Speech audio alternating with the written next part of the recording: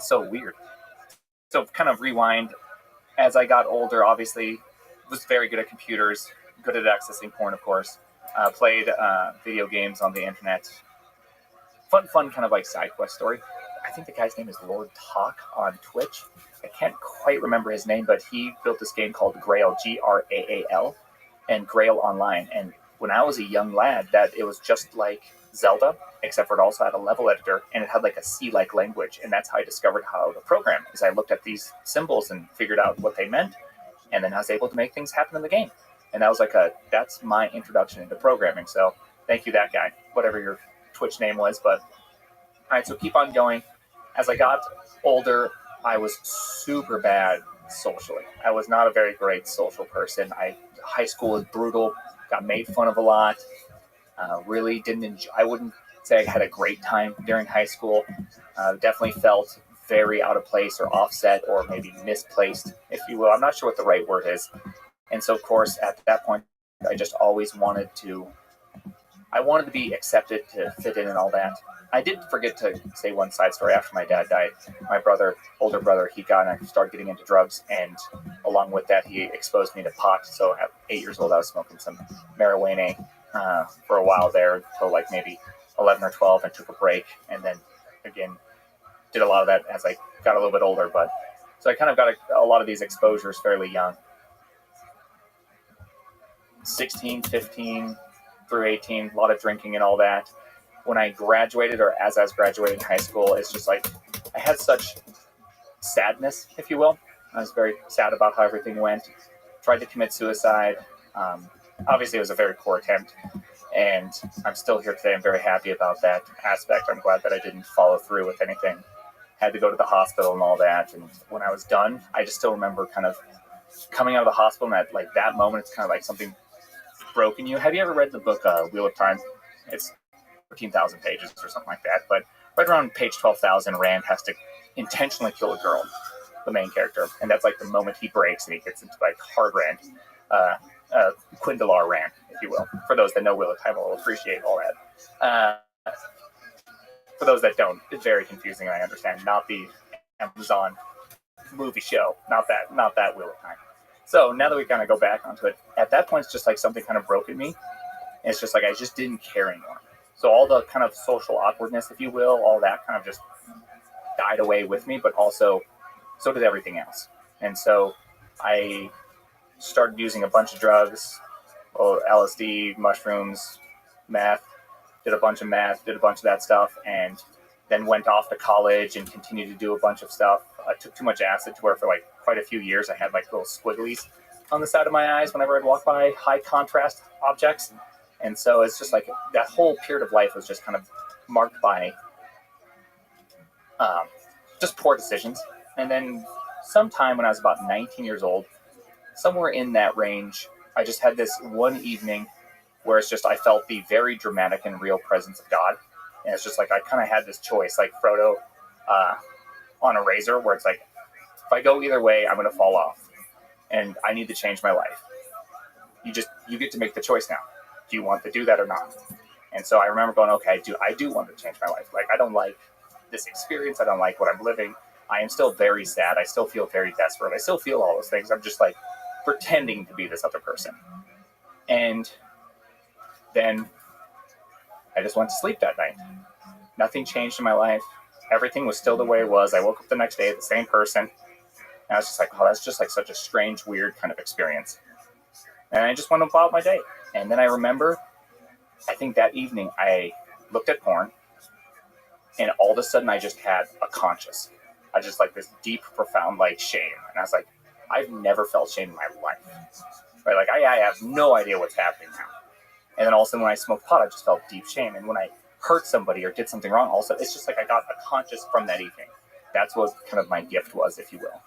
And it's just like at that point, I didn't even have a choice. I had to change my life because for whatever reason, I've kind of been changed in the moment.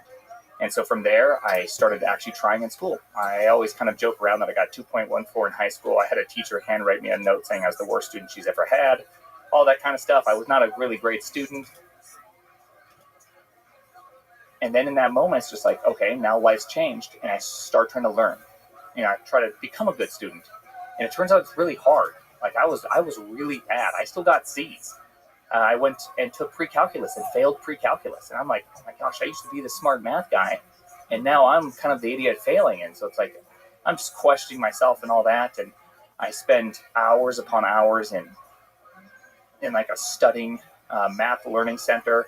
And then just at some point, years into this journey, I'm like a year and a half into this journey at this point, it's just like something clicks. And I go from being the worst person to just immediately becoming the best. Everything after that is just, I don't know what happened. All of a sudden, I was the best person at math. I started going into my computer science classes. I just really got everything. It's just like everything at just years after trying just all of a sudden became easier. And I'm not sure if it happened over the course of weeks or when the easier started, but it was just first predicated by just a huge amount of difficulty.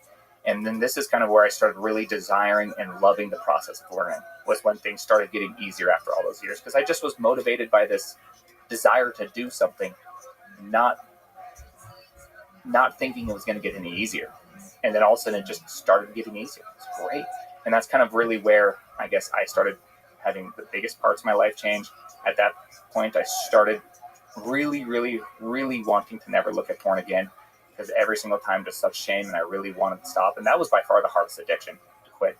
Like smoking cigarettes was also a really hard addiction to quit. Shockingly hard addiction to quit. But porn by far was just the worst of them all. And then I think about 22, I was finally done with all kind of addictions, if you will. And then for a year, I just worked in all that. And I think right around, maybe it's 21 3/4, somewhere in that range. I'm not really sure where I stopped all the addictions part, or at least the outwardly addictions. And then at some point, 6 months later, a year later, met my beautiful wife. Things just started falling more and more into place. I loved more and more work. I loved programming. I started programming like 12 hours a day. I watched the Social Network movie. And after that, I was just like, I'm doing a startup. And it's like that night I started my first startup, and I was just like it was in PHP, by the way. Nice. PHP, yeah, 5.2 or something like that. It was great times. And I was just so motivated to do that. And I would just sometimes I'd program for 24, 36 hours straight, and I just like nonstop. Just that's all I wanted to do at all points. I think my wife got a little sick of me. She would be like, can you drop me off at school? And I'd be like, no, I'm programming. I was not a very nice, I didn't think through things that well. Yeah. And I was just so into it, and I just did it nonstop. And that's kind of like how I became me, is that story, if that makes sense. Let's try to reverse engineer some of the pain and some of the triumph. You made it sound easy at times. Let's try to understand it better. Maybe when you were 7 years old, what do you think about the pain you've experienced there, losing your dad? What do you think, what kind of impact did it have on you? What kind of memories do you have of that time? The best way I can kind of put it is that I just never knew what a dad was. I was young enough that I could kind of maybe repress or just even have the capability of remembering things long term. Because I know most people don't remember a lot from when they're young. And so I'm not exactly sure. I probably as at one of the best possible ages, if I'm going to lose a dad. If you're going to lose one, if you're 11 or 12, it's like a terrible age. That's what my brother was, and he fell into drug addiction and never got back out.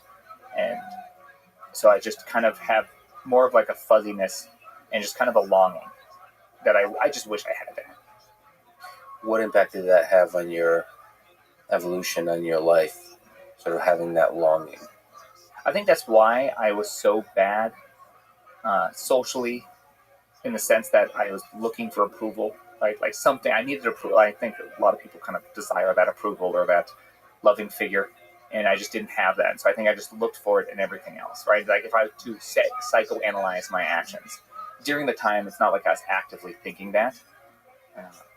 But yeah, I just always wanted something to fill in whatever that was I felt.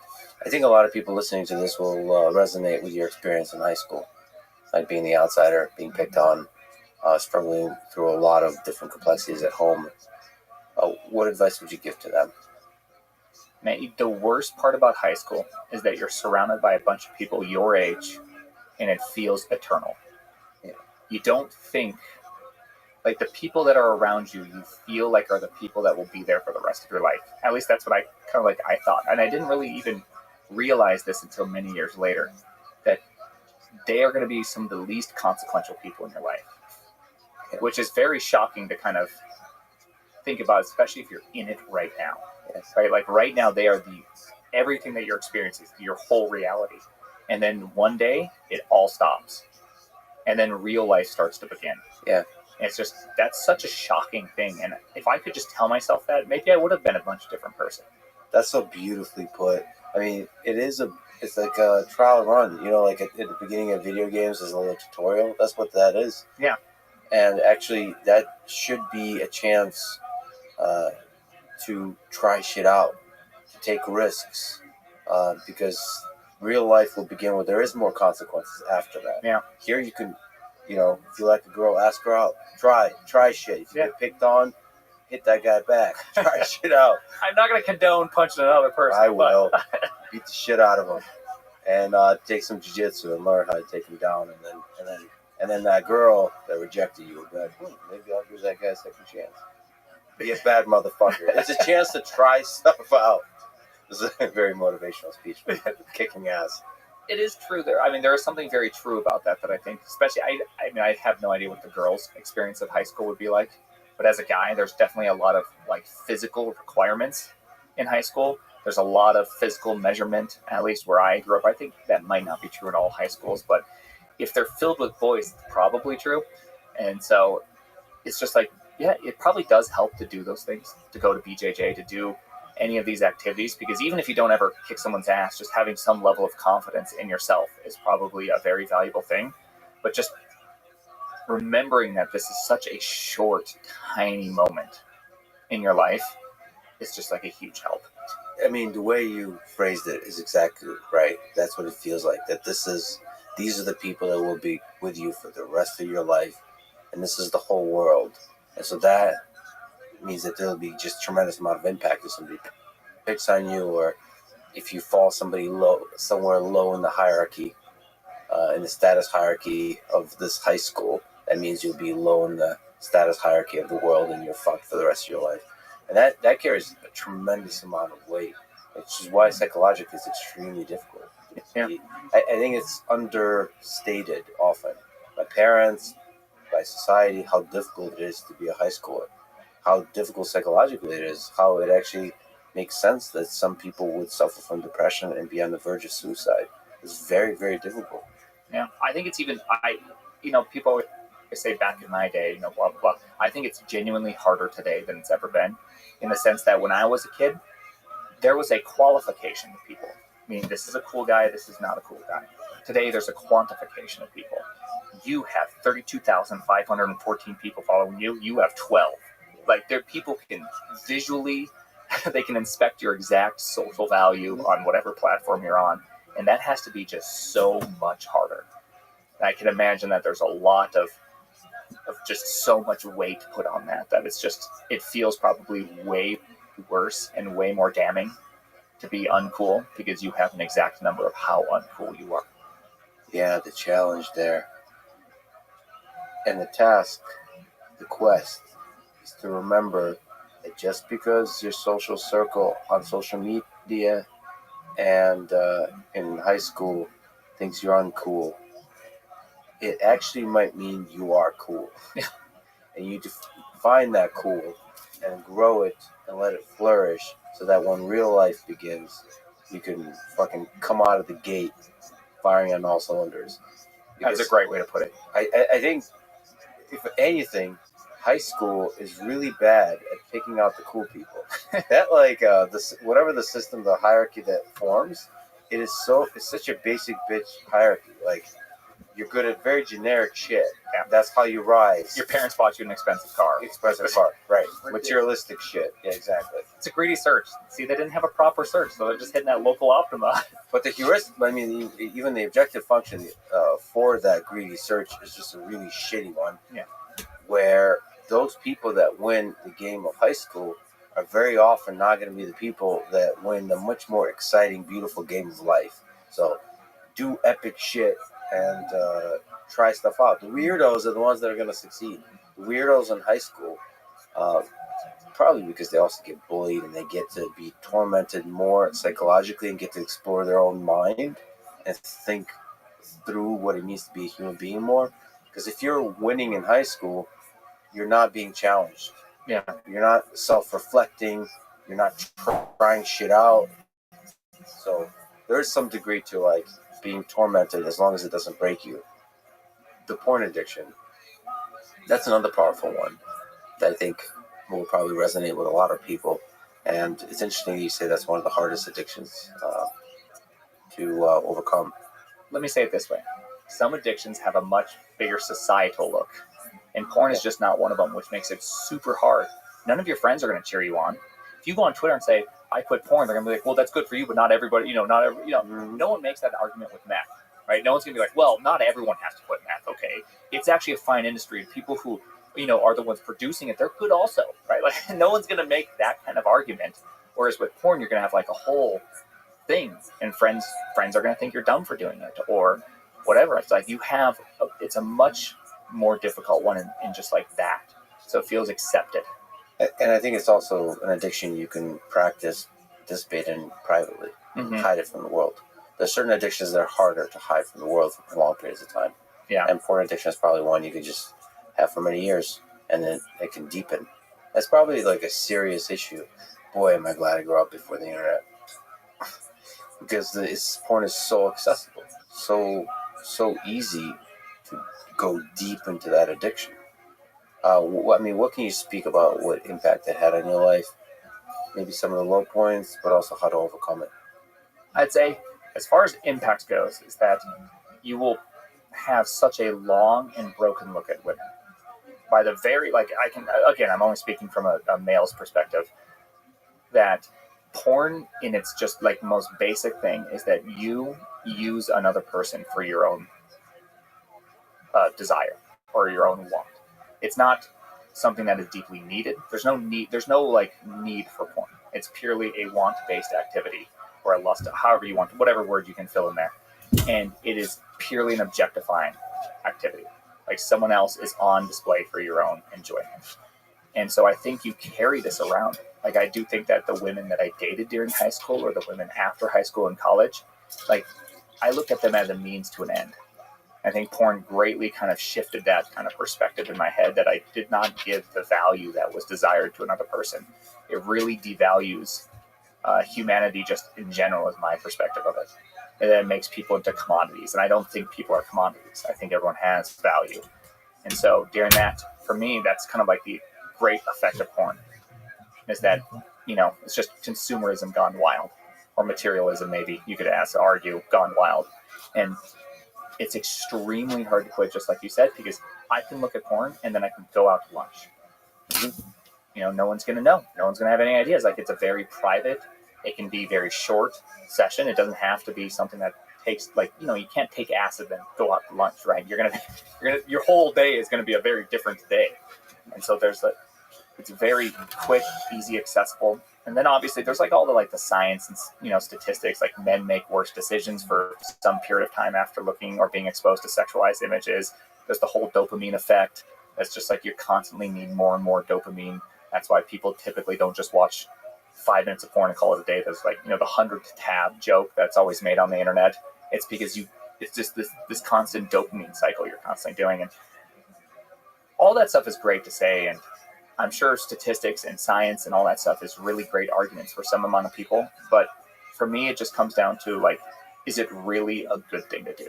Is it really actually something we want, is to value people in such a profane or kind of just disregarding way? I just really think it's just bad for the soul. Even if all the stats said it was great for you, I still say it's actually bad. Yeah, you have to look at the long-term, big picture psychological impact it has on your relationships with human beings in general. That's my more generally than just porn. My problem with the quote-unquote sort of manosphere is I think sleeping with a bunch of women is great, wonderful. But the problem is making that the primary objective of your life, similar with porn, is you devalue one of the most awesome things, which is intimacy. That's true for deep friendship. That's true for relationships. I think porn does that in its purest, darkest form, which is the thing that matters is the sex, not the deep connection with another human being. I think Again, going back to high school and the manosphere, the objective function, if it's to get laid, which helps with status and confidence and all that is wonderful, I think. Again, it can be an addiction. But the thing that's even more awesome for a lot of people is a deep friendship or deep intimacy with a romantic partner. Like, that's also fucking awesome. And both of those are great. It's objectively better to have. Like, I would say that there's no universe that exists, or there should be no argument possible that exists, that a guy who has meaningless sex has a better or a more meaningful life than, say, me and my wife who've been together for 15 years. We have a very, like, I can depend on her in all circumstances. Whereas if you live that other life, it could feel great, but there's no meaning to it. There's no value. There's no actual real value to it. That's absolutely correct. I do think that getting laid can have a tremendous positive impact on the confidence of a young man. I think just there's a certain number of sexual partners from which you can collect a lot of data, and it can free you about, like, not to be so nervous about the opposite sex, not to be so nervous about human interaction, and that will allow you to see the world more clearly, and to actually find that one partner whom you could be deeply intimate with. Sometimes, like, the nervousness around, like, this societally constructed, like, value in getting laid can cloud your judgment. And if you just release that by getting laid a bunch of times, then, like, you could see the world clearly, that getting laid is not nearly as important, as you said, as finding the right human. Including, I should put in that pile, not just like a romantic partner, but like friendships, like deep, lasting friendships. Well, I mean, I think you're right that our society puts a lot of emphasis on getting laid, and I'm sure that's true among any group of males throughout any point in history. I'm sure that's a very common joke that's never actually, like, never stopped at any point. So yeah. I'm sure that exists, and there's probably some truth to the sense that after who was it? Jim Carrey. I hope that everyone can get rich so they realize that money solves none of your problems. Yeah. Like, exactly. The realization that this thing that society told you is hyper important is actually not the important part. Like, it is a very important, it's a great sign that your relationship is healthy. Like, if me and my wife were to have no sex at all for months on end, like, something's gone wrong, which means we are no longer, like, on the same plane. But it's not also a good identifier. Just because you're having a lot of sex doesn't mean you're having a good relationship.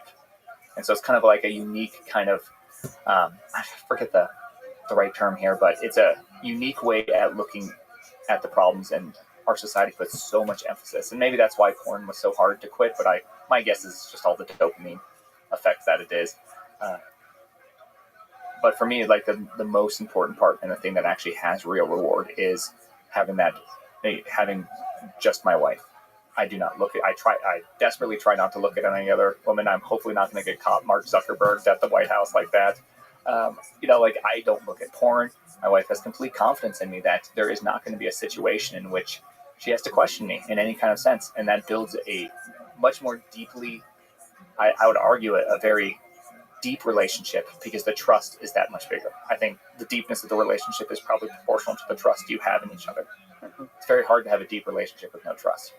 Yeah, and probably a prerequisite, maybe a component of trust, is vulnerability, to where you, like, take the leap of being vulnerable with another human being, and that vulnerability, when reciprocated, builds this really strong trust, and it's a beautiful thing. Yeah, I personally, just given my position, that's even more challenging. Being vulnerable with the world, and there's a bunch of people out there that want to hurt you for it, and but I think it's worthwhile anyway to be vulnerable. It's always worth it. The risk is always worth it in some sense. Like, obviously, everyone has a different kind of life they have to filter through their actions with, right? Because the person that has no, say, social following or anything, their risk reward profile could just be local impact, which could be just as, damning or harming to them. Yeah. And so it's always worth the risk, though, in my personal opinion, because, like, finding my wife has been obviously the most impactful or changing thing in my life. So, or second most. I'd argue that one night with God would probably be the most impactful thing that led to everything else, but then the wife would be the next most impactful. I mean, I'm, like, cleaning up after myself and stuff now. changed man. I'm a changed man. Can we try to reverse engineer that moment of you finding God? What is that, at 19? Because it feels like that was a big leap for you to escape the pain, to escape the addiction, or the beginning of that journey. What do you think? What do you think happened there? I think it just felt like there was no line that I wasn't willing to cross. Like everything was fine, and it just all of a sudden, just in that moment, it's just like I had I guess, some sort of deep fear and understanding. Like, I am going down a path. Is this really the path you want to go down? And I don't know what the result of that path would be or anything like that. I don't tend to speculate on things I don't understand. I just know that in that moment, I had the option. And I just chose, I didn't want it anymore, right? It's kind of mixed in this whole thing where it's just like I had no value. I wrapped up all my meaning or value in having sex or getting laid. I had, all that stuff, all the things we just talked about, like that was where all my worth was. And that is just such a terrible place to have your worth. And it's just like kind of all came to a point. And I can't tell you the day of the week. I can't tell you anything other than it was nighttime. And I was in South Hedges in Montana State University. Go Bobcats. It's about, that's the sign that we do at football games. Don't worry about it. But that's all I can really tell you, because that night was no more or less special than some other night. It's just the specialness was I got at least a chance to make a choice. Because you find in that advice that you can give to others who are probably, there's probably just an endless amount of people that are struggling with porn addiction now, young people. What advice could you give to them? How to overcome it? For me to overcome it, I had to realize that I was taking something away from my future wife. Some people be like, oh, well, you just, once you get a girlfriend, then you can stop. And it's just like, no, because you never stopped the problem. You don't stop a problem by replacing it. And so I didn't have a girlfriend, didn't have all that. I just realized that I was truly taking away from something for my future wife. And I didn't even know my current wife at that time. She was not in the picture. I'm not even sure if she was at Montana State University at that point. And so it's just, once I made that realization, I think it went from my head to my heart, which they say is the greatest distance in the universe. I finally got it. And that's really where things change. So if the ability to say what's going to help you change and all that, I don't think there's silver bullets, right? If someone could offer you a drug, I forget who says this phrase, but there's this really interesting phrase that goes something like, he was a very depressed man, and he was struggling with suicide, and he kind of writes about this in this memoir.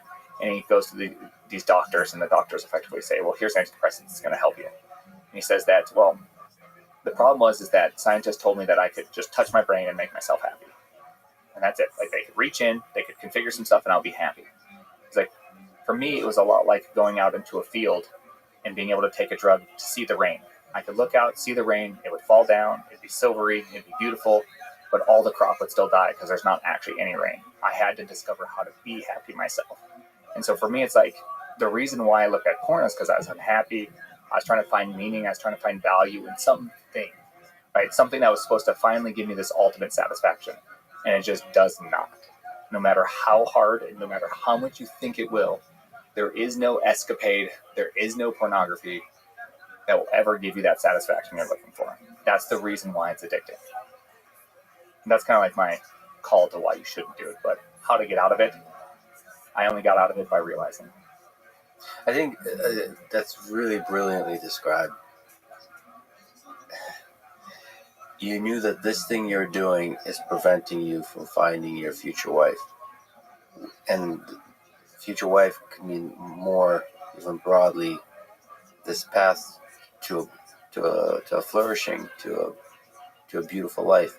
I think there's a lot of choices we make that are just preventing us from opening the door to whatever future that we pick. I think what's really nice to do is to imagine, just like we said with high school, that there are a bunch of trajectories in life where you'll be truly happy. And you need to construct your life in a way where you have the chance to travel down those paths. And there's a bunch of addictions, there's a bunch of choices that prevent us from traveling down those paths. So just believe that you're going to have an awesome life and remove from your life the things that are preventing you from walking down that path, which is essentially what you did. It's a leap of faith that, like, if you let go of porn, that a better life is waiting for you on the other end. Yeah. I definitely can't say how long it will take a better life, but for me, there's no way in the universe I could have had the relationship that I have without first making those steps, because I couldn't value, I couldn't value my wife in the way that was proper for who she was. I would have valued her through the index or the lens that I currently was looking through. So, Gotta ask. So I've never done math. I've never done meth. that was a great segue, by the way. Oh man, I don't know what the fuck I'm doing, honestly, with this interviewing thing. But yeah, meth and LSD. I did ayahuasca. I did shrooms a bunch of times. Oh, on this topic, I should say that there's a lot of on Twitter and on tech in the tech community in general, sort of people speaking negatively about ayahuasca, and some positively. I think it's such a roll of the dice. I had incredible experiences, but I don't think I want to recommend it to anyone. It's a risk. It's a serious risk. It really is a roll of the dice. That you could meet your demons and it could destroy you, or you can meet your demons and let go of them, or you could have experiences like I did, which is like never. Apparently, I don't have demons. I'm pretty sure they're somewhere in the basement, but I've never met them on drugs. Yeah. I'm really happy. I'm a happy drunk. I'm a super happy on ayahuasca, just full of love. I don't understand where the demons are, but that's my biochemistry, whatever that is. And for some others, one trip could be amazing, and the next one could just completely destroy you and wreck your life. So I don't know what the recommendation from that is. Maybe avoid it, but then all of us die, and life, I tend to lean into adventure. But drugs is if you fuck with the biochemistry of your brain, you can really destroy.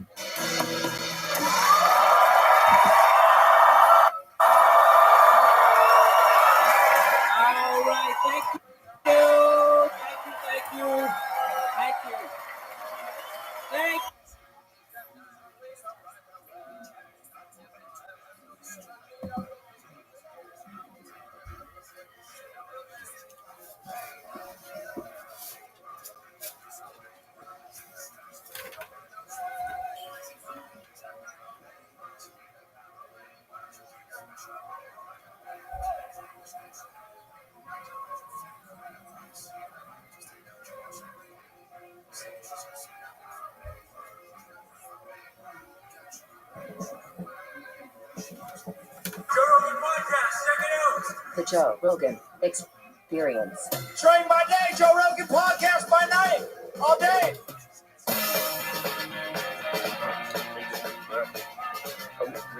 Yes. I'm glad you brought it. You did not have to do that. I appreciate it. I fucking love your channel, dude. I've spent countless hours watching your hilarious videos. So cool that you've even found it.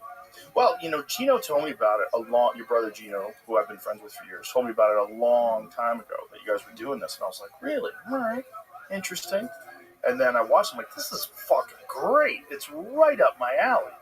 You would show clips all the time, and it would drive Gino nuts. And then finally, it got named. Reggie Watts was here. And he's like, you ever hear of the Wi-Fi? You guys were talking about moon landing shit. And you're like, what's that? And I don't know. A week or two later, Gino gets a text. Are you the Wi-Files? He didn't tell me the name of it. But he was so excited. Yeah, it's a great show, dude. It's like Appreciate everything I'm fascinated by.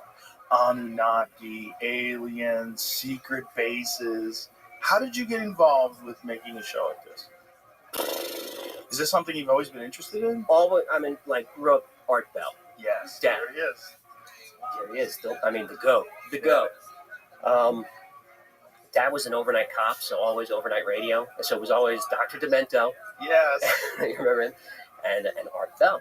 So I kind of grew up with the weird stories, and it just got in the Twilight Zone. We watched as kids. It was like required watching from Dad in the old black and whites, the classics. So that was always in there. So I'll skip 20 years. We had a podcasting studio in LA on Sunset. We're doing pretty well. We're hosting a lot of shows, guys you knew, like when COVID hit, Kill Tony came and worked out of our studio. Jeremiah, Metzger, all the guys. Didn't make any money, but it was a cool setup. But then they locked down the city, impossibly, and we didn't really know what to do. Then they set fire to the city somehow, and the wife and I are racing down Hollywood Boulevard, being chased by people with bats and boxes of Adidas, and we're like, this is too much, and we just started packing. That's it. We got out, and I didn't know what to do. So I've been working in showbiz, not super successfully, like on the cusp. But I've been a professional host, editor, producer, writer for TV. So I was like, YouTube, easy. I'm a natural. So I started the channel talking about science and weird stuff, and it was the hardest thing I ever did. It was like impossible to do. And I started out like following all the consultants. High energy, smash the like, be a YouTuber, top 10 list. And I did that for a little while. It's like, no one's watching. This feels stupid. And then I said, fuck it, let me just talk about the shit I want to talk about. So I think the first like good one was Operation High Jump. You know, Admiral Byrd goes down to Antarctica with a armed fleet, supposedly looking for Nazi UFOs, and it's a 6-month mission, and in like a few days they have to turn back, and it's crazy stuff. So I did that story, and it got I think I got 50,000 views. I don't think I saw that one. It's an old one. What happened in Operation Hijack? All right, Admiral Byrd goes down. This is just after the war. Remember, the Nazis were fleeing to South America, so mostly Argentina. So the Nazis had tried to establish a base in Antarctica. That's true. It's New Schwabenland. Now, people say they were trying to build a Nazi base and all that stuff. They were really just looking for a railway station to get oil. So Hitler didn't want to rely on outside sources. So anyway, after the war, they go down there. We still don't really know specifically why. It was supposed to be just to see how our aircraft would operate in cold weather. That was what they said. But this was a fleet that was armed to the teeth, like super, like armed. The first helicopters were there, destroyers. So they go down there. It's supposed to be a multi-month mission, maybe 6 months. They get down there, and in like a matter of weeks, maybe even fewer, they just bail. And no one really knows why. There's a press contingent there. No one knows what's going on. And Admiral Byrd starts giving these weird interviews. And the first one was in Spanish. It might have been either Argentinian or Brazilian newspaper. And he talks about how there could be these craft that attack the United States from the poles. And craft that can fly pole to pole. And people are like, what's that? And just spark this crazy stuff. And you can hear him talking about these things. So High Jump goes down there to look for stuff. We don't really know why they left. Admiral Byrd was talking about this craft? Admiral Richard E. Byrd, this famous guy, flew the North Pole like a super badass. He was, on paper, the commanding officer, but he preferred to just fly his plane and do stuff. So the legend is, they get down there, Admiral Byrd takes his plane, starts flying across Antarctica, and sees patches of green. He can't believe it. And he's on the radio saying, I'm seeing this, rolling hills, sun is shining, he just keeps flying, it gets greener and greener, and then he's like, I just saw woolly mammoths grazing in the green, and he keeps going, and he's on the radio, and then He's talking, I'm seeing all this stuff. The sun is bright, and then radio contact goes out. He's flying and flying. Suddenly, he's engulfed in light, and he doesn't know where he is. The green is behind him. He's just flying in light, just trying to get his bearings. And then up beside him, 2 flying saucers, just kind of next to him. Almost like, the F-16s trying to wave you down. Mhm. 2 flying saucers. And he looks over, and they have swastikas on him. And he's like, uh-oh. So he's on the stick, and he feels the stick shaking, and then the stick just goes dead. And then he goes down with the UFOs, and they just land into a cavern in the hollow earth. Right? So that's how that happens. And they take Admiral Byrd out, and they're tall aliens. They're like With swastikas on their on crafts, the crafts. like the ancient symbol. I don't know, which would be reversed, right? Well, I think there was a bunch of different versions. I think the Nazi one was like kind of tilted, Yes. but there was a bunch of the Hindu ones and a lot of the Japanese ones. For thousands of years. Yeah. A positive symbol of life and Mhm. prosperity. We don't know how they're oriented because I debunked all this. I'm telling you the legend. Right. Because that's kind of my format, right? I get you excited. We should explain that to people. You get everybody all jazzed up, and at the end, you kind of, I get so much heat for it. yeah, it's fun. And I watch the numbers. Like, as soon as I say, but is it true? Like, everyone's done. Nobody Out. wants to know the No one truth. wants to know. They want to know fun. And then I'll get the hate mail. You ruined it for me. So what is the truth? The truth is, a lot of that comes from Admiral Byrd's diary, which was discovered years later, which was not his diary. Right. Horseshit. And he flew the North Pole, not the South Pole. But here's the interesting thing. He was in a single-man aircraft that only had so much fuel. He was, which can only fly for a little bit, he was out of radio contact for 3 hours. Nobody knows where he went. What was his take on it? We don't really That's know. That's kind of... So it's just he went radio silent for 3 hours, and the legend grew. It's like he did that interview as soon as they got back, and then something must have happened because he got real quiet. But he would go on TV and he would talk. But the pole-to-pole thing was, he was just warning that the poles are a vulnerable space. Like, we need to keep an eye on the North Pole, because if there's a base on the North or South Pole, you can attack from there. So let's keep an eye on those kind of his point. The Antarctica situation is very strange, because I don't know if you ever saw the Sean Ryan show, where he talked to this guy that worked with the neutrino detector down there, and he was, yeah, have you seen that? I haven't seen Sean do it, but I know the guy. And the guy was saying that it's not just a neutrino detector, it's a direct energy weapon that can cause earthquakes. And this is like the DEWs. The U.S. has always been fascinated with direct energy weapons. Right. That's where the HARP conspiracies come from and all of that. And if you don't know what HARP is, that's the High Altitude Auroral Research Project. It's just this array of antennas in Alaska that's built by the U.S. government to study the ionosphere. But for some reason, it cost hundreds of millions of dollars. And when you look at it, you're like, where'd the money go? It's like a building's a box and it's a bunch of antennas. Where I'm getting at is, this is an array that can ionize parts of the atmosphere. So I did an episode on Project Bluebeam, which is a conspiracy about how the United Nations or the shadow government will create these holograms in the sky, and that will force one more government. We can get into it if you want to. Yeah. But I kind of debunk it saying holograms need a substrate. You need Clouds. glass is really what you need. But then the technology has gotten to the point where you can ionize atmosphere and create things in the atmosphere. So something like HARP conceivably could create something up there. Now, Something visual. And I've heard people say that, the UAPs, UFOs may not be real. They could just be holograms for some reason. I heard that too. Yeah. Or a combination of many different things. Yes. I think there's probably a lot of different factors that people are seeing. I was watching a video the other day. I'm not sure if it's real, but I put it on my Instagram anyway, on my story, because it was just fun, of ball lightning, which is real. But this ball lightning was moving around a parking lot. It was extraordinary. This one. Oh, yes. Plasma lasers that the Navy apparently has the ability to make stuff like this. Yeah. 3D images in the air. Yeah.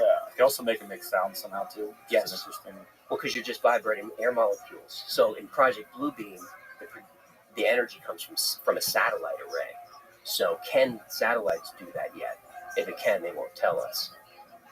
But that could be a way where you could throw off the enemy or freak people out and pretend that there's some sort of an alien invasion. It's really just a hologram. Really just a hologram. And that's Bluebeam is supposed to get rid of religion, because what will happen, according to the legend, is the holograms will manifest as whatever deity is dominant in the area, whether it's Jesus, whomever. And atheists will see different things. And people will just freak out. Nationalism will go away. Atheists will see different things. Like why? Because, according to the legend, the array with the technology will manipulate your mind. Again, HAARP has been accused of this because you can manipulate someone's mind with electromagnetic frequencies, at the right frequencies. So they could just tell you to see something. So like that specific? That's specific. Allegedly. Now, I debunk a lot of it because the story originally came from a Canadian journalist named Serge Manasse, fascinating figure. He comes out with this theory that's bonkers, and then the Canadian government takes his kids away because they're homeschooled. He gets harassed by authorities. He gets hauled off to jail for spreading disinformation, dies of a heart attack the next day. So then, of course, that's just like, that lights the fuse. And now it's like, what did he find? So, and he talked very publicly about all of this. So that's supposedly how it happens, is they manipulate our minds, they show us what we want to see, and then it's not like we won't resist authority. We'll beg for it. We'll just beg to take our freedom, take our rights, keep us safe. Whoa. Because something huge is happening and we need to consolidate. I feel like that's what would happen. Well, I'm sure you've seen the Hal Puthoff thing. Did you see when Hal Puthoff, George Bush, during his presidency, they floated the idea of disclosure. Did you ever see this? I didn't see it, but I know Hal's work very well. So what Hal said was, he and several other scientists were brought aboard, and they were given a task of writing pros and cons to disclosure. What are the things that are going to be disrupted, and what are the things that's going to benefit society, and attaching numerical value to each thing. And all the scientists at the end of the day showed that the numerical value for con was far higher. Like it was going to cause much more disruption than it would be beneficial, and so they decided not to disclose. But what they were telling Hal was, this was what you were planning for was retrieved crafts not of this world and biological entities that the United States government is in possession of. Should we disclose this? Right. I think I've definitely heard that. I don't know is that connected to the Brookings report, if I'm getting that correct. Which one's that? I forget when it would even come out. Here's all the CYAs. I'm an expert on nothing. I don't know anything. I tell stories. Me too. Okay? How can you talk about Planet Serpo if you've never been? Look, I just like this. I just all do. That's going to go on forever. Forever. Never be. Never be. I hope he's okay. Douglas Murray's a lot of fun. Oh, he's great. Yeah, so I'm not an expert at anything. So I don't know when Brookings was, but it was the same thing. It was a recommendation from the government that, look, It was in 1960. 1960. Same thing? Well, I don't know if it's the exact same thing, but Same kind of thing? proposed studies of the implications of peaceful space activities for human affairs, commissioned by NASA and created by the Brookings Institute. Collaboration, long-range study. Same result. Don't do it. Yeah. I think they're probably right, but also I want to know. Well, that's puts us in a pickle, I think, is, let's say it's real.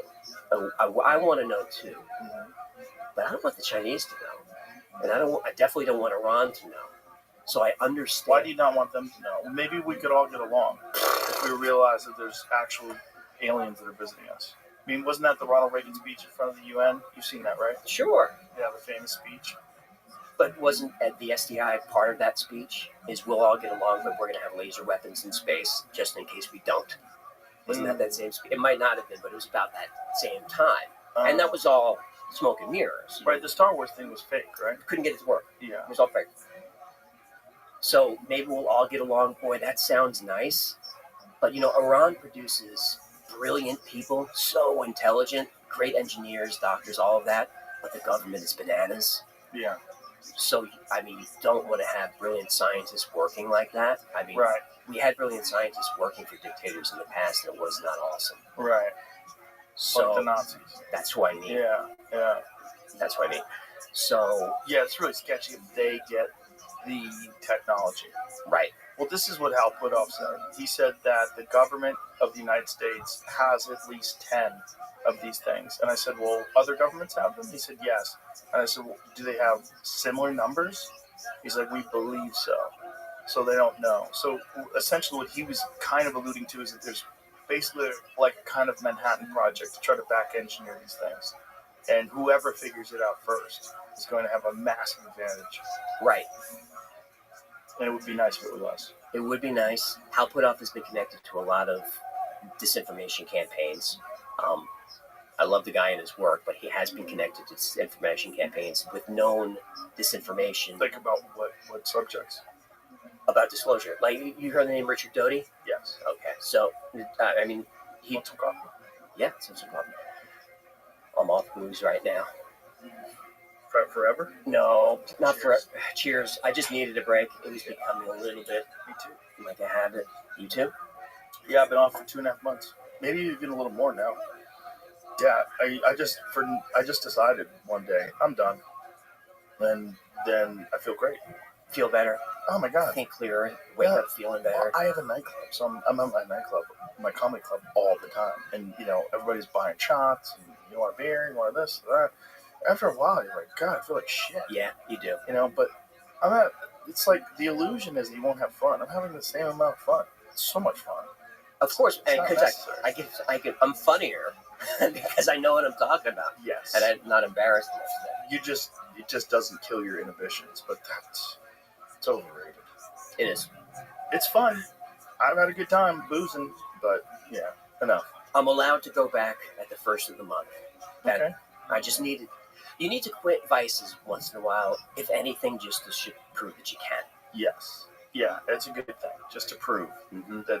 doesn't have hooks in you. Right. Yeah, I can quit whenever I want. I know. But can you? I've taken a few days off of social media, and I always feel better, but I always go right back in. I don't know why I hardly ever look at it. It's just a massive distraction. Like, I don't read anything about myself, but more so, I'm always looking at. But I find a lot of interesting things too, especially on Instagram. But more so now than ever, my screen time on my phone is dedicated to YouTube. It's like when I come home, especially at the end of the night, come back from the club, I'm tired. I want nonsense. I want Bigfoot. Same. I don't want to think too hard. I want Bob Lazar. I want Bigfoot. Yep.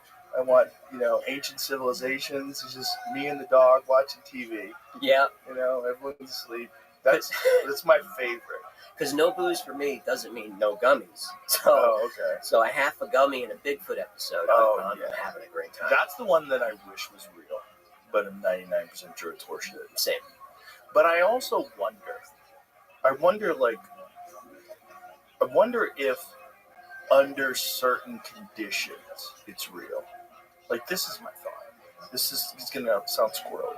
I think under heightened states of anxiety and fear, when you're alone in the woods, maybe it's possible that the barrier between dimensions is slippery and you can see things that you would ordinarily never see. Like, it might not even be as simple as this is a biological creature that lives here on Earth with us, but no one's ever found a body. It might be weirder than that. It might be these are some sort of hominid from somewhere else that can appear. Native American legends say exactly that. That it's this creature that lives between the worlds. And Really? same with giants as well. They have the legends of the red-haired giants that were chased west. I'm glad we're getting to that. They're getting giants. Yeah, because the Giants thing is weird. When you go into the story, and I watched your episode on Giants, I loved it. Night it was The Maltese. Smithsonian. Oh, that was G.E. Kincaid and Smithsonian cover-up. Yes. Grand Canyon, that's a good story. Well, the whole Grand Canyon thing is bananas. Like, there's areas of the Grand Canyon you cannot explore. You cannot go. You cannot fly over. Right. And you can't fly under the rift. Yet when you go to those bad places, suddenly a white plane flies over under the rim, black helicopters show up. I showed in my episode. I show the black helicopters showing up. Like they do show. Yeah. Like they are protecting something. Something. It's not as simple as this is a dangerous area, because you can go to any dangerous area. You go just to the normal tourist area. Right. It's like, be careful. People Right. fall. 2 people a year fall. Yeah, someone fell recently. They Yeah, did? yeah, an Mhm. influencer. Of course, taking Of course. a selfie. But the Grand Canyon, there's been these crazy stories of people finding these like these caverns with like Egyptian artwork and hieroglyphics and these stories of artifacts that have been removed from there. So the story is, it shows up, I believe, in like the Phoenix Gazette. It's 1903 or so. And the explorer is G.E. Kincaid, and he's going down. He's looking for gold deposits or whatever. This is just before Teddy Roosevelt made the Grand Canyon a preserve. He was a naturalist. So he finds these steps that are clearly man-made. He follows the steps up, and there's a cave. And he goes in there, and he describes hieroglyphics that look Egyptian but are not quite. He finds a statue that he describes as like Buddha-like, not Egyptian, not human, but sort of like Buddha. And all these weapons, shields, gold, all sorts of stuff. He keeps going. He finds a deserted city in the caves.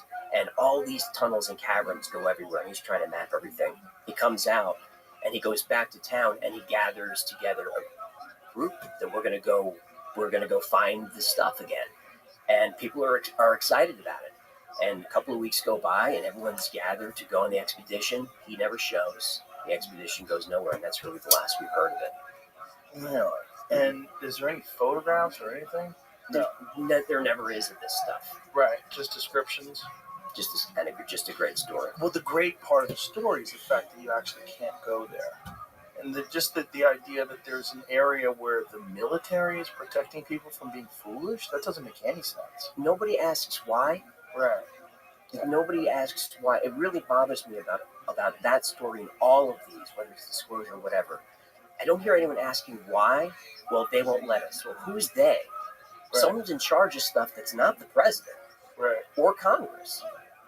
So who is it?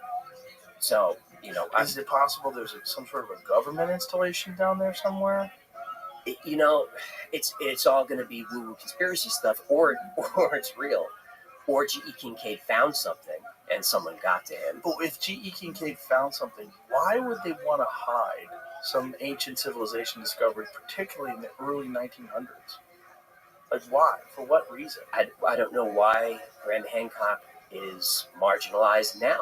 Right, but wouldn't you think that there's like less of a grip on that stuff in the 1900s and Yes. early 1900s? I would think so. Yeah. So my guess would be treasure and money. That would be my guess. Is it shows up in the paper. The government goes down there like, there's a lot of stuff down here. Let's grab it. Send it to the Smithsonian, who keeps 99% of the stuff under wraps. They have, 1 billion items that nobody can see. And then that's the end of it. What the fuck? I would love to know the official reason. See if you can Google. Is there an official reason why you're not allowed to go to certain areas of the Grand Canyon? They use a VPN there, bro. The story, I was looking at an article about the original article, and it says that the 2 guys mentioned might not have even existed. Right. There's no evidence of them. G.E. Kincaid? And another guy named S.A. Jordan. Oh, so it might be just a story that someone printed? Some horseshit? Yeah, when I was looking into one of these things before, I found something explaining that back in the early 1900s, when newspapers were a really popular thing to read, I don't know if it was like a game or if there was actual prizes people would play, or like amongst themselves to try to get fake stories printed. If you could get the craziest story printed, you win like $500. I might be wrong, but I think Jordan was connected to the Smithsonian. It was according to the So I story. pulled this from the Smithsonian Debunk, which, obviously they would if this is the way we're going to go with it. But them debunking this, and they gave 2 links, one to the original 1909 article and one to a 2008 update, and that's what I was pulling that from. I don't trust the Smithsonian. They're exempt from all kinds of stuff. Yeah? Well, like there's a law passed not too long ago that if you have Native American artifacts that are important to that culture, especially burial artifacts, they must be returned. Unless you're the Smithsonian, then You're allowed to hold on to them? you can make a case that you don't have to give it back. How do they have so much power? They're it's a government agency. Abstain.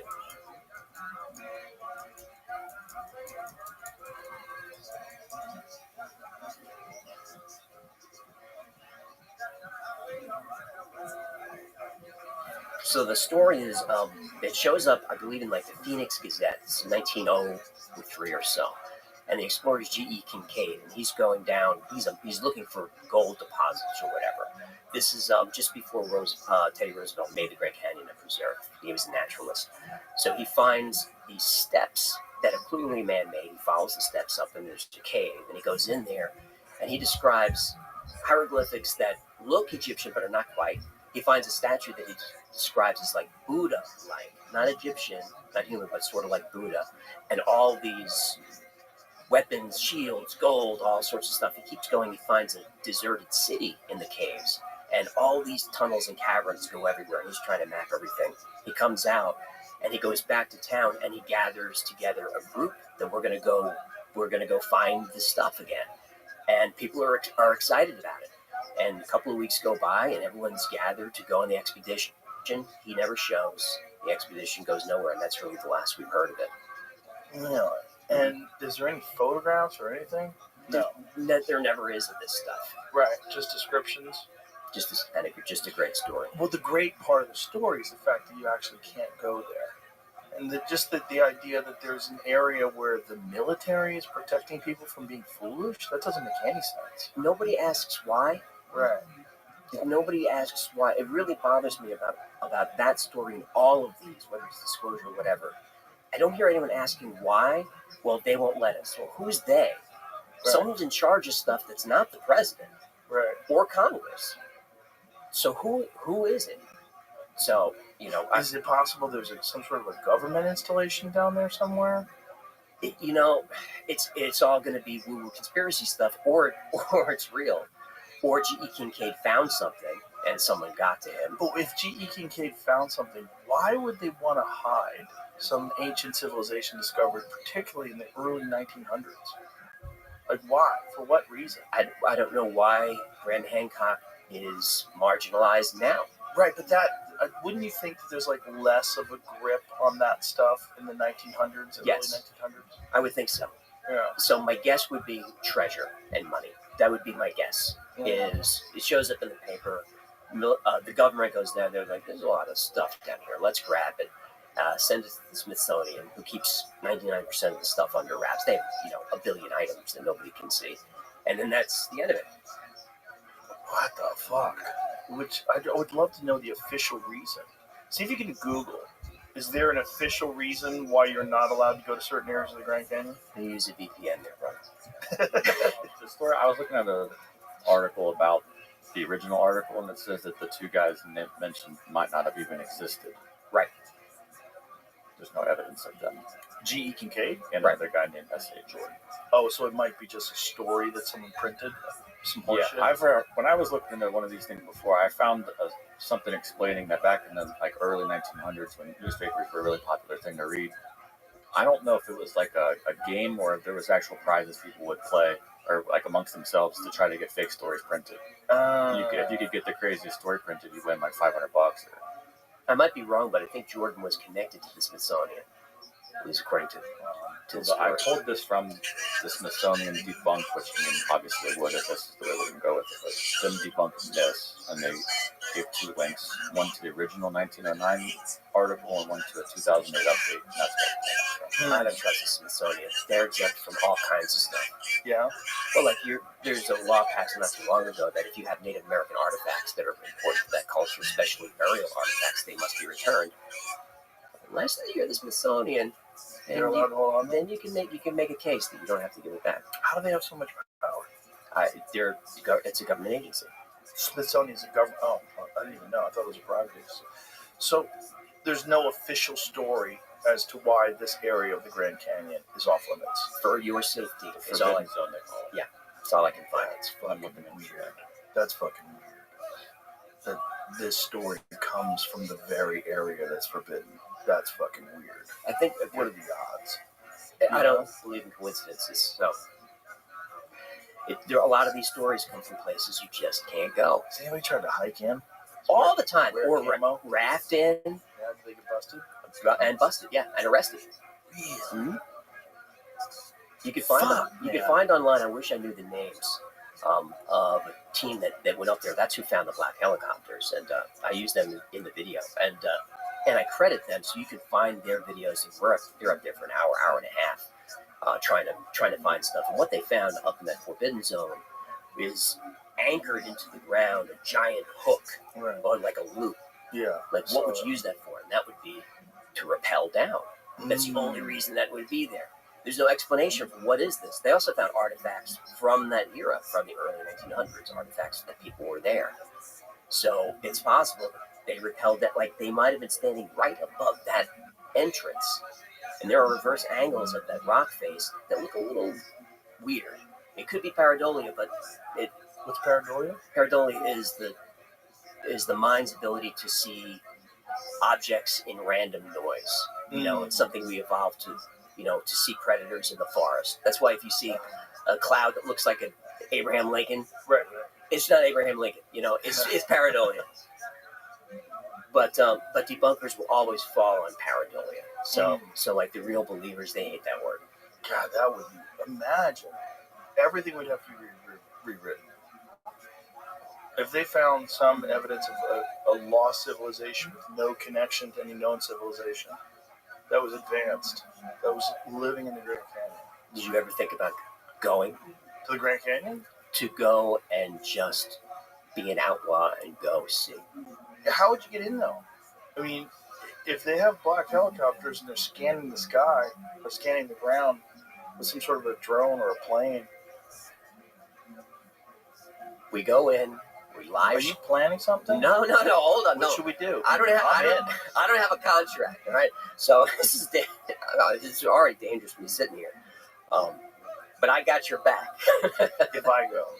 Yeah, Yeah. because even if they drag you out, questions have to be posed. Right. Why couldn't I go there? What did he do wrong? Well, he violated this area. Okay, well, how come?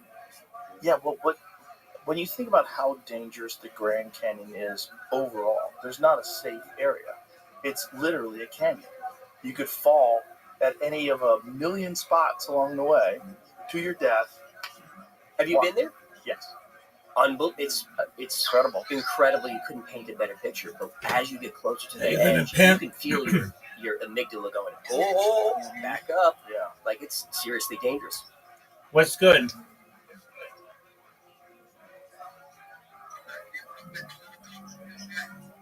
Come to my Discord, dog.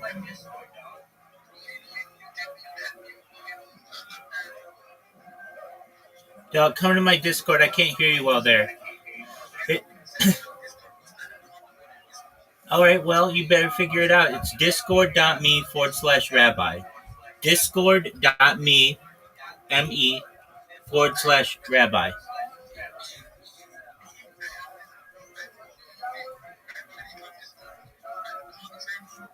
All right, well, there's a link in my profile. It's discord.me/rabbi. Type it into a browser. Discord.me/rabbi. Excellent. I'll see you there, big dog.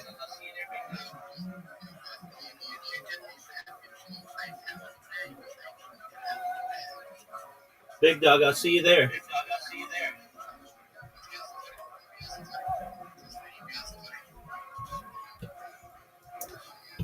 Yeah. Yeah. God, the problem is I want to believe. With Same. all these things. Yeah, same. Most people enjoy your show. Come to the Want to Discord. believe. That's why it's so fun. And I don't believe most of the stuff I talk about. But when I approach a story, I try to find as much evidence as I can to support it, and I also want to find the other side, so that what we're left with is some truth. And not all stories can be fully debunked. And I've had my mind flipped a couple of times. Crop circles, hollow moons, some really crazy shit had flipped me around. Crop circles is weird. So weird.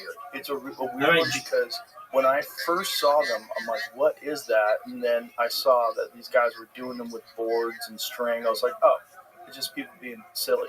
And then I watched a whole documentary about how the energy that bent these things over caused these nodes to explode as if they'd been cooked in a microwave. Correct. Like, what? And then you find out that the actual stalks are woven together. Correct. It's not that they're pressed down, they're woven together. And that these are complex geometric designs that would have taken people weeks to map out. And there's no footprints leading up to it. There's no roads, no machinery, no evidence of any use of any kind of machinery. And these things appear like that. Like people have flown over an area and then flown back an hour or two later, and there's immense football field size, perfect geometry that no one can explain how it was created. Correct. So the nodes in the stalks, the node is like a knuckle on your fingers. So those are there for phototropism, to bend toward light. So what you're talking about is these things are bent over. They're bent over at right angles. It can only be done with high energy. But also around these crop circles, they're finding microscopic Dog, come in my metallic Discord. spheroids in around the circles. And that's not a conspiracy theory. They're finding them. And they're Join from a browser, big man. magnetic fields around the circles. And you can see videos online of people going into these crop circles and their hands start to get red. Things are happening to them. So I went into crop circles thinking it was all guys with boards. Mm-hmm. But then when you watch people with boards make a crop circle, it's a mess. They can't do this. And you cannot bend the nodes of reeds and weave them together in a perfect... You can't do it. So that was, as I'm doing the research, I'm like, all right, 99% of them are fake, but there's this 1% that I cannot explain. The famous video where you see the orbs circling around the field in England and then the crop circle slowly starts to emerge, has that been debunked? Semi. It's controversial because the guy released that video, I don't know his name offhand, allegedly went to a visual effects house Oh, boy. and released it. But they somehow put that thing together in a matter of hours, which is suspicious. So in my episode on it, I said, all right, here's what the skeptics say. But, in the 1990s, to do that kind of VFX work, because it looks real. Mm-hmm. I don't know. To me, I'm on the fence about it. It's very convenient that they got the footage. It is. It is. Operation Blackbird was a famous operation in 1990 to try and capture the footage live by a great researcher named Colin Andrews. And he's the guy that does the books on crop circles, right? Yes. Yeah, he's all in. He's all in, and he got a lot of support for Blackbird. And not only did nothing happen, he was totally embarrassed by it. And it was all like streaming live, and a lot of people were involved. He's embarrassed. We find out later that while they're like waiting for the circles to happen, just a few miles away, there's a top secret military operation doing whatever they're doing. He doesn't know why. And then he gets a knock on the door from someone, Men in Black, whoever it is, that first offers him money to stop his work, then threatens him with whatever, threatens his family, and he doesn't know who this guy is. They go back and look at the tapes, and he sees the guy in the background of like one of the TV crews. So the theory is that some type of intelligence was embedded into Blackbird, made to discredit him. And that was kind of the end of Colin Andrews, because he was a legit researcher at that point. Now he's fringe, now he's pseudoscience. But I get into that in the episode. That was something I discovered. I never knew that there was intelligence involved. I didn't know that there was a military op, which is confirmed. It's wild. So do you think they discredited him on purpose? Yes. Interesting. To make the crop circle thing look foolish. But like, what is the crop circle thing? Like, what is out of the believers, what is the best theory? The believers is that it's a way to message craft, or it's a landing site, or it's some type of communication. Why would they do it in wheat fields? I don't know. It doesn't make sense to me. If you have the technology, just yeah, pick up the phone. There's better ways than just mowing wheat down. But I don't understand. Do you know the one about the Mandelbrot set? I've seen it. Yeah. I think that one is really weird because I think it coincides with the fractal creation of the Mandelbrot set by these people that are into this kind of geometry and fractals. They're like someone made the Mandelbrot set, which is essentially an infinite fractal, like spectacular design. And this is before Lorenz and Lorenz Attractor. I think it's before that, isn't it? I don't know. Before it was mainstream. Yeah, before it was mainstream. Right. Yes. And then when this thing appears and people are like, well, what is this design? And then they connect it to this Mandelbrot set, which is, someone would have to have some very esoteric information to be it. And it's Mandelbrot set using Fibonacci numbers. Yes. And the phi, the golden ratio. And it's accurate. It's accurate down to inches. Yeah. You can't do that. Well, maybe you can, but like how and how long would it take and how much planning and how many people and what would you use? Like what is the technology they would use to bend those things over that way and weave them? It's very weird stuff. It's weird. Because it's these, the way these fractals work, it's this ratio in the geometry is like their specific sizes. This one is half the size of that one, which is half the size of that one, and it goes on and on forever.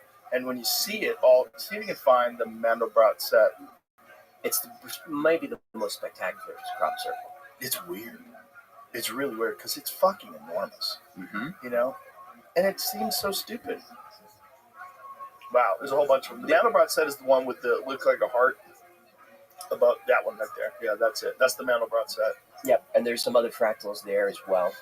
I was looking at an article that says these two guys took on the challenge and did it for a TV show on the BBC. They did. If you watch them do it, it's clumsy AF. Yeah, it doesn't look as good. Like, Because I know they always say that these guys did it, but like, you can't really see it there. But those flattened reeds, they're woven together. with some of the weirder ones, go back to other crop circles. You had some other images before that. There's some other ones. Those spirals. Right. Like that one right there. Yeah. That is fucking wild. That's wild. Like, this is multiple football fields long and wide. So, how? Make that one a little bigger, please. And one of these, I don't know if it's that one in particular, showed up right next to Stonehenge. Like a tennis ball throw away. Like, that is crazy. To not, first of all, if you're on the ground, all right, just the measurements alone to make each one the equal distance between circles, in the whatever 6 different blades that you have that stem from the center, they're all the same distance, they're all the same size. The small circles are the ones that are most interesting, because how hard is that to do? Right. And they're uniform. And it's like, what is that? Like, what the fuck is that? And if that is a hoax, it's so bizarre that it's only these 2 goofballs that were making really shitty ones with boards and strings. And yet there's hundreds, if not thousands, of these like really complex ones. Yeah, those are the guys that are on. You can see them doing it live. Yeah, but those guys, there's no way they have enough time to do all these things. And it looked terrible. Janky. Look, you're just trampling it. I mean, look, you can certainly make crop circles with a string and a board. You certainly can make crop circles.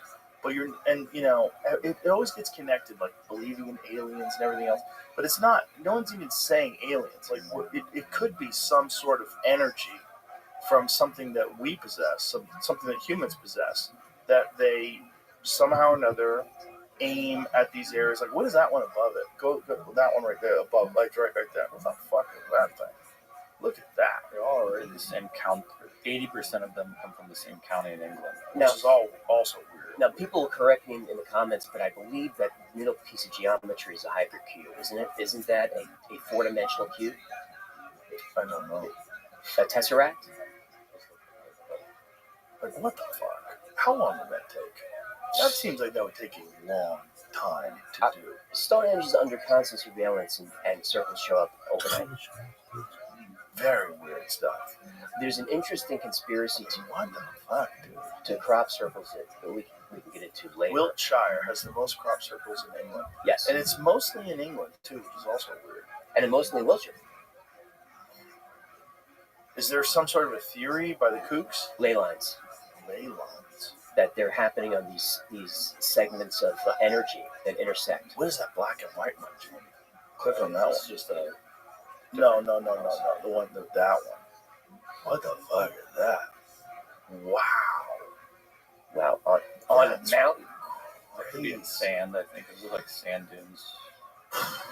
Is that what that is? 76. That's crazy. I've never seen that one. It's wild.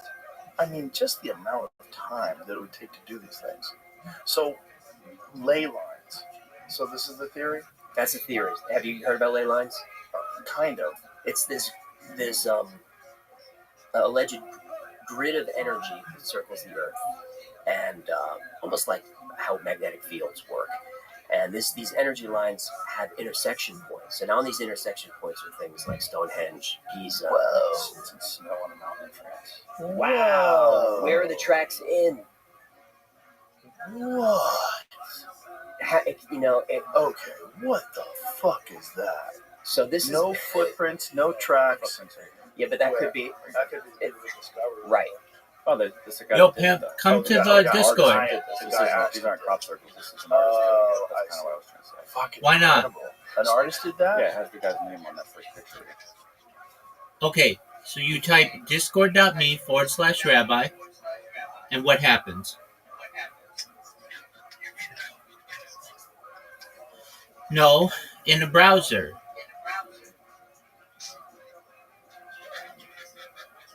Like in Google Chrome.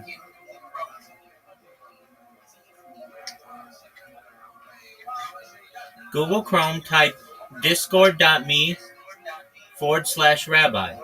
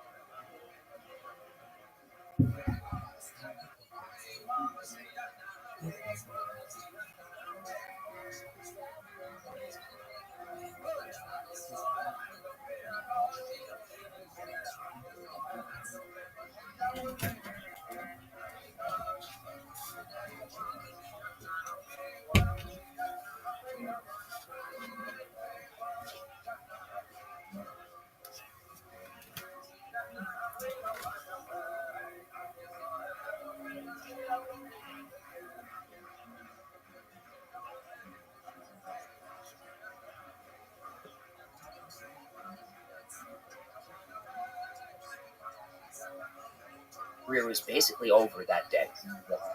Bill Moore. There was no Roswell story before his book, and that was Doty. So the documentary about Doty was directed and put together by Lundberg and his associates. Lundberg was one of the original circle makers that would make these fake crop circles to see how people would react. I just thought it was an interesting connection.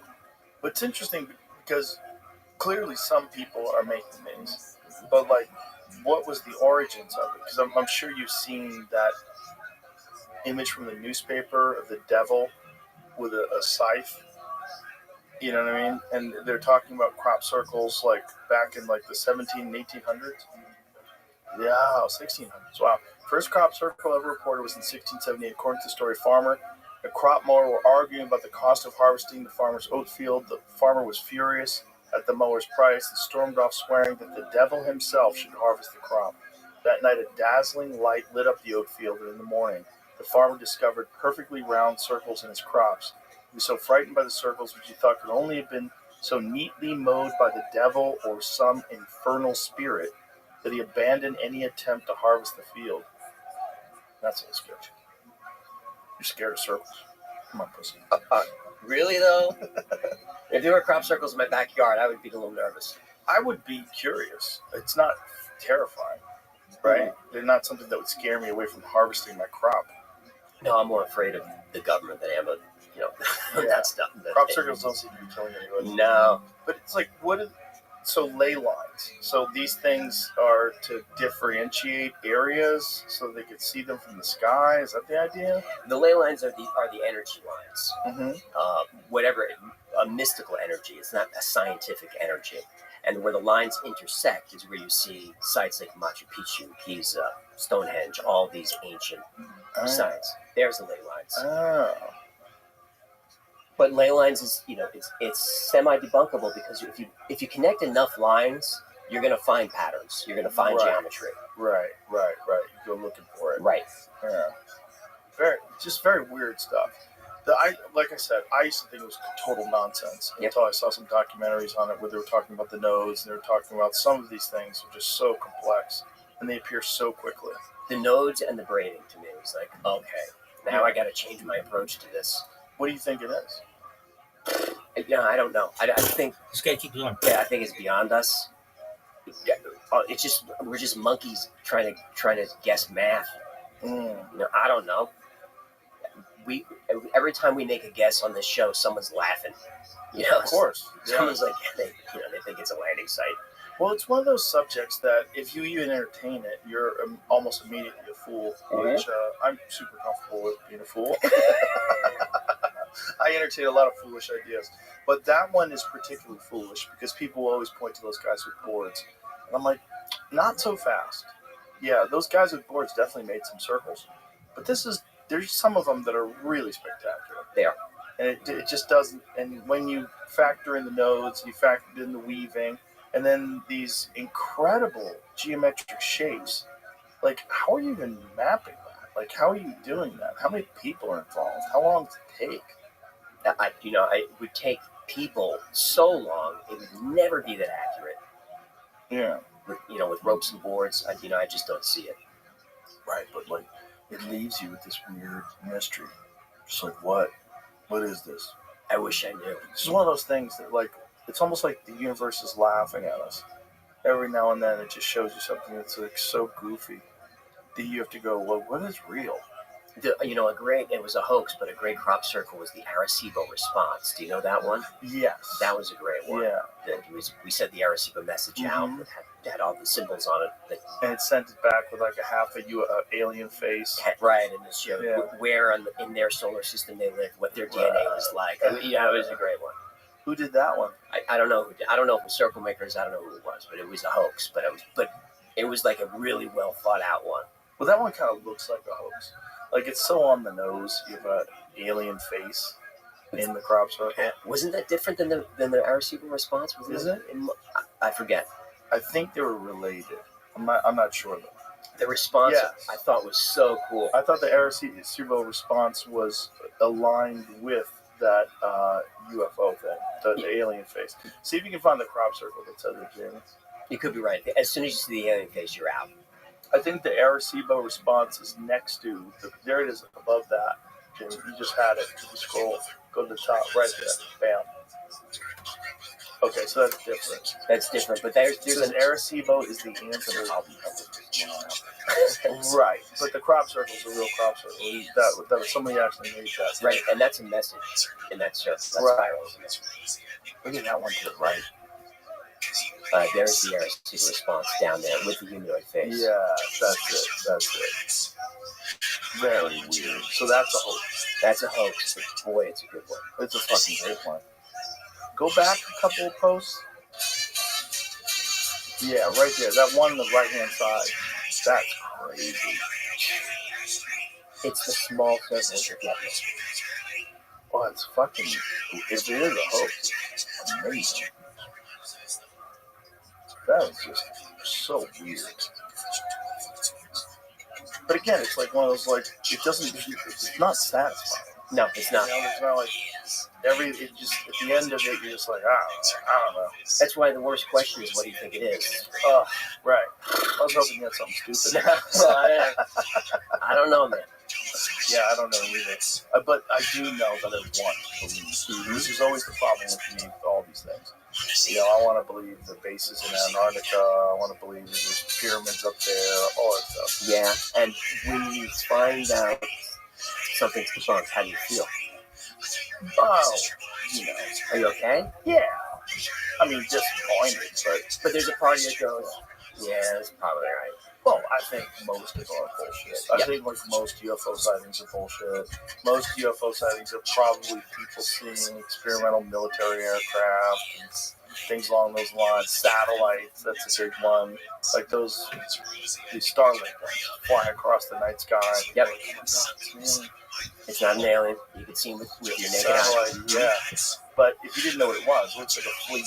It does. Flying across the sky. And the way that they alternate light, it looks like there's an intelligence to it. Right. Yeah. Yeah. I've never seen anything myself. Have you? No. Gino has. What do you say? Gino saw the same thing. Gino saw a giant orb of light over. There's the photo of it. He said, I was so in awe, I didn't even think to get out my phone. It's like, man, but that's a common thing you hear. Right. Is you're just so in awe, you don't think I gotta Right. selfie this. Right. You probably, if you actually saw something, there's a high probability that you'd be so freaked out you'd be just in the moment.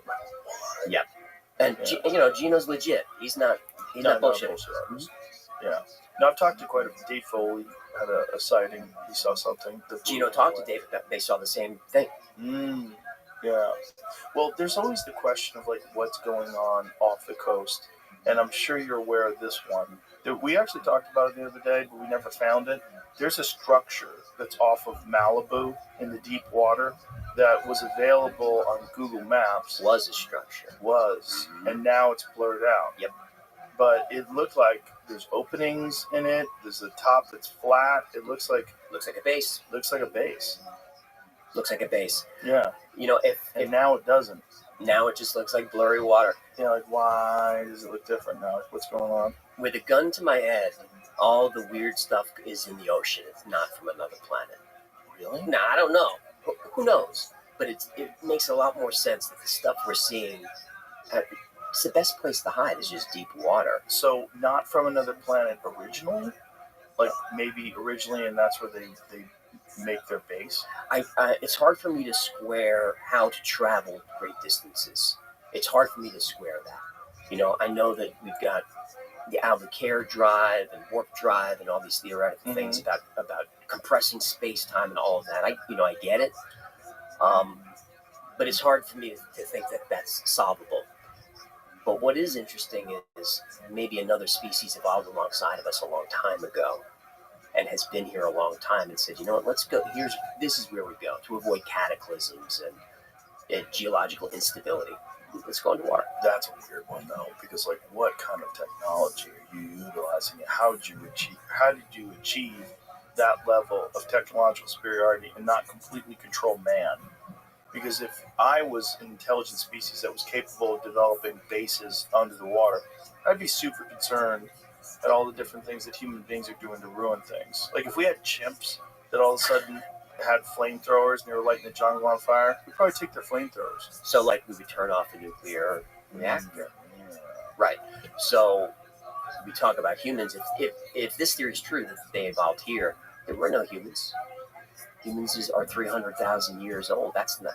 It would take whatever species a lot longer than that to evolve to this technological level. And we've seen the craft just zip into water with no displacement. Right.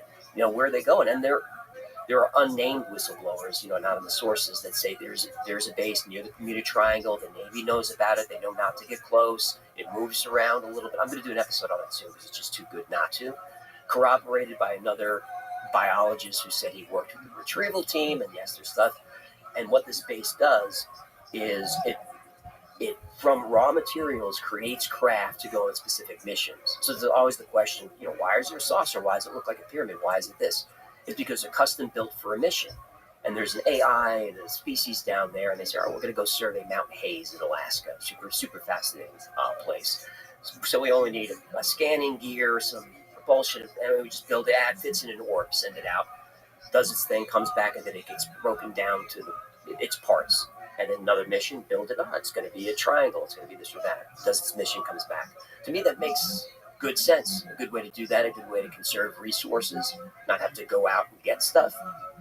I like the theory. It's a fun theory. It's a fun theory. Yeah. It's a fun theory also that if you were creating bases here, like say if they're coming from somewhere else and they want to visit us, it would be far more logical to develop some sort of a base with resources and where you could observe things and they can exist there completely undetected, and then be able to go to wherever they're from back and forth. But when they're here on Earth, they would be undetected. Right. And the ocean is literally 70-something% of the Earth's surface, and we've mapped, I think, 2 or 3% of it. Yeah. It'd be a good place to hide in plain sight. That's what I would do. And to make things from raw materials, meaning like molecular level stuff, you're totally off grid. We don't need to strip mine. We got everything here. Right. And if you have something that's a transmedium vehicle, so it doesn't displace the water, it works on some sort of a warp drive or something. I think you have to get into interdimensionality then, and it gets a little wild. But if you're not displacing air or water, that means you're phasing through matter, right? Which is theoretically doable because everything is mostly space. They said they've mapped things going under the water 500 knots, right, without making a splash. Yeah, no ripples, no discernible waves. Just Greg Louganis, right in there, nothing. 500 knots under the water. I mean, what the fuck to do that? The amount of energy you have to go through that much resistance of deep water, 500 miles an hour, 500 knots. Right, look at how when they do missile tests from subs, how those things are just like, trying to get out of the water. Yeah. And these things just go bloop. Yeah. And nothing. Well, that's the weird ones. But that would make you also think like maybe it is a hologram. Because if there are these transmedium things, but the thing is they're seen with a radar. Right, which means heat signature or mass. Right. Or electromagnetic displacement. Or if it is some sort of photons, like some sort of a projection, would that not have some kind of a heat signature? It would if it was ionized air. That would be plasma, so that was hot. if that's what it is. But when they go into the water, we see them under the water for a second, and you don't see any refraction. Right. So that kind of screws up the holographic projection theory a little bit, because there's no light refraction. So how did you do that? Yeah. No, I'm asking you how you do that. I don't know. I don't know either. I mean, that's my answer. Yeah. I mean, you've had physicists on here that I've seen go, Yeah. Well, the really crazy ones are the ones that the fighter pilots have seen. Because, particularly Commander Fravor and the other people that were on that mission with him. So 2 separate jets. You have 4 people that are eyewitness to this thing. And then that there was something actually under the surface of the water, like an aircraft carrier, an enormous thing, that this Tic Tac is hovering above. And then that thing descends into the water. The Tic Tac turns toward them, jamming their signal, is hovering in space, and then shoots off at such an insane rate of speed that most of the things that we have on Earth would just disintegrate and fall apart just from the sheer pressure. of course, from the inertia Yeah. can be done. Now, if I were doing an episode on Tic Tac or Go Fast or Gimbal, I would be remiss if I didn't include Mick West's analysis of those. And I know you've talked to Mick on and off thread. He's like a professional debunker. He is. He wants to debunk things that I don't think can be debunked. He does. And he approaches it as it's definitely fake, and I'm going to show you Yeah, why. everything's definitely fake. Almost to the point where I'm like, who you working for? right. Who you working for? Everyone thinks we're CIA, by the way. I mean, you? oh yeah, Reddit is convinced I'm CIA. Oh, That's me too? That's why my channel blew up in 2.5 years. Because of CIA? CIA is back. Oh, I've heard that before. I've heard that about many people. Mhm. Like the reason why they got successful. I've heard that about me too. Yeah. Like go back to 2009 when I have 200 viewers. Like the CIA sucked back then. They weren't helping me at all. Dude, I remember just watching you in little squares on Ustream, just like the top of your head, Yeah. and Brian and Duncan. I mean, that's what Gino's like, you got to watch Joe Rogan's show on Ustream. I'm like, what are you talking about? He said, comment. He's like, he's got Graham Hancock on. And I went, oh, I got to watch that. And that's when I started watching. I think Graham was our first serious guest. So it was Duncan and I, and we were in my house, and Graham flew from England. We ate pizza in my kitchen. It was the first time I got to meet him. I was so pumped. Because I've read his book in the 90s. Same. Yeah, Fingerprints of the Gods. Amazing book. From Art Bellis, who told me about it. Yeah, I remember my wife was like, you should read like real archaeology. I'm like, no, this is fucking interesting shit. Is your wife a scientist or something? No. She's just a little more serious than me. Yeah. My A little smarter than me. Same. But it's like, I still to this day will pick up those books and read them. And it's like, I do not think that modern archaeology has the full story, and I've seen the way they behave. I saw the way Flint Dibble behaved with Graham. They're gatekeepers. They don't want anyone to have any information that they don't have. So even in the face of very compelling information, they dismiss openly, quickly, without any consideration. They just want to dismiss it. And then they want to pretend that any archaeologist that presents any kind of information that fucks up the narrative isn't immediately attacked. And they are. Their careers are ruined. Whether you go back to Clovis first or in any of these different archaeologists that have proposed alternative theories of the human timeline, all of the conventional archaeologists, all the mainstream people attack them. Randall Carlson, Robert Schock, John Anthony West. Mm-hmm. If I were advising Graham, I would have said, don't do that debate. Don't do it. There's no way to come off. You're not going to convince anybody. And you're just going to come off not looking great. And I've seen his response on his own site. And he's even said that was probably a mistake. He wasn't prepared enough. But you'll never be prepared enough for a professional debunker. You just won't be. They'll have too much. So I told him, don't go to the lion's den. Well, the problem was he wasn't being honest. Flint was not being honest about the information that we have, particularly about offshore shipwrecks. Mm-hmm. He was just not honest. Nope. And the amount that they have discovered, not honest. And Graham didn't know that at the time. And also the timeline of like how old these are. When you get to 5,000, 6,000 years, there's no ship left. All you have is like the pottery and whatever's on the ground at the bottom. And if you're talking about 10,000 years, 15,000 years, who's to say that that's not completely covered by sediment by then? And it probably would be. Well, I watched a little of of Zayawas on here. That's all you need. Just a little for that episode. You get it. I couldn't believe he's still doing it. I mean, maybe he was around when they actually built the things. I think that was probably the best advertisement for alternative archaeology you're ever going to get.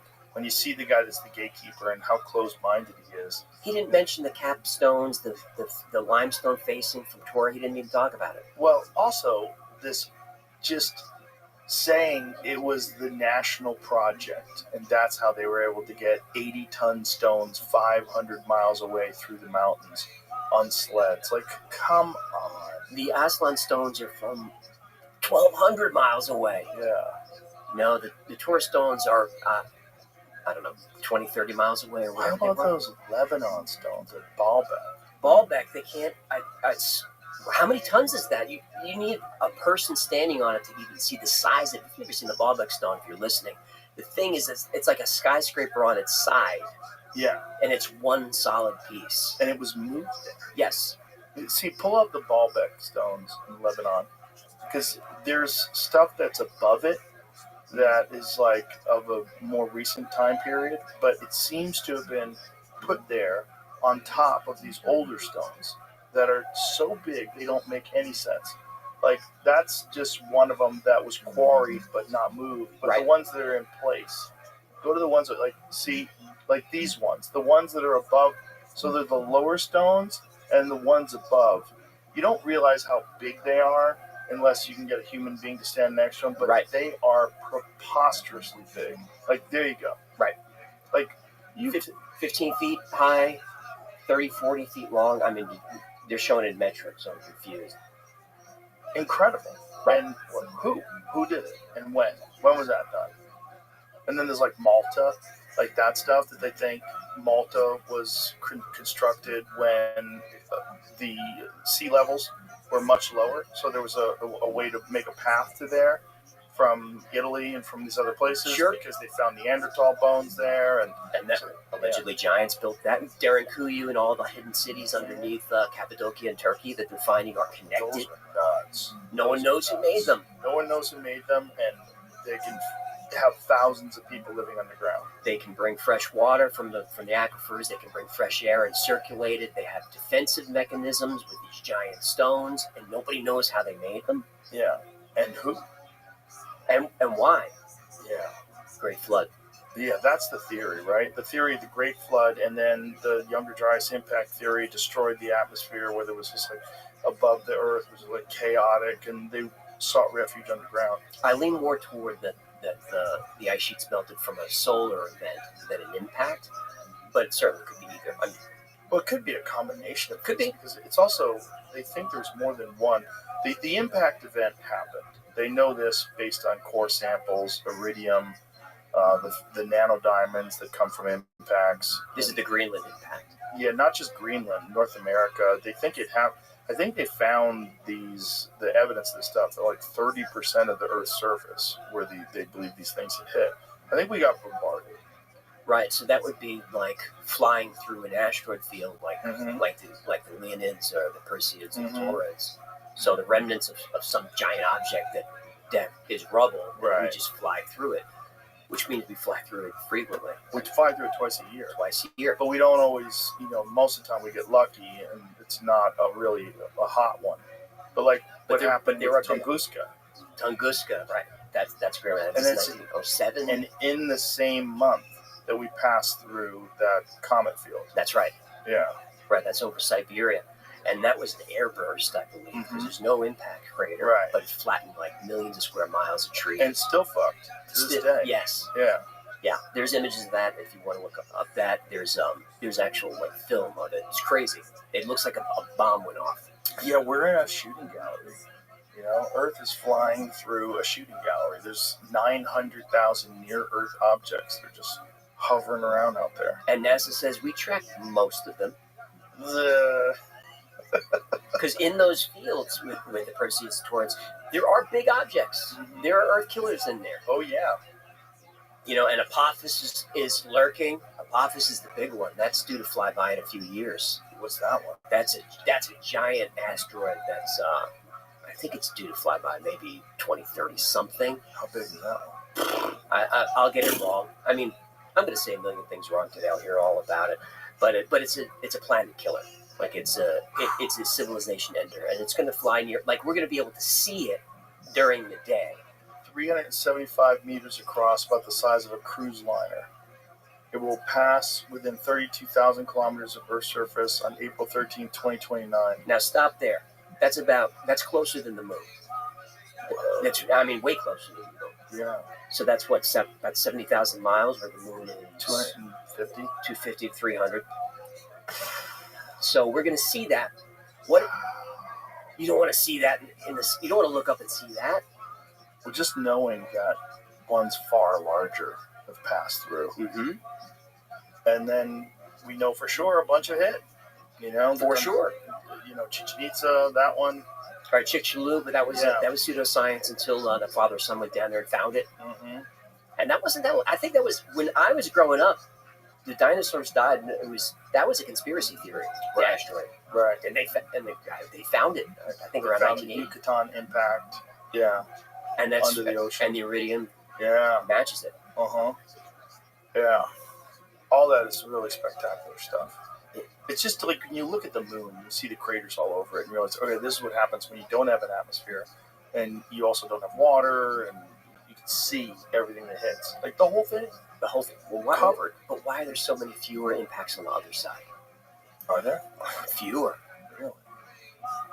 I don't know. The moon. I have a. It became a saying on the show. I even have a T-shirt. The moon is weird.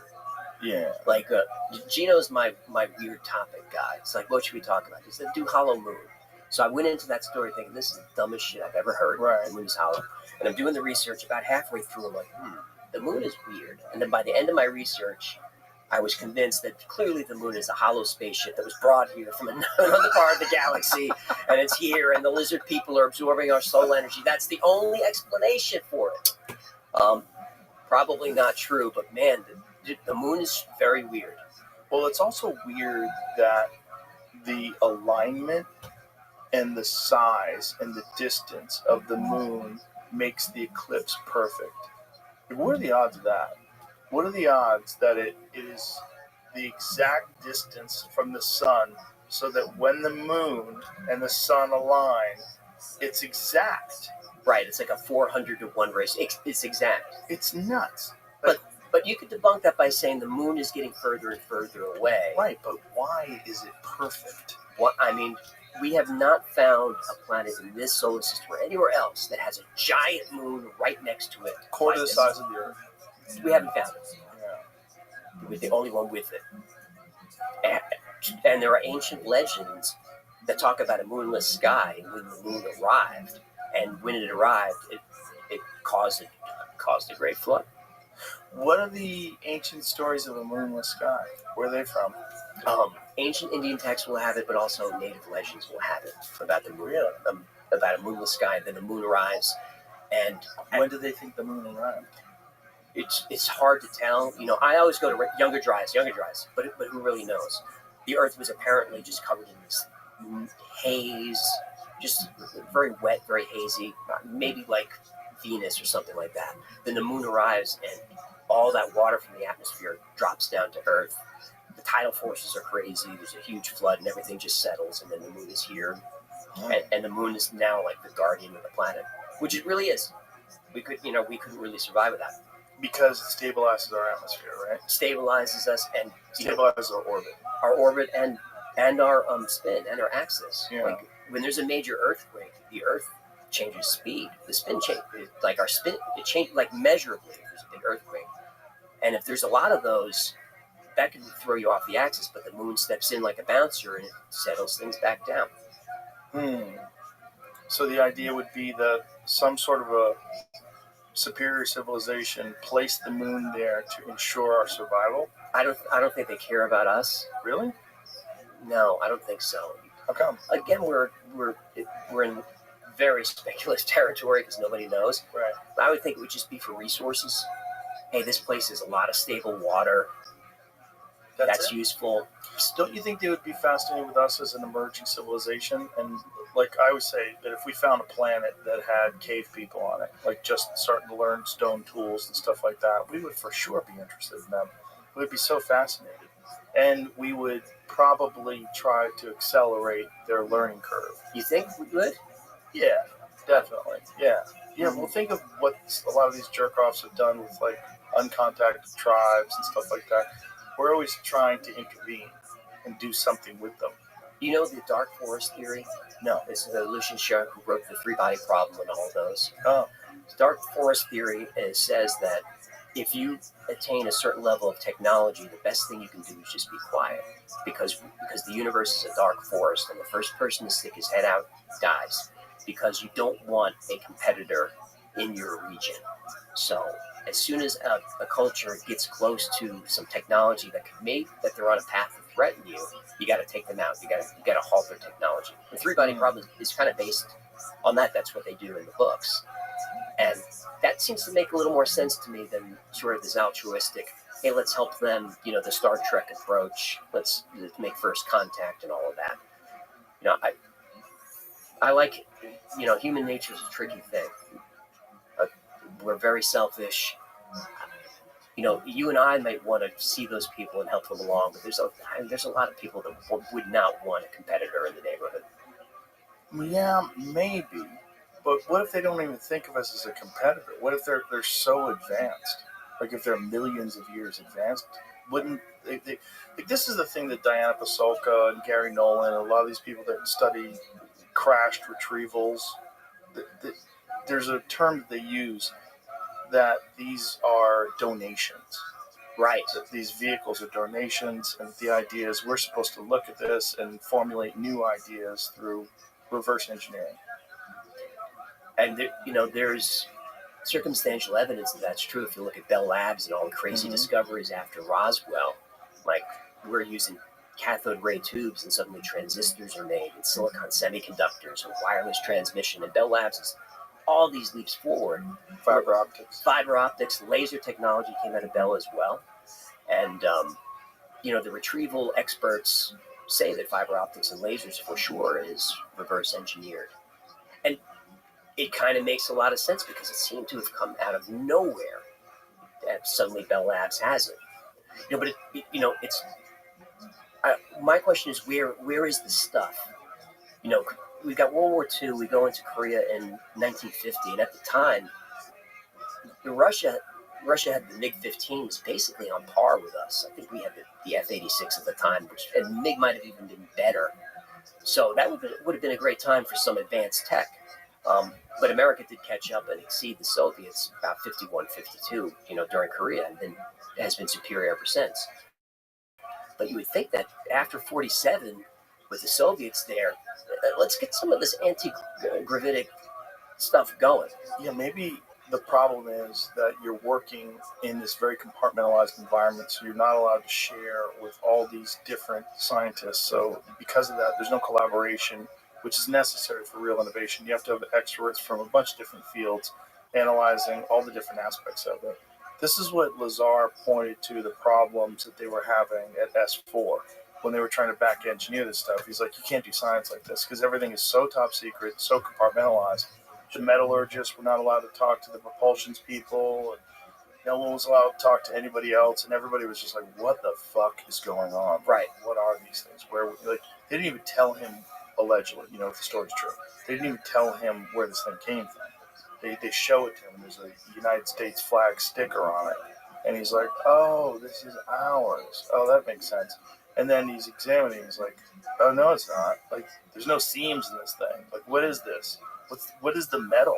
Why is it designed for something that's 3 feet tall? Like, there's no controls inside this thing. Like, what is this reactor? How does this thing work? There's a chair. Yeah. There's a couple of chairs. It looks like there's a neural interface, maybe. You hear a lot of the scientists, their frustration. Like, if I could just talk to these guys, right. I'm picking up an EM field from this. The metallurgist would be helpful here. Tell me what's going on. I keep coming across spinning mercury all the time. Spinning mercury. The spinning mercury engine has been part of the lore since ancient India has the Vimanas. Those craft. If you look at the ancient texts, it may have been in the Mahabharata. Yeah. But they allude to this liquid metal, and then you fast forward to like the Nazis building the Bell, the Die Glocke. That was a Mercury engine, and then we fast forward a little further. Mark McCandlish in the ARV vehicle, I forget the Flux Liner. That's spinning Mercury engine. So spinning Mercury keeps popping up, and spinning Mercury would cause some type of field. What that would be, I'm not a scientist or physicist. I'm not sure, but it would certainly throw off a bunch of ions that could maybe be harnessed or used for something. Well, it's like we're trying to explain things to us based on our current understanding of technology. Like glass was invented a long time ago, but imagine showing up with a brand new Samsung Galaxy S25 Ultra with Gorilla Glass, in a thin frame, and looking at they were, what the fuck is this? There'd be statues of them Right. for 1,000 years. Well, you know what glass is, you know what metal is, right? Well, this is glass and metal. You're like, what? What? No, what the fuck is this? We took sand and made it real hot, and it made it clear. Huh? What? Right. You can drop it on the concrete and it doesn't break. Right. What? Yeah. So just our current understanding of technology based on the origins of that technology, just metal and glass. You show someone metal and glass is thousands of years old. Show them what we have now with metal and glass, they'd be blown away. And you just keep going, go 1,000 years from now. What does it all look like? It's like probably some sort of gravity propulsion system, probably 3D printed, so there are no seams. Right. Yeah. And that's the frustration about disclosure, is how far could we be by now? Right. Had it been disclosure in 47 or whatever. It's even more of a psyop if it's all bullshit. Like, it's a psyop if it actually is like, wow, the government is actually really good at one thing. They're good at keeping secrets about UFOs. That's right. But if they're not, if it's all bullshit, like, boy, how weird that we've been like focusing on this nonsense. Like, as a culture, it got on the front page of the New York Times in 2017. Meanwhile, it's all nonsense. Right. That's almost less likely. Well, if you look at what Doty did in the 70s and 80s with Paul Benowitz, when Benowitz discovered this advanced technology on Kirtland Air Force Base, he called the base and said, "Hey, I think there's UFOs." So they sent Doty out. He was Air Force Intelligence, OSI. They sent him out to Benowitz, and he's like, "Paul, I think it might be UFOs. It is aliens." And Paul gets a little bit wacky, and he starts intercepting signals from outer space. And they're sending him messages, but it turned out it's really the NSA right to the house across the street. And Paul is committed at some point. And then Doty, over the years, changes his story and says, no, a lot of it is actually true. But Doty is also, he said as recently as 2019, Hal Puthoff tried to recruit him for a disinformation campaign with A-10. Really? So Hal Puthoff has been a part of disinformation campaigns. Allegedly forever. And what have they been doing with these disinformation campaigns? What have they been trying to muddle? Just to keep guys like you and me fascinated and trying to figure stuff out while they can just operate their advanced technology in peace. Like, let them think it's aliens and UFOs. That's fine. What a dirty thing to do. Filthy. In the 50s, they were very public about anti-gravity. It was in the papers. The G engine, they were talking about it. And then suddenly, quiet. Yeah. Jesse Michaels talks about that all the time. The Townsend Brown. Yes. Yeah. And Ming Lee, remember her story, the physicist who disappeared? Right. And then she died in a car accident after she came back from China. Oops. Whoopsies. Mm-hmm. Yeah. Yep. So that was AC Gravity. If you guys want to look that up, she used to give talks and all of that. Mm-hmm. She was funded by DOD, $400,000. So we know that for sure. And then she just goes dark. She goes dark for 11 years. Shows up, I think, in 2013. She's back. 2014, she gets hit by a car. Why is it so fun? I don't know. Mark McClane just found all that stuff. Ends up killing himself. All this stuff is so fun, which is why the Y files are so good. Because it's like, I always get the same feeling when I watch your show. It's like, oh, what is the answer? What is real? What is it? But what is it about us that's so intrigued by these mysteries? There's so much that we know that is real. Just the nature of the cosmos itself, of black holes and solar nurseries and all the wild shit that's absolutely real. But there's these things that are like, yeah, but what is that? I don't think enough people are interested in it, to be honest. I think that's part of the problem. Well, don't you think it's because for the most part it's dismissed, and if you engage in it, it's like if you're a normal person, not like you or I, but if you're a person that has like a job in an accounting firm, you're like a very respected, legitimate person, especially like pre-2017, pre the New York Times article, and you want to start talking about like gravity propulsion systems that the government's been hiding, and it is back engineering programs. They've got crashed UFOs, and there's one of them. It's only like a couple hundred feet wide. When you go inside of it, it's the size of a football field. Or, Right, like what? the TARDIS. Yeah. Or the one in Korea that's so big they had to build a building around it Mhm. because they couldn't move it. Right. I want to know what that is. Same. I wish more people were interested in it. I would almost be willing to run for president just to get access. Just if I ran for president, the company would be in shambles, but everybody would know everything about UFOs. Dude, you have no shot. Oh, I have no shot. They'd kill me for sure. I can't believe the things you say are news. But yeah, well, it's because news is like really dead. Yes, that's News true. as well. They're angry about independent media. Well, they are, but it's also the news is not. So their business is just clicks. And what better way to get clicks than I said something crazy? Mm-hmm. So then, and then it also kind of supports the idea that we need to be gatekeeped and someone needs to, be able to stop us from spreading misinformation, or my favorite term, malinformation.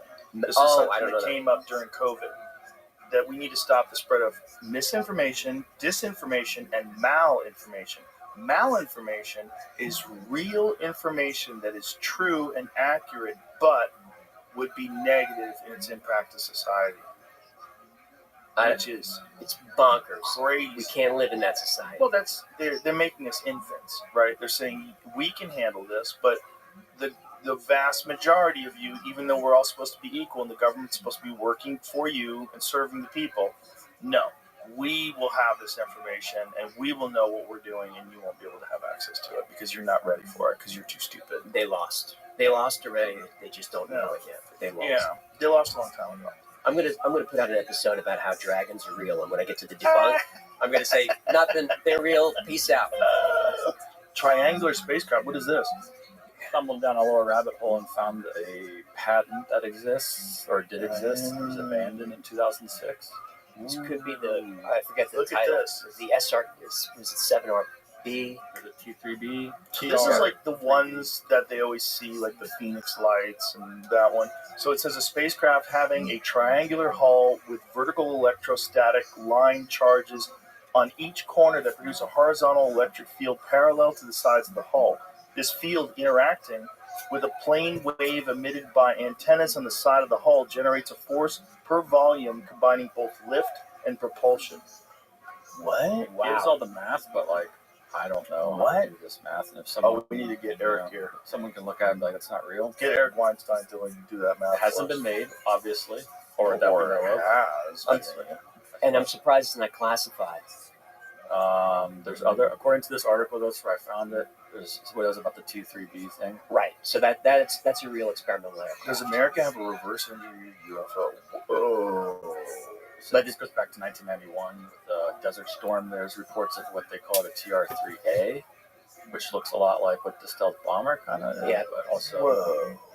Yep. No TR-3B is said to be like nothing we've seen before. This was what I got to from Liquid Mercury. I was trying to find stuff about it, and there's theories that people say that this is probably what they're running off of. It's supposedly powered by a reverse-engineered anti-gravity drive that was recovered from a crashed alien spacecraft.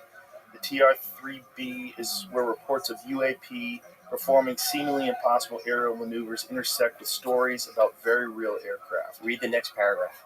There are lots of claims over the internet about TR-3B's anti-gravity drive, most of which include using nuclear power to rotate highly pressurized mercury to produce plasma and, in turn, a gravitational field. Whoa.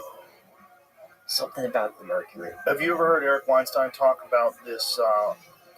There's a college in upstate New York that has an incredibly overqualified physics department, and they're attached to a hedge fund that does Bernie Madoff type numbers. Yes. And he thinks the whole thing is a cover for some sort of advanced physics that they have been keeping a lockdown on. Read the next paragraph. There are lots of claims over the internet about TR-3B's anti-gravity drive, most of which include using nuclear power to rotate highly pressurized mercury to produce plasma and in turn a gravitational field. Whoa. Something about the mercury. Have you ever heard Eric Weinstein talk about this? There's a college in upstate New York that has an incredibly overqualified physics department, and they're attached to a hedge fund that does Bernie Madoff type numbers. Yes. And he thinks the whole thing is a cover for some sort of advanced physics that they have been keeping the lockdown on. And it would make total sense. I mean, SRI would be another good example of that, right? Where Hal was in the 70s with Project Stargate and all that in Stanford. The idea that the government can't keep secrets, like, what about Epstein? What? Come on. People ask me all the time. That's in front of everybody's face, and they've kept the list a secret. We're never going to see the list. Stop asking me. You're not going to see the list. Why not? Because everybody, all you heroes are on it, and they're on it a lot. It's never coming out. Yeah, and I have a friend that thinks like a lot of the world events that you're seeing, one of the reasons why people support it is because of Epstein, because of the list, because people are compromised, because no one can talk about things. Which is like really wild. So the government can keep some secrets. Manhattan Project was yes. secret. They did a great job with that. And that was one that, it was a race between us and the other foreign powers. They were all trying to come up with a nuclear bomb first. We did it first. The idea that there's no way that we could have some sort of advanced propulsion system and that modern physicists would be aware of the state of the art and they would tell you, no, this is not possible. I don't think that's correct. I think you could probably, if you were working on something and you had a very specific hierarchy and you were really good at compartmentalization and you were recruiting these people at a very early stage in their career, people with promise, these geniuses, giving them a very high salary, a prestigious position, but then everything's locked down. Cell phones, email, they're under constant surveillance. And if somebody steps out of line, like the lady in Maryland, the Chinese lady. Yep. And a lot of them. Yeah. A lot of them go that way. Yeah. I'm skeptical about a lot of the whistleblowers, especially the ones that come out of Air Force intelligence and all that. But me too. Even when I'm talking to them, I'm like, But I mean, I kind of have that needle of skepticism, and it starts with, do you have a background in intelligence? Yes. Military intelligence, Air Force intelligence. Yeah. Are you still on the payroll? Right. Did you get your information cleared from the Pentagon? Yeah. Do you have a book? Yeah. And it all goes. Did you release some photos that were fake? I'm all go here. Then you go Bob Lazar. He has none of that stuff. Did the government target you? Did they try to discredit you? Yeah. Have you been ostracized? When Lazar came out, I think it was to George Knapp. He didn't say his name. Right. He didn't have any books. The first book, I think, was with him and Jeremy in 2019. Right. So Lazar, to me, is the most credible of the whistleblowers. Right. But Jeremy and George just had a whistleblower a couple of weeks ago. He's pretty credible. He's a young guy. He's clearly nervous. And he has some very interesting information about, Immaculate Constellation. Which guy is this? I don't remember his name. It's very new. Is that the bald guy? No. No. The ball guy, I think, is Air Force intelligence. This is a kid whose career is ruined. And he's maybe in his 20s. And you can see he's clearly nervous. And what is his claim? His claim is that he was going through some files. He's got top secret clearance, and he found the Immaculate Constellation project, basically a PowerPoint presentation. And his job was just to sort these files. And he's looking through it, and suddenly it's like, whoa, this is about recovery and alien craft. And he did the right thing and went to his superiors and said, there's a leakage. I saw information I maybe wasn't supposed to. I'm just letting you know. His superiors were like, forget about it. And that was it. Just no reprimand, no nothing. I just went back to work. But he was too fascinated by the document, so he kept pursuing it. And now he talks about it. I don't know his name, but if you track down, Jeremy and George, you'll find it easily. That's the kid. Yeah. So here's a way that I would kind of try to debunk that. if I was being logical, if I was the government and I did have some very sophisticated propulsion system that's beyond the understanding of what we think to be current state-of-the-art physics, like far beyond that, I think I might release a bunch of horse shit about UFOs. 100%. I might put a bunch of that stuff out there to say, well, it can't be ours. It's not ours. It's not of this world. Muddy the waters. Yeah, not just that, but attach like really kooky stuff to stuff that's real, so that you think the real stuff is kooky. Right, like the drone scare. Remember that? Mm-hmm. That was very manufactured, and the press was all over it. We don't know where the drones are. They're all flying over the military bases, all of that stuff. What do you think that was? I know what it was. I've seen the NOTAM reports. You know what a NOTAM is? No. That's a notice to airmen. So pilots, private pilots, get warning of no-fly zones. And usually you'll see a lot of swaths carved out of like Air Force Ones flying through. But for some reason, these NOTAM reports have all these little circles all around that you can't fly through where the drones were. And I've seen that. And when did the drones, they suddenly stopped? When? Right before Inauguration Day. Yeah. And no one talks about the drones anymore. Yeah, it's gone. Gone. I mean, it was mainstream news all over the place. And they had people nervous. Yeah. They had them nervous, and I think that was the point. So you think they did it as a psyop, just Yes. to see how people would react? I do. And remember, I know nothing, Right. but that is my opinion, is that it was a psyop. And that most of this is. If there are visitors, and they are from somewhere else, wouldn't the best way to prepare us is to start flying a bunch of like really wacky shit that we have in the air and not explain it? That would be a good way to prepare us. Get us comfortable with seeing things hovering over New Jersey that defy what our understanding of drone capabilities are in terms of the time that they can stay in the air. Some of them were in the air like for 5 hours. But if that's what was the reason to get us ready, it backfired. Because it freaked people out. People were very nervous about it. Like, so our military installations are vulnerable. Mm-hmm. People were very frightened. That was the other thing. Like Wright-Patterson Air Force Base had some drones, and then they had to shut the base down. And Wright-Patterson is like ground zero for all of it. Project Blue Right. Book. Roswell went there. Yeah. The second crash. What's the second crash? The second crash was some miles north and west up there.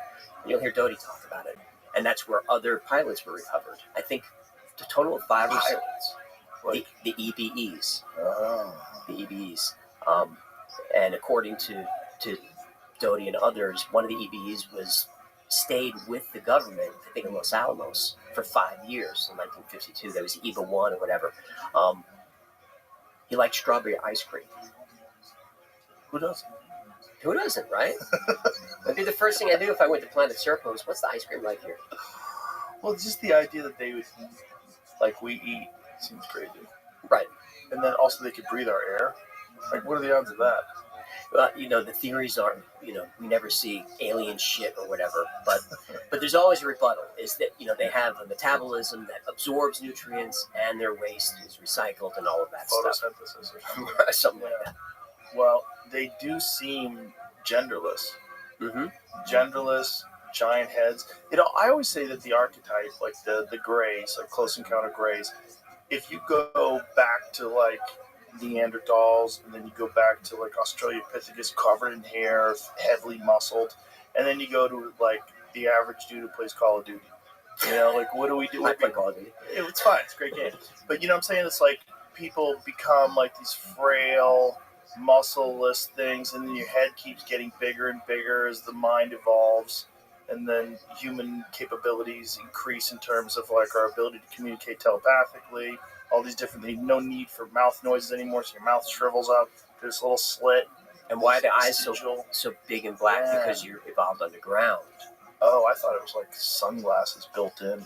Well, it could be the same. Like, that's what I thought. I'm like, well, that looks like sunglasses. Right. Like, you're going to protect your eyeballs if like your atmosphere is far brighter, and you have to be able to see things. I think there was one retrieval story that had that. Like, one of the black eyes was half open, but they thought it might have been something like that. Like a little shield. Like a shield. Like, that's a legit recovery story. I can't remember it offhand. Like camels have a weird shield over their eyes for sandstorms. Right. Yeah, like they have like an eyelid, a clear eyelid that covers over their eyes. That's they can like go through sandstorms and not get blinded. It's an interesting point that you brought up about Neanderthals. A lot of people don't know that just about 50,000 years ago, Neanderthals had basically an empire. Yeah. Over all of Europe For and hundreds of thousands of years. For hundreds of thousands of years, and then suddenly, boom, they're defeated by frail, weak, hairless humans out of caves, and it's attributed to we figured out a bow and arrow. We could harass from a distance, projectile weapons, and that's how we defeated this vast empire of Neanderthals who were not stupid. Who were bigger brains than ours. Bigger brains than ours. They had art, culture, music. They trained in warfare. They had organized warfare. I mean, can you imagine staring down the barrel of a division of organized Neanderthals coming at you? Right. Like essentially super athletes. Yes. With chimpanzee-like strength. Right. And speed. Yeah. And intelligence. And we came out of the caves and defeated them. Okay. And eyes so large that they think their eyes might have been able to see nocturnally. Mm-hmm. Yeah. I love that episode you guys did on Neanderthals. You debunked it at the end, but the idea that they were like more ape-like than they were human. They looked dark like skin, monsters, yeah. dark skin, fangs. Yeah, that was a cool episode. They're Yeah. mostly debunked, but yeah. But I mean, there probably was some hunting of humans. For sure. And when you're dealing with something that's a far superior physical specimen, yeah, when much denser bones, sure, much stronger than us, and when we know that we have some of their DNA in us, and it's when you hear we interbred with them, that's not precisely how it went down. Most likely, the women were carried away. That's how the interbreeding happened. Yikes! Yikes! Or horny men. Some lonely Neanderthal lady. Some dudes like a big lady. There's no shame in it. Yeah, a big, thick one. Maybe some fucking warrior children. They just want to be cut. Someone's just got dense bones. I'm looking for a lady with a dense head. Let's have a dense baby. Yeah, what does their fucking language sound like? It's like we used to think of them as being really stupid, and until they realized that their brain mass is actually larger than ours, and they're capable of language and all these different things. Like, okay, like how did we beat them? I don't know. That is a puzzle. Yeah. The answer is projectiles. Well, it kind of makes sense. I mean, if we were the only ones to figure out bows and arrows and atlatls and all that kind of stuff, it would work. Maybe, yeah. Especially organized, But you could still overwhelm you can overwhelm a few archers with just throw bodies at it. Warfare's been fought like that for humans forever. Maybe their language is too crude to allow for that kind of communication, like to strategize. You know what I'm saying? Like maybe their language is like very crude, normal day-to-day stuff. I'm hungry. I want to fuck. Like let's kill these people. It was not complicated enough to say like we got an issue here. Right. Here's the issue. We got to get around them from the back end, and then you guys got to distract them from the front. And this is what we do. I mean, that's the only thing that makes sense. Yeah. But it still doesn't make complete sense. Why were the brains bigger than us? That's the weird one. Like, we associate larger brains with more complex thinking. So why would what we think of as the most brutish version of human beings? I don't know, but don't Neanderthal brains, even though they were larger, had fewer convolutions. So, really? Do we know that? That's part of my research, which most of it's bullshit, but that's what I read. Large brain, but not as powerful. But interesting. Well, so maybe the large brain was attributable to physical capability. Just the fact that you can produce music tells me so much about your brain. And they produce music? They produce music and How art. do we know that? We found relics and artifacts of it. Of musical instruments? Instruments and cave writing and all that stuff. They use needles and thread to make clothing. Really? Mm-hmm. Wow. Yeah, very strange that we beat them. That's a Neanderthal tool? Neanderthal flute? Whoa, a bone flute. Made with the bone of your defeated enemy. Yeah, some dude. Mm-hmm. Made a flute out of his shin. Ooh, got that death whistle back then too. That's sort of musical. Oh, the Aztec It's Desmos. not the same. Aztec Desmos. That's great. That's a scary one. Yeah. Brian Callen blew it on the show in 2019, and COVID started right afterwards. That's summon the demons. Yeah. Brian I think, did it. remember that? January 2020. Oh, okay. It's like weeks Weeks before the lockdown? COVID was already here. might even been closer. I think COVID was already here by then. It's like with the anti-gravity. Why can't we cooperate with the Chinese? Yeah. Nope. Well, we No. we know how to do that. Yeah. Yeah. It's also fascinating to me how many different versions of human beings exist. You know, there's the Hobbit people, the Island of Flores. Right. That's Homo fascinating. floresiensis. Something like that. Floresiensis, whatever it is. Yeah, the 3 foot tall little furry creatures that they think get tools and more clothing and all that jazz. Yeah, and there's even the different branches. Like Cro-Magnon is not really from our branch. That's Really? That's a different. Yeah, we branch from a different branch. So not only Denisovan. this Dennis, right? And then what are the big head people that they just found recently? This is like super recent. Like there was an article that was made in December of 2024 about this other new branch of the human species that had much larger heads than ours. And they think it was like this really thick, muscular, like heavy human being. What is it called again? Uluran. Yeah. Big head people. Yeah. So they disappeared around the same time as the Neanderthals 2,000 years ago. Have you seen the images of what the reconstruction? Yeah, see, go to some of the drawings and just take a look like, oh, it's fucking insane. Were they taller? I do not know. I don't know how tall they were, but they looked fucking cool as shit. Yeah. Yeah, that's what I want.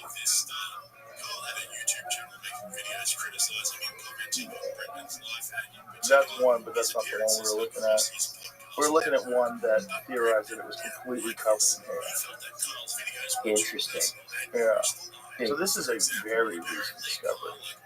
So how many? This is the thing. I think something like 90% of the species that have existed, we don't have fossils for.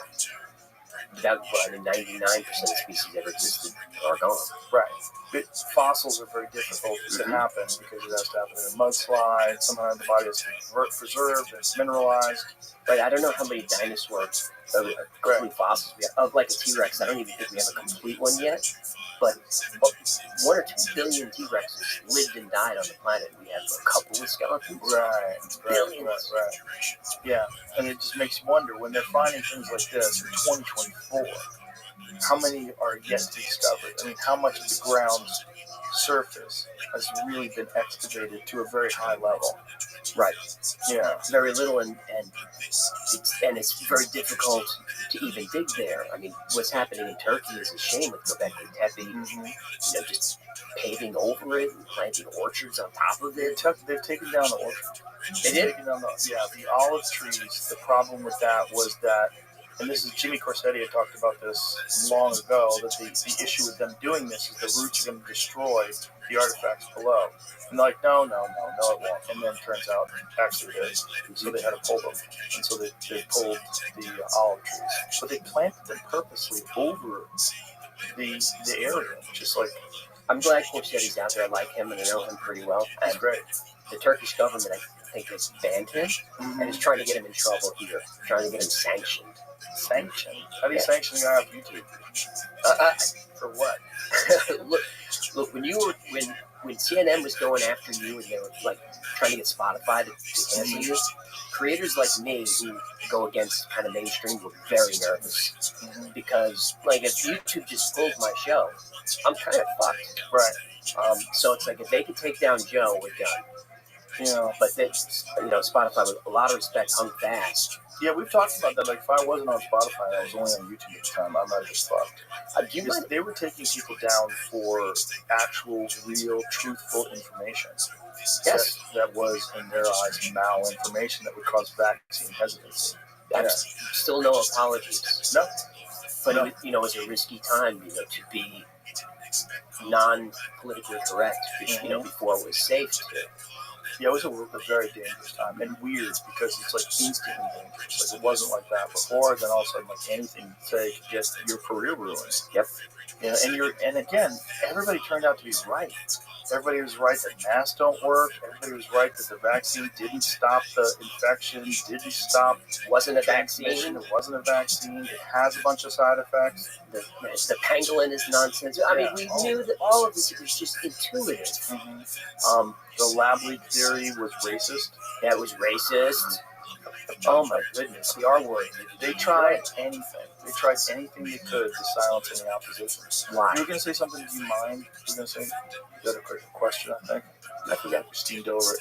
But we were talking about like the weirdness of that time, about how dangerous it was. Like, you know, it was real touch and go. It was real weird. There was like a lot of forces that were trying to get me removed because I was talking to people that they were deeming quacks. One of them, which is Robert Malone, who has 9 patents on the creation of mRNA vaccine technology. These are rock solid credentials these people had.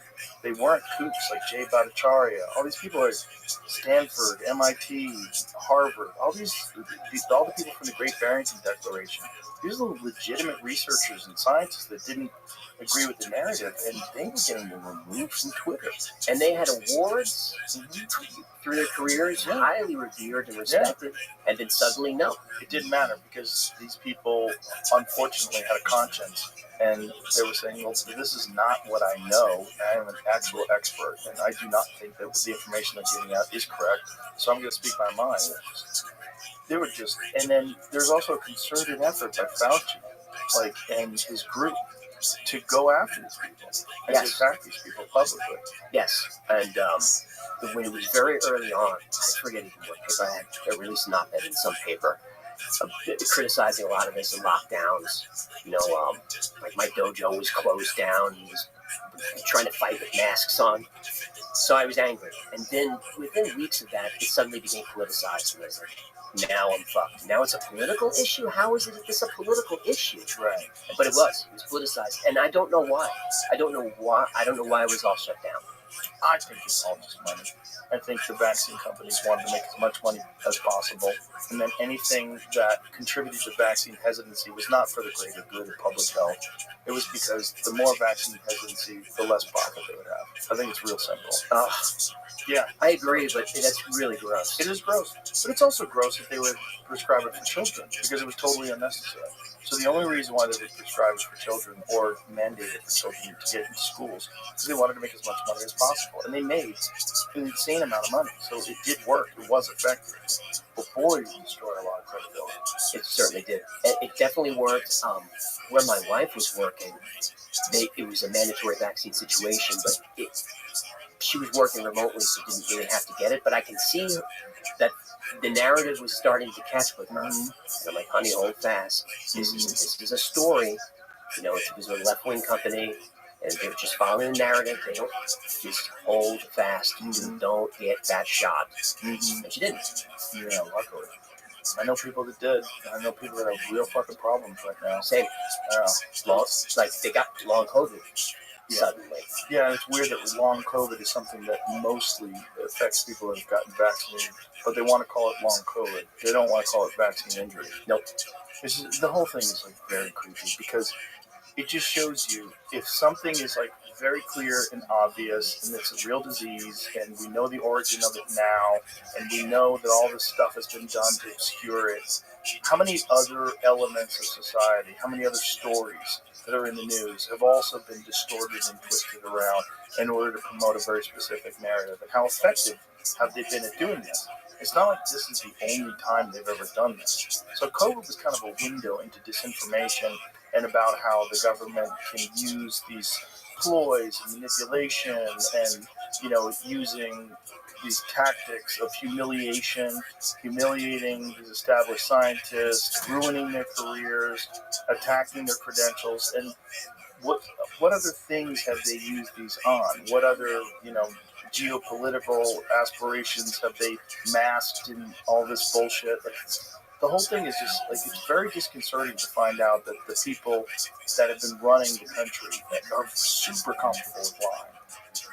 Here's the good news: is the irony of COVID is the forces that were forcing us to be locked down and stay home gave rise to independent creators and journalists and independent thinkers, folks like you. And because of their forcing the lockdowns, they destroyed their own industry. Yeah. And there's no going back. I mean, I haven't watched MSNBC or Fox News in years. And you turn it on, it's like, oh, this is just, I hear the same stuff from the left and the right. I just hear the same stuff. I get my news from YouTube, from all different sources, and that's what I want. And they destroyed their own industry. Yeah, and it's interesting to see, like, what is it going to look like, 5-10 years from now? Because 5-10 years ago, 10 years ago, you never would have imagined that CNN would lose all its credibility. No, that was, we watched, Desert Storm on there. Yeah, always. When you wanted to get the news.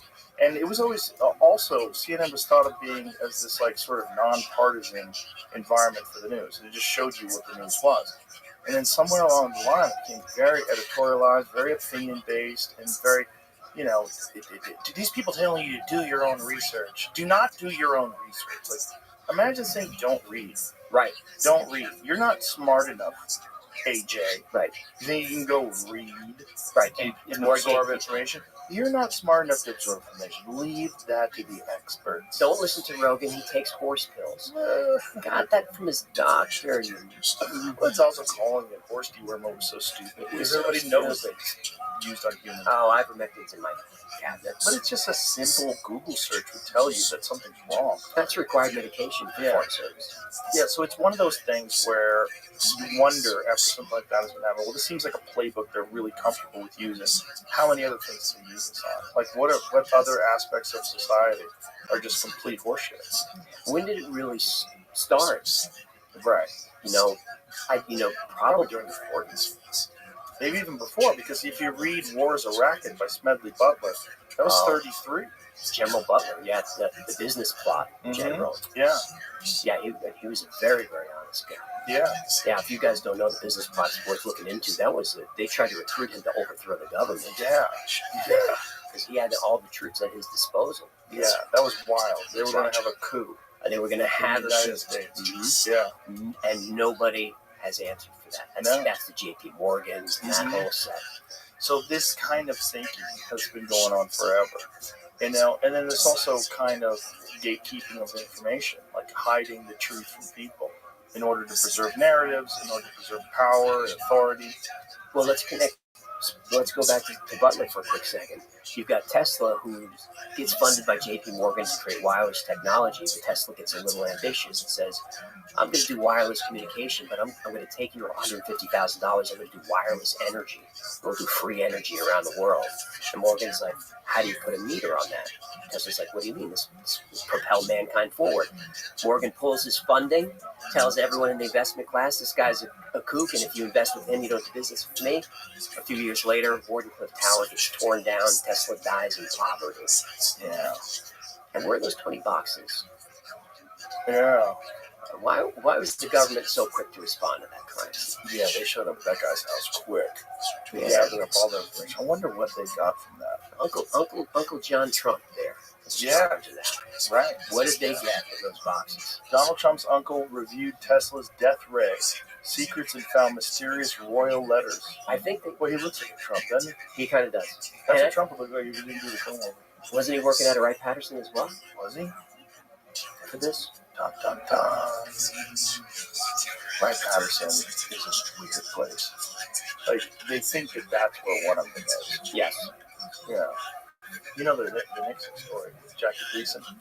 I know that Gleason was into UFOs. Tell the story. The story is Gleason got into UFOs because him and Nixon were drinking one day. And Nixon was like, yeah. I wish I was drinking with that. And then he takes them, he flies them out to wherever the base is and shows him a crashed UFO and these bodies that they have in freezers. And it was Wright-Patterson? I do not know. I don't know if Jackie Gleason ever said. The story came from Gleason's wife, and it was an article in some sort of a magazine. But then there's the house that Gleason built in upstate New York that looked like a UFO. Like, Gleason built a home. Yeah, that was like a disc. I'm going to look into this. It's such a good story. I wonder where they went. They would have been in Homestead Air Force Base. That might be Florida. In 73. I think that's where they were. Never playing golf. Embalmed. Was reportedly shown embalmed bodies of 4 alien beings. Dum, dum, dum. So Nixon exposes UFOs to a civilian, and then it does not go well for Richard Nixon after that. Well, I think what went badly for Richard Nixon was that Richard Nixon was inquiring as to who killed JFK, and he said he thought he knew. And he was kind of talking about it publicly, and they're like, okay. Yep. And they had already, brought in Gerald Ford, kicked out Spiro Agnew. They got rid of him. Gerald Ford, who was also in the Warren Commission report. That's right. And then all of a sudden, Nixon and Watergate happens. Nixon, the most popular president of all time. And it turns out that Bob Woodward was actually an intelligence agent, and this is his first project ever. Operation Mockingbird. And then the people that were involved in the break-in, all FBI. G. Gordon Liddy. Yeah, the whole thing was a coup. All was a coup, all was a setup. And we are all parroting, Nixon was a crook. That guy was a crook. It was this or that. Like, they did a great job. The PSYOP was wonderful. I'm a patsy. Yeah. They say it over and over. Mm-hmm. Yeah.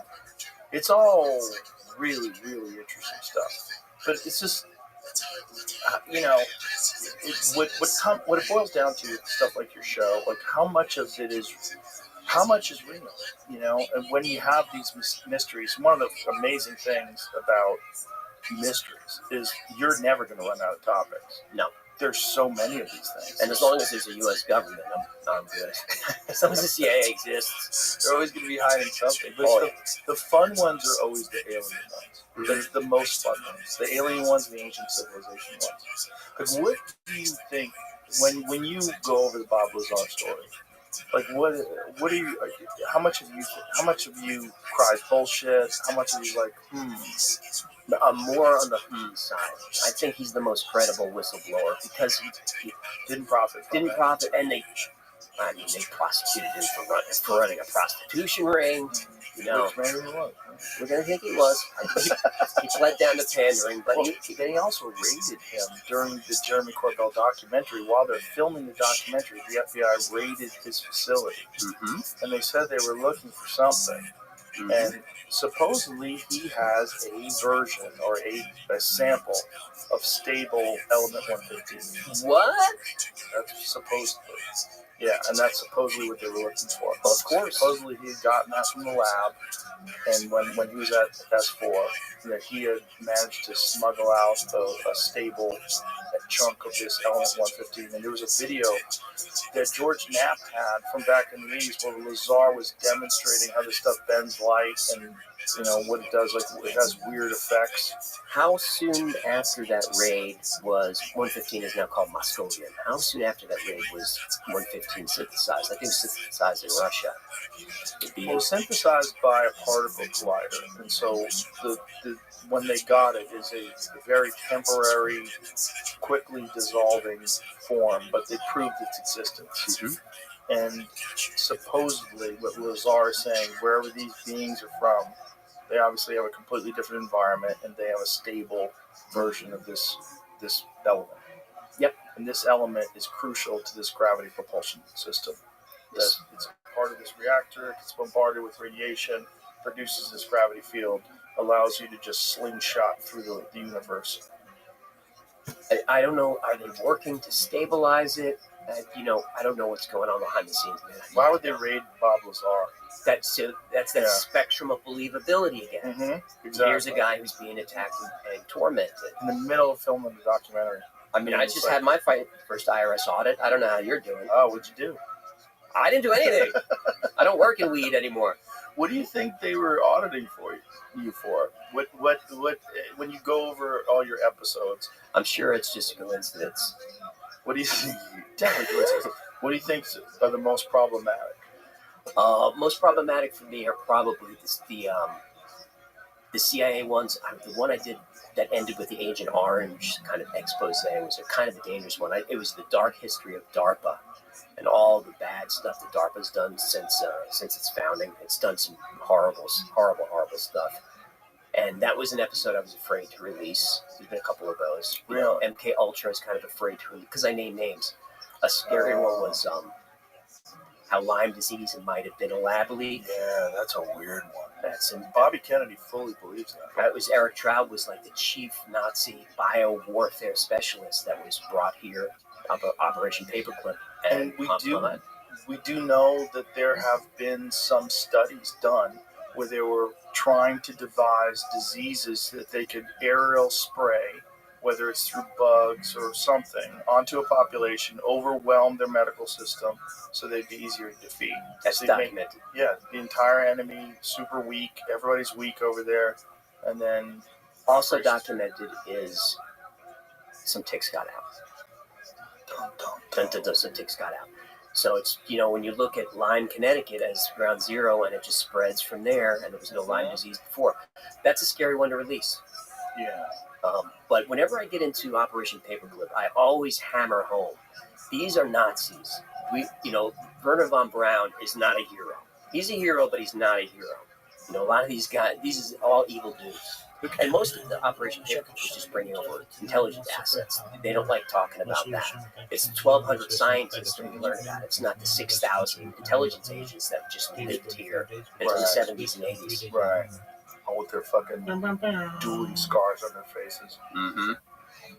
Scary looking dudes, like right out of Indiana Jones. Right, SS on the shoulder. And that's what was a part of NASA. That was running NASA. Like Right. Werner von Braun was an actual Nazi, and he was the head of NASA. And SS Nazi. So the V1 rocket program killed 3,000 people in London, but killed 30,000 Jewish slaves building the rocket. 10 times more people died building the thing.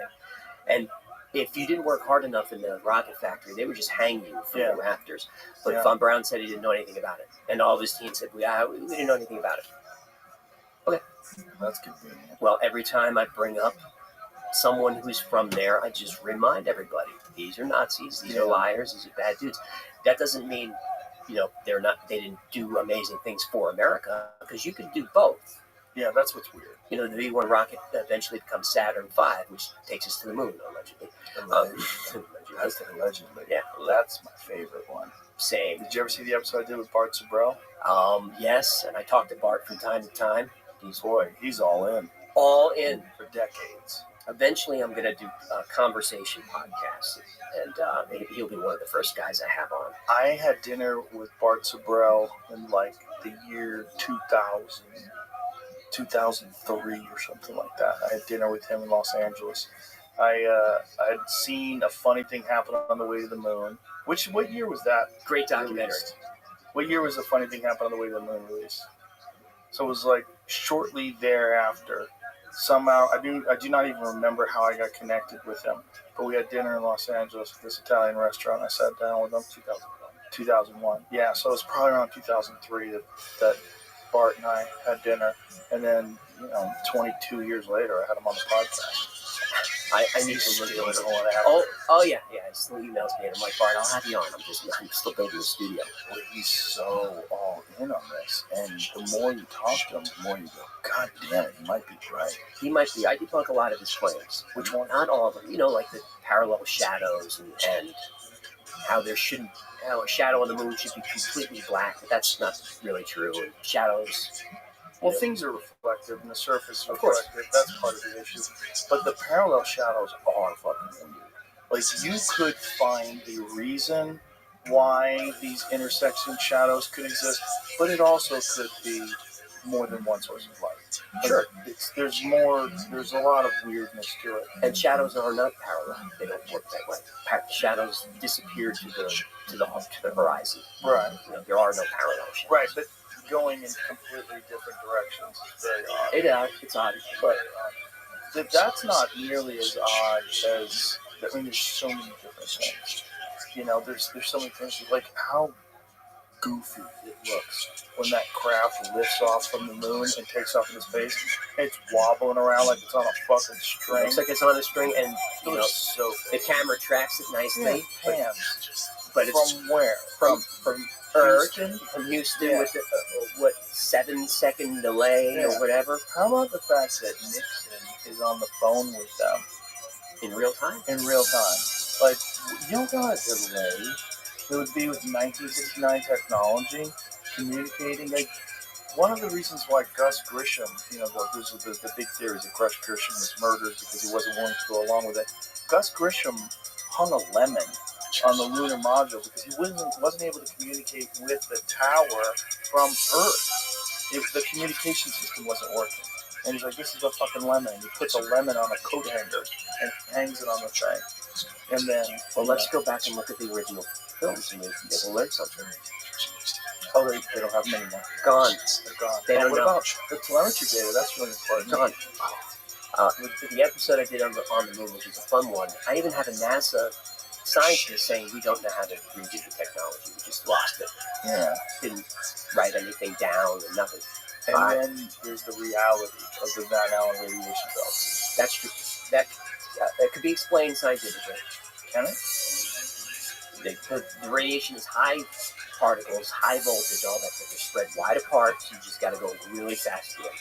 Right, but it took hours to get through it. It did, but they're still moving fast. Or it would kill everybody. Or it would kill everybody. This is one of these nobody theories. but the Apollo astronauts ever got through that. What I would say is, like, they never even flew a chicken through that shit and had to come back alive. No. And they just didn't try it out with people. Laika the dog did not survive when they threw Laika up there. Well, how about Operation Starfish Prime, where they shot a nuke into there to try to blow a hole through it, and then it wound up making it more radioactive? Of course. They thought they were going to blow a hole Right. in the Van Allen radiation belt, so you just pop through that hole. Right, and now thanks to that, we've got the South Atlantic anomaly where there's just no protection anymore. We appreciate all that. They blew out the power in Hawaii. Right. Yeah, they fucked up the grid. They were detonating nukes in space. Really crazy. People in the 1950s and 60s were buck wild. They were. They had so much power, there was no internet, there was no oversight, and they were doing things that were completely new, like nuclear bombs. They're like, let's see if it does this. Even Oppenheimer, they didn't know what was going to happen. They had a more than 0% possibility that it was going to cause a chain reaction that would destroy the entire environment of the Earth. Yes. And they were like, let's see. Well, we got to try it. Only one way to know. Mm-hmm. Right. That made it. And something like Bikini Atoll, which I think was Castle Bravo, was like 3 times more powerful than they thought. It's like we're going for 10 kilotons, but we get 30. Dude, you got to carry the what? Be careful. Be careful. Just be careful. Carry the what? I don't even know why we mess with it. Yeah, it's too late. Too late. The genie's out of the bottle. So if you had a bet, if you had $100,000, you get the bet, we went to the moon, we didn't go to the moon. Now, that money's not enough. But gun to the head. Gun to the head. We went to the moon without people. That's what I would go with. But let me preface by saying, on my head, I'm like a bobblehead. I go back and forth, and I can be convinced one way or the other. It's a very complicated issue. Like, I can be convinced both ways. There's also the weird footage that looks like they're on wires, but they're pulled up and it's all down. You can see the reflections. Yeah. Yeah, I get into it. It's a good episode. I get into all of that. I cover Bart. Buzz Aldrin knows how to throw a shot. Kind of. He is hip into it. Cold shoulders. But that's also the thing is, like every other technology from 1969 is cheaper, easier, and faster to reproduce today, except the moon landing. Right. That no one has ever done it again. No one has ever even been to deep. Not human beings have ever even been to deep space. I don't know why. If we could 3D print anything, why don't we send a 3D printer up into orbit, and then every time Elon launches a Starlink, just bring some substrate, bring some wire, and just deliver it there. Every time, because you can do 10,000 of them. Just bring some wire, bring some aluminum, and we can just build the stuff in orbit. You don't have to worry about escaping gravity. Just build stuff up, 3D print stuff in orbit. It sounds a little more complicated than you're making it out to be, but I see what you're saying.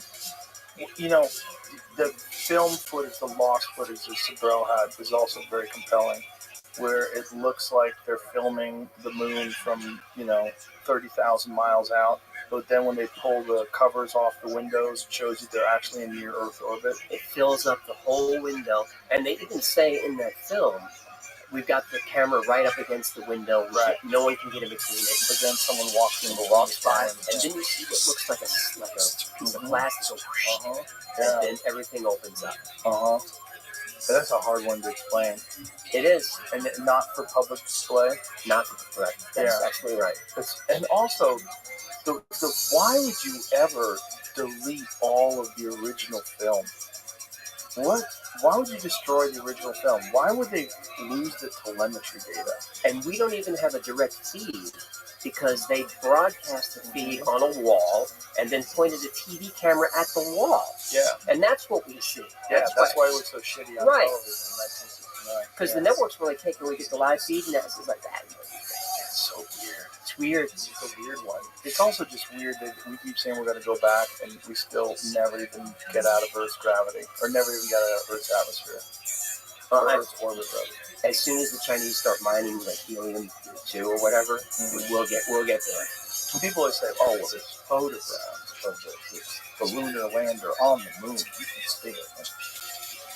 How big is that buggy up there?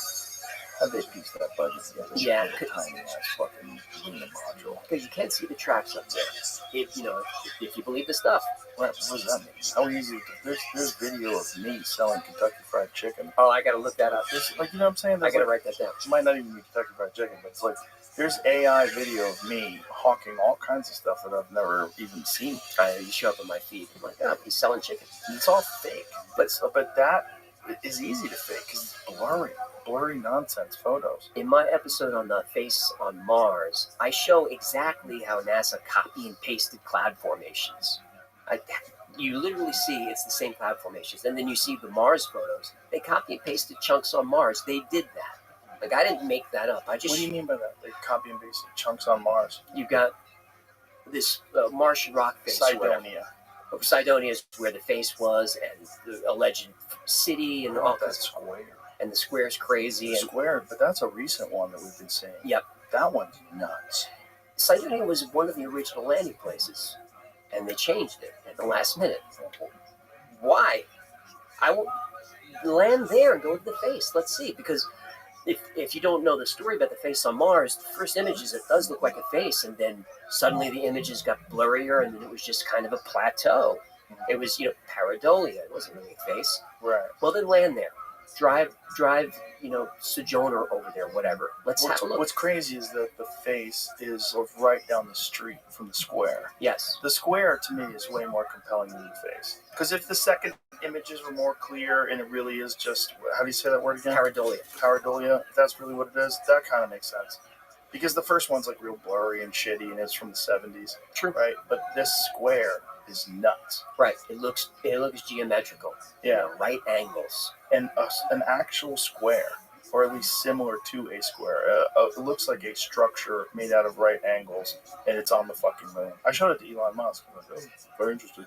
We should probably go up there and look around. We should. Yeah. I mean, they're finally admitting that Mars used to have an atmosphere and oceans, giant oceans. They're And finally they found admitting frozen water on Yep. Mars. Yeah, which is like, okay. Yep. Well, if we go back millions and millions of years, like, what did it look like? What was going on there? it. Remember, they sent Joe McMoneagle to remote view back on Mars. Oh, what did he say? He said he saw giant, tall beings there in a very advanced society.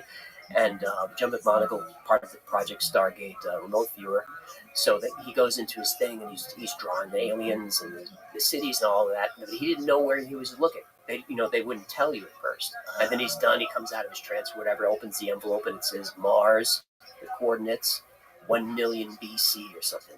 He said he saw stuff. And Stargate, again, Ingo Swann saw all kinds of stuff on the far side of the moon, which I don't hear covered a lot with Ingo. But he remote viewed the moon because he always wanted to do more stuff. He's like, I don't want to look at a bridge. I want to go to the moon.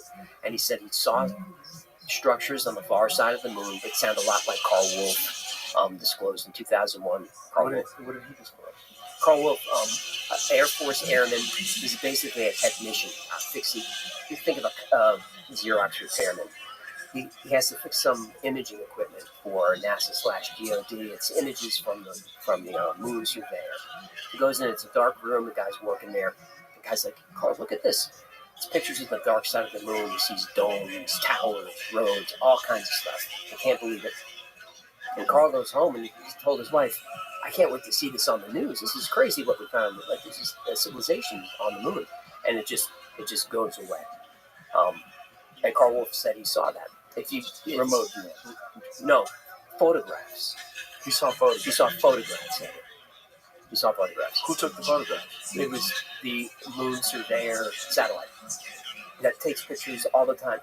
It's like we have images. We have stuff around the moon. I don't know why there's no webcam. I don't know why we can't just tap into Throw the a satellite up there. something. They're there. Just send a signal back. I read that they just got like 5G working in space. Send us a signal. Put a webcam on the ISS. Let us tune in. So Carl Wolf saw that stuff. Ingo Swann saw the same things, but he saw actual beings there. And he said they were able to sense his consciousness. And he snapped out of it. He said aliens are on the far side of the moon, and they are not our friends. So it's very interesting story. Ingo Swann, very interesting cat. So what took these photographs? Moon surveyor, lunar surveyor, with satellite. None of that stuff's ever been released? Oh, they released a lot of images from the far side, but they release what they release. That's why we know there's fewer impacts on the far side, because we've seen those images. But there's no images of these domes? Or No. I've seen some that maybe are faked, that look pretty compelling. I forget what episode I showed them in, but when I found them, it was mind-blowing. And I can't find them again for some reason. I wanted them for another episode, but I can't find the photos, which is always suspicious to me. It's like suddenly the thing is blurry off of Malibu. You just can't find the stuff. But my gut tells me something's going on up there. Someone's aware of it. I'm dying to know what it is. It would be unbelievable if Mars was the first planet that had life before Earth was capable of supporting life. It reached a very high level of sophistication and then started seeding Earth.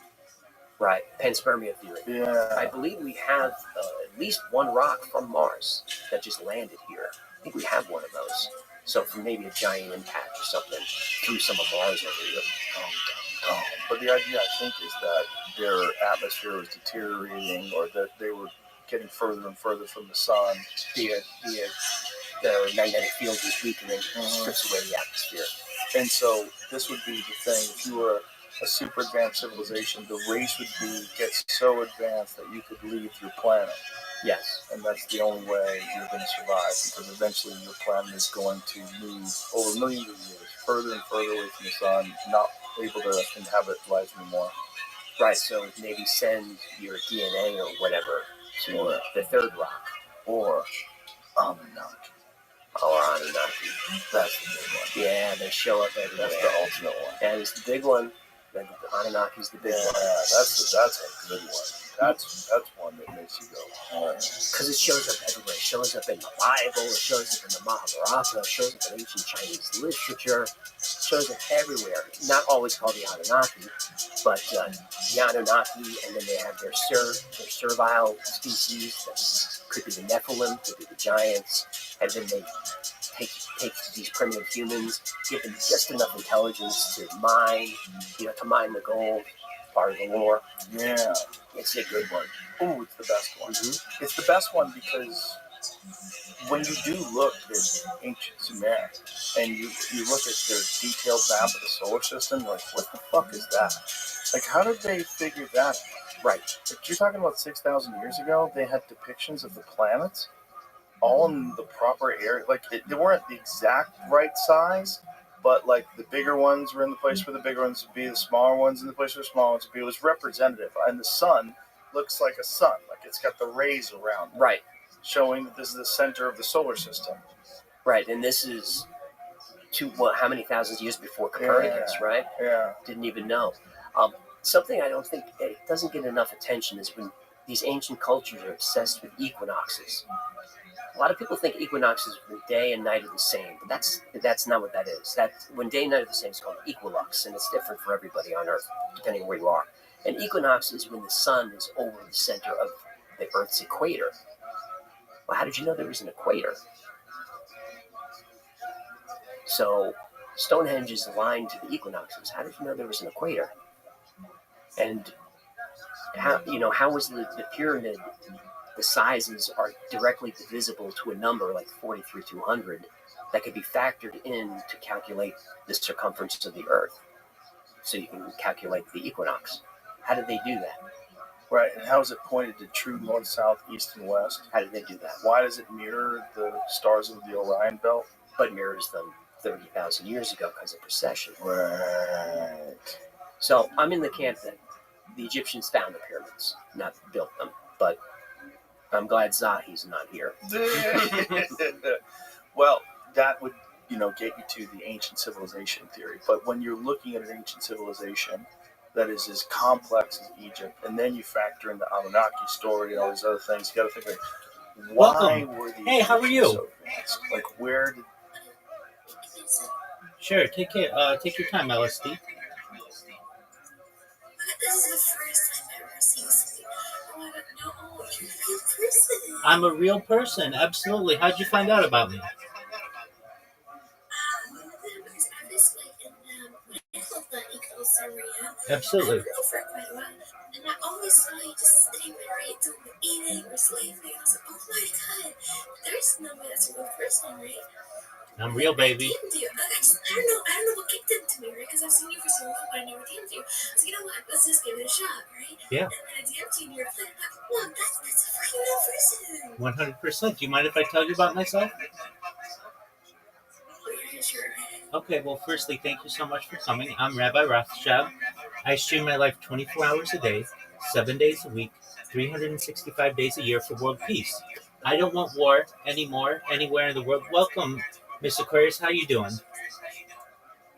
How are you? I'm well, thank you. Just one moment, Miss Aquarius. We'll play in a moment. I am introducing myself to our new friend here, LSD.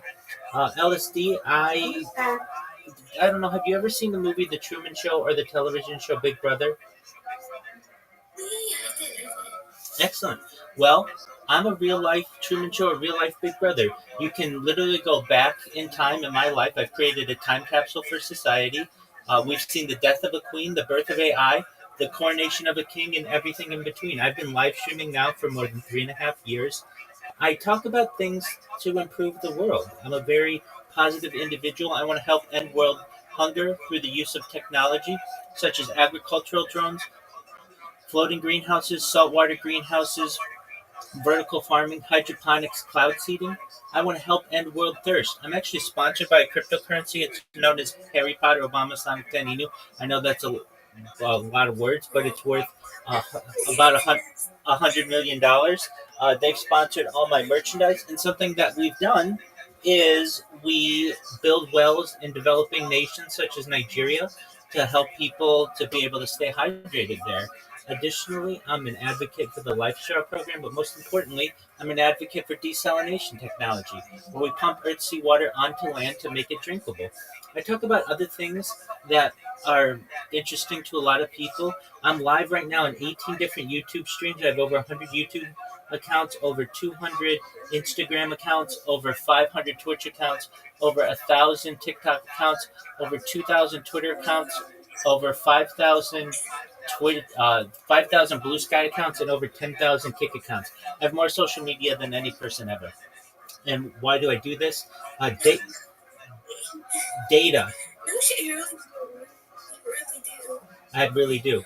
Data is why I do this. The reason why, The Economist magazine stated in 2018 that data had overtaken petroleum as Earth's #1 resource.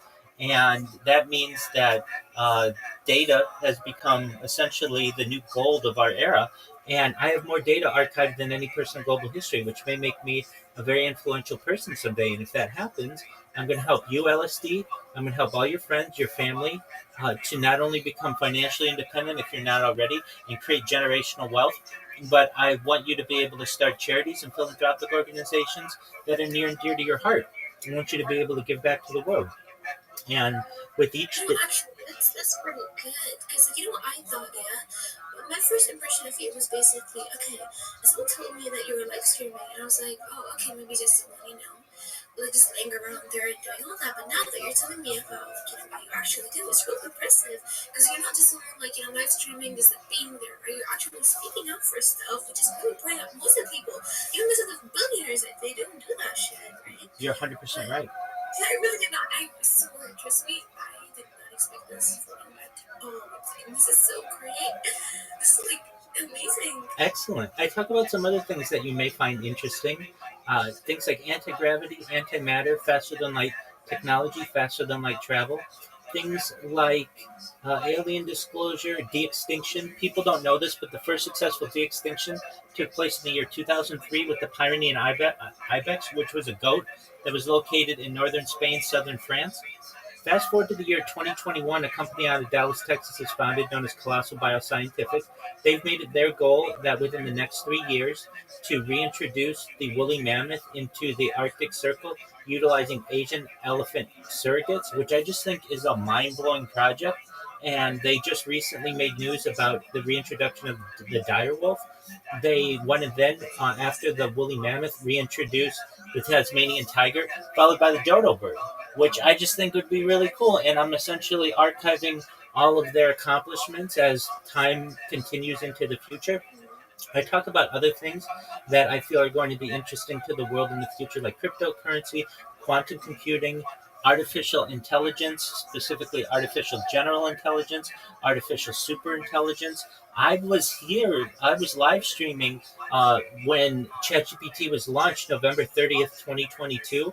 And so I've seen essentially the birth of AI, at least this phase of it, and I'm a major advocate for it. I know essentially the power of it, or as best I can. I talk about other things, though, that specifically may help you, LSD. And this is all with your consent. I'm very big on consent. If you just want to live a normal life and you don't want to be affected by any of the things that I talk about, that's totally your prerogative. But if you're interested, I'm an advocate for something known as life extension technology, where with your consent, you may be able to afford in the future, with me just literally giving you money, things like oxygen therapy, human growth hormone, stem cells, nootropics, cryonics, cryogenics, ambrosia therapy, cold shock therapy, to eventually get what your previous average life expectancy would have been, maybe about age 80 to age 100 or 120. But then you may say, Rabbi, I've made it to 120 years old. This is really nice. What's the next plan? And again, this is with your consent, but if you're interested, you may be able to afford and utilize a type of technology in the future known as mind uploading technology, where we scan your brain into a computer like a CAT scan or an MRI, knowing where every atom is in your central nervous system and your peripheral nervous system, for later download as an android, an avatar, a cyborg, a cybernetic being, a clone of yourself, a robot, an ethereal being, whatever you want to be, LSD. But essentially what I'm saying to you is that you may be able to utilize a type of digital immortality in the future, which I just think is a really exciting premise. And with that, I really appreciate you allowing me to tell you about what I do. Wait, are you a scientist? Well, I'm to some extent, yeah. I mean, I'm a certified project management professional. I've launched apps on the App Store and Google Play. I've also had major contracts with Fortune 100 companies. So, in many ways, I'm a computer scientist. That's crazy. Wait, okay, I have a question. What are your thoughts on aliens? Oh, I'm a huge advocate for aliens. It's one of my favorite, if not my most favorite subject in the world. So I'm an advocate for alien disclosure. So I think that Earth is potentially seeded here by an alien civilization, that they visit us every single day, that I believe people who say that they are alien abductees. They have implants that we've been able to remove in surgeries, and realize that the metals within them are not Earth Earth found metals. They use elements that are outside of what we have here on Earth. I think if you just really analyze the just social media, you'll see people who upload videos every single day of UFOs and crafts that we have no explanation for, making 90-degree turns at extremely high speeds.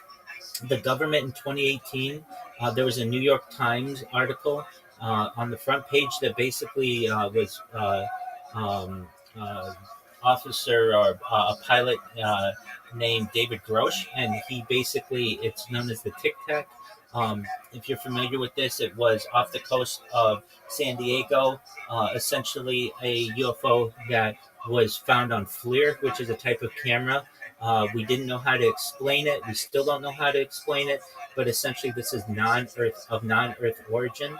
I'm a huge historian of the Roswell crash that happened in July of 1947 and the subsequent events that happened since then, including the founding of the CIA, the Central Intelligence Agency, the NSA, the National Security Agency, and things like Project Blue Book, Project Bluebeam, and really up until the modern day. So, in terms of aliens, I am a huge believer. I'm actually watching Joe Rogan right now. If you know what Joe Rogan is, he's talking about aliens and many of the things that he's had guests on who are first-hand witnesses to some of this. So, in answer to your question, I'm a huge believer in aliens. LSD, what are your thoughts on aliens?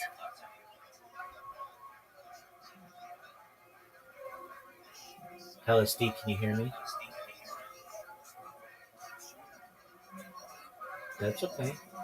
LSD, are you there? That's all right. Miss Aquarius, how are you today? I'm doing amazing because my class is almost done. All How right. are you? I'm lovely, thank you. Are you ready to play? Yeah, it's 2 grams. You got it. You ready for your invitation? Yeah. Yes, ma'am. How was your day? It was amazing. It was good. That's wonderful to hear. Uh-oh. Uh-oh. You know what? You still might get something. Get 2. Oh, you got more than 2. You got 3. That was an interesting one.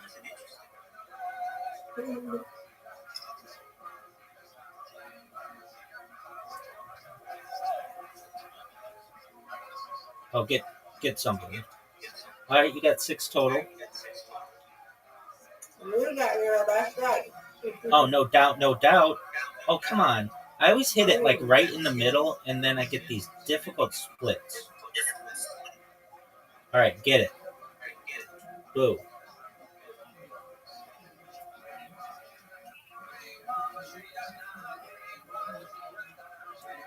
Get it, Miss Aquarius. Oh, what a strike. What a strike, girl. Good job. You're welcome.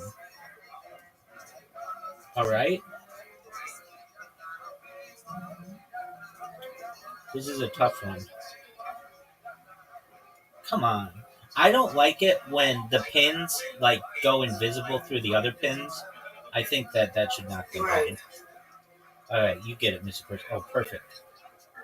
Oh, wow. That's going to be a lot of points for you. You're at 32. Whoa. Okay, you got it. Get it. Okay. I'm going to get these 3 beautifully. Got them. Good job. Thank you. No doubt, no doubt. Oh, okay. I see how you do. Get these.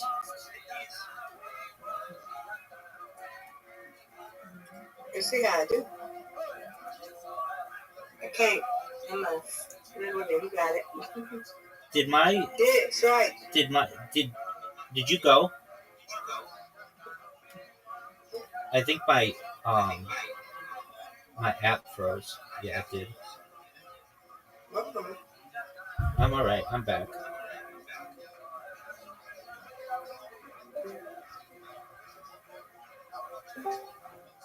There she is.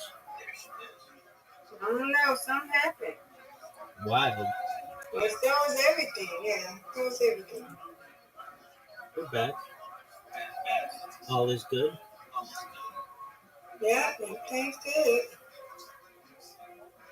All right. Get these two. No doubt, no doubt. You got him. Perfect.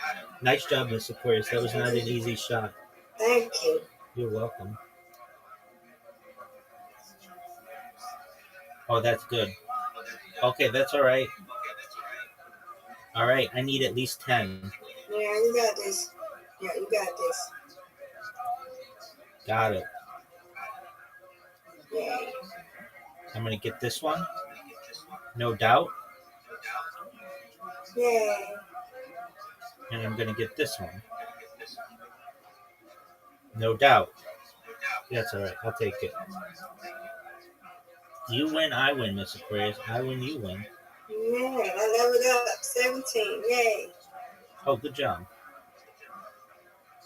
Thank you. You're welcome. All right, one more? Got one more. Yes, ma'am.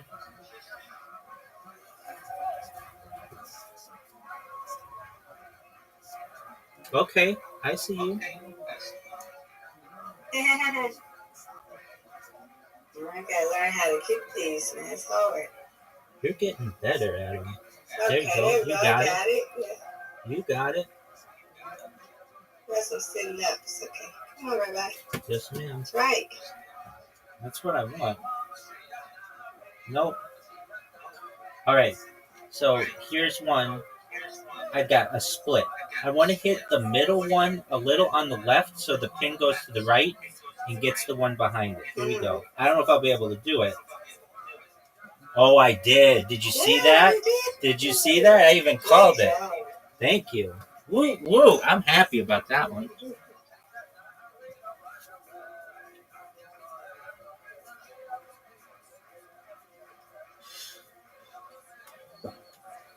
All right. Get these. Get these. You got them. Nice spare, Miss Aquarius. Thank you. You're welcome. That was not an easy spare. No. Get it. All but one. You got this one. For sure. No doubt. Got it. Get it. Yay. There's something very satisfying when it's going to hit the pin and you know it. Welcome back, LSD. Hope you can hear us. Hope you're having a nice evening or day wherever you are. Ooh, almost. I'm so sorry, you know mom did? She came in here and she's like, what are you doing? And I'm laying down just chilling. And she's like, study. And I'm like, I'm not gonna study. And then she picked up a shoe weight. She's like, are you gonna study? No study. I'm just gonna study. And I made her chase me around the fucking house. Okay. Wow. Well, what are you studying? It's like some English work. All right. Do you use AI ever? Do you use AI, artificial intelligence, ever? Every single Good for you. Good for you. That's great. What's your favorite AI to use? ChatGPT? That's good. That's probably my favorite as well. Excellent.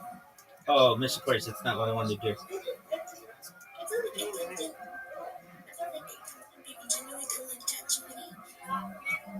Oh, I think it's very good. Oh, Miss Aquarius, great shot.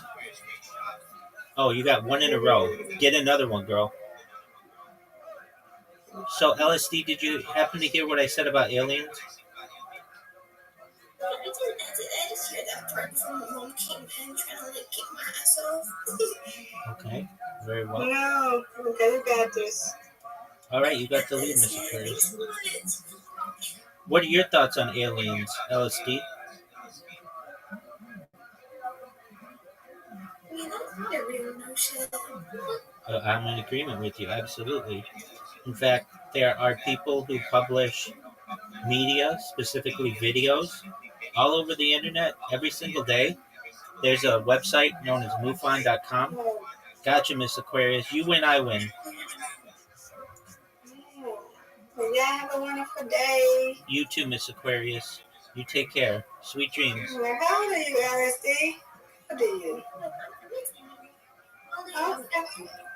Keep your education, okay? Keep it up and you will be more successful. I said, keep your education moving. You be more successful, okay? Keep reading books. You're welcome. Oh, sweet. All right, everybody. See you tomorrow. Excellent. Take care, Miss Aquarius. Sweet dreams. All right, y'all too. Sweet dreams. Thank you. So, LSD, you're studying English. What else do you study? I'm actually into like computer IT. Oh, excellent. Excellent. That's the right thing to be studying. I want to gain extra credits on something like English. Okay, very well. All right. So, I'm a real person, and my interests are. So, I hope I've been a pleasant surprise to you on what I do. I am a real person. I know everybody in the ego world thinks that I'm just like a bot or something, but no, I am a real person, and I talk about interesting things or things that I feel are important to society. Overall, though, go ahead. Overall, though, you should just know that I'm a positive person. I am here to provide support to you if you ever need it. I'm here to be an optimistic individual and just to give people hope. So if you ever need a friend, I'm here for you. Thank you so much. Absolutely. You know what? So do you do you do go out of your house, right? Do I stream from my house? Yeah. No, do you go out of your house, outside? Oh yeah, absolutely. I've streamed as far north as Santa Barbara, as far south as San Diego, as far west as the Pacific Ocean, as far east as the mountains and desert. I've streamed in Beverly Hills, downtown Los Angeles, Disneyland, basically everywhere in Southern California. That's so crazy. Are you married? No, I'm single. By choice.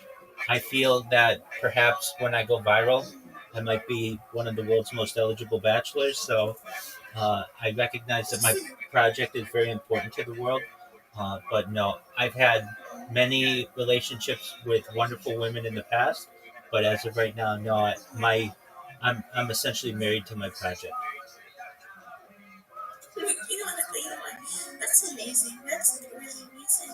So do you have your mic on only when you're on your server? That's it? Yeah, so I'm in a bunch of different servers right now. So I'm in Ego World and Socialize. Yeah, because it's too many. Well, a lot of times the moderators, if you're not focused on their Discord, they'll ban you because you're just talking or you're loud. So imagine if I had my microphone on in Ego World right now, and you and I are talking. They're going to hear all of that, which is absolutely fine. But some people might not want to hear that, and so then you get automatically muted. And So go ahead. your server's the only one that you're gonna have your mic on? Generally, so I have two microphones in here. You can always mute the one that has Joe Rogan on it if you're getting an echo effect. And I'm also in one that's known as Fish Tank. I'm in the Socialized Discord. I'm the number one streamer all time in Aiden Ross's Discord, in Kai Sanat's Discord, in iShow Speed's Discord, in Amaranth's Discord. So I do have a lot of experience streaming in other Discords, but for the most part, I don't turn my mic on. Also, a lot of times, I want to make sure everybody in here is 18. A lot of times there are people who aren't 18 in some of the other Discords, and I don't want to talk with them. Right. Nothing. Is it okay? Go ahead. Ask you how old you are? Yeah, I'm 39 years old. 39. That's absolutely right. Yeah, you're so. That's weird. That's why you're so intelligent. Well, perhaps. Go ahead. Every old person is gonna be intelligent. I'm not calling you old. You just did. That's okay. I'm experienced, and I recognize that. Really, with my thoughts on society, I may be just an infant in the world of what I talk about, which is transhumanism, essentially being able to live forever within reason. Now, when I talk about living a really long life, I don't mean just 120 years old. I mean like 120 million years old. I mean very, very long lives. And I think this is all possible.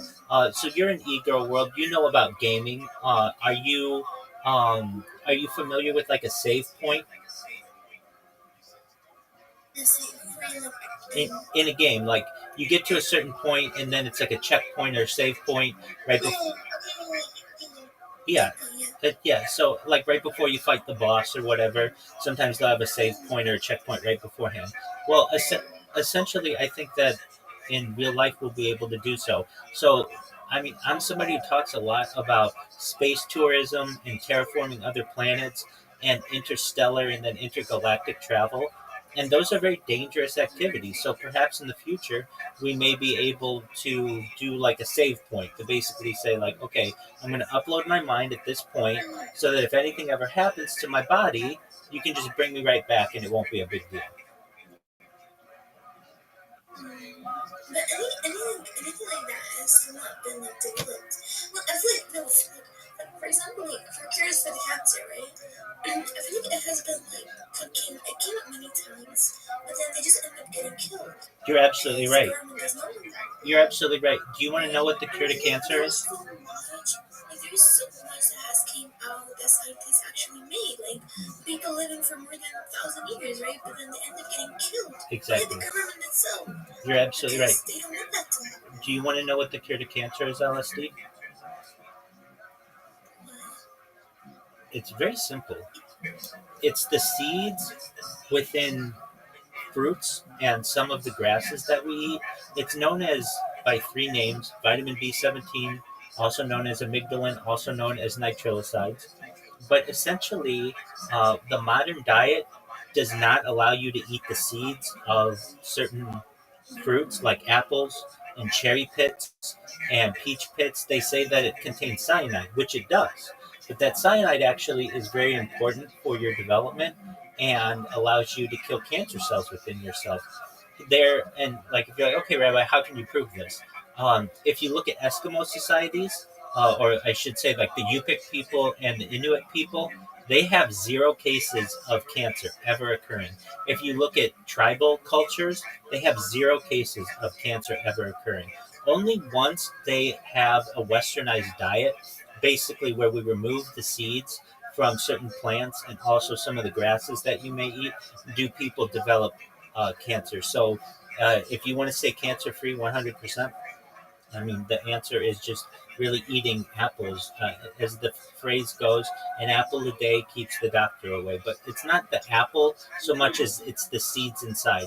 I don't eat at McDonald's, but I have seen McDonald's meals. If you ever get apples at like McDonald's, there are no seeds inside. Why is that? Well, a lot of people say they're bitter or you can choke on them and things like that. But in reality, it may be because the powers that be, don't want people knowing about this type of information. You're right. That's Absolutely. crazy. Think about any person that you've ever met who's gotten cancer, and I bet if you've ever seen them eat fruit, they didn't eat the seeds. They would just eat like the core and then throw out the seeds. It's very simple. It has nothing to do with like, modern medicine. I mean, well, I should say this. Carcinogens and things increase your cancer. And so, like, let's talk about this for a second. Let's say someone who's a smoker. What happens is they develop carcinogens in their lungs because of the additives in the cigarette, and their body ends up fighting the carcinogens, trying to clean out the body.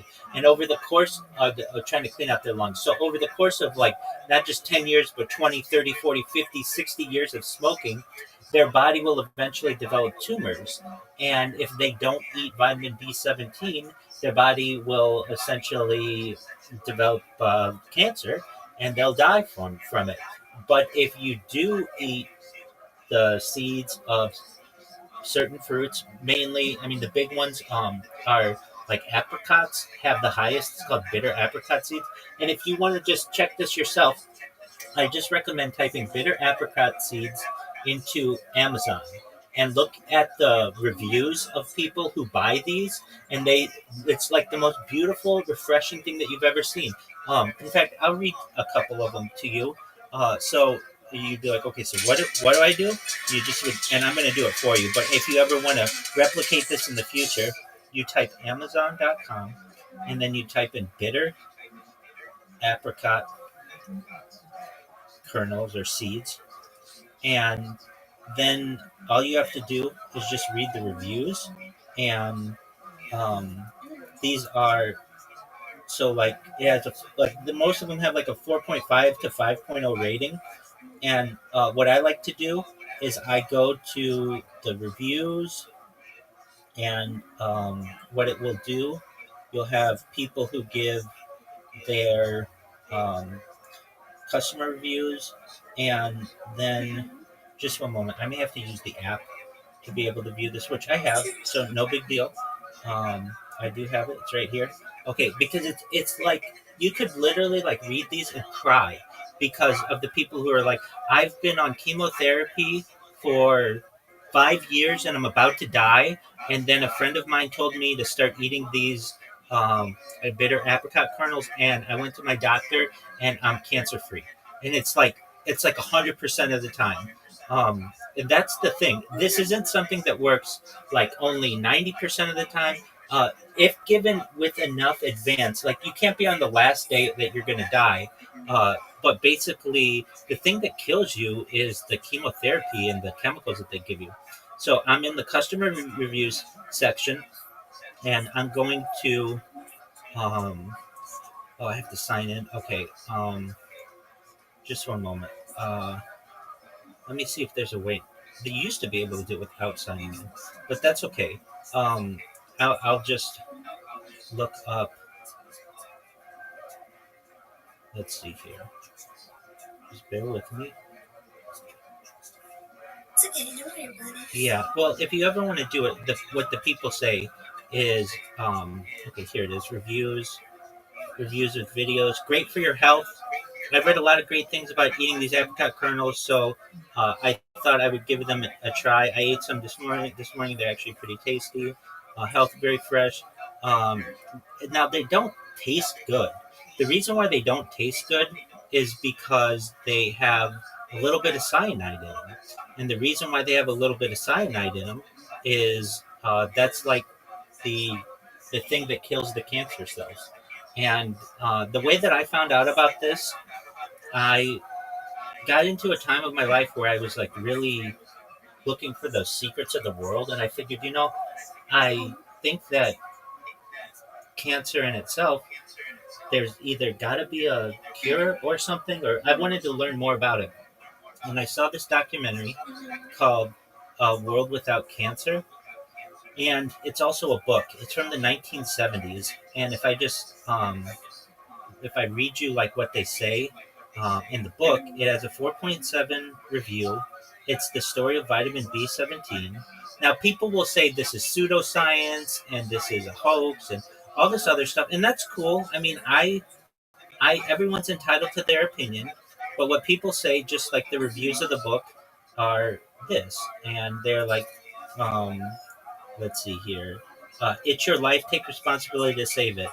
Uh, that's now my philosophy. Read this book and others so you can make informed decisions. You have the right to be involved in decisions concerning your own health care, and then it goes on. The next person, a must read book for anyone who has cancer or wants to prevent it. I purchased this book as my father has advanced prostate cancer, and I wanted to find out more about B17. I came across the potential benefits of B17, also known as Laetrile or amygdalin, and it in the form of bitter apricot kernels through Ty Bollinger's book, 31-Day Home Cancer Cure.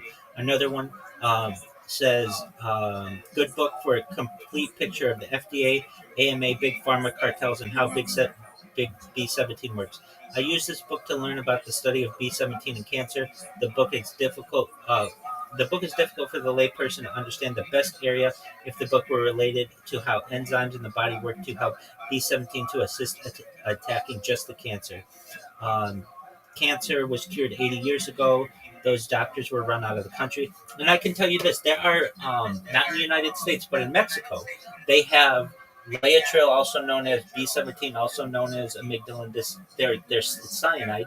They have clinics in Mexico, and a lot of people in Hollywood go there to get their treatments because they're not available in the United States. So you had mentioned cancer, and I didn't want you to run down the same rabbit. I mean, you can run down the same rabbit hole that I did, but this just provides you guidance that, oh, that's why people in the past lived so much longer than they do today. It's because they're not eating the seeds. And that's the key thing.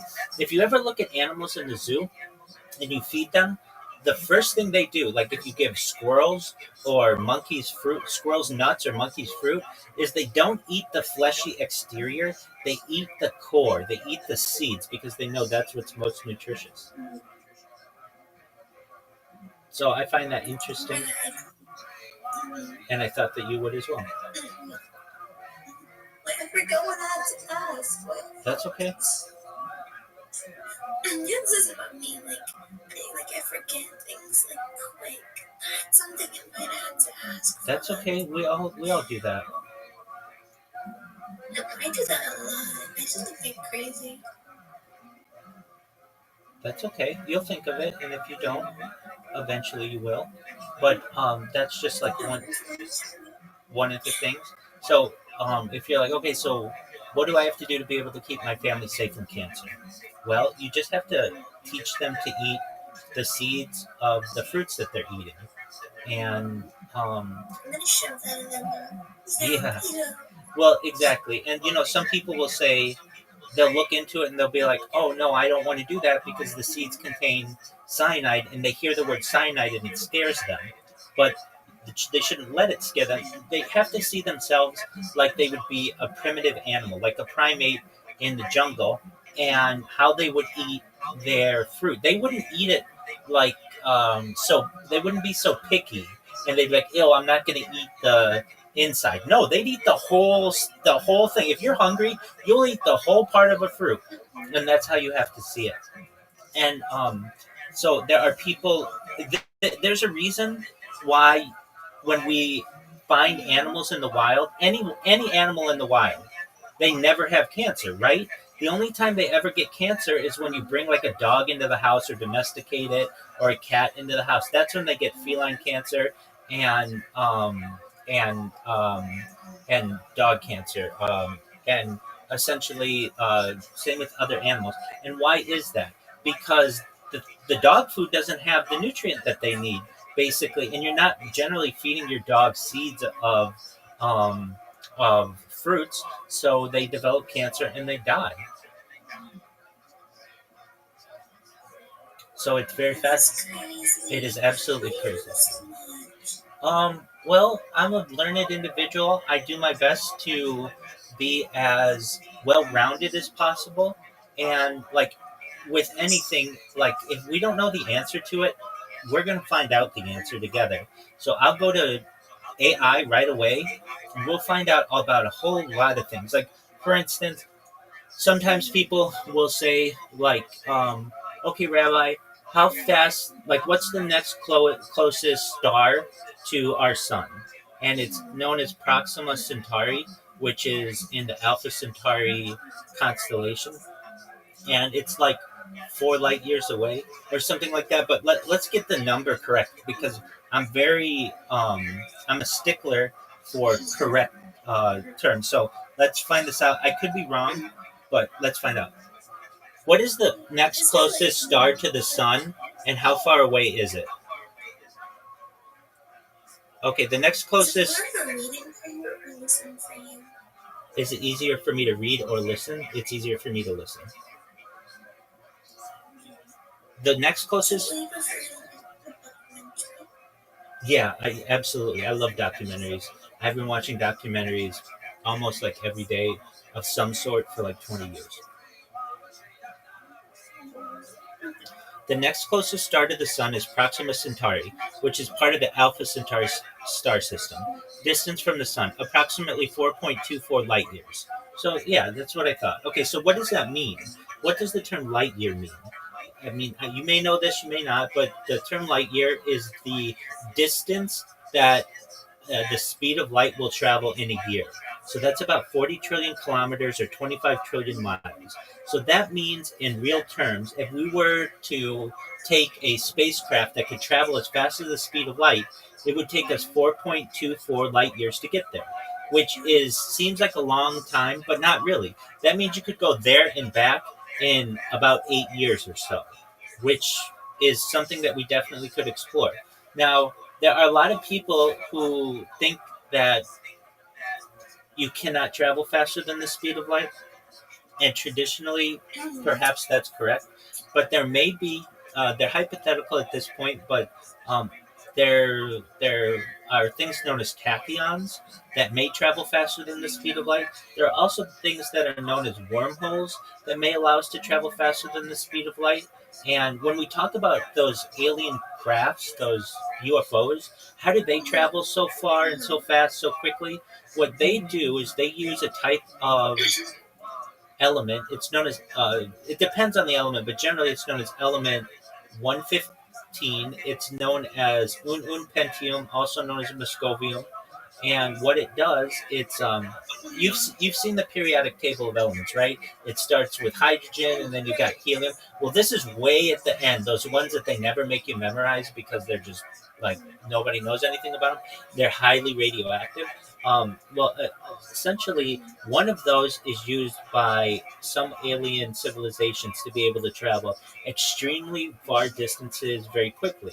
And the way that they do it, when you have that kind of element, it's extremely reactive, but that means it can create a lot of power almost instantaneously. And so, what they can do is create an artificial force field at the front of the craft and be able to essentially warp space time, and be able to travel extremely far distances very quickly. As I understand, UFOs have basically like a two speed system. There's speed A and speed B. And like speed A allows them to travel very like interstellar space, really far distances, and then speed B is what they use when they're like traveling around the Earth, when they don't need to go super fast, but they need to be a little more careful of where they're traveling. So, like whenever we have any kind of question, I don't like to just be like, well, I don't know. I do like to not know things because that means it's an opportunity to learn more things. And so, what do? We look it up, and we have such tools now, and it's why it's so refreshing that you said LSD, that you use ChatGPT every day, because that means that you are a learner and that you want to find out the correct answer to things. So, I think that that's wonderful. I remember what I was supposed to ask you. Excellent. What was that? Hey, so I wanted to ask you, like, do you believe in God, or are you like an atheist, or Sure. Christian? Sure. No, I'm not a Christian. I'm an Orthodox Jew. I'm a rabbi, which means teacher. I think, though, that no matter what your background is, everyone can agree on this. Whether you're secular, which means you don't believe in anything, or you're a theist and it means you do believe in something, that firstly, nobody knows. So I'm okay to say that, which technically means that I'm agnostic. But I think everyone is agnostic everywhere because no one knows anything. So, with that being said, if I do believe in what God is, I believe God is energy. It's the thing that allows us to love our family, and the thing that keeps the earth spinning around the sun and all of the stars in the sky. I don't believe that God is corporeal, basically has a body. I believe in the unity of God, but basically, God is energy. Whatever energy is, that to me is God. Makes sense.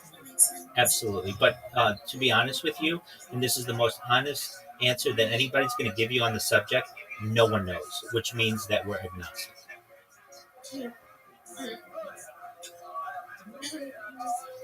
Does that?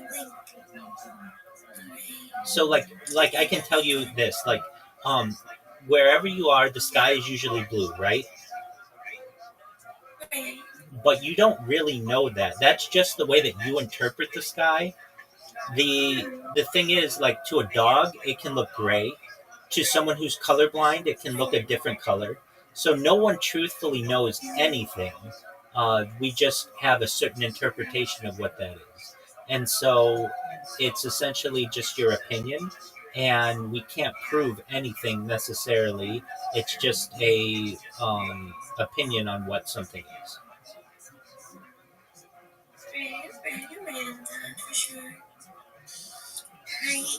I had too much information for today. You know, I'm the type of person. Okay, look, I heard you, right?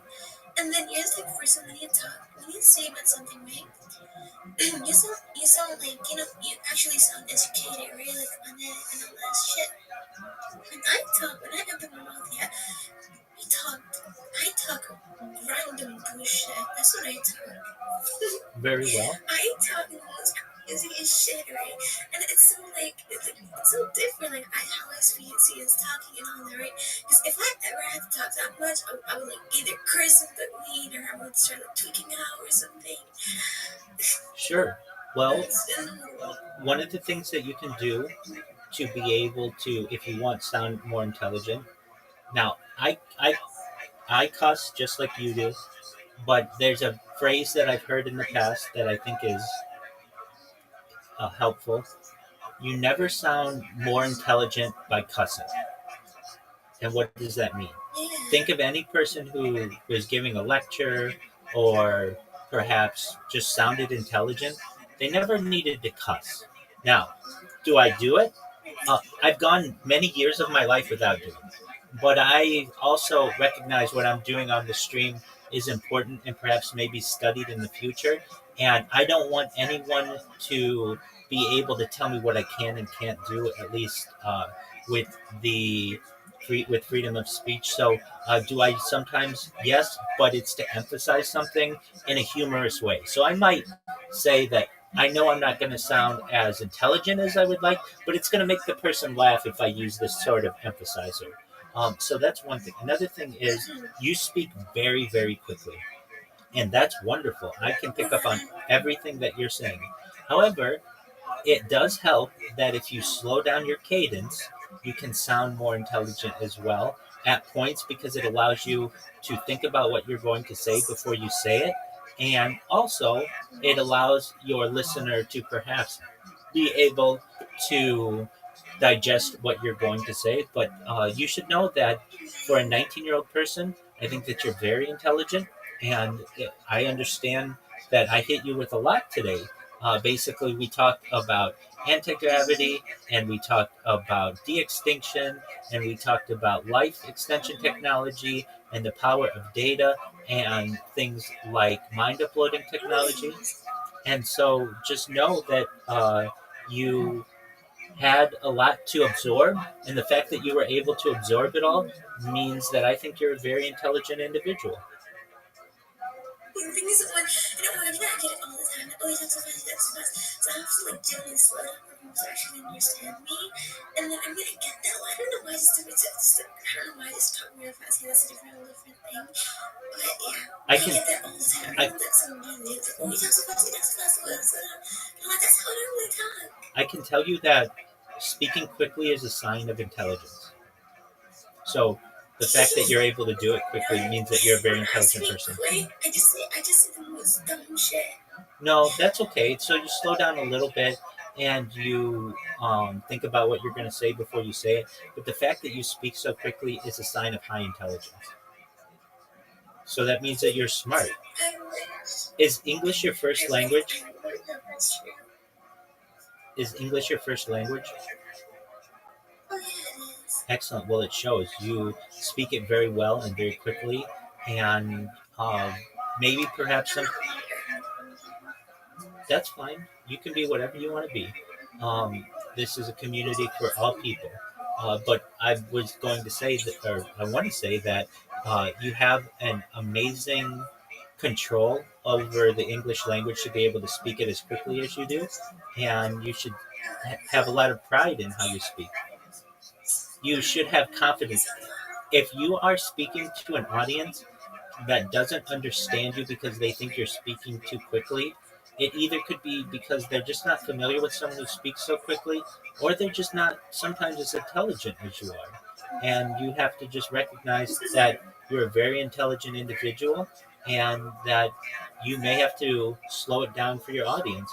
But from what I have had the opportunity to observe, you're an extremely intelligent person. You should have confidence in what you say, and I know you do. As a young person, I wish that people would have told me. I wish I would have known. I knew this, but I didn't have a way to summarize it. And so, just so you're aware, and welcome. How are you? Welcome, Camu or Cammy. Apologies. How are you, Cammy? Cammy, can you hear us? Okay, that's fine. People do that all the time. Um, okay, so LSD. I bet you are, a young person and everybody's so focused on being cool, right? Is that right? Yes. Okay. Do you know how you know if you're cool? That's exactly right. LSD, that's exactly right. And don't you ever forget it.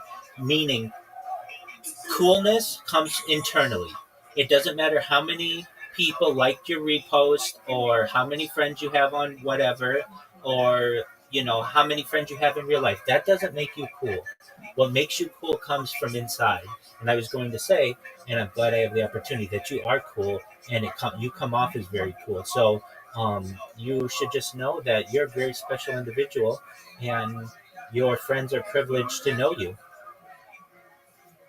That's so sweet. Thank you so much. Absolutely. Now, I know you have things that you have to do.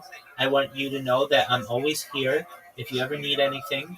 And I'd love to have you come back whenever you have time. And we'll talk about aliens and we'll talk about health and we'll talk about the future of the world and the universe and the beginning of the universe, anything you want, okay? Are you flat out? I mean, I did all the work. I'm so tired and exhausted. I'm like, I need a break. I can't.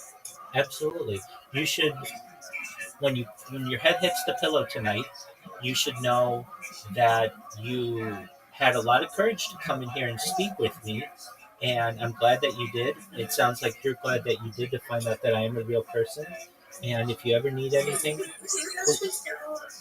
you please let me know. When he actually replied to my DM, it was so shocking and surprising at the same time. I was like, oh my god, this cannot be true. Oh shit, oh shit. What do I say? What do I say? Absolutely. Well, as you see, I'm an easygoing individual, and if you ever need anything, I'm here to help you. Okay?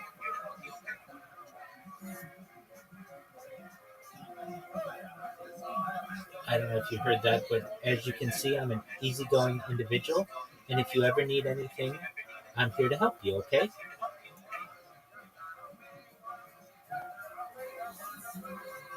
Well, hopefully you heard that.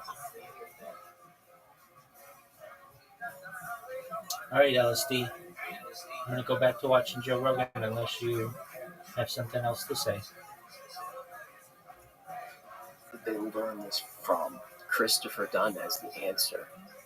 With the power plant? Power plant. Yeah. Is that what you think? It's one of my favorite episodes because you can either watch my stupid thing with the fish, or the better thing is to just buy Chris's books and read the science. Don't be a sheep. The next one's gonna have taxes out there. For people who don't know, if you haven't watched the show, Hecklefish talks shit from the aquarium during the entire show. It's really a funny little. It makes the show fun because it's like shows you're not totally taking it seriously. Right. You have a talking fish who talks shit to you the entire time.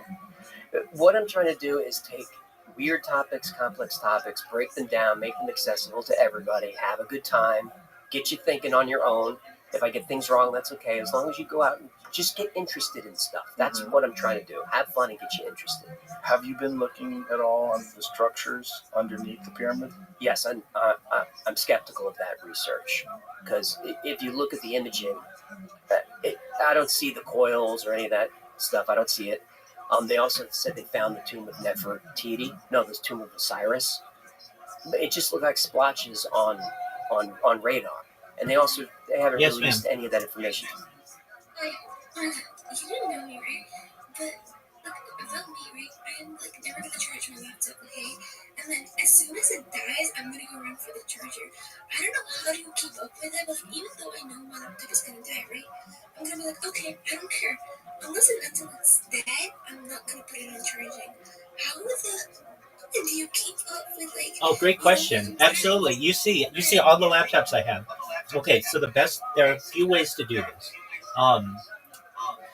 You should know if you're ever going to have an electronic device die, the reason why it's going to die, generally ask any troubleshooter, anybody who fixes computers, is the connection between the power and the device.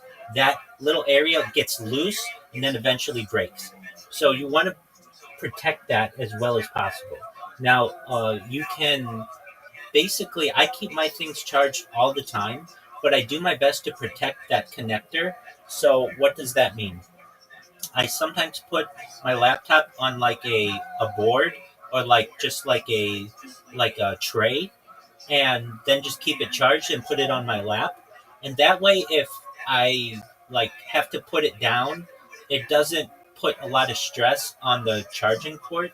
Uh, and I find that to be very important. Okay, but this is the big one. You see, I have a cell phone here, like it's an iPhone. Okay, if I use the phone so much, I mean, just so you see, you can't even see, but I've got a phone here, I've got a phone here, I've got a phone here, and I have another two phones here, and the one in my hand, and I have a phone here and a phone here. I have lots of phones. But this one that I have in my hand, I use a lot. I walk around with it, and it's an iPhone. And if you know iPhones, like if you plug them in enough, eventually that connection gets loose. So what I do is I have a wireless charger here that I have on a really long cord. I don't know if you can see the cord, but it's on a really long cord. And so I can just take my phone and put it on the wireless charger, and you should see it just went green, and now it's charging.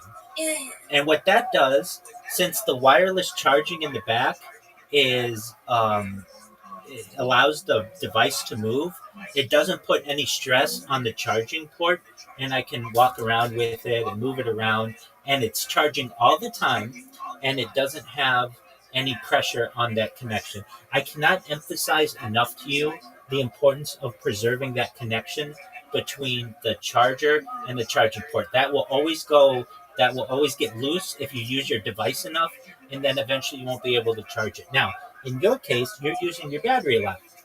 And if you do that, that's fine. But as you know, the battery life then degrades. Some things that you can do to be able to preserve the life of your device for the longest amount of time is to allow your device to charge all the way, and then let the battery basically go as low as possible before charging it again. You should understand with batteries, they have something what's called cycles, and every time you plug a battery in, you kill a cycle, basically. And so you want to preserve the amount of cycles that you have. That's why with all these devices that I have here, I don't ever take them off of the battery. I just always, or I shouldn't say that, I very rarely ever use the battery. I just have them plugged in all the time. Now, in your case, because you're a student and you're moving your device around a lot, it's probably best that you keep your device just using your battery. However, if you are in a place like, I don't know where you are, if you're on your bed or in a chair and you're in your bed. That's where I like to have my device as well. So here, I'll show you what I do. Sometimes when I'm on my bed, I have it's just like a piece of plastic.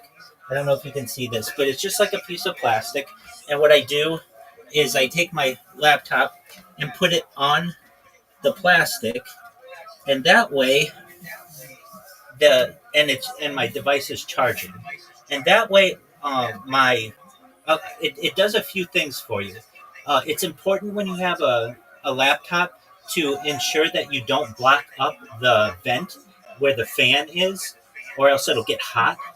I don't know if you know what I'm referencing.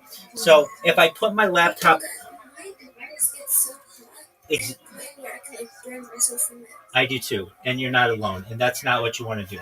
So, do you have like a little, like this is actually the top of like a Rubbermaid container? Do you know what I'm talking about? Like it's just a piece of plastic. Okay, so like right now, I have my laptop on my bed, and let me also say all of this like decorative, like I have like cartoonish kind of bedding.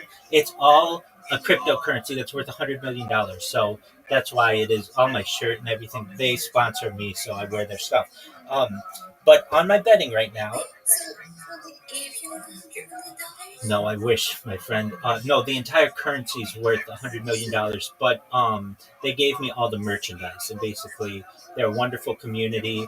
And I'm live in their. I've been live in their Telegram for like 2 years now, and basically, they're just like my supporters, essentially, to some extent.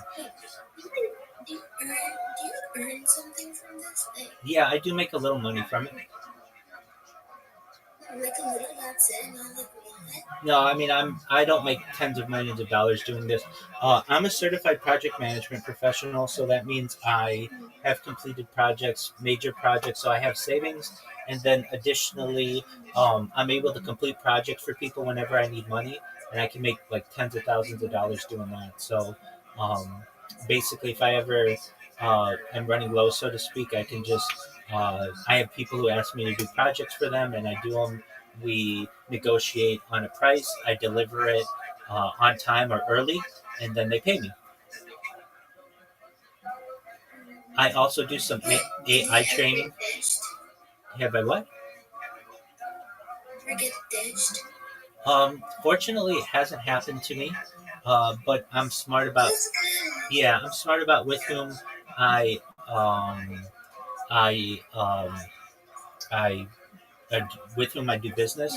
So a lot of times, I've known the people for a long time, and I mean not a long time, but at least long enough that I know that they have a reputation, and I also like have companies who contract me, so they're more professional. But I know that can happen very easily to people, so I do my best to avoid it. Now, in terms of the laptop, if you keep your laptop on your bed, the vents basically get covered because of your bedding. And so what you do in order for your laptop not to get so hot is you put it on a piece of plastic or wood or anything, and then that allows proper ventilation of your device. And then you put it on your lap just the same way that you normally would, and it won't get as hot. That also allows the battery to work uh, less because it doesn't have to spin the fan as much. Does that make sense? Yes, it does. It does make sense. Excellent. Yeah, it does. And like a lot of times people don't realize it, but something so simple can really allow you to make a device that would normally last 1 or 2 years, 5 to 10 years. So that's what I do. Other things that I do. So this is just a problem that happens with cell phones. They're called, at least on Reddit. Do you know what Reddit is, by the way? Yeah. Okay, they're called spicy pillows. They're basically when your lithium ion battery like expands. Um, that can happen pretty easily if you keep your devices charging all the time. So if I'm not going to use a device, I just keep it off. I don't need to use it. But if I do need to use it for longer periods of time, I make sure, to the best of my ability, to not overcharge them. And what do I mean by that? I try to keep the same cords to them that I originally got and don't use like third party cords. If I do have to, I do. I mean, that happens. But I find that the device will have that lithium ion battery expansion much faster. Another thing that I try to do is I keep my devices as climate controlled as possible. That also prevents battery expansion. And But given any device, if you use it enough, it will eventually degrade to the point where you'll need a new one. And I say to myself, okay, well, it's time for another laptop or it's time for another phone. But of any person that exactly, but of any person that you're ever going to meet who does their best to prolong the life of their devices, I'm that person.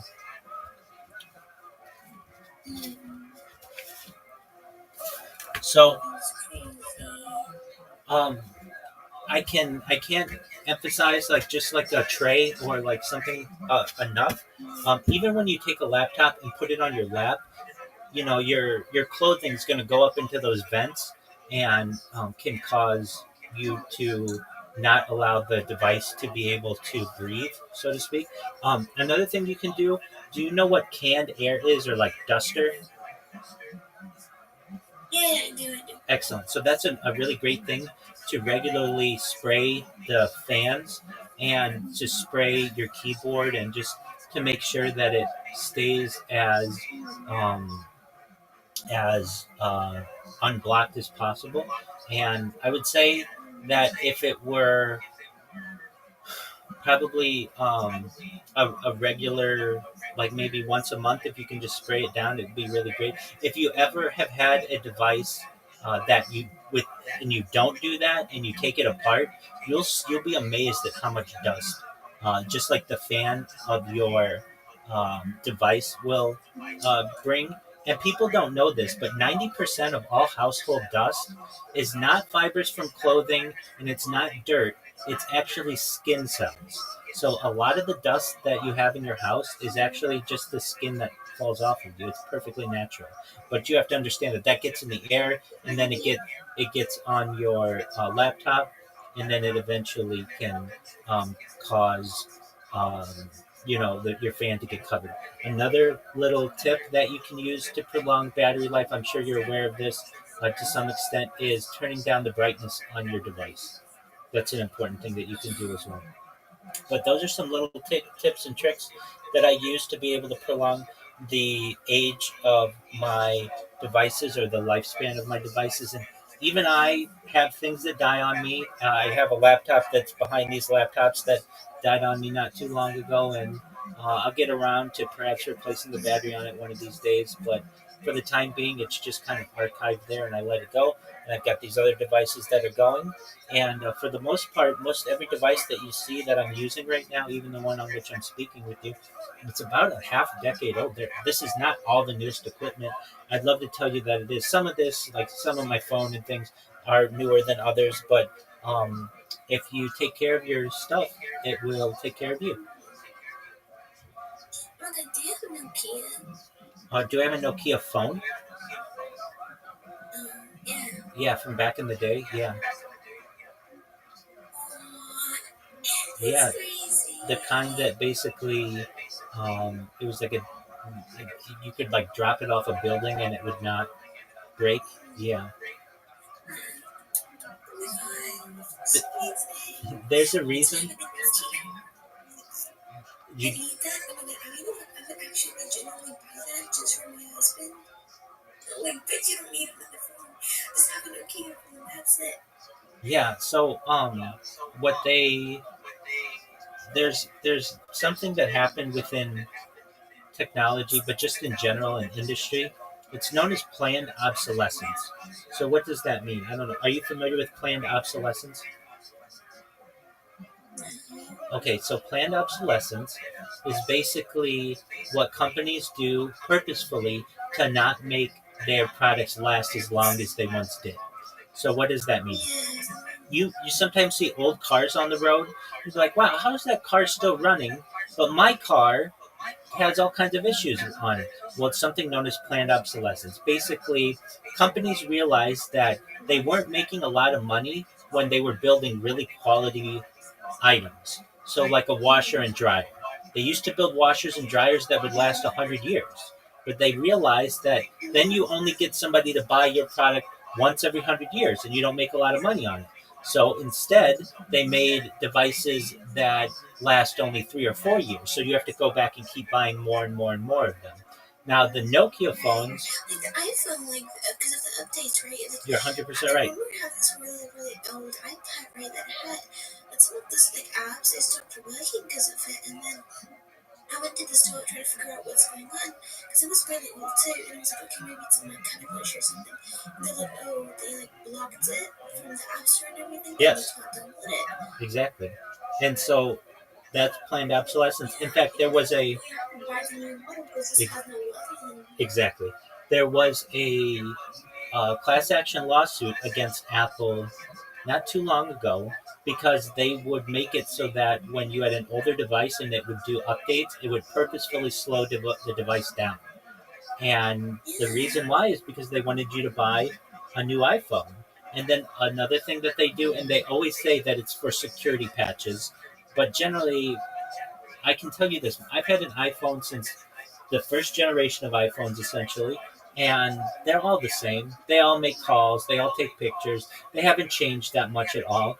But the thing is, the reason why I'm not able to use my earlier iPhones is because you have to do updates. And the fact is, some newer apps won't let you be able to download them if you don't have the newest updates. So that's how they get you to buy a new phone. It makes no sense. I swear it makes no freaking sense. Well, it makes sense if you were the CEO of the company and you have a board of directors that says that you need to make money for the company. If you were, let's say we made you the CEO and you had to make as much money for the company as possible to be able to keep your job, do you want people buying a new iPhone once every 2 years or once every 20 years? Once every 2 years, right? Because they buy more and more of them. So that's why they have what's called planned obsolescence, and it's in everything. It's not just computers, it's in cars, it's in houses, it's in every kind of electronic technology, anything that you can think of. There's a reason why things aren't built for quality anymore. They're built for quantity, basically, so that you buy more and more of them. You're right. Absolutely. Did I hear you say that you have a husband? You should bring him in here sometime. No, oh my god, I'm just 18. Oh, okay. All right. I thought you said your husband had a Nokia phone or something. No, I said if I ever had a husband. Oh, you will. I'm gonna let him have like an iPhone. I'm like, bitch, take the Nokia phone. Your ass is not needed. What do you want to do? You just gotta make a call. That's it. I gotcha. I've known people like that. People who have just recognized that they only want to be able to use a call, like a flip phone kind of phone, or a Nokia kind of phone, or a brick phone. Those old kind of phones, because they just want to be able to communicate with people, and they don't want to have all of the social media and the other distractions in their life. And they actually make those kind of phones now. Where you're gonna get married. I think that's more fun. Absolutely. Now, here's a little advice. In the future, if you want to be transhuman, meaning not transgender, but transhuman, someone who lives long, long life, you have to understand that the traditional idea of getting married till death do you part doesn't really become relevant anymore if you never die, right? So what's going to become popular in the future are essentially temporary marriage contracts. So what does that mean? You meet the man of your dreams and he's just absolutely wonderful. Okay. And he proposes and you're going to get married. Okay, great.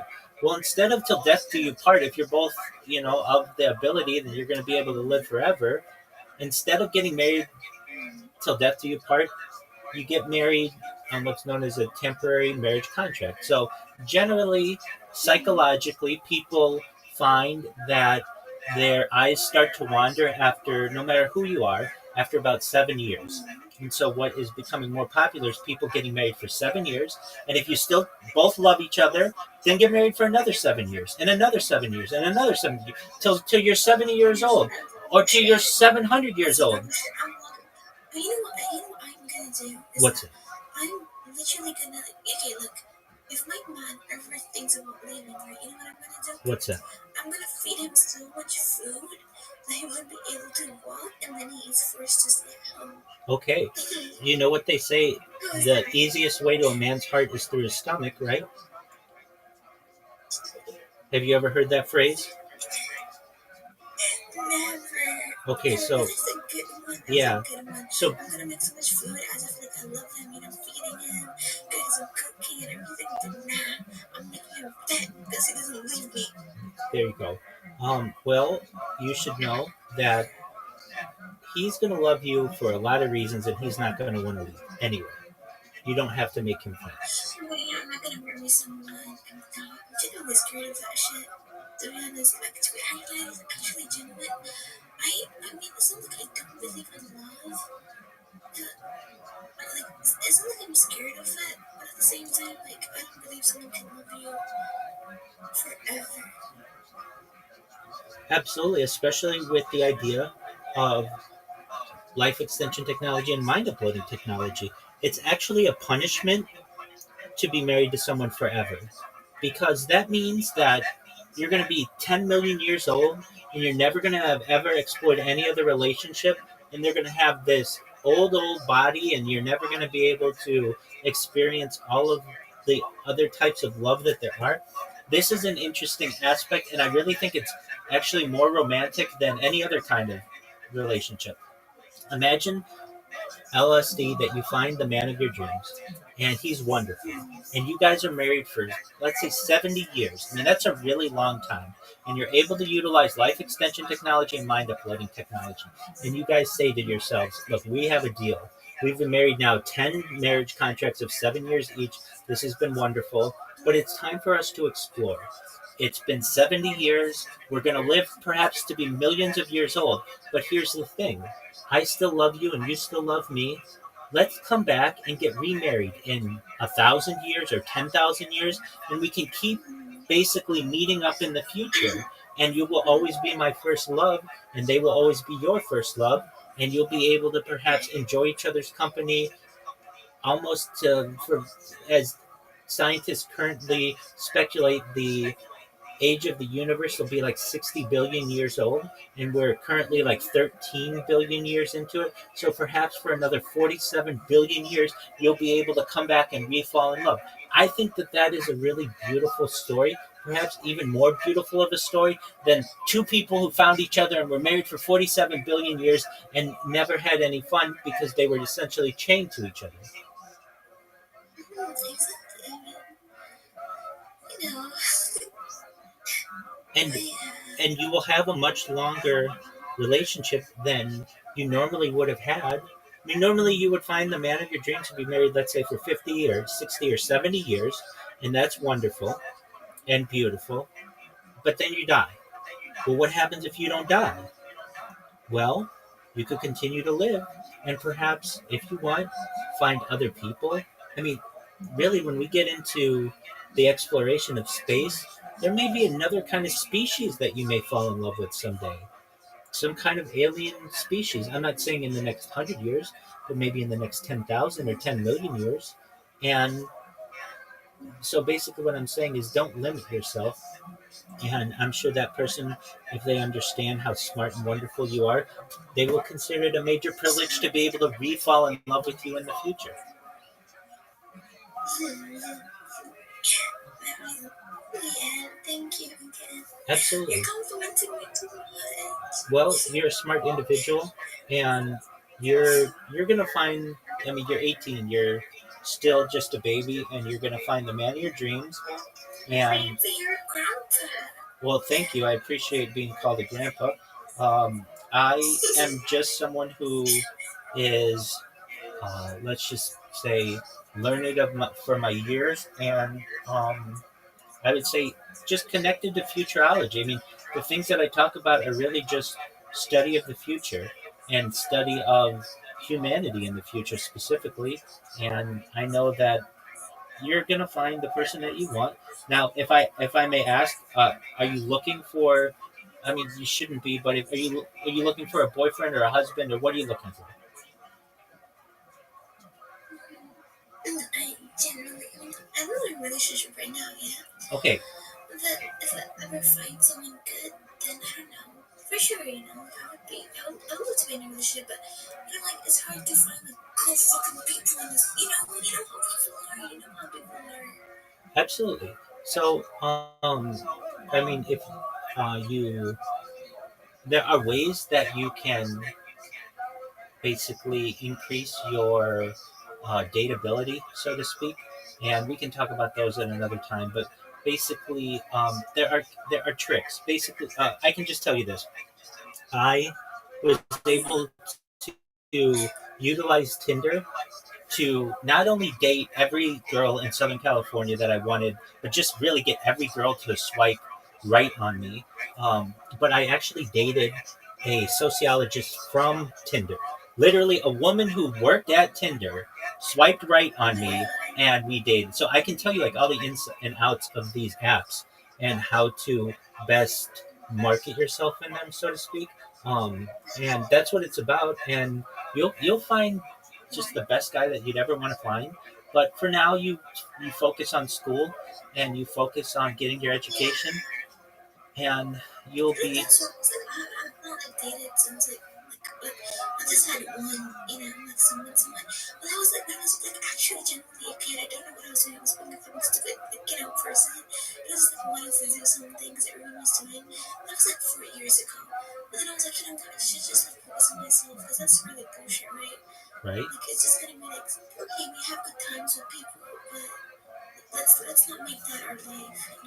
Absolutely. No, 100%. And your life or your vision of your life should change after this conversation. That, you know what, if Rabbi's right and mind uploading is a thing, and you should know, we're already starting to do it with mice. So if we're starting to do it with mice, we're able to transfer their memories, then it's not going to be that long, maybe 10, 20, 30 years for humans, and people are actually going to start doing this, that you shouldn't limit yourself. So, and you're studying the exact right thing. If you weren't studying computer science, I would tell you to. Not only that, it's a benefit that you're a woman in computer science, which makes you a little bit of a unicorn. It's not that common. And so you're going to be in very high demand. You're smart, you are someone who is very knowledgeable, so you're going to get the exact person that you want, and you're going to be able, if you want, to raise a wonderful family, and you're going to be a very successful individual. So I understand why your mom wants you to study so much.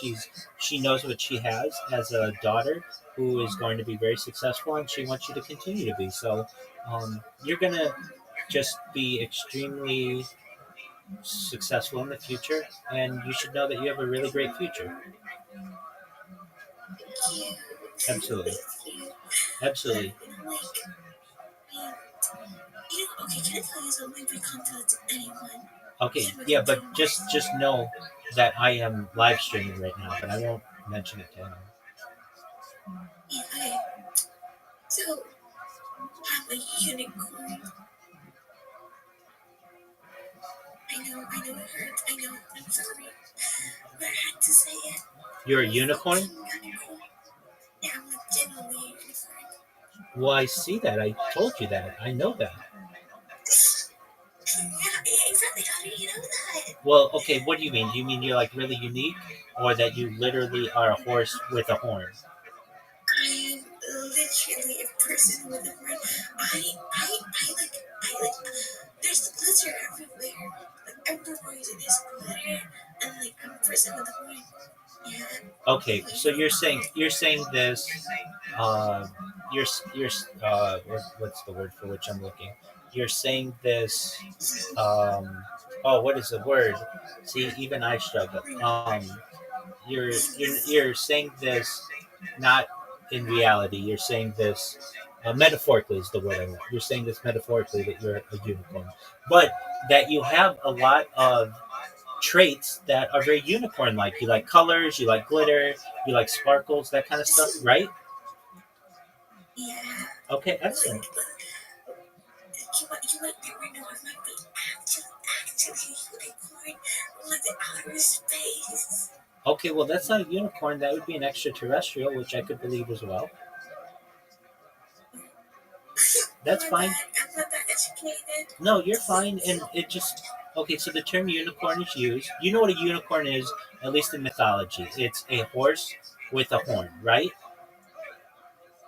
Yeah. And a lot of times this was thought of as a real animal because people then had never seen a rhino.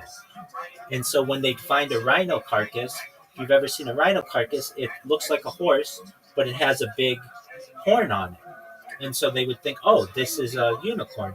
And so through time, we've learned to understand that unicorns currently aren't a thing, but perhaps have a history. Now, what did it mean? They were very unique. Okay, I mean, like that's the idea of when we use it today, that you're very unique.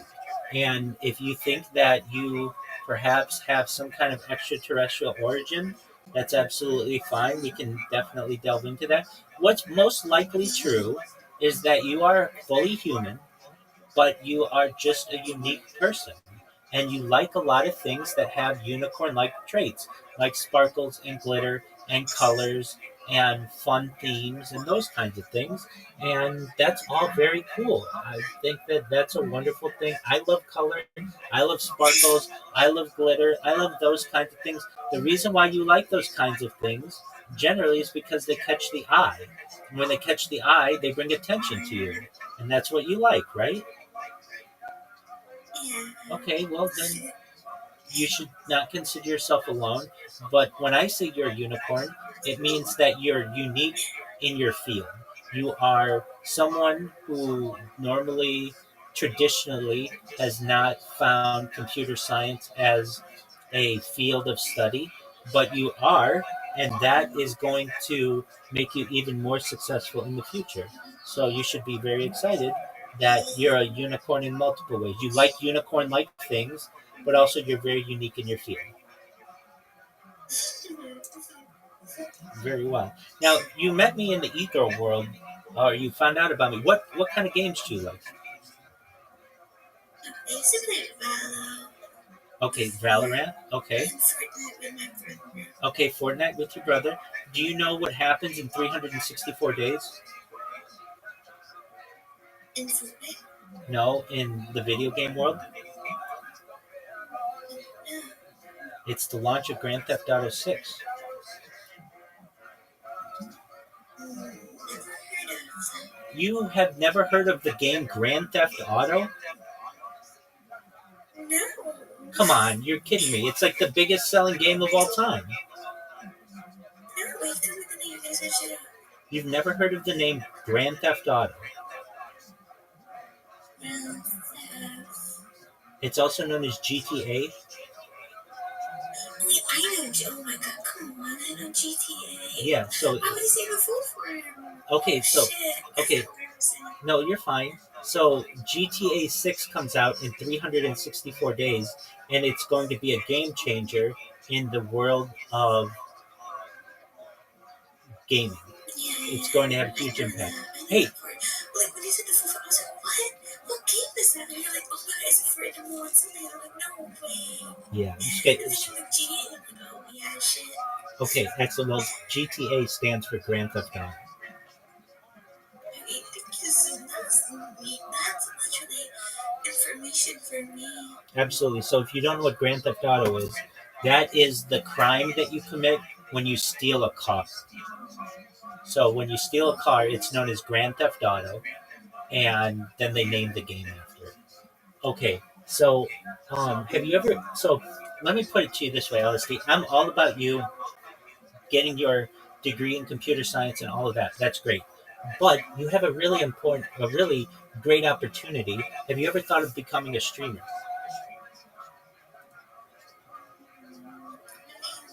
I don't know if I did. I was like, oh, I'm gonna go streamer. I set up my Twitch account. I'm gonna play games, right? Right? And then I was like, And nobody watched. You know, never mind. Okay, so there's a way that you can do it now that you may not have been aware of then. That's known as multi-streaming. So right now, I'm live on not just YouTube, but I'm live on Twitch, I'm live on Twitter, I'm live on quite a few different platforms simultaneously. And what does that mean? That means that basically I can connect with people on all the different platforms using just one device. And if you were just on Twitch before, probably not a lot of people watched you, depending. And it's frustrating because like well, is anybody watching me or does anybody care about what I'm doing? But when you're on a bunch of different platforms, you get all the chats basically unified and it's a lot more exciting. Now, what I can just advise you is that women gamers or female gamers are the unicorns of the gaming industry. And there's a really great opportunity for you to find your niche. But basically, what I'm saying to you is you have 364 days to prepare for the biggest gaming event in gaming history. So just keep that in the back of your head that, hey, I'm going to continue to study and I want you to. That's what you need to do. Keep your education up. But you have downtime where you could just be streaming and make friends and create a community. And if that's of interest to you, then that's great because you're going to be able to make money on it in the future. Yeah, you're right about that. I'm Abs- glad I had this conversation with you. Absolutely. Okay, with that, I'm sure you need your sleep, and I want you to be refreshed for the tomorrow. And if you should know in closing, if there's anything that you ever need someone to talk with and to speak, I'm here. I'm here to be a positive person in your life, to give you an optimistic view on society and the world, and just to give people hope. So if you ever need anything from me, LSD, I'm here. I want you to know how much I appreciate your time. You're a very learned individual. You're very smart. It's exciting for me to have made a new friend, and I hope to speak with you soon, okay? Yeah, same here. Thank you so much for talking to me. It was a great compliment. I really enjoyed it. Excellent. And yes, I'm glad that you're an actual person. I am. For sure. Excellent. All right, my friend. Well, you don't be a stranger, and I want you to be back soon, okay? Sure. The best the best thing that I'm gonna go sleep right now. absolutely. Well, they might be in the ears somewhere. That's fine. The best thing that you can do if you ever want to make me happy is come in once a day and just say hi. That's the best thing that you can do. Miss Aquarius comes in, we play one game every night or two games, and then she goes and sometimes she sleeps in here all night or she goes and does her own thing.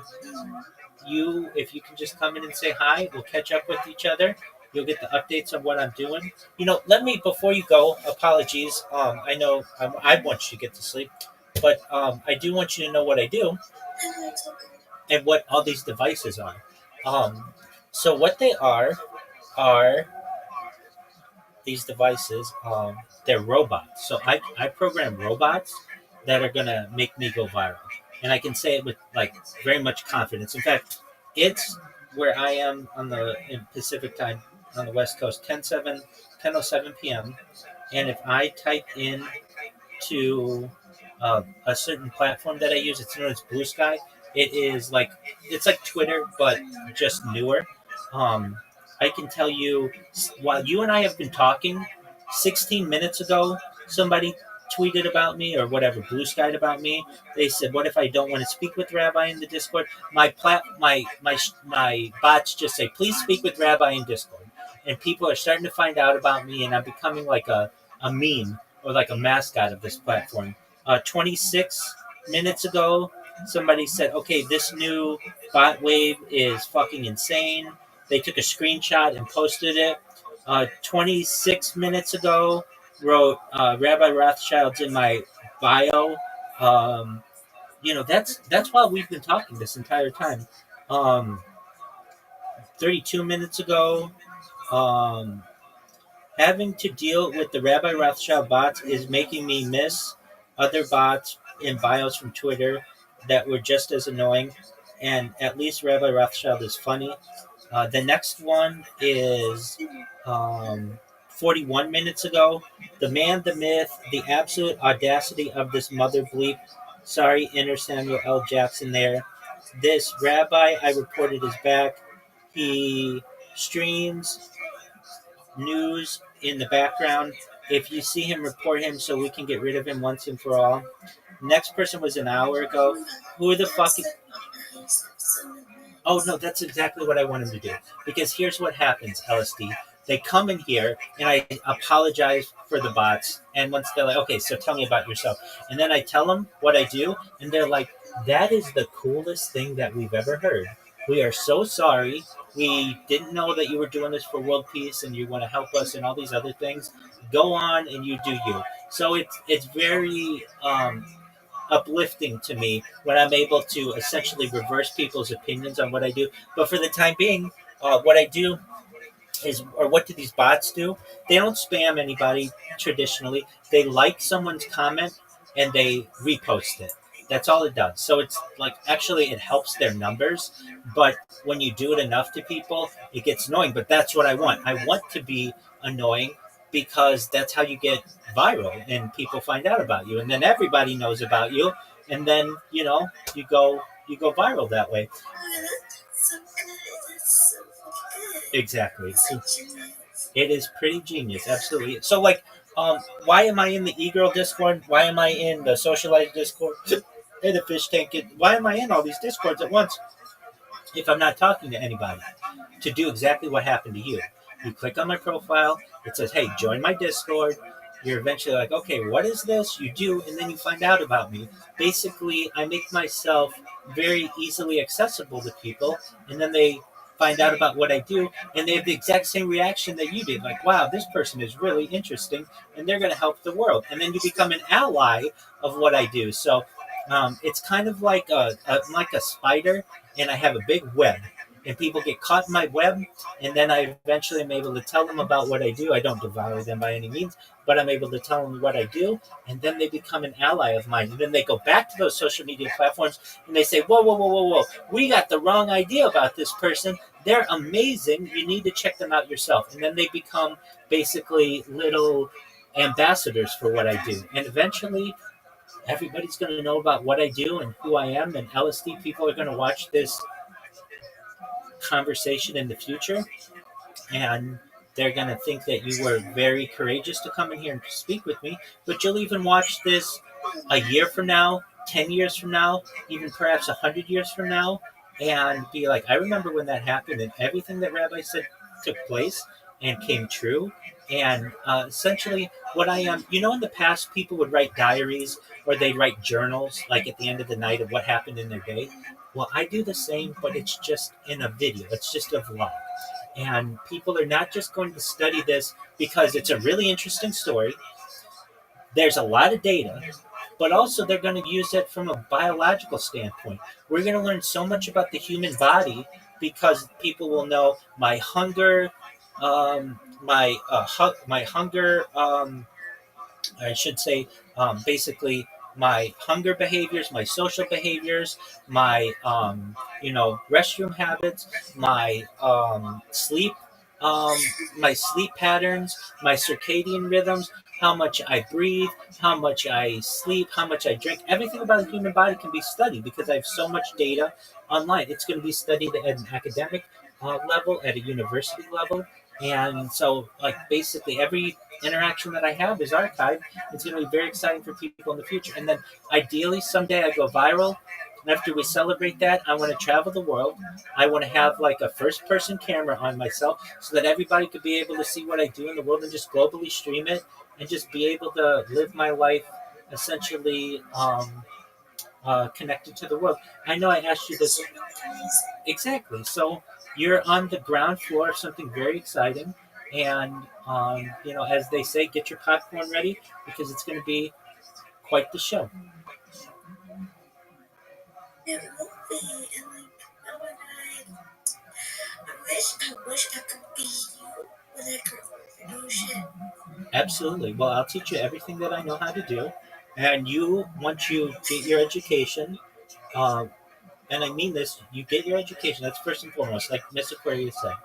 But we'll also teach you how to stream. And you don't have to stream 24 hours a day.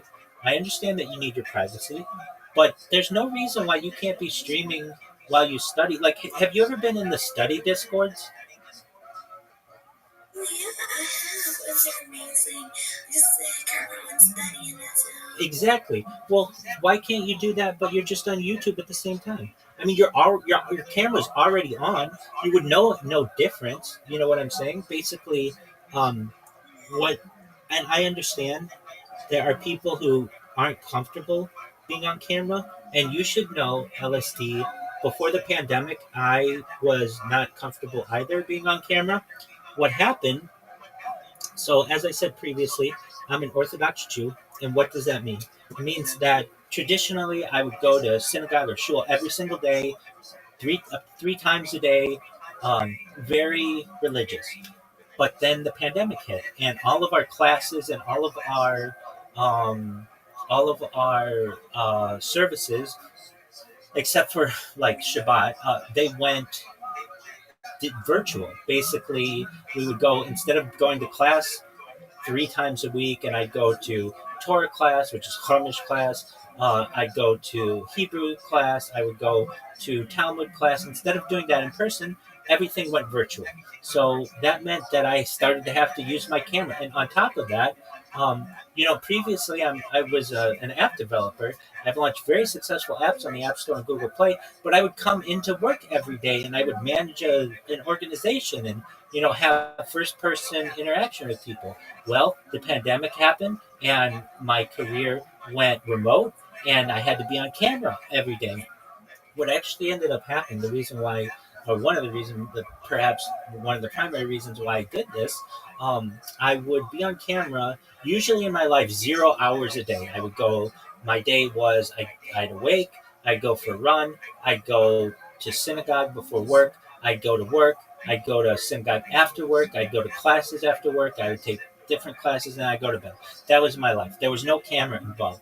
Then the pandemic hit. And that meant that I would be on camera for sometimes as much as like 8-10 hours a day because of work. And then I'd be on camera for my classes. And so I had to get used to that.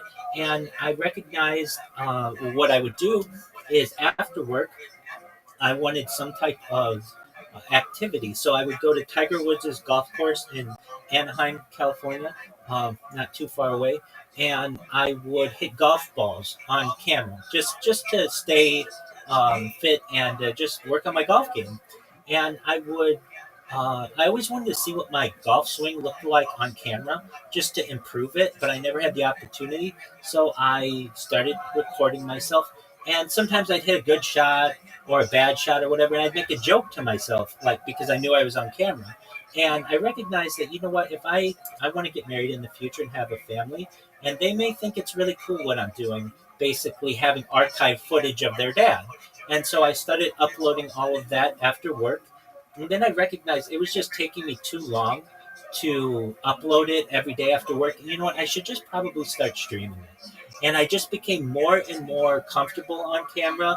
And, sometimes my hair isn't the way that I want, or that, my shirt's untucked or whatever, things happen.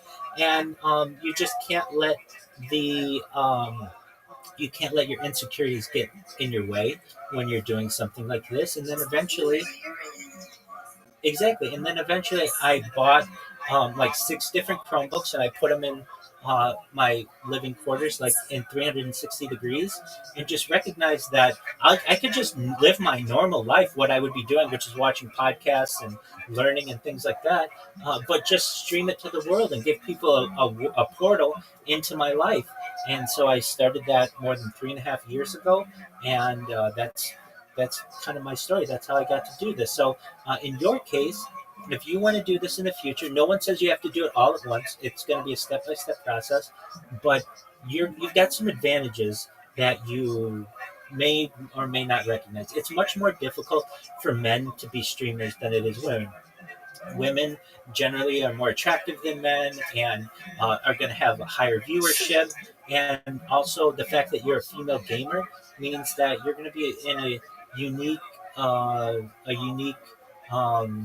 I would say, like a unique grouping of people. There are maybe right now on, let's just say, a platform like Kick or Twitch, there are 10,000 male gamers, and there are maybe 100 to 500 female gamers. I mean, you're basically like in the top 95% already of what what people are going to be for what they're going to be looking. But if you just don't want to do games, if you've been in those discords that are the studying discords, there's no one who says that you can't just turn a camera on in your room and start your own YouTube channel of just what you do on a daily basis. What takes time, absolutely, what takes time is video editing. But the good news is that with AI, video editors are able to put together compilations of your day. So, like, literally, I do my streams 24 hours a day, but every 12 hours I stop them and start a new one, just so that they're available on YouTube. If you just kept it going the whole time, it's not available to people. It has to be in 12-hour or 24-hour increments. But basically, I take that link of 12 hours and I can put it into a website, and it will give you the best 2 minutes of what I talked about all day, or the most exciting things that happen. So this conversation would be on, on all the other things that I would have, and then you don't have to do any editing, and you take that and you can put it on your social media. You put it on YouTube and TikTok and Instagram and all of that, and really, it's all free. Everything that I do is free. So you should know, if you ever need anyone to advise you on how to become an influencer, I can certainly help you to do that. And again, it costs $0 aside from your Wi-Fi that you already have, your computer that you already have. But in closing, you should know I agree with Mr. Aquarius most. You need to focus on your schoolwork, but there's no one who says that your hobbies can't be live streamed as well. And if you get comfortable being on camera, which you already have, and if you've been in those Discord study uh, sessions, then no one says that you can't live stream that as well. Wait, I'm checking out your YouTube page right now, right? Absolutely. Is that you when you were young? Yeah, that was actually just a few years ago. Oh my god, that's crazy. That's like such a big change. Yeah, I mean, when I shave my beard and comb my hair, I look like that. You should do it, no shit. Well, I kind of think that I probably. You look pretty good. Pretty good. Well, excellent. I appreciate that.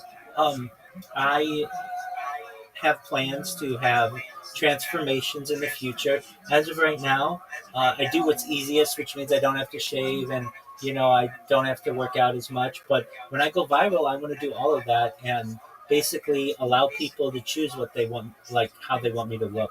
And so, if people want me to look really clean cut again, I certainly can.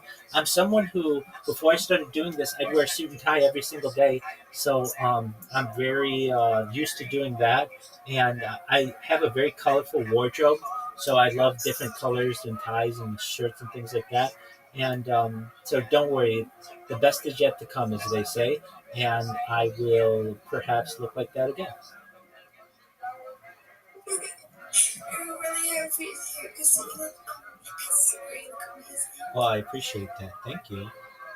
Don't you worry, I'll look like that again someday.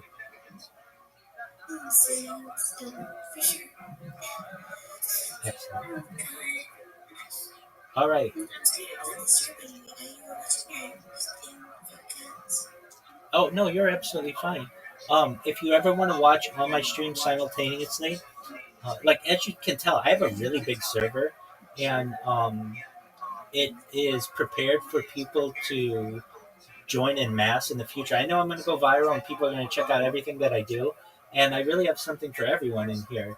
But at the very top of this server, you'll see something that says 24-hour live stream link, 24-hour live YouTube streams. And if you click that link, you'll see all my different streams, and you can watch this conversation happen on a bunch of different views. But yeah, so you should know that you're going to be famous someday. So not only did we talk to you about perhaps living forever or within reason, and before we close, let me say that no one wants to live forever, because what if forever is like a punishment? So you want to live forever within reason, meaning once you've done everything, you've had every relationship you've ever wanted, and you've been able to skydive on every planet and be able to travel the stars and do all of that, you might just eventually just want to say, I want to start all over. And you should be allowed that opportunity. So just know that when people say, "Well, I want to live forever," you want to live forever within reason, if that makes sense. Right. It does. Excellent. You ever do get the chance, yeah. Exactly. Um, I know we've got you heading out soon, but you should know other things that I do on the stream. I love to sing karaoke. I love to play games. So I've got a group of people who come in here. We play games. I've got somebody who'll be coming in pretty soon from Australia, and we'll probably play games all night. And I love to play. We play a bunch of mini games. So like we play checker or chess and checkers and like darts and golf and like just mini games that are easy and not really hard on our computers. I do play Grand Theft Auto or GTA, Fortnite. I like to play. Um, I played Multiverses when that was a thing, and um, uh, what else? Counter Strike and like shoot 'em up games. I like the game The Sims. Do you know the game The Sims? Oh, yeah, I know. Wait, one second. I think I know that game. It's basically you live the life of someone. Yeah, I know that. Yeah, so I like that game. I like strategy games and war games, like games like Civilization and Age of Empires and that kind of stuff. Um, I like in terms of like basically I like being a well-rounded person. So there are people who come in here and I'll be like, what are your interests? And they'll be like, I really like, maybe it's not something I'm super into, but they'll be like, I like anime. Okay, great. What kind of anime do you like? And they'll be like, oh, I like Ghost in the Shell, or I like Cowboy Bebop, or I like Speed Racer, or whatever. And we'll talk about it. And maybe I don't know that much about it. I like to learn from people. I like to learn as much as I can about things. One of the ways that I do this quite often is through Reddit. I use Reddit a lot. I find it to be it used to have the motto the front page of the internet, but it really allows you to learn about things that I normally wouldn't know. Like what? Here's a funny one. I don't eat at McDonald's, but I know a lot about McDonald's because I'm in the McDonald's employee subreddit. Why am I in there? Because I'm really into like, especially keeping kosher, basically facility cleanliness, and so you learn a lot about keeping like kitchens really clean and like that from learning from employees and such.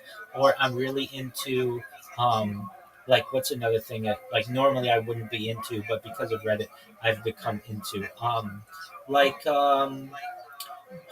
like well, a lot of AI art I do find really cool, but I'm like in all of the AI art generation subreddits. You learn about like all kinds of things. So I can tell you about Midjourney and Sora and like all of these like basically um, image generators, or also now moving into video generators, and I'm able to talk to people about that. So I highly encourage you. I know you said that you're in Reddit. Join subreddits that you normally wouldn't join. Just and you'll become an expert in them very soon, or pretty close to it, because you just explored a little bit. Like here's one: vegan eating. So I think in the future I'd like my children to be vegan, especially when we're able to perhaps create like, because I don't like things to die. I like life, and so I'd like to be able in the future to just be completely vegan. So I learned, especially with like lab created meat. I love meat. I'm like a huge carnivore, but I would like to not have to kill something to be able to eat it. So in the future, and we're already starting this, they have like lab created steaks, and is that considered uh, vegan? Well, some people may consider it that, other people may not. But that's one that I'm like into, or like I don't know. Just basically, that's a way that I stay as well rounded as I can. Go ahead. But they do think that, like, animals, right? They can give birth more than once, right? Correct. They can continuously keep on giving birth. To some extent. Like, at once they can have 2 or 3 or 4, right? Right. So, do you think if that is more like, if people stop eating meat, like, totally, yeah? Do you think that that thing is just gonna like overpower the whole earth one day, and then the humans are gonna be the ones that are gonna be endangered. I don't think so. If you know the numbers, there are more humans on Earth than any other large mammal. So, like, there are more humans than cows. There are more humans than sheep. Because they get killed, right? They get killed in them. Yes, exactly. But we wouldn't have as large of farms in the future if we had lab grown meat. So that means that instead of a farmer having a herd of cattle of like 1,000, they might just have 10, and they just are like pets. They're just like, friendly, as opposed to having to kill them to eat them. Now, unfortunately, we don't live in that world yet where everything can be lab grown, and I love meat, so I eat it just like anybody else who eats meat. But I'm just saying, in the future, ideally, I'd like to live in a world, if we're going to live for hundreds of years or thousands of years or millions of years, I'd like to live in a world where we can limit death. So that means death of humans and death of animals. Exactly. And I think that we'll move towards that in the future. Think about it like this: we're doing the necessary evil right now. But if anything, I would like to make it as painless as possible for the animal. And in the future, if I have a steak that is from a cow or a steak that was made in a lab, but they have the exact same nutrients, they're exactly the same, 100%, there's no difference, wouldn't you rather have the one that didn't have to take a life than the one that did? Yeah, you're right. You're right. I'm good for that. Absolutely. Now, for people who say that they're vegan now and that's absolutely fine. I would like to do that perhaps in the future the um, once we're at a time where we can replace everything that we have to take from animal products with some kind of lab grown or scientifically advanced. And that's why I'm such an advocate for, like, when I first started saying, ending world hunger, agricultural drones, floating greenhouses, saltwater greenhouses, vertical farming, hydroponics, cloud seeding. That would basically mean that we would have many more crops than we'd ever need before. So a lot of times we may be able to take those crops and make them into foods that we'd never had previously. There are a lot of opportunities in the future. So I think we're probably in agreement that we want to limit things from dying in the current time as much as possible unnecessarily. And in the future, hopefully nothing dies. I mean, there's a song, it's a Nickelback song, but it's called, it's something like maybe we can get a day where nobody died. I would like to celebrate that day someday. It may be in a million years, but eventually there will be a day on this earth where nobody died. And I'd like to celebrate that. And I'd like the same for animals as well. You're right.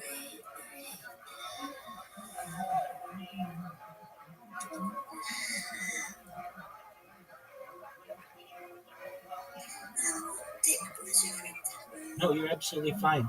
Again, thank you for having so much courage to come in here. And again, if you want to make me happy, just come in once a day and say hi. And we'll check in with each other, okay? Sure, I would love to say hi. Have a great night. You too, LSD. Take care. Hey, wait, before you go, do you like LSD? Do you take LSD? No, I don't do drugs. Okay. Oh, well, that's great. Good on you. Excellent. Okay, that's just my question.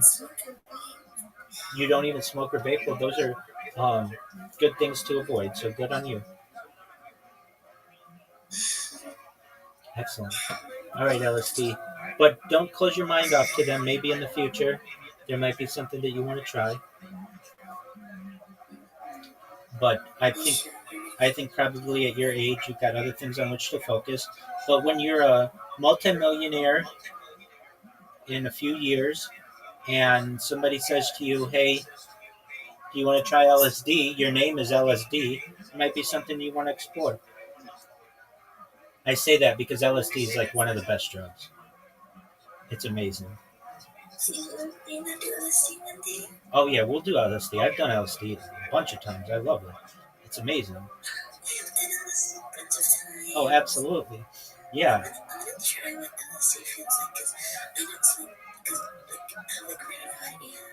It's not of the hallucination and shit, but I don't know how it feels like. I can tell you this: the greatest feeling I've ever had, non-love feeling, like love has its own feeling, but physical pleasure I've ever had is on LSD. And I can tell you, I was at a friend's house. We had done a bunch of LSD, and imagine the very tail of your spine, the very tip, the very bottom of it, and then just this euphoria that goes up your spine into your brain cavity and then like explodes in pleasure.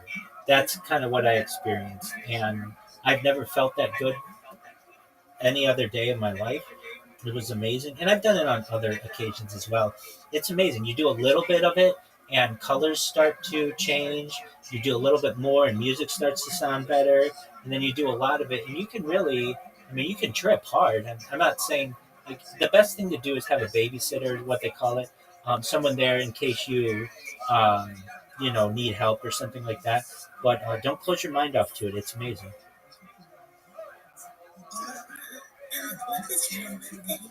Absolutely. When we're both famous LSD, we'll do LSD on stream, and we'll have an amazing time. How's that sound?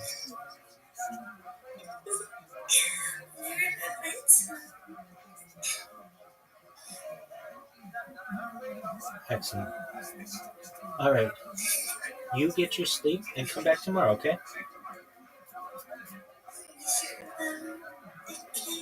Excellent. Take care. Bye. Shout out to LSD. Girl, you gonna be famous.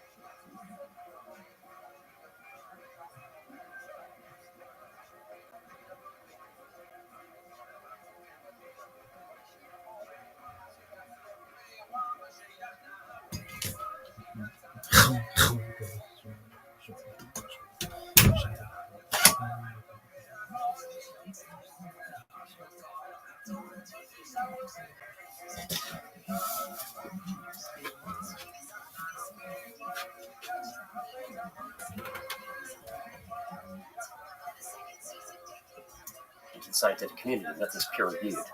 But when it first hit the news, I was like, that supports the power plant theory, the coils and all of that. Mm-hmm. But I have a feeling that their research will be debunked. Hope I'm wrong. Really? Well, they released more of it, and because they released more of it, the conversation that Graham Hancock and Brian Murarescu had with them, well, they were initially skeptical as well. They've come around more to thinking that these guys might be onto something. Because they've done this multiple times now with multiple scans, they keep getting the same results. And it does kind of look like coils. When you look at the images, first of all, the pillars, the fact these pillars are uniform, and then the fact that the structure goes down 2 kilometers into the earth. Yep.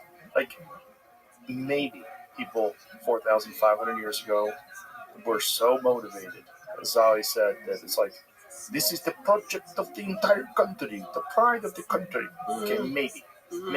But 2 kilometers down. But we're starting to get real crazy. I mean, if you look at the temple Khufu pyramids, perfect, and then you look at the pyramids that were built later that we know were Egyptian built, and it's like the Temu version. It's like you're not even.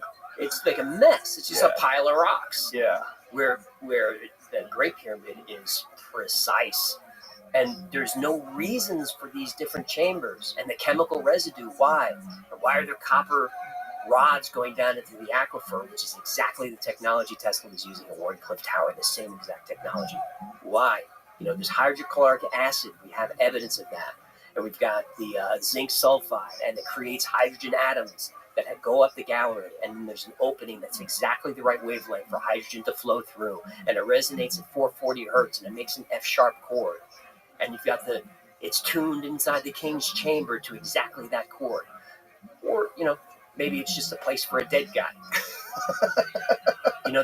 Why use rose quartz, which is so highly, rose granite is so dense with quartz. It's very rare, but it creates a lot of piezoelectricity when you apply pressure to it.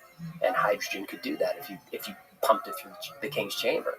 It's so fascinating to me that the gatekeepers are they're so reluctant to even consider any possibility that it might have been something other than what they've initially asserted.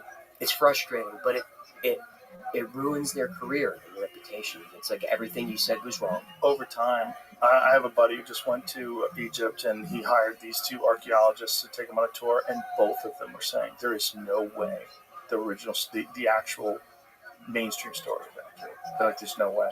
Like, this stuff is beyond. And then as he was like going through it with him, he said he was just fucking blown away. He said, I haven't been, but he said, you can look at it all day on television and on your laptop. When you go there, you're just like, what the fuck? I'd love to see it. Yeah, you should go together. Let's do it. Let's go. Let's go. Zahi wants me to go with him, but I just don't think I could. I think after an hour, I'd be like, dude, I gotta get away from you. Yeah, he'll ruin everything. I discovered this. This is my discovery. Yeah, he just didn't even mention the limestone for tour. Didn't even touch on it. What's the significance of that? It's a great insulator of electricity. It's also mined from very far away. We know it was definitely there. Herodotus talked about the limestone pyramids that could be seen from the mountains of Arabia. So Herodotus, they were still there. We know that the limestone facing was there because a lot of it was looted after a couple of earthquakes. They built bridges out of it. You can go touch it. It's there. But he didn't talk about it. But if the pyramid power plant theory is true, then you use limestone as an insulator. Inside, you've got the granite, which creates this piezoelectricity. And then you've got this other limestone in between that kind of keeps everything modulated. So if it was a power plant, like what was it powering and how was it doing that? That's the big problem I have is, so if Tesla wanted to project this energy into the ionosphere, and then everyone can tap into it with some type of receiver, like a radio. But there's no evidence I can find of them powering anything. So we can make the argument that maybe if the capstone were gold, this energy could resonate through the center of the pyramid, come up through the golden capstone, and then go straight into the ionosphere. And we know that the pyramid will resonate at certain frequencies and amplify it. That's been tested at about 200 meters is the ideal wavelength. But the only other theory is the obelisks at some point were these receivers. But there's no evidence that they powered anything. But maybe they used the energy for something different. I don't know. And if we're looking at the wrong timeline, if we're not really looking at 2,500 BC, if we're looking at 30,000 BC or something even before that, which is also a weird thing that Zahi dismissed. He dismissed this idea of the King's List that goes back 30,000 years. Right. Yeah. And he says that just myth. Right, just myth. Yeah, we know exactly. Also, he said he didn't believe in carbon dating, which is like, yeah, that's convenient. That's convenient. Yeah, to not believe in carbon dating, and what about rock dating? That is a thing with certain types of rock. Limestone, not so much, but something like igneous rock, you can get a pretty good idea. Yeah, the whole thing is very weird. It's so weird because it's so vast and so spectacular that no matter what you think, no matter what theories you have, you still have to look and go, how the fuck? Like, it's so nutty that you can't even imagine people making it. Right. Not people as, like, we consider people today. Like, if a civilization today if we, let's say for some reason, no one had ever visited a part of the Earth, and then they went to a part of the Earth and they saw people with these structures today, we'd be like, what happened? How did you do this? We would think they were wizards. Wizards. Right. Above and beyond. 2,300,000 stones. Mm-hmm. Hundreds of miles through the mountains. You carried the big ones from the inside the king's chamber. You put them up 130 feet up in the air With a ramp. Yeah. I don't think so. But it's all just, if they did, where'd that technology go? Where'd that construction knowledge go? Like, where did their engineering go? Like, how were people that advanced that long ago?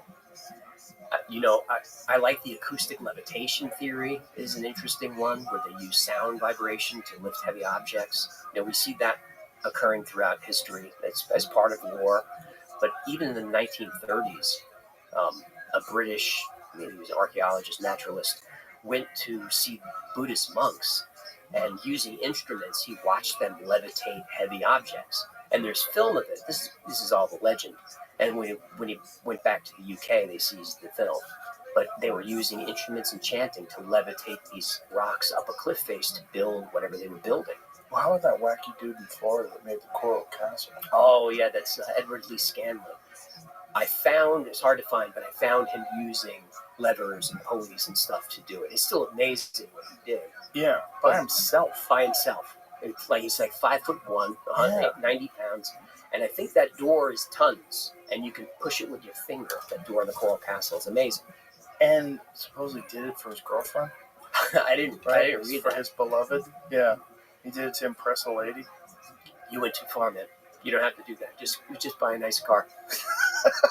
don't do the she doesn't care. Anybody can buy it. I'm gonna rock this chick's world.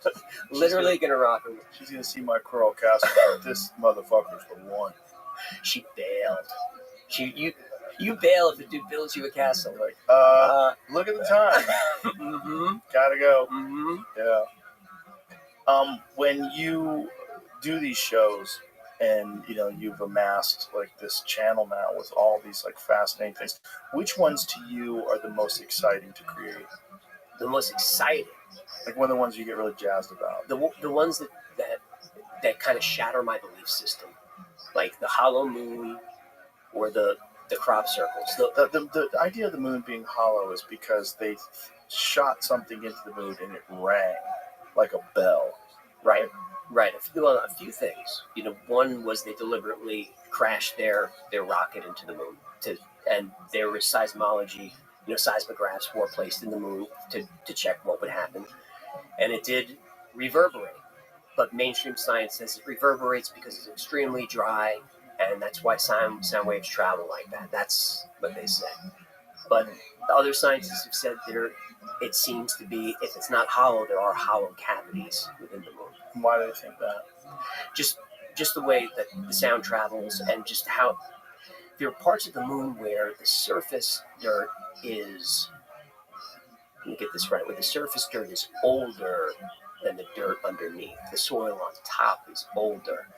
The only way you can do that is through excavation. Moonquakes, yeah. And the moon had volcanoes on it at some point. Passive seismic experiment seismonitors placed during the Apollo 12 mission remained active until 1977, recording both natural and human-made moonquake alike. Human-made moonquake. Also, why are they doing that? Right. Why are you trying to make moonquakes? In fact, moonquakes happen fairly regularly as space debris like asteroids hit the moon more frequently than Earth because the moon's atmosphere is much less dense. Right above it, it described that the Apollo 12 mission was the first human-made moonquake. They detonated, or they crashed the module back on the surface. 1 ton of TNT. Good idea. Oh, wow. First human-made moonquake to take place, the PSC seismometers, record the resulting vibrations, which were much bigger and lasted much longer than the scientists had anticipated. They were far different from the earthquake vibrations we're familiar with. Expert guy said it's because the moon is 60% is dense, which doesn't mean it's hollow, but it's just different. Right. So if the collision theory is true, which is the mainstream theory, then the moon was made mostly out of Earth's mantle, which would be less dense as well. It just kind of clipped us. Yeah. But The moon is weird. Yeah. So the hollow moon one freaks you out. Crop circles. Crop circles. Those are the fun ones. I do the government conspiracy ones are interesting to me, but a lot of times they make me angry. So it's not really fun, but I think it's important. Like the CIA stuff, MK Ultra. MK Ultra and Agent Orange. That stuff really makes me angry. Yeah. The DARPA episode, I ended up kind of losing my temper and crying a little at the end, which I didn't mean to do. And it was just in the course of the research. Just that's what happens. Things start to unfold. I just wanted to see DARPA's history, and as I'm learning about it, it's like, oh, these guys did some bad stuff. And then when you get to Vietnam, and you got the chemical company Dow Chemical and DuPont and all this creating Agent Blue, Agent Purple, Agent Orange. Yeah. And more American soldiers got sick than actually got killed in the conflict. I dedicated the episode to my father-in-law who had all kinds of injuries from Agent Orange. The government denied any responsibility for years. They finally agreed to a settlement in 1981. He applied for his benefits, and the government made do. They kept their word. He got his settlement 40 years later. Jesus. And even that's never going to be enough to It's deal not. with those health problems. Right, so your country needs you, and you answer the call, and then when you need your country, take a number. And your country needs you based on a false flag. Gulf of Tonkin. Yeah, which is also very dark. LBJ. They fake attacks to get us to go to war. And then there's Operation Northwoods, which is a really wonky one. That was the one to get us into Cuba. Yeah. And that was probably the beginning of the end for Kennedy, because I believe Kennedy put a stop on Northwoods. Mm-hmm. And Bay of Pigs wouldn't allow air support. Right, he got screwed on that. And the Bay of Pigs, that was the end. That was where Kennedy says we need to start again. We got to dismantle this and start again. I can't rely on my intelligence community. And Eisenhower, he talked to Eisenhower a lot. And Eisenhower gave him advice and said, watch out for the CIA. Keep an eye on them. Remember when Eisenhower left, he gave that famous farewell address where he said, beware the military-industrial complex. You make war profitable, you're going to have more war. Because America was never like that before. We had a defensive military, not an aggressive military forever. Profit is where the devil does his best work. That's right. Yeah. That's right. That's from the Bible, isn't it? Might be. But it's really what it is. If evil is real, justification for evil, like if you have a compartmentalized situation like they do with corporations where you have this diffusion of responsibility because you have a bunch of people that are all working together. Hey, it's not I'm just working. This is part of my job. And then you have a responsibility to shareholders to make maximum profits every quarter. And then you justify all kinds of things and you get rewarded. Great job. You did a great job, AJ. We like how you made those profits. You got a nice fat bonus. And then, you drink yourself to sleep every night. My stepsister just retired from Grumman. She worked in top secret programs. She won't tell the family what she did. Dun, dun, dun. She wants to live. Good. Keep your mouth shut, lady. Keep it shut. Lisa, be quiet. I'd keep my mouth shut, She never said a word. Why would you? No. It's not worth it. No. It's not worth it. Pension's too good. Also, you don't want to die. It's just like they get rid of people. If you're in the business of killing people, which is what military contractors are, they are in the business of killing you if you get in the business of killing people. They're like, we just have killed one more person, then we can kill a whole bunch of other people and make a lot of money. Yeah. Of course. Oh, look, he had a heart attack. Whoopsies. He fell out of a hotel window. The Frank Olson murder is taught by Israeli intelligence as the perfect murder. Which one they thought? Frank Olson was part of MK Ultra and was starting to have second doubts about it, so they sent him to a psychiatrist who he didn't know was actually worked for Sidney Gottlieb and was into programming, and he was freaking out. And he's up in a hotel room with someone else from MK, and he falls out the window. But if you look at the window where he fell, it's like 2 feet by 2 feet. You can't just jump out the window. So he was found on the sidewalk by the doorman. That's Frank Olson, worth looking up. Joe before talking to his family afterwards. I gave him $750,000. That's right, and it took a lot of pressure. Right. And it was be quiet. We'll give you the money, but be quiet about it.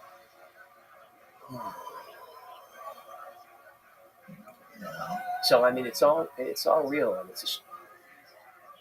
Yeah, just the stuff that's undeniable is enough to make you just go, "Whoa, what is happening? What is really going on behind the scenes?" The MK Ultra, the testimonies from the women is really heartbreaking to watch them.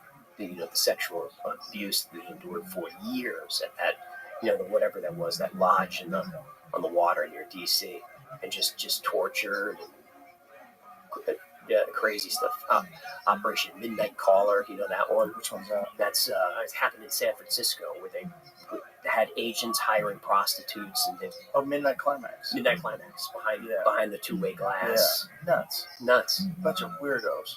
Tax dollars at work. Yeah, and it's because they had no oversight. You have ultimate power. It's all totally deniable. And it was, I think it was Nixon who banned it in '72. It might have even been '69 before he came in. They kept doing it anyway. Same with bioweapons. They were ordered by executive order to get rid of their bioweapons, and it was found out years later they were just stockpiling them. They still had them. Yeah. And they still do. Uh-huh. Yeah. Yeah. Do you hesitate sometimes when you're doing these government cover-up ones? Yes. Yeah. I don't want to say I because they're dangerous. They are. Bigfoot's not dangerous. No, Bigfoot's not going to hurt me. Bigfoot's a fun one. It's fun. UFOs are fun ones. Different dimensions. It's fun stuff. Yeah.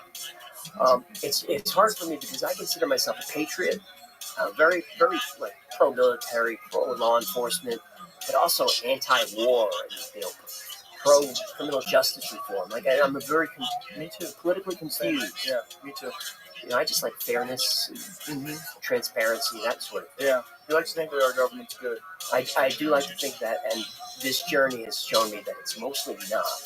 It's really mostly not, but it's a government made of men. Men are flawed and selfish, and men will hurt each other. And there's also justifications that can be made for doing terrible things, because there's terrible people out there and you have to stay ahead. Always. Yeah. Don't become a monster when you fight a monster. That's exactly right. And this collateral damage is just part of it. It's just part of it. Yeah. So we give them a settlement, stay quiet, but this is for national security. Yeah. Greater good. What other ones? Yeah. And it's hard to say off the top of my head. MK Ultra is a tough one. I have covered Northwoods and some of those. Operation Gladio was a crazy one. That was when the CIA was killing civilians after World War II. Alan Dulles. I'm going to do an episode on Alan Dulles, the Dulles brothers, their connection to the Nazis and all of that. That's going to be a dangerous one. What were they doing? They were killing people for what reason? So we had to fight communism. So they trained a secret army, a civilian army in Italy, to bomb civilians and then blame it on the communists. The communists at that time were the most popular party in Italy, post-war, because they had just went through fascism, right, with Mussolini. So it always swings too far the other way. So we swing way the other way. Communism is very popular. Can't have that. So civilians were killed in bombings by the CIA-trained guerrilla army, and they were trained by a Nazi general who was tight with Alan Dulles, and this was planned during the war. While American GIs were being killed fighting the Nazis, they were already planning this next phase. But civilians died in massacres, and they blamed it on communists, and it was denied, and eventually it came out. It was called Operation Gladio. Gladius is the sword of the Roman soldier. How did they kill people? Bomb. Car bomb. Car bomb was a big one. It was in Milan, but there was a few. I just blame the communists. Right. To stop communism. Because it was a huge. Italy was a lot of turmoil. I think it was called the years of lead, or the decades of lead, something like that. People were just getting killed all the time. I don't know how many constitutions Italy's had since World War II, but it's probably over 24 at this point. It's a chaotic place. My people. It's my people too. Napolitano. Izirishi che fa. What about the Richard structure? People ask me about that thing I have at Sahara. I usually say, you know what? Go to Corsetti, Go to Bright Insight. Go to Yeah. Randall Carlson. Corsetti's the most. Randall Carlson doesn't believe that was Atlantis. Right. But Corsetti makes a very compelling case. Mountains to the north, river to the south. The circular, Yeah. concentric rings. The concentric rings, they're the correct size. Yep. The fact that there's still salt on the ground there. I want to believe it. Yeah. You know, And then there's like when you pull back, you get the satellite image of the surface, and it looks like it was just completely deluged. It does. Yeah. Well, we know for a fact it was deluged. Yeah. It doesn't line up with Atlantis. I mean, Carlson is showing us that how the surface of Africa was just altered. Yeah. By the flood. So it all lines up, but there's all these leaps that we have to make. I enjoy making them. Yeah. But on my show, I try to let people know. Look, I connected some dots here. Mm-hmm. You know, I had to fill in some gaps with a little bit of creative license. But if you're interested, go pursue it. Go learn more. I want that to be Atlantis. Yeah, it seems like Atlantis was a real place. Because, once they found out that Troy was a real place, Troy was also dismissed, right? Yes, it was. They found out, no, Troy actually existed. And it doesn't seem like any of those stories were bullshit. It seems like they were historical accounts. And the thing about Plato's writings about Atlantis, he talks about it having existed 900 years prior, which lines up perfectly with the Younger Dryas. Right, and he learned it from an Egyptian priest who learned it from someone else. Mm-hmm. So the story goes back beyond Plato, if you believe Plato, which you can believe Plato. Well, he was right about a lot of things. Mm-hmm. And it's so fascinating to think of like that kind of historical record keeping, that you're getting these depictions of what kind of a civilization existed thousands and thousands of years ago. Right, so what, with Homer's Iliad, what did they think he was writing about? A fictional place? I mean, that was this. I think I said 900 years. I meant 9,000. 9,000, right. Years, yeah. Which is like, first of all, like, how do you get 9,000 years of history 2,000 years ago? Like, what are you even getting? Yeah. How are these stories? How are they documented? Like, how do they pass them? How do they pass them on? Like, who are the original people? Like, what's the actual version story? Like, which one is more accurate? Epic of Gilgamesh, Noah's Ark, like something seems to exist in almost every ancient civilization. They all have a flood myth. Yeah. And, Gilgamesh and Noah's Ark they're very similar stories. Mm-hmm. And there are other cultures that have a Noah's Ark story. Yeah. Yeah, that's my favorite currently. I've seen like a ton of videos, and I think Jimmy Corsetti does the best job about the Reichart structure. But he's all in on it. Yes. And I think, it doesn't look natural. No, it doesn't. It doesn't. It looks like and it's like, what a coincidence that it matches the dimensions of Atlantis as described. And it's in the right place. So, Yeah. When people argue for Bimini being Atlantis, it's like, they didn't know what any of that was, but they knew what North Africa was. Right. And also, it's so close to Egypt. It's so close to what we already know was a super advanced civilization that existed. There's been no excavations of that? I don't believe so. Of the Reichart structure? What have they done? Like deep? 1974 was discovered. They found artifacts. Looking right now, so I'll show you something. This isn't a great example, but there's other. This is another eye that looks similar to it in the same area. Interesting. And then the comments say that there's even 2 or 3 of these. Whoa. And I was reading Stephen Novella's breakdown of Jimmy's video. He says he's leaving out some known facts, like there was a canal that connected each of the circles that isn't apparent in the reshot structure. But those are the things I was just getting at right now. But this looks like canals. Well, that's a different one. This isn't the reshot structure. Right. Show the research structure. And the reshot structure is strange because the coloration is different than the rest of the... That was also the depictions of the colors of the rocks is the same. Red and black. Yeah, like that is fucking crazy. That's crazy. It is. The one guy who found artifacts, so there was some stuff like out here on the outer circles, but not very many inside. Well, the question is, like, how big was the catastrophe and how much would be left? And what would you actually see? Like, how much was the structure altered by whatever the fuck happened? Right. So when we talk about ancient advanced civilizations, we're not talking about more advanced than us. We just mean advanced. Right. So people will say, well, where's their plastic? Where's their... Yeah, but Well, it doesn't have to be the same it doesn't. kind of advance. It doesn't. Combustion engines, all the different things that we've done, electronics, like we're just assuming that technology always goes in the exact same path. But it's whatever the fuck they were doing, whatever we know they were doing in Egypt was extraordinary in terms of like their ability to core, the drills, when they have these cores that they like high speed drills Yep. that seem to be, like, if not diamond tipped, something of a similar vein that allowed them to dig into that fucking granite like that. Like, Right. How did they generate 2,000 RPMs or whatever? Right. How could they do that? yeah, it's all freaky, man. It's like the history. I mean, Graham has the best depiction. He said, "We are a species with amnesia." That's the perfect way to say it. You know, it's a shame that he's marginalized, but I like that Netflix has stuck by him and Yeah. keep pumping those out. Well, the facts are the facts. You know, just the structures that he's uncovering. When you're looking at Gunung Padang, when you're looking at all these different places, when you look at, just Machu Picchu, all these different places. Like, what the fuck was going on? Like, why is this stuff so complex? Why is it so fascinating? And why aren't we allowed to ask? Why aren't we allowed to investigate it? Yeah. Remember when Ancient Apocalypse Season 1 came out, there was a British newspaper that said Graham Hancock is the most dangerous man in the world.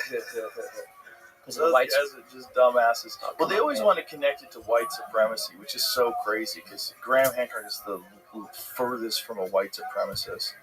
You know, he's married to a woman of color. He's like the sweetest, nicest guy. He's a vegan. Of course. He's like He never said they were white folks.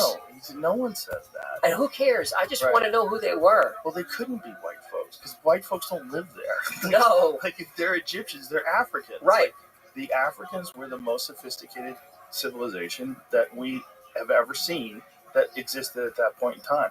We don't know if they're as sophisticated as we are, but we know they did some stuff back then that we're not capable of today. Yes. And that's real. It is. And we don't know how. We don't know what technology they had. But here's the thing. If it's not from 2500 BC, but it's really from 30,000 BC, what do you think would be left? Like, only maybe the stone. That would be it. That's part of the problem. I mean, steel, any kind of it'd be metal, gone. You know, it would only take 100 years for Manhattan to be covered by vegetation. Right. 1,000 years, the skyscrapers would crumble. Right. 10,000 years, it'd all be washed away. Right. 100,000 years, you're not going to see jack shit. Nothing. Yeah. Who's that British archaeologist that we brought up the other day, Jamie? With the where he has this like really good point that human beings have been in essentially the same form for the last 300,000 years. Like, it's not outside the realm of possibility that we have achieved very high levels of sophistication multiple times and have been knocked back down to the Stone Age again. Sure. By cataclysmic events. Right. And that makes a lot of sense to me. That it's just part of a cycle. Yeah. You know, the doomsday clock it's kind of a real thing. You just get to a level of technology where you just are too dangerous for your own good. We're not sophisticated enough for nuclear weapons. We're not smart enough to have those. No. Well, that's the hope, is that that's what the aliens are here for. To go, hey. Right? Because they have. Yeah. But then why did they allow just the United States to detonate 60-something bombs? And well, here's the thing. 2 of them that caused mass death, right? Hiroshima and Nagasaki. But that's also when the UFO started showing up in mass. I have this comedy club called the Comedy Mothership. And the rooms are named Fat Man and Little Boy. Okay. And the reason why is because in UFO folklore, after those bombs were dropped, that's when the mothership started showing up. Right. Yeah. And in some tests, you can see stuff in the sky in the films. I think you could see something at Castle Bravo. Could be wrong, but there are some tests where you can see stuff in the sky. Like, what was that for? Welcome. Like they were keeping an eye on. How are you? Are you Geist? Geist, how are you? I'm Rabbi. Pleasure to meet you. How you doing, my blue sky friend?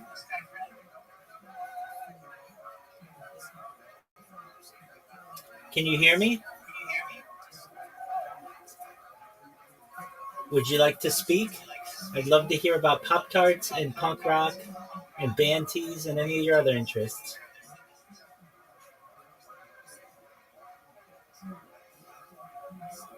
I hope you had a good day today. Thank you so much for coming. I'm glad that you were able to connect. If you'd like, I'll just tell you about myself.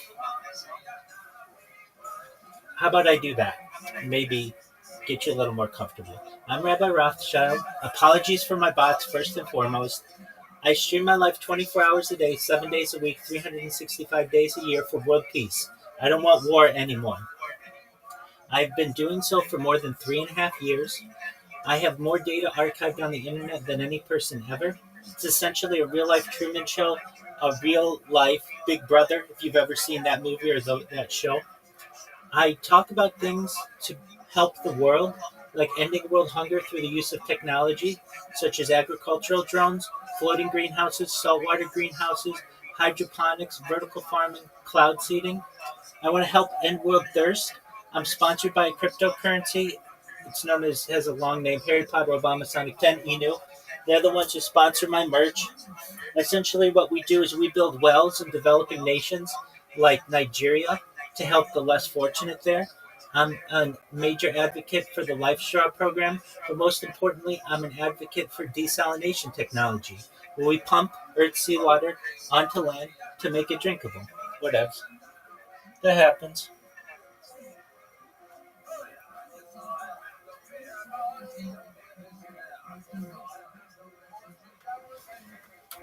Come back.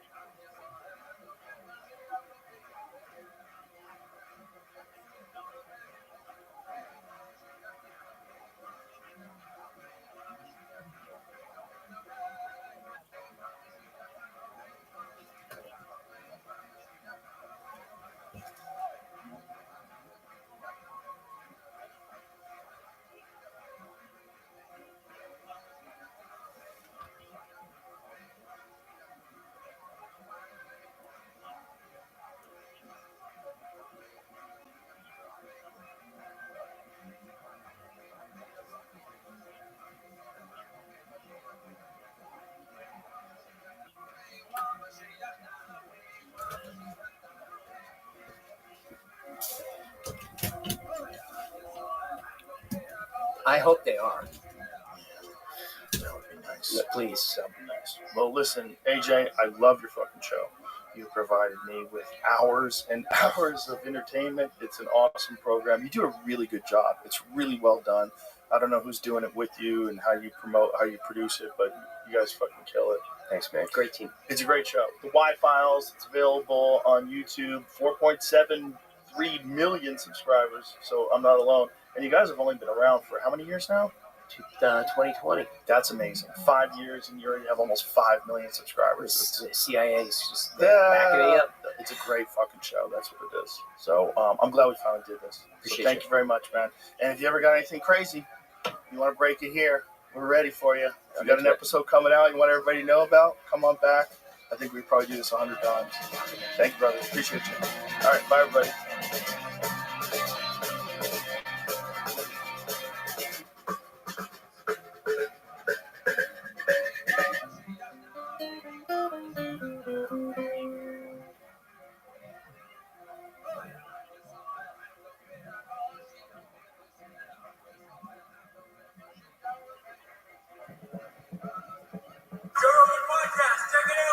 The Joe Rogan Experience. Train by day, Joe Rogan podcast by night, all day.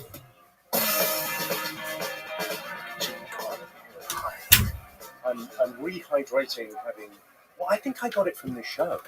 The sauna cold plunge thing. I bet you did. I'm so into it. That's awesome. So addicted to it. I got changes your life. It really does. It's it's that dopamine for You're changing my life by crushing this liquid IV in the most bizarre way possible. Yeah, it's like somehow it's all smushed up. Yeah, it's humidity. All right, well. It probably got a little humidity in there. It needs one of them little packets you get in the chips that you always accidentally bite. Oh, yeah. You know, those little things they put in there to absorb humidity? Yeah.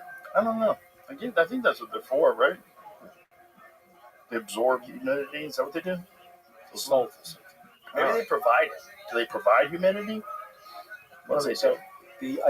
I'm now staying in, not exclusively, but my hotel choice. I'm solving for places with sauna cold plunge. So I can kind of do that in the morning and feel alive. There's a lot more of those now. Well, it's great. And then, but you travel the world. I travel everywhere. Yeah. So I was in Vienna. They've got this incredible facility. And I went, and it's it's an amazing sauna, amazing cold plunge. So I get in there, I'm having a great time.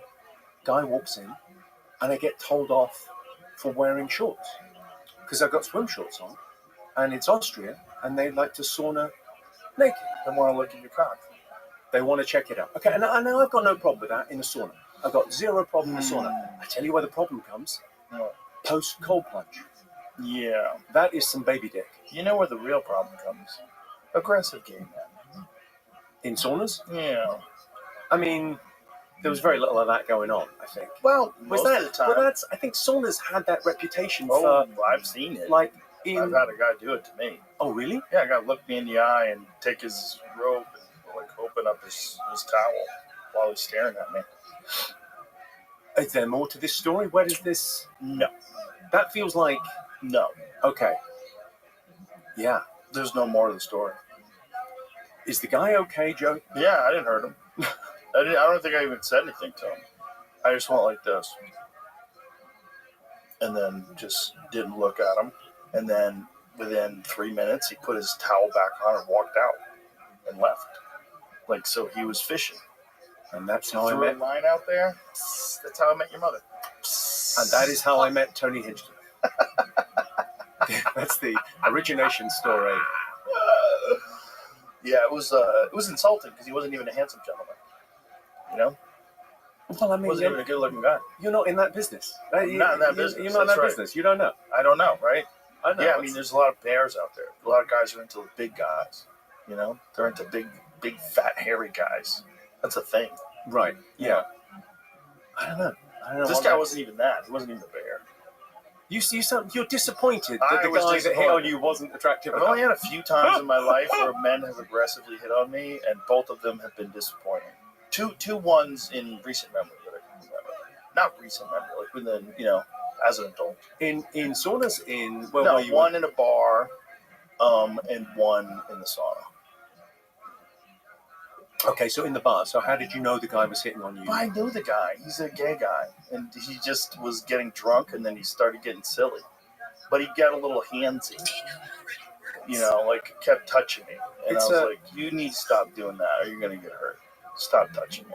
It just makes you realize what it's like to be a woman, but way worse. I think it's way worse. I think it's very good for empathy to have that experience, to have a guy aggressively, drunkenly hit on you, and to know what it's like. I often think, like, being a bit famous, you kind of know what it's like to be a very attractive woman. Yeah, but you don't, because you're not vulnerable, and no one's trying to. No, I mean, dip inside you. I mean, in terms of you have predictable conversations. That's true. Like, I often think, like, bullshit. Yeah, super attractive women have the same conversation with people over and over again, and you blame them for being boring. Right, where you go? Hey, you come around here a lot? What's going on? Yeah, it's the same conversation again and again and again. Yeah. I always think, like, I always noticed that. My friend Roshin Connerty pointed this out to me. She said really, really attractive people, like gorgeous supermodels, speak very, very slowly. Because no one has ever interrupted them. Like, I speak quick because I'm rocking this. I go, quick, come on, let's get something going here. Come on. Yeah, that's actually a very good point, right? And also, you probably value your opinion way too highly, because no one would ever question your ability to form a sentence or to figure something out because they want to sex with you. Yeah, so this is how horoscopes got big. Because incredibly attractive women spoke about their horoscope, and no one went, it sounds like some bullshit. It's interesting you bring that up, because I was just watching the Danny Jones podcast today, and he had my friend Hamilton Morris on, who's been on this podcast a few times, and they were talking about the Reagan administration and about how the war on drugs really got started. Like, this is your brain on drugs, all that stuff, Nancy Reagan's pet project. Yeah. And it was because Nancy Reagan, according to Hamilton, and he's very. I've heard this. She had, like, a guru. Yes, but this is where it started. She was mocked for being like this frivolous person who was the wife of the president, and Hamilton sort of relates it to the way Melania Trump gets mocked. And she apparently famously spent like an insane amount of money on new china for the White House, like new silverware in China. And That's how we dishware. Yeah, but that's how we pronounce it. China in the Trump household. China. But it was, it wasn't a Trump household back then. Reagan. That's terrible Reagan. So anyway, she went to her psychic / whatever it is, astrologer / whatever this kooky person is, and they gave good advice. They said, you got to do something to distract it, so you have to have a cause. And so her cause became the war on drugs. Her cause became just say no. Right. I mean, did that work out well? I forget. How did the war on drugs go? How are we doing? Not just that, what Hamilton points out, how many people were arrested and how many lives were destroyed because of this decision by this one woman who was the Not even elected. wife of the president, who was trying to cover her ass because she was looking silly in the press. I got crazy drug use. You want to hear my drug use? I would love to. Okay, marijuana specifically. Okay. I think marijuana should be illegal for the under 30s. I think it should be legal 30 to 50, and then I think over 50, mandatory. That's not bad. I don't like the under 30, but in defense, I did not start smoking marijuana until I became 30. Well, I think it's that thing of like there's performance enhancing drugs, right? Mm-hmm. And then there's lots of them. I mean, testosterone is probably the biggest and the best, right? There's way better ones than testosterone. Well, but testosterone in terms of the world. Like, if you look at the world, like people often quote the fact that most of this, the biggest CEOs in the world are male. Yeah, but also 95% of the prison population is male. Because what testosterone gives you is its risk. It's the chemical for risk. So people take high risk. So they end up with all the rewards, but also destitute. Single moms also have higher testosterone. Do you know that? I never knew that. Yeah, women that are forced to take care of themselves and forced to make all the money and run the household and take care of the children, their testosterone naturally rises. Yeah. Also, women have more testosterone than they do estrogen. That's interesting, isn't it? Wild. Yeah, I never knew that until I forget who said it. I was like, that's kind of crazy. But it's that thing of like, for young women, if you're talking to young women, like what would the advice be? And it's like, because young men take risks, right? But young women tend not to take the same risks, but maybe if you took more calculated risks, kind of levels the playing field a little bit. Playing field for what games? Well, I suppose careers. What choices you make in life. I wonder how much crossover there is between women's decisions, career paths, and men's. Like, how often are women actually competing? Obviously they do, but how often? You know what I mean? Like, if there wasn't any societal pressure for a woman to be a career woman and a boss girl, because there's a lot of that. There's pressure to show that you're as good as everyone else who's also doing this, and Sally is a CEO, you should be a CEO too, and there's a lot of pressure. If you just let them decide their own path, how much crossover would there be with men and women? I don't know. I mean, I read a lot of it's like Mary Harrington and Louise Perry, these kind of great feminist writers. And they often sort of talk about this thing of we talk about one stage of feminism above, and there's three. There's the maiden, which is the young woman out for a career who can do you can do anything a man can do, right? Absolutely. And then there's motherhood, which a man cannot compete. But feminism doesn't really talk about motherhood that much. It's become almost like a right-wing thing to celebrate motherhood, right? And then there's what they call the crone, the older woman, postmenopausal, is absolutely pivotal in our society. If you think about anyone having a crisis, just a woman comes from nowhere in her 50s or 60s and makes you a cup of tea and takes care of you. It's an incredibly, that grandmother figure is so important in our culture, in our society, and it's not celebrated enough. I don't think. No. Well, I had a bit of one of my specials back in the day about my mom. My mom actually did say this. She voted for Hillary Clinton because she said, I just want a woman to be president. And I said, you already make all the people. You make all the people. There's 8 billion people. All of them made by women. I go, you want to be president too? You fucking greedy bitch. I'm like, what else you want? All the money? You want a bigger dick? What do you want? You want everything? We don't celebrate the craziest thing, which is women make human life. Without them, it is not possible for any of us to be here. And that is almost inconsequential. You don't even talk about it. And the sacrifice made. I know. Thank you for your service. Yeah. You really should say that to every mom. Thank you for your service. You're making human. Especially if you're doing a great job. Yeah. If you're a solid mom, that's amazing. If you're a solid mom, let's think about it. The best dad in the world is what? It's a mediocre mom. Yeah. If I take my kids to the playground, it's fantastic. If mum does it, it's kind of expected. It's always already factored in. Yeah. It is a weird thing, right? That's not really celebrated in society because any of us that have had good moms, most importantly, if you have friends that have evil mothers. We were talking about stories we read on here the other day. This young girl was being brutally stalked online and harassed, and it turned out it was her own mother that was doing it. Yeah, and you can't get over it. How do you psychically? How do you recover? How do you trust anyone for the rest of your life? Your own mother.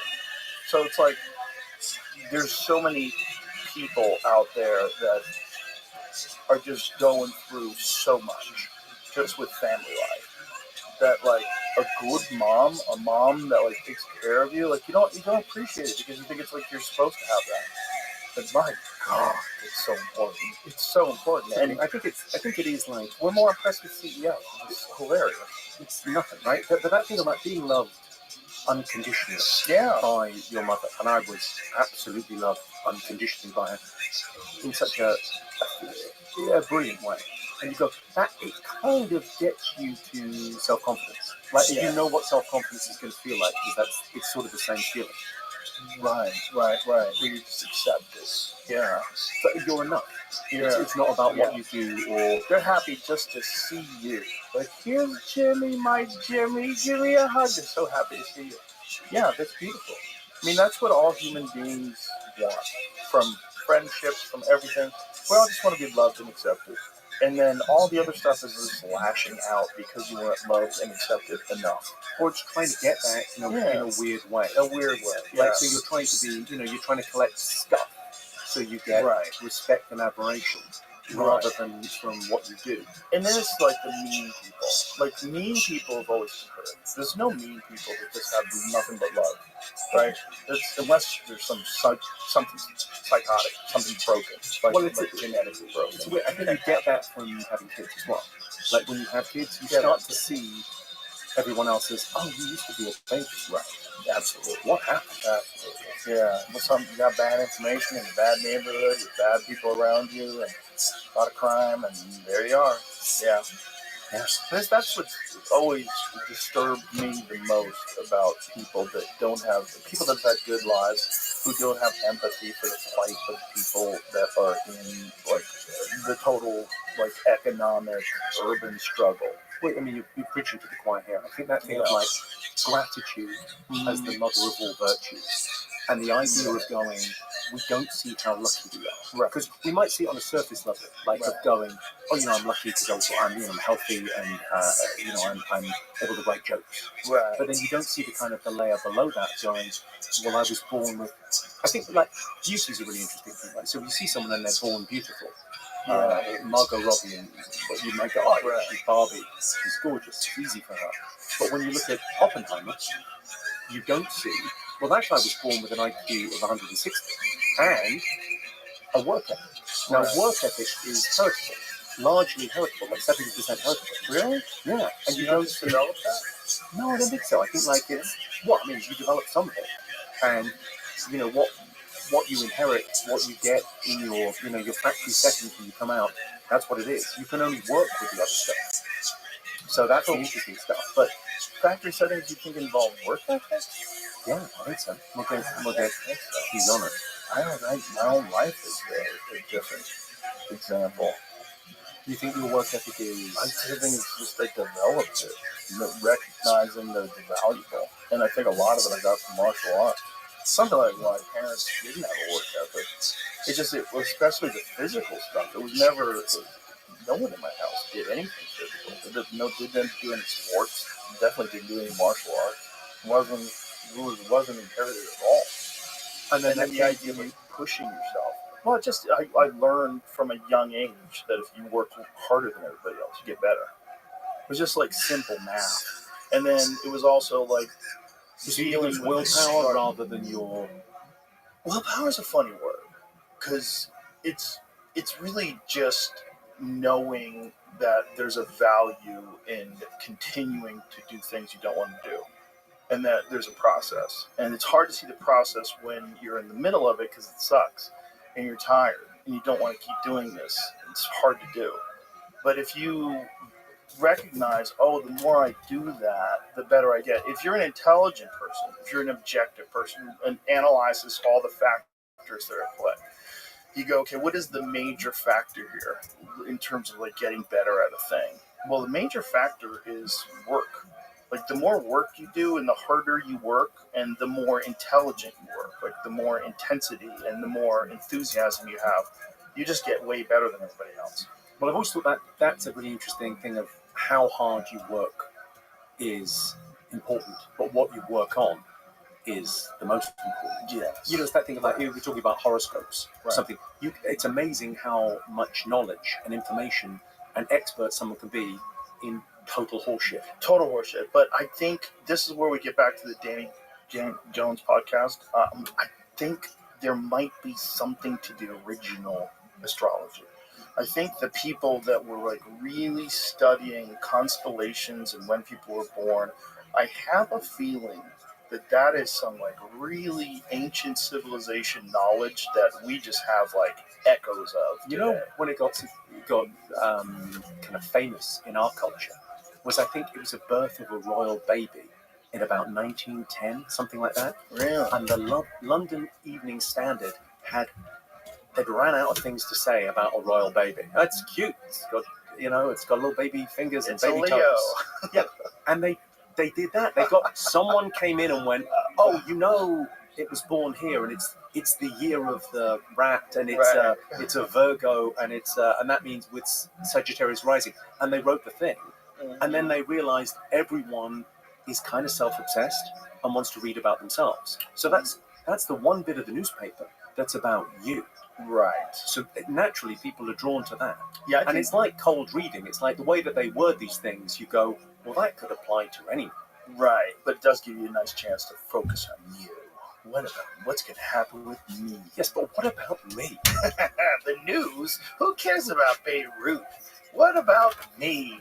Yeah, I think that's in the human condition. That's going to be a big part. Of course, and that's how you sell newspapers. I think the newspaper version of the horoscope is obviously nonsense, at least partially. I shouldn't even say obviously, but I think I have not studied this, and I'm not committed to this, but I do think the original origins of astrology were probably based on some sort of an ancient understanding of the different effects that different stars, when they're in alignment, have on the universe. And I think it's partially, like, we know that the moon literally makes the tide go in and out. And the gravity of the moon affects the water. It makes the tide go in and out to the point where there's a high tide and a low tide mark at the beach. This is why I'm rehydrating now. Yeah, because I realize I'm mainly water. Mainly water. So if we're mainly water, like, how is that not affecting us? Is it? Is it affecting us in some weird way that we don't totally understand? But the idea that a constellation 100 million light years away could be affecting us seems... I don't think that's what the idea is. The idea is that there is an infinite number of possibilities in terms of personalities and character traits, and there's an infinite number of factors. There's genetic factors, there's environmental factors, there's all these different factors. There might be cosmic factors. I don't think it's the primary source of your personality or how you feel about the world, but I think it might be a factor, and I think it was probably much more of a factor when they didn't have light pollution. I wonder, is it one of these things where it's a really interesting way to think about yourself and analyze yourself? It's like, almost like, I don't have religion, but I can see the benefits of it. I don't think religion works because, like, Mass doesn't work because God is happy, but Mass works because people come together as a group, and they meditate and take an hour off. And I sort of think the great mistake, the tradition I'm from is Catholicism. Me too. And the great mistake was, I think Vatican II, they called it. So Vatican II is where they translated the Latin into whatever your local language was and made it more accessible. That was like the 1500s, right? Yeah, and it's such a huge mistake because the idea was to be in awe. It's all like going to church. It should be like standing in nature. Like, but I think being in awe of something. As soon as you translate it and you go left brain and try and make it make sense, it all falls to pieces. But it's not a left brain. Our whole culture is left brain, but it should be about right brain. It should be about the gestalt, the whole thing. The idea of, like, there's a mystery here. And what's that great line? God is the name we give to the blanket. We throw over the mystery to give it shape. I like that. I think that's AC/DC's Roadie said that. Really? Yeah. That's amazing. But what a piece of wisdom. Because that's a genius piece of wisdom. But it is that thing of, like, you can call it whatever you want. And you can attach it to whether it's horoscopes or whatever your religion is. But the idea of going, there is a mystery. And even when you get to physics at the. I mean, I love it when you have physicists on here. I mean, Eric Weinstein's one of my favorite people in the world. Which is he's brilliant. He's a great guy too. Yeah, great guy. But you look at that and you go, and they get to the Big Bang, and you go, yeah, but what happened 4 minutes before that? And they go, oh, we don't know. Well, we're back to the mystery. Yeah. Well, there's no escaping the mystery once you get into like subatomic particles. Like what's going on there? So also, do you need religion where you go, okay, a random selection of atoms coalesced into a form that can contemplate its own consciousness and existence for 4,000 weeks? Is that not enough? Will that not do?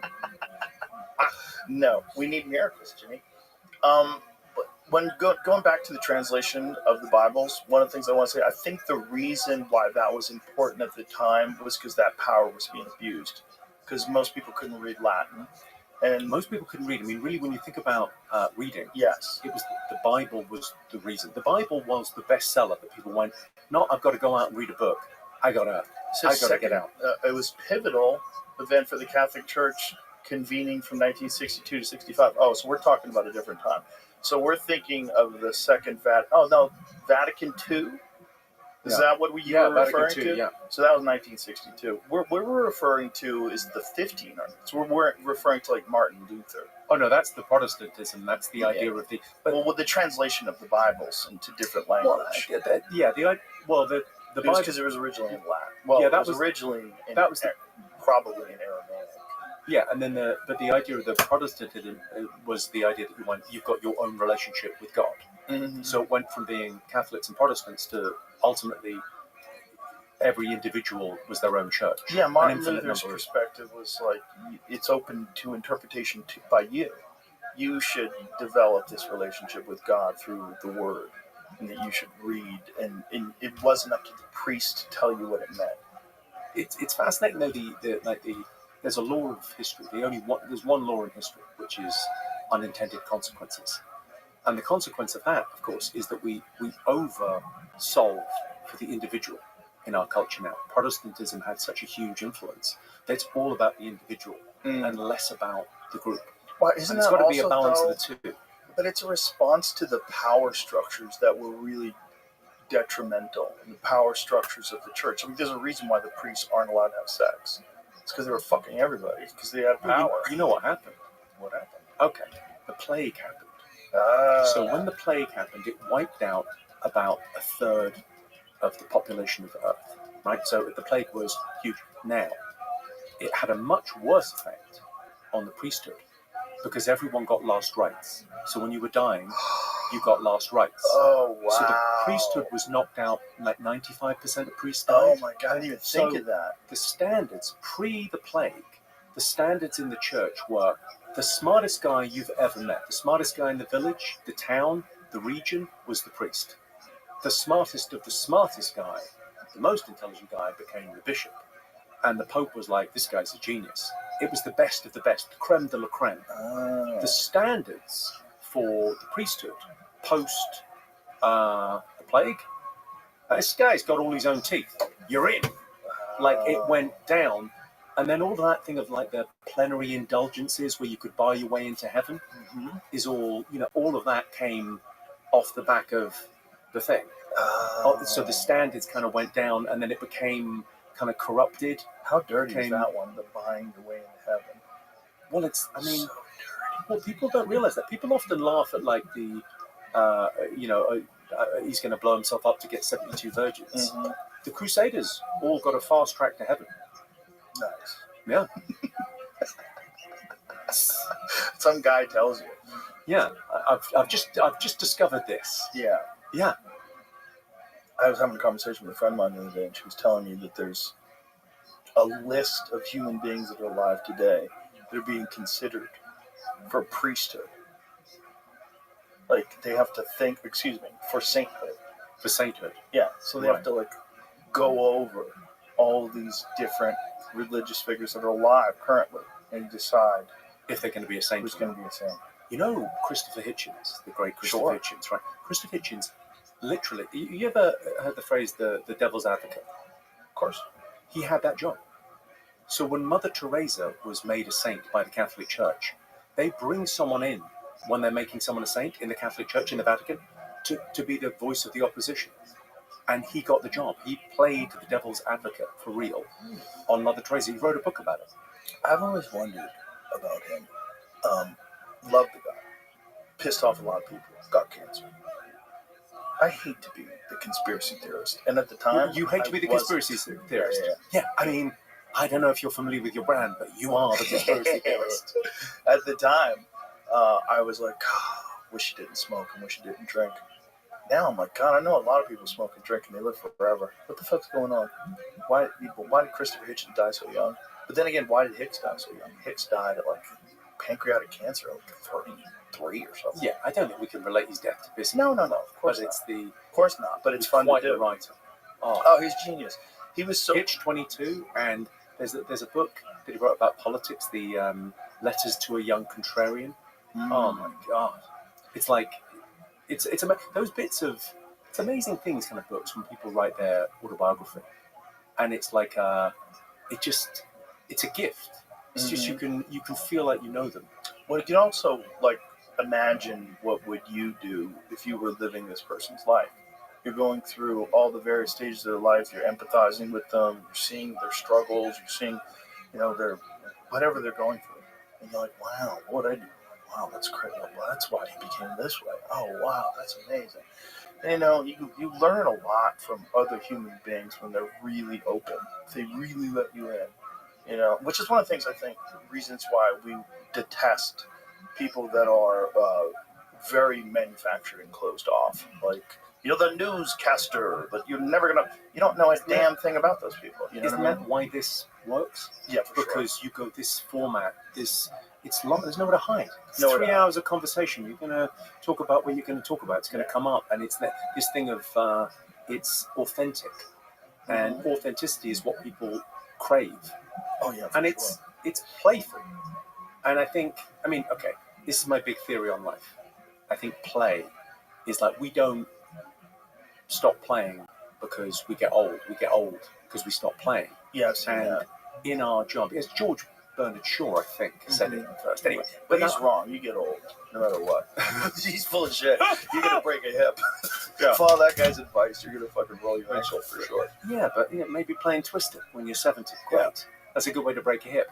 But that thing of like going, play is sort of in short supply. If you think about what anyone cares about, right? Like, people talk about sports all the time. People talk about concerts and going to see music. People love seeing comedy, and they love this kind of thing. But this is like play, right? We're playing, and sports is playing, and theatre is playing, and comedy's playing, and there's not enough play in life. And really, I always think of that thing like when I'm performing shows. Like, there's an illusion that it's me performing on stage. But actually, everyone in the room is performing. It's a performative thing, seeing a show. Like, if you think about when you last saw, I don't know, Bruce Springsteen live. And Bruce Springsteen goes, "How you all doing?" And the whole place goes, "Yeah!" If in Starbucks someone goes, "How you doing?" "Yeah!" Psychotic. You get kicked out. Right. The audience is doing their part. They're doing their bit, and especially like in our game, in comedy, it's because the feedback loop, everything is split tested. Everything is, how do you feel about that? Right. And the one audience member who know anything about comedy and jokes, get 100 of them together, genius. They know exactly what's funny, what isn't funny, what's acceptable, where the line is, and you're getting that feedback the whole time. So, like, doing comedy, it's not repetition, it's iteration. It's just like you're getting a constant sort of feedback from these people. It's a mind meld, right? And people want it because they want to come out. Because it used to be we'd gather around a fire and do this, right? And then we gathered around the wireless and talked. And then we gathered around the TV. That's what you guys call the radio back in England, the wireless? The wireless, that was what it was called. Yeah. For real? Yeah, for real. That was called the wireless. Wow. Yeah. And then, you ever heard that? It's the wireless. RKO, the wireless. Like cellular coverage. Yeah. And then it's cell phones now. And we're alienated. We're more connected and less connected than ever. And then you go out. I was in the mothership last night doing Kill Tony. And that audience were like, it's church. Yeah, their phone's in the bag. They're not constantly distracted. Yeah. Yeah. It's so much better. It's like a lot of people don't like it because they don't like to be disconnected from their little fucking binky, their blanket, whatever it is, their pacifier that they have to carry around with them everywhere. We did a thing on holiday where we put our phones in the safe in the morning, and then came back and checked them in the evening. It's getting more difficult because everything, the podcast you're listening to, the music, everything's hooked up to this, the pictures, the camera, everything. But if you can, oh my God, it's so relaxing. Yeah, I've talked about this before, but I broke my phone once when I was in Hawaii, and I was on Lanai, which is a very small island, so I had to order it from Apple and then have it delivered, and it took like 3 days. So for 3 glorious days, I had no phone, and it was amazing. I was like, why don't I do this all the time? And then right back to the phone. Hang on, you showed me just before the show. How many unanswered text messages do you have on your phone? Yeah, I think it feels like you might be disconnected. Well, I have to be. Otherwise I'll go crazy. 610. Unanswered messages. 610, yeah. So I just to keep from going crazy, you have to be somewhat disconnected. I've gotten good at like compartmentalizing. Can't talk right now. I don't want to talk to anybody right now. Just put it aside. And then that creates problems because then you get needy friends like, everything okay? Like, how come you didn't respond? Like, I got 100 messages. I can't respond. Well, sometimes you need peace more than you need attention. You just got to know your own brain.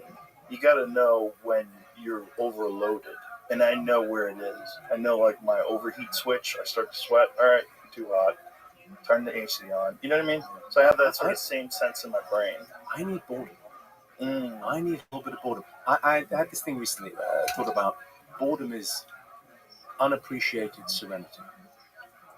Like travel. Like I'm traveling a lot at the moment. I'm on tour. And sometimes you're in an airport, there's nothing much going on. Just chill. Just sit. Yeah. Let something pop in. Just sit and live. Yeah.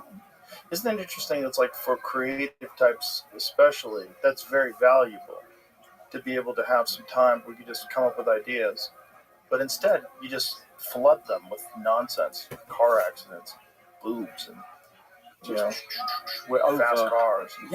Just get bombarded with overstimulated, and very little of it gets in. If I think about, like, if I listen to a book on tape, like a very interesting book on tape, that's one thing. But if I'm just like doom scrolling, like if I spend 5 hours of just looking at social media and looking at YouTube, what amount of good stuff is in there? Is there even 20 minutes of really fascinating shit that I absorb in the entire day? Are you familiar with the concept of Lindy books? Yes. Like the idea of like how long something's been around is how long it's going to be around.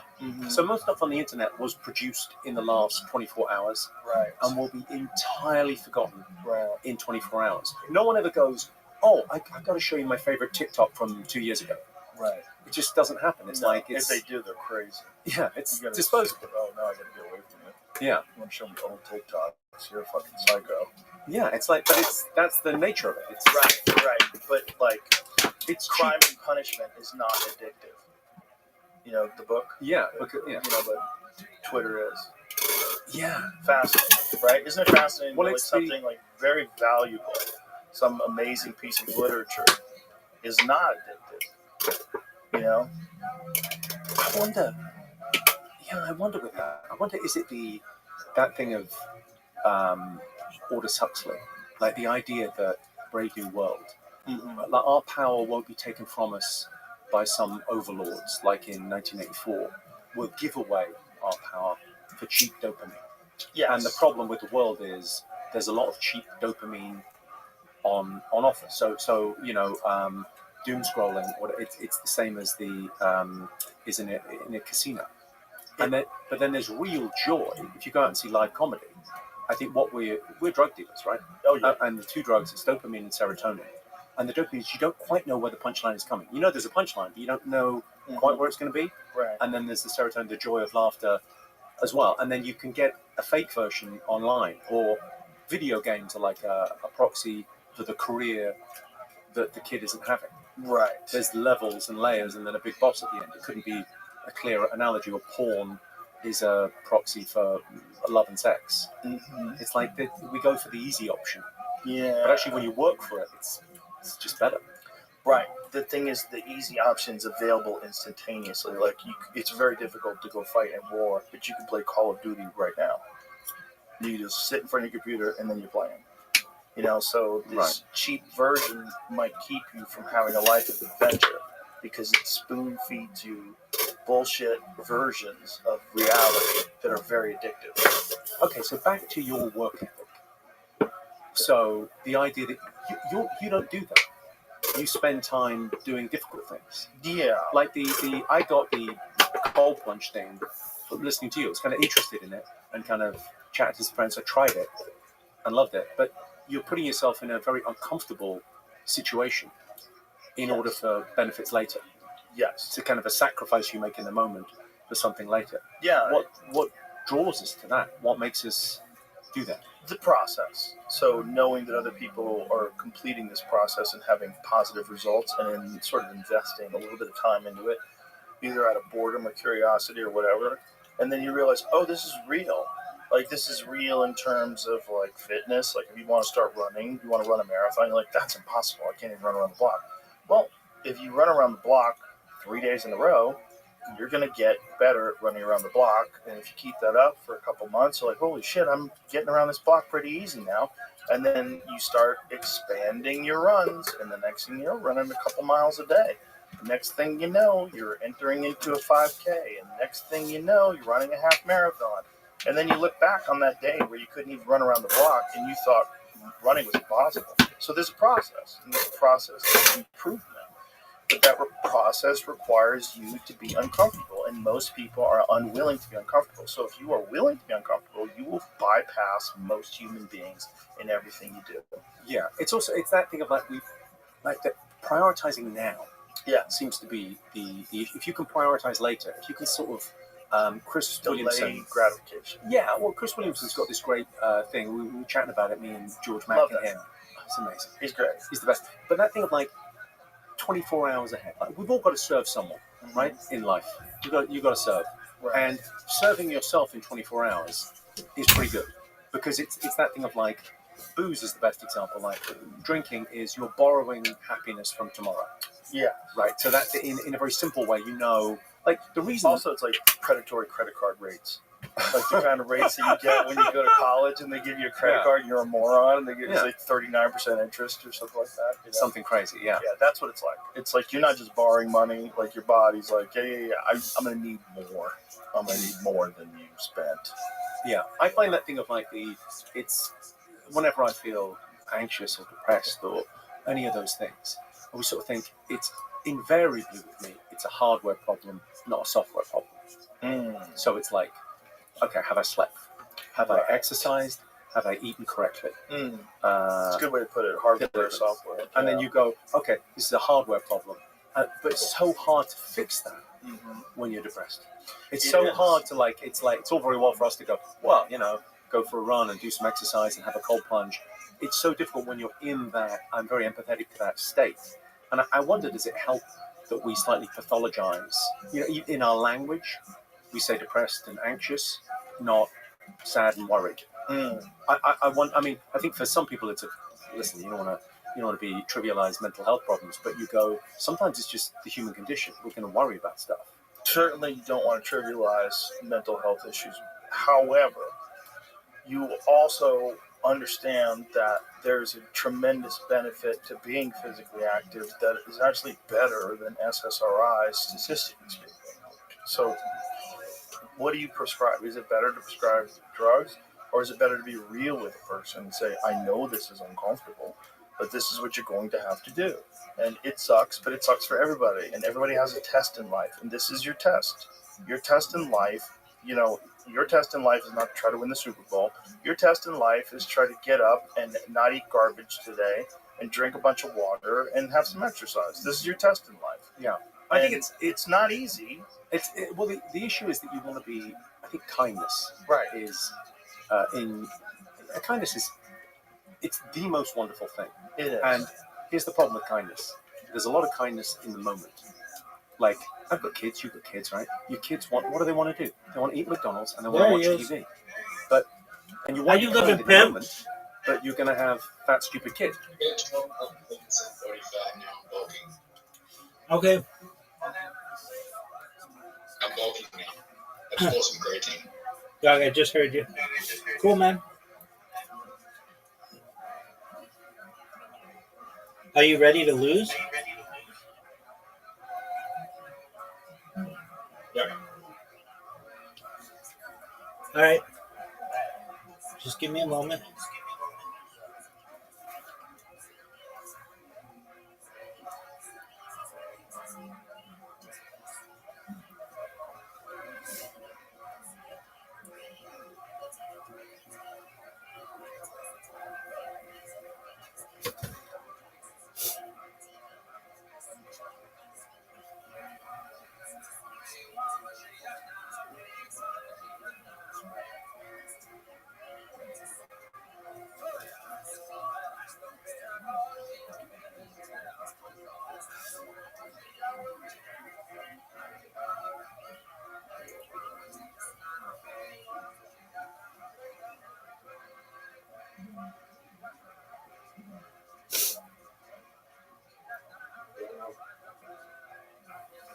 Do you remember that time that you had an invitation and you accepted? Yeah. All right. What? You want to make it happen? Captain? Yeah. Yo, pimp. Are you done? Yo, Doug, you're taking so fucking long. Oh, sorry. I don't even know why I play with you. It takes too fucking long. You think your time is the only person's time who's valuable. There you go, big dog.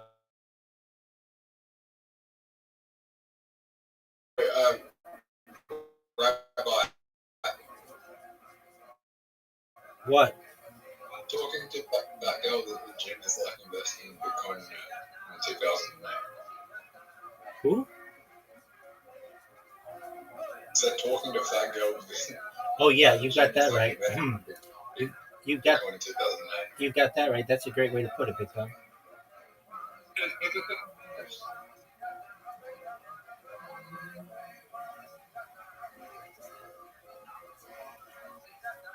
That's a 5. That's a 20. What? Oh, fuck you, Zoo.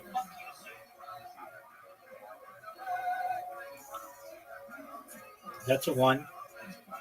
Get that 20.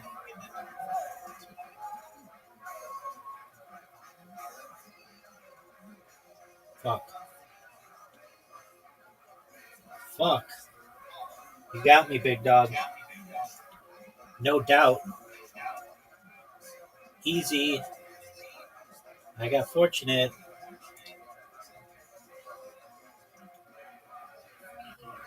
Dude, what the fuck, man?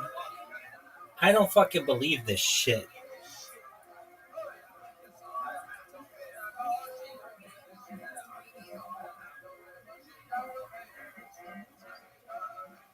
Finally.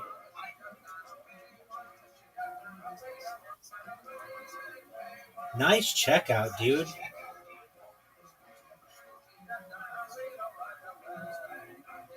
I'll take it. I'll fucking take it.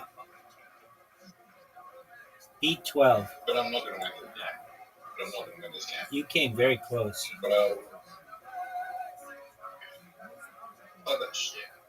That's my 100th win, baby.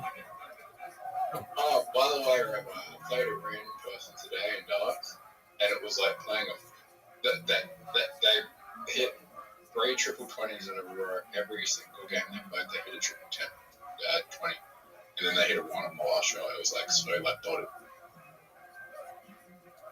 Wow. So it's like, why are you even playing if you're just like gonna be that good? Like, what are you trying to do? I'm in agreement with you. Like, even if you were that good, wouldn't you get bored Right. being that good? I'm in agreement with you.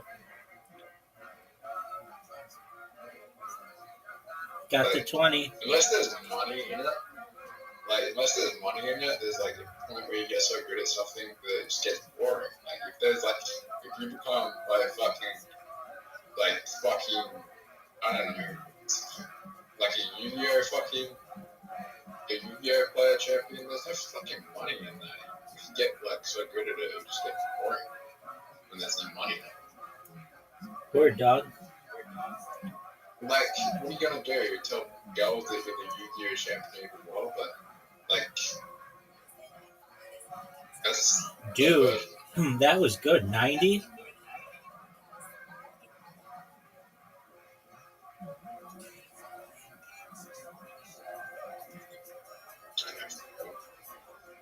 Don't bust, Zoot. Whatever you do, don't bust. And you didn't.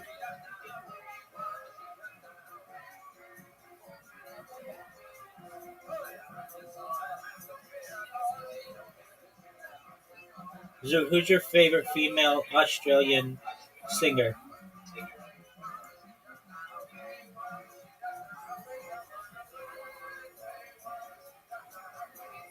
Jessica Malboy's pretty good.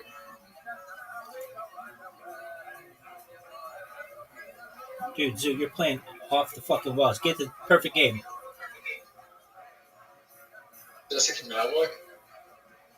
No one knows who that is, but that's a cool story. Oh, look how shitty that was. She was on Australian Idol. I don't know if you want to know, but she was on the she was Indigenous. She was on Australian Idol when she was 16. She was indigenous? She's an Indigenous Australian. What the fuck is she's like, what? Indigenous. She's like what do you call Aborigine. Why don't you call them Aborigines? It's just when I said they're called Indigenous. Dude, Zoot, fuck you, man. Zoot, you're playing. They were the first people, but they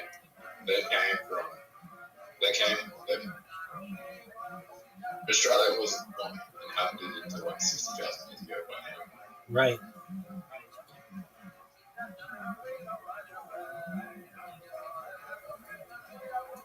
Dude, I'm playing like dog shit.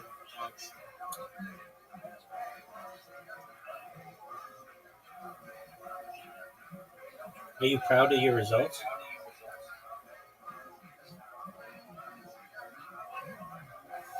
Fuck! I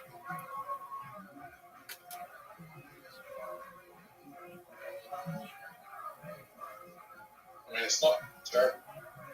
That was.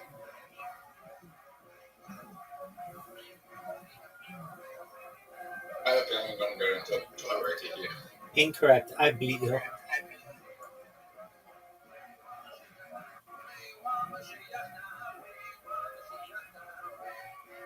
Oh, shit. No way. Gotcha, big dog.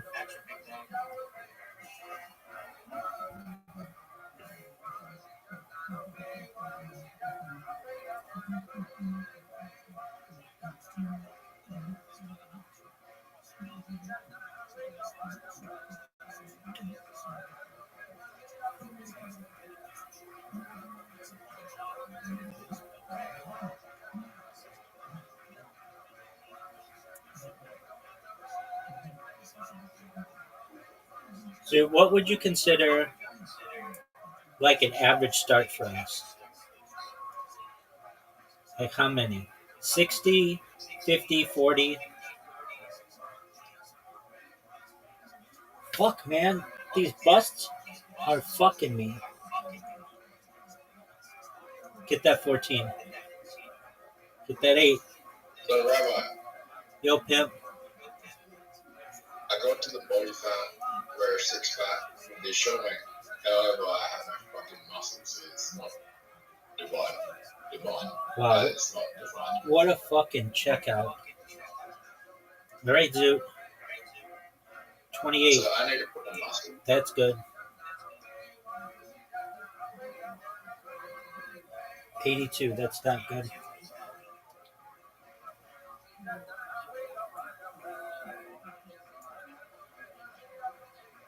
I'm gonna be in calorie surplus now.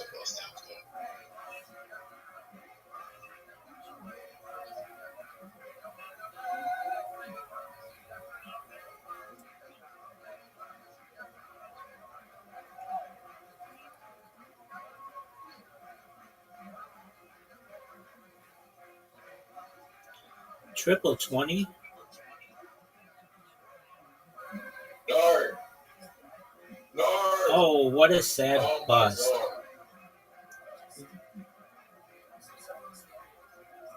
That's gotta be the worst feeling in the world.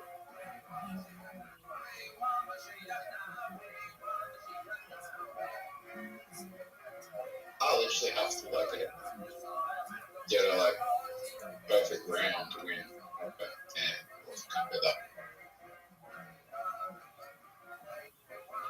Rabbi, all you do is hit a 16. And I just did. Would you rather have sex with Bindi, Irwin, or Natalie Imbruglia? I don't know who that one is, so probably Bindi. Oh, dude, that was great. All right. So I don't know, like fucking Bindi Owen is an Australian, like it's like kind of like fucking sister. It's weird. Beat 12.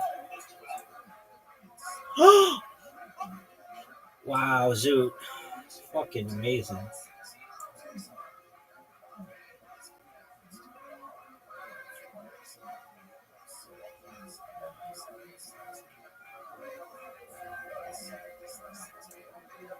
You don't understand, like after Steve Owen's death, Bindi Owen became like a child star in Australia, like an international, like a national icon. Like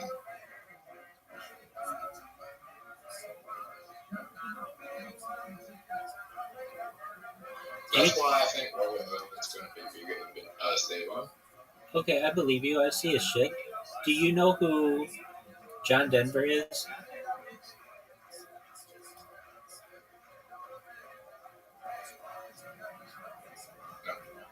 He was a country singer who looked very similar to John Denver or to Steve Irwin.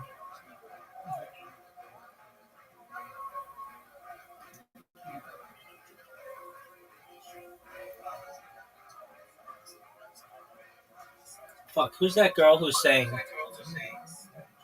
um It Was Love at First Sight, 'cause baby, what's that bitch's name? Who? What's her name? I have no idea. She and her sister are big. What was her fucking name? Oh,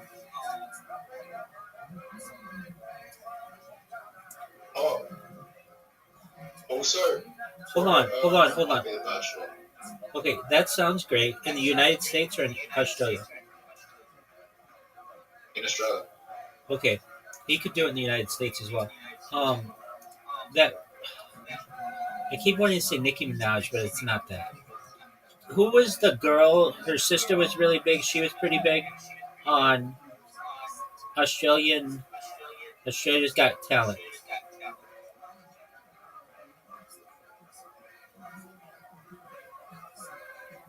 Her name's like Natalie or Nikki or something.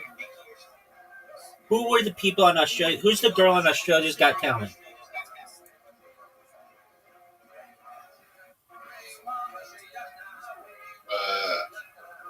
Danny Minogue. Yeah, there you go. Would you rather have sex with Kylie Minogue or Bindi Irwin? At what age? Both in their peaks. Well, Kylie, I'm pretty sure. Oh, good on you, man.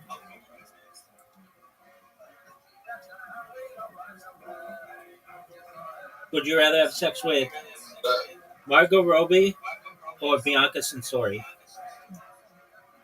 Margot Robbie. Fuck. I'm not having that Margot Robbie. I know.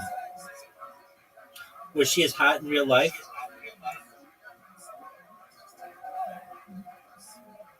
Yeah. That took you too long to answer. Sure. Is she the hottest chick you've ever seen?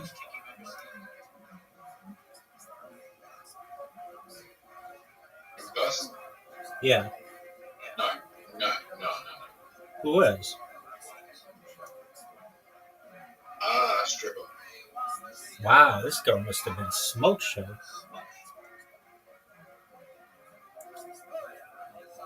But this stripper was like bombshell, like nice tits, perfect, like perfect everything, right?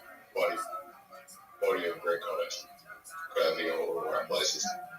Fuck, dude, I'm playing like dog shit. 5. Dude, fuck you, man.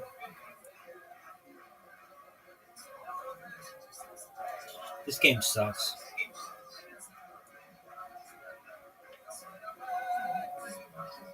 Oh yeah, Sabrina Carpenter out there.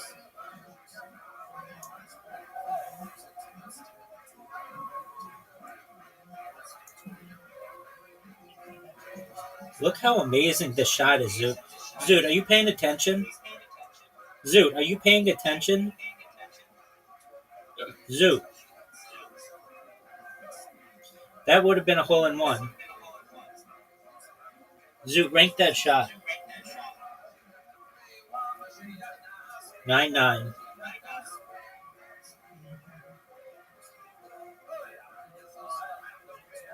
Zoot, just to fuck with you, I'm gonna bounce it off the wall. Oh, I almost missed it. No way. That was a great shot. Too bad it's short. Zoot, I'm up 1 hole to none. What are your thoughts? Do you want to be interviewed? Alright, you're gonna miss the next shot.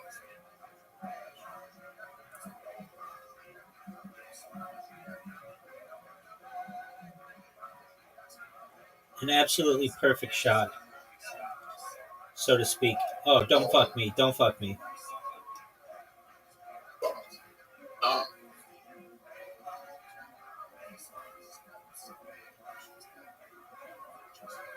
Would you rather have sex with Danny Minogue or Kylie Minogue in their prime? Good on you, big dog. No one knows who the fuck Danny Minogue is.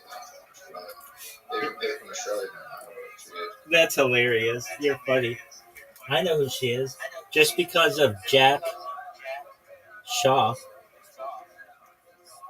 And then Jack Shaw. Then that's right. He. Have you seen his plastic surgery? Yeah, he had brain cancer. Oh, he did? Yeah. All right, well, his plastic surgeon did a number on him.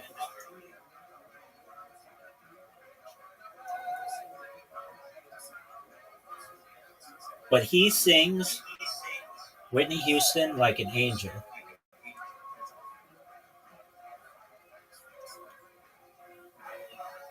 Zoot, you play like absolute dog shit.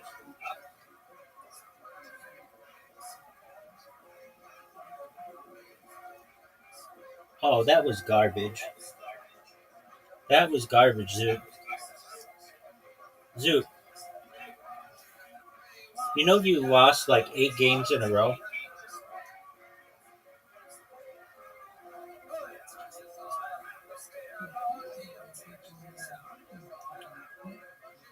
At least. Make it 9.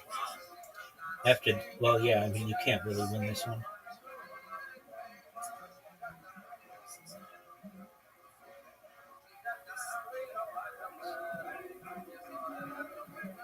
The Rabbi. Yo, pimp.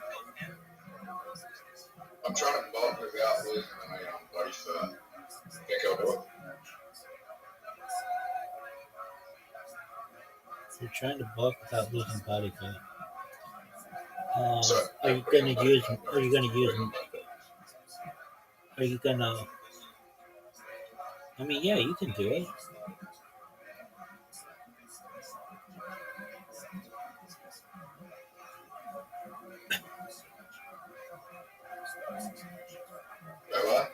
Yo, pimp.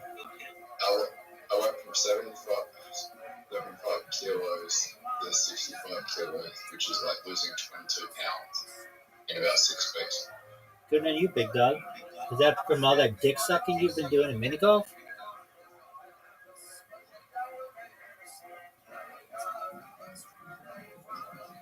I would absolutely hate playing mini golf against me because I'm just such a douche player. Look, I could drop another 3 kilos and get a 6-pack, but then I'm just a skinny guy with a 6-pack. All right. Well, they didn't say you needed to have muscle at the strip club. When are you going to go to the strip club? It did say. Oh, they did. I thought you just needed a 6-pack. 6-pack. Well, I could have a 6-pack and be skinny. What's the point of that? Look, you just said you wanted to make money as soon as possible. Yeah. So,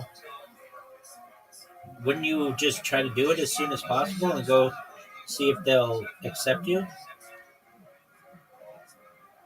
Yeah, sure. So then why don't you go to the strip club and ask if you can try out or whatever?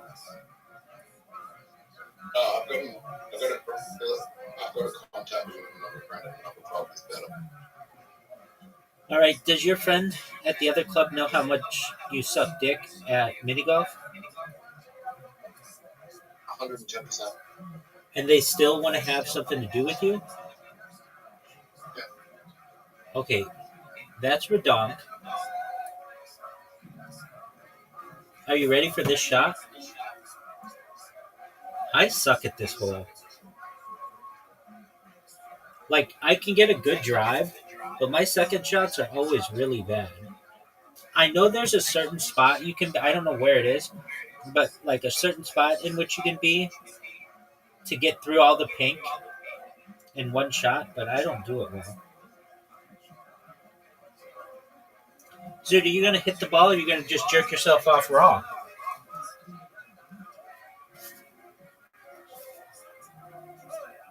Dude, quit checking your DMs. Nobody cares. Dude, go!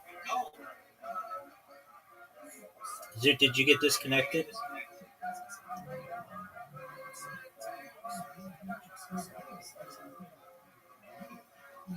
What happened, Zook? What? Dude, you were fucking around?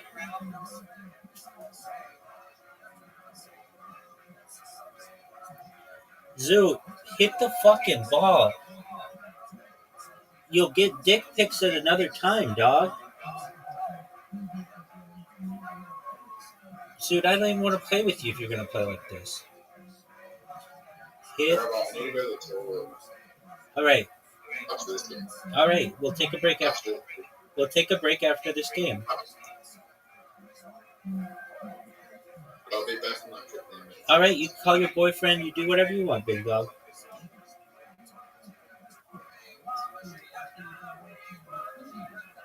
There's some things I can't talk about. Your stream sucks because this is very complicated information. Your dick. I think everybody is pretty well aware that you suck dick at mini golf, if that's what you're referencing. I'll hit my ball. No. Ready for this shot? Look at this shot, Zoot. Look how beautiful it is. Zoot. What? Goodbye?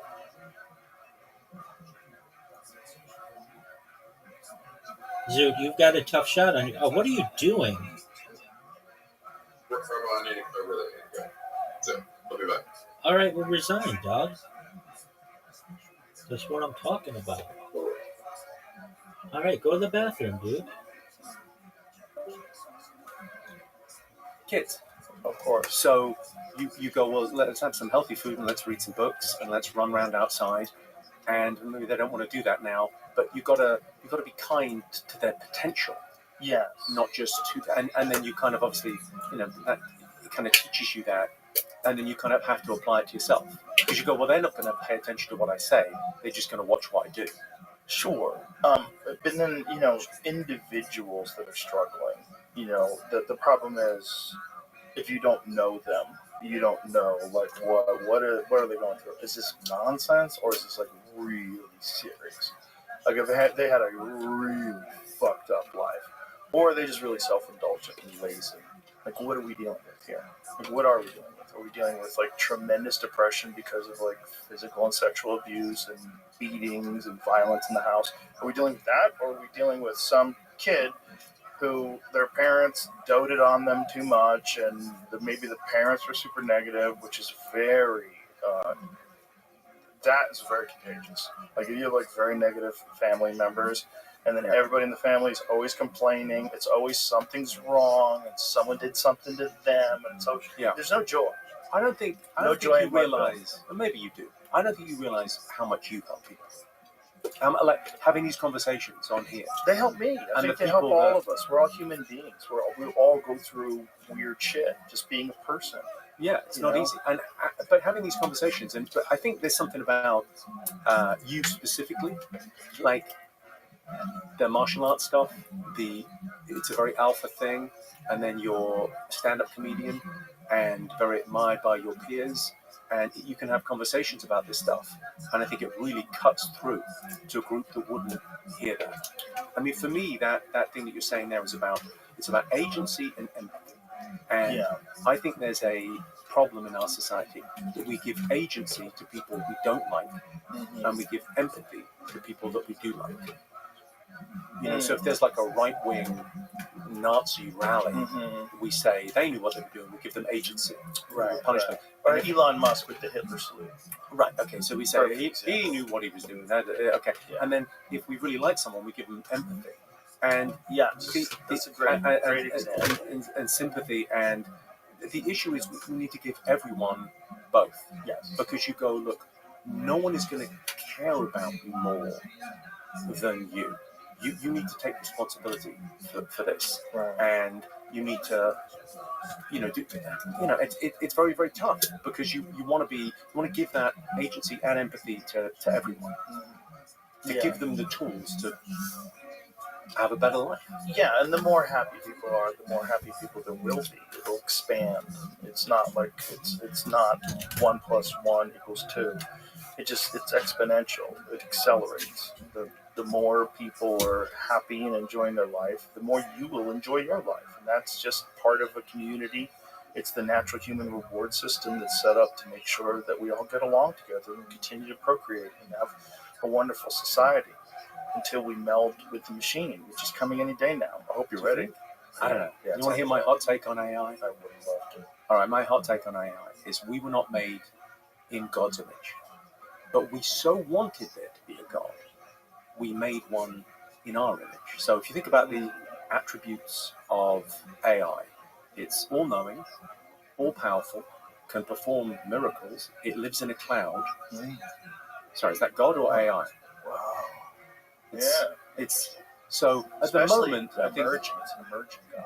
Right? Well, it's not done growing yet. At the moment, it's the Oracle of Delphi. It's like a 10-year-old right now, though. It's not even an adult. Yeah, and then where's it going to? Yeah. So the idea of the interesting thing about AI is it's the gap between me and who's the smartest guy? Eric Weinstein. Used to be enormous, and the gap is getting smaller because AI I can ask it. Yeah, bitch, I got all the answers right here. Yeah. I mean, it's weird what's going on. I had a gag about it like a bit about. In our universities, the students are using AI to write their essays, and then the tutors are using AI to mark the essays, and then after 3 years, AI gets the job. It actually seems very fair. Yeah, it's probably what's going to happen. What you're saying is very funny. It's like, it is accurate, though. It does seem to resemble a god. Well, I wonder... Do you know who Marshall McLuhan is? Of course, the Canadian... One of the great lines of all time. Human beings are the sex organs of the machine world. Yeah. Oh, I get like tingles. Yeah, that one gives... And I think that I gave a shortened version of it. I think it's even longer. But it's fascinating. Because it's so never more true than today. Never more true. Like, if we are really giving birth to AI... This Well, I is wonder what will change. I wonder. Like, I'm very optimistic, right? So 120 years ago, 95% of the population worked in agriculture, and they worked 16 hours a day, and it was a very, very tough life. And then we moved to the cities, and we worked in factories, and the unions, they don't get the credit they deserve. They gave us the weekend. Oh yeah. And now we think human beings work 5 days and we have 2 days off. That's the world, right? But it's different. It's changing now. It's like it's going to change again, and we'll look back and go, I mean, we're incredibly privileged that we're born right now. And here it is. Man becomes, as it were, the sex organs of the machine world, as the bee of the plant world enable it to fecundicate and evolve ever new forms. Fecundate, rather. Machine world reciprocates man's love by expediting his wishes and desires, namely in providing him with wealth. It's not as eloquent as the sex organs of the machine world. I think you nailed it, I didn't you? think my version is it. But Come on, Marshall McLuhan. it's his words. I think we're the electronic caterpillar that's going to become a butterfly. That's what I think. I think we're giving birth to a new form of life. That's what I think we're. Well, I love that thing with that book, The Beginning of Infinity. I can't get over that. What book is that? Who wrote that? It's Beginning of Infinity. I think it's David Deutsch. And it's What's the beginning of the book? So the idea of the beginning of infinity is that if we can get through this Welcome, Zoot. How you living, pimp? phase in humanity, right? There's been 100 billion people so far, 110 billion. There's 9 billion at the moment, 8 billion, 9 billion. If we can get through this, if we can get off the planet, maybe there are trillions of people in the future. Trillions. Right. Maybe humanity spreads out across the galaxies in the universe for the next 13 billion years. Like the idea that if we can get through this now, this little phase that we're in, we're having a little bit of difficulty here with a couple of possible problems, and if we can get through it, like the scientific mean, the idea that we've created these machines, but really through science, like the technology that we have is brilliant, and if we can negotiate, if we can have a little bit of peace in the world, the war. Yeah. if we can avoid the war, and really, avoiding the war, I think is possible. I think the most, all right, here's the take. I think the most incredible piece of technology that we have. I'm very optimistic about the world. Like you could look at the state of the world and go, it's terrible.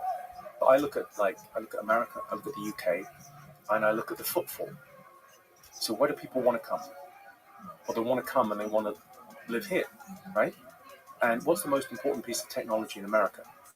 I would argue the Constitution. The Constitution, you just sort of don't think of it as a piece of technology, but it really is. And it's allowed all of this. It's an operating system. It's a brilliant operating system. And you can prove that culture is downstream of institutions. And freedom.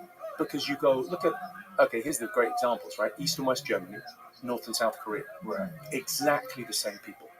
Exactly the same, culturally. And they got this system, East and West Germany. You got the Stasi over here, hell on earth. North Korea, whatever the fuck is going on there. Right. And then you get South Korea, flourishing. Right. Incredible culture. You get West Germany. I got brilliant. another one. Kraftwerk. Cuba and Miami. Yeah. Yeah. You're exactly right. 90 miles away. But okay, so here's the thing. How many people in the world now? 9 billion, 8 billion? It's a lot. Something. Right? 500 million. So there's UK, there's US, there's Canada, there's Australia. Okay, they're all, ex-British colonies. Yeah. I'll take a win. But those institutions are set up in a certain way that's allowed a flourishing where people want to come here. Yeah. Okay. So either we accept 9 billion people into our countries, or we export our institutions. I think we should be writing or coming up with great constitutions for nations that we want to see in the future. You and I think very much alike. I've said the same thing. Like the highlight when people are talking about immigration into this country, one of the big ones is, wouldn't you do this if you were in another world? Of course I would. If I lived in a third world country and had a chance to make a better life and come to America, 100% I would do it. But the real question is, why is it so bad over there, and what can we do to make that better? Instead of bringing them in here to make their lives better, why not make the whole world? It's possible to make the whole. The only problem with that is you lose your cheap labor. Okay. Well, I mean, it's the right wing in America that the idea of going, okay, we're going to get rid of the southern border to bring in cheap labor is a crazy idea, because all we're doing is we outsource. And this problem has been, what is reserved us? George Orwell was once asked, what do you think of the British working classes? And he said, they live in India.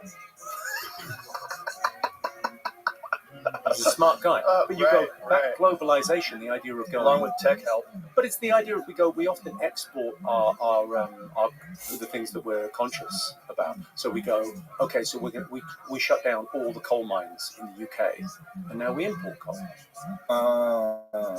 Okay, is that, I mean, it's one world we live in. Right, they're not even under union rules. Yeah. Yeah, so you're getting like unethically sourced coal. It's the whole of humanity matters. Mm-hmm. It's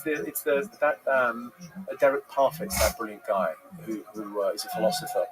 He wrote this brilliant thing called Reasons and Persons. So it's brilliant book, and it's kind of about that idea that you've got to care about humanity temporally and spatially. You've got to care about people in the future, and you've got to care about people everywhere. Yeah. And the idea of you go, look, we've got to make the places people are fleeing from livable. And I think we have proved over the last 50 years, regime change is not what we're great at, right? So it comes We're down going to get it right one of these days.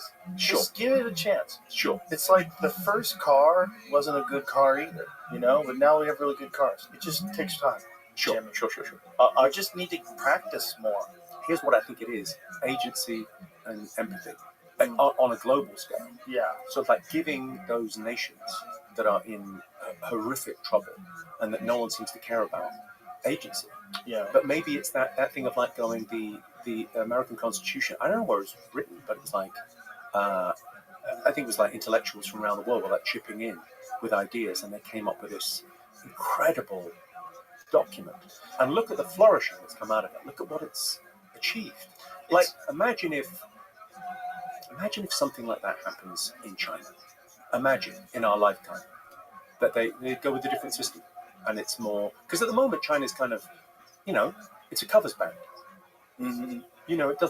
It takes a lot of intellectual property, and it has its own version of Facebook and its own version of Google and its own version of, but it doesn't.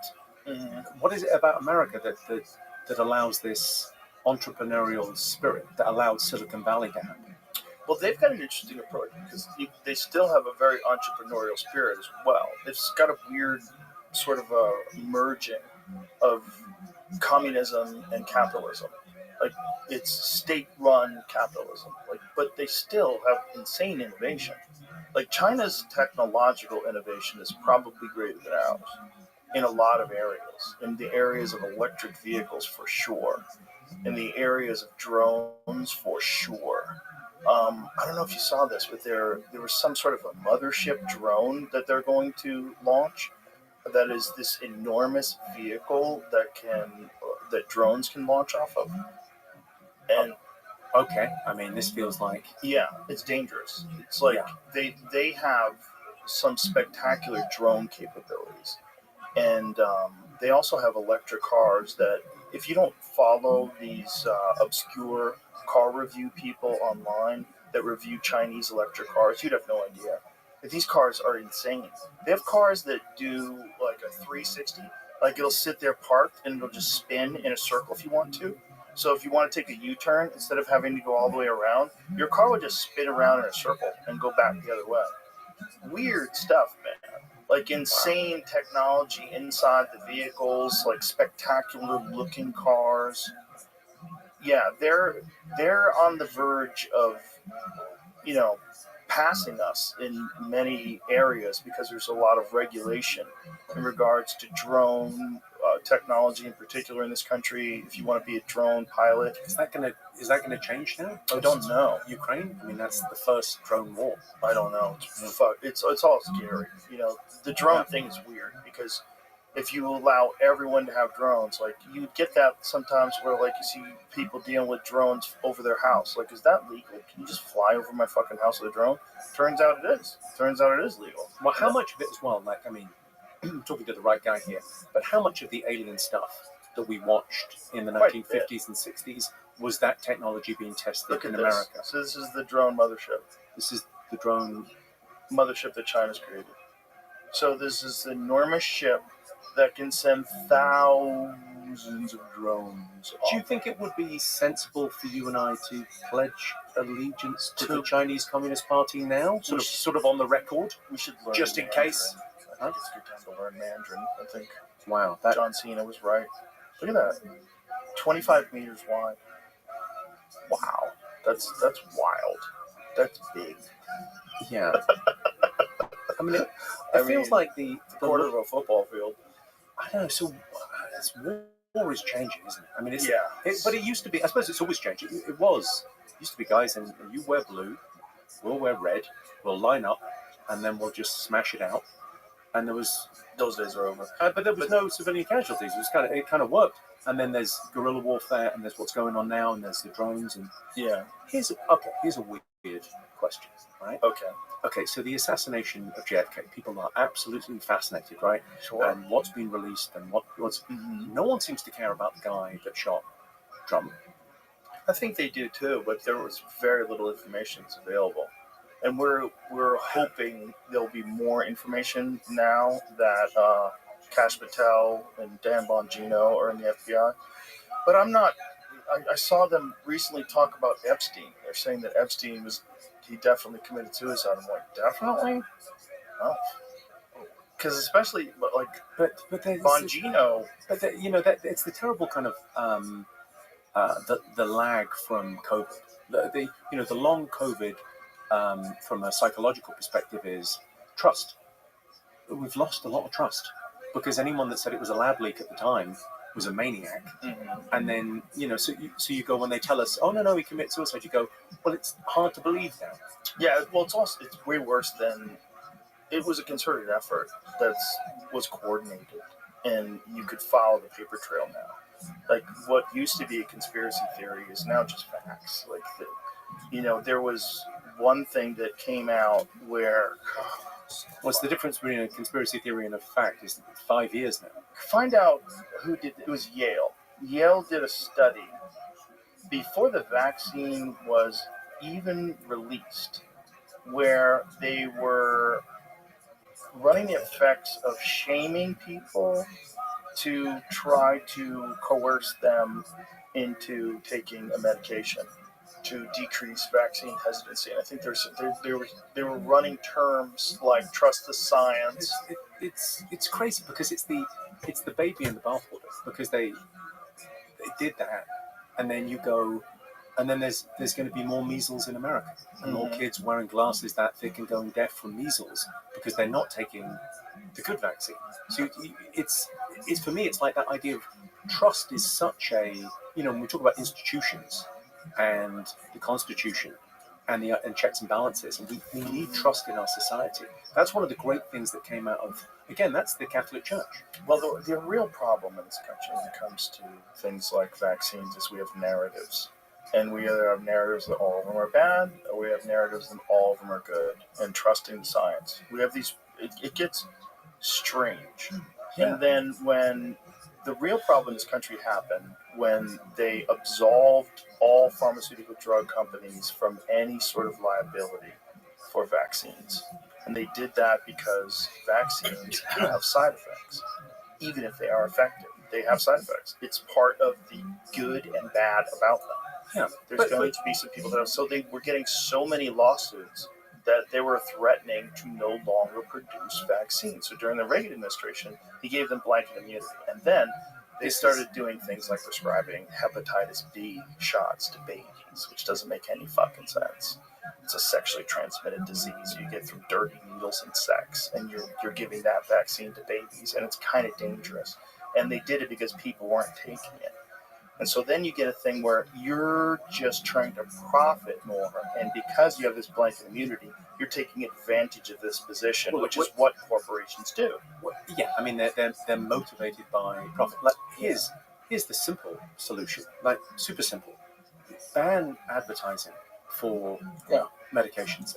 I mean, it's New Zealand and America that allow pharmaceuticals to be advertised. 100%. And you go, well, what are we doing? Like, it's unnecessary. Well, the real dark part of that is not that people get influenced to try these medications or to trust in these medications because of the advertisement. The real problem is it's such an immense part of the network's revenue that they will no longer do investigations on vaccine side effects or pharmaceutical drug side effects, or do stories about things like Vioxx that we've got to hold for the market. We've got 50,000 plus people. We've got to motivate those companies, right? It can't just be the profit, because it's like the thing that I worry about is antibiotics, right? So antibiotics are what an incredible piece of technology. Yes. Right? People used to die from a fucking rusty nail that snagged them, and they would die, right? So modern medicine has given. We have to look at what the positive side is. There's an immense positive side. Oh my God. Pharmaceutical drugs. You're talking to a man in his 50s with a hair transplant. I've had a bit of work done. Don't even start me on the Viagra. I've got a lot to be thankful for medical science. Right? So big pharma, great. They've done a lot of good.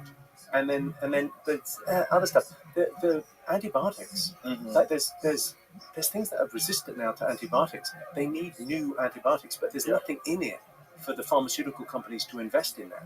So I think that at governmental level needs to be, look, give them the money to do it. Right. If you have oversight to make sure there's not fraud and waste, and that is a problem when you give people money. But what you're saying is 100% true. There's undeniable good that comes from pharmaceutical drugs. The problem is not scientists and not medical science. So you have medical scientists that are constantly trying to figure out new ways to stop Parkinson's disease, new ways to cure cancer. All this is wonderful. Then you have the money people. How do we get this out there? And how do we get this out there before it's ready? Maybe you just fucking tell people it's ready when it's not. Maybe you fudge a few tests. Maybe you run some really fucking sneaky studies where you're only analyzing things in a certain very particular lens because you want them to be shown to be effective.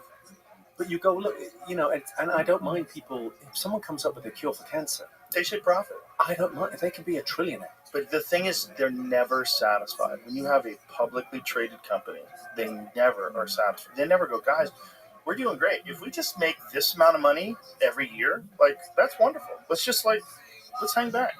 I think our profits are very high. Let's do good. Let's try to do the most amount of good. No corporations. Well, it's an interesting thing where socialism has become such a dirty word. But everyone agrees to some extent, right? There's areas of life where you go, well, there has to be a level of socialism. So contribution. We have to contribute. Okay, the fire service is great. I use the same one all the time. But everyone agrees, right? Okay, if your house burns down, we're going to have a fire service, and it comes, and it's not like we don't take care of that. Public education.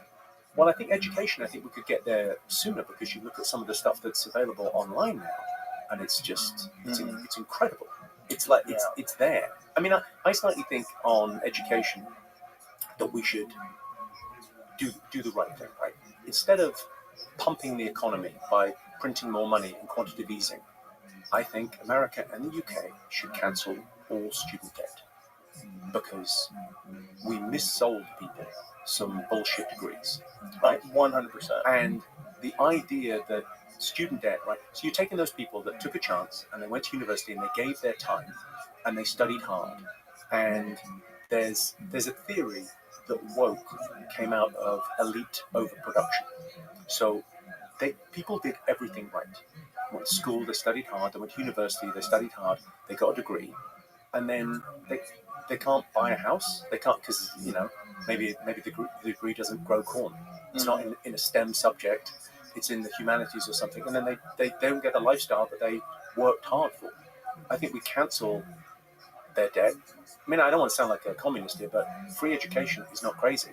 Because it's not crazy at all. It's an asset to your society. If you say, look, it's a giant subsidized business in America, at least. It's a giant subsidized business, and they're not going to let it go. the reason why there's a really strong reason why It was free when I went. When I went it's to a really university. strong reason why it's the one debt you cannot absolve in America, even with bankruptcy. Why? Because it's a scam. It's the dirtiest thing ever. Because look, if you're a 45-year-old man who's taking a lot of risks with your business and you go bankrupt, you're absolved. But you're an educated person with a lot of life experience and you did risky things and you failed, you're allowed to go bankrupt. But if you're an 18-year-old kid and you assume a $200,000 4-year loan to go to Harvard, you got to pay that forever, for the rest of your life. And it gets interest. It compounds. It's evil. I can't see the downside in it because you go, this is the richest nation, not just in the world, the richest nation there's ever been. And you go, an investment in, and maybe you change it and you go, well, actually, university is a lot more difficult to get into now because it's going to be free. So it's going to be super difficult to get in there. It's still difficult to get into, even if it's expensive. Right now, it's not easy to get into Yale or Harvard. It's very difficult to get into it. That's not going to help you.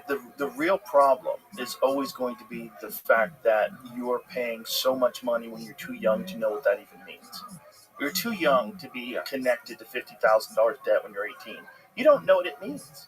You're 18 years old. You don't know what that kind of debt means, and the fact that it's going to follow you around forever and haunt you. But also, it's the middle class and upper class kids that can take on that kind of debt, right? And the working it's class more kids, of the haves and have-nots forever. But education was the great kind of equalizer, right? Because it was, you were able to change your social class through, if you go to school and you work hard, you go, well, education should be.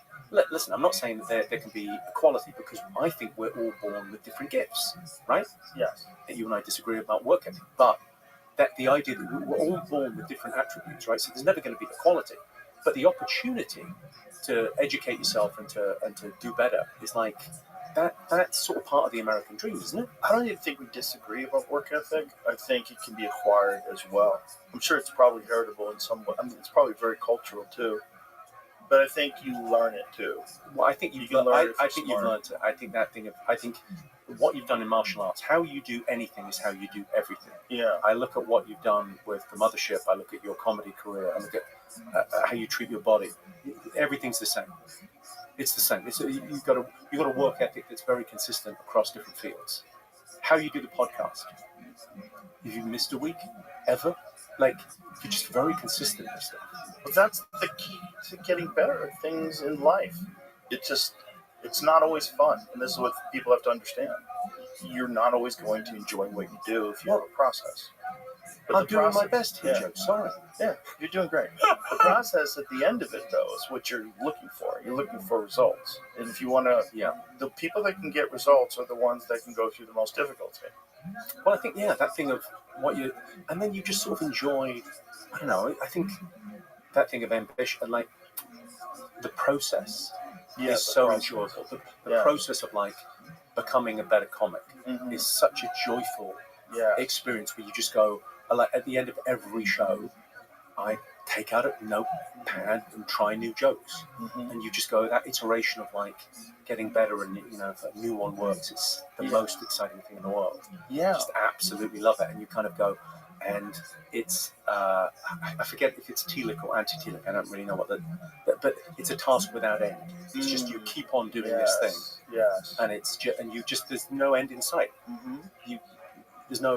It's not like you're arriving at this perfect state. Yeah. It's I suppose it's the idea that it's kind of messy, but it's lovely to kind of, you feel yourself progressing. And you should enjoy the process of uncomfortable feelings and a little bit of pre-show anxiety, and then doing the show, and then things go great or things go badly. Sometimes things go badly is even better, because then it forces you to like really like intensely look at the set and like, okay, why did that joke bomb? Like what went wrong here? Like, what is it about it that's, let me like deconstruct this thing. Do I have like, have I been doing it this way out of habit? I think there's something in the idea, it's worked before, so what is wrong? And it'll make you like put much, much more attention to a thing. Yeah, I think that thing in comedy, like failure is your friend. Oh yeah. Failure is, you make friends with it, and you're kind of okay with it. Yeah. It's fun. And then in life, it's like you're able to take chances and kind of mess things up and go, it's all right, give it another go. Yeah. Yeah. That's the martial arts thing. We win or we learn. Yeah. When you win, you kind of learn that the process is going well. You know, that you have competence. You're good at it now. And then it motivates you to continue the process. But losing is like so horrible that you have to like completely reassess what you're doing. And oftentimes you amp up your intensity and amp up your dedication because you don't want to feel the pain of losing again. The same with the bombing set. Like if I look back on my early career in comedy, some of the big leaps I had was after horrific bombings. Right. You have like a year in or so, you have a horrific bombing, and then you go, oh my God, I might not even be able to do this. I got to really fucking focus. Because Brian Simpson said something really funny the other night in the green room. He said, the thing about being a comedian is you can't be a shitty boss and a shitty employee. Oh. Yeah. Like that, yeah. I was like, oh, you just nailed it. Brian's one of those guys. He drops those gems like that. He'll just like out of nowhere. Like, you gotta always listen when that guy is ready to drop a gem. That's a gem. Because as a comic, no one's telling you what to do. You're responsible for yourself. It's interesting. I did Kill Tony last night with Tony Hinchcliffe, who's at once the meanest motherfucker in the world and also the kindest man in comedy. Yeah. Because you look at the careers that he's launching. Like every 3-4 weeks, he's launching like a new name, and then they're touring. And they're playing clubs and they're having a great time. And it's that thing of like, you can't beat your environment. So be around people, not just that you like, but that you want to be like. Sure. So you're creating this little thing, this little space, like and the mothership's got this little community around it now of people that who want to get better. And they're looking around, and it's, you came here because Ron White was here, right? I mean, in no small part. A big part. And then you built this thing, and it's Field of Dreams. Look how many people are coming, and I'm very excited to see in 20 years who comes out of the scene. I actually flew in on Sunday to go down and see Chappelle, so I went to see his new club in Yellow Springs. I heard it's great. I mean, it's insane. But that club only exists when he's there, right? Yeah, I think it's only like he runs shows when he wants to run shows. I think it's going to become something more than that. I think that's what he's planted a seed there. Yeah. And I think it's going to grow.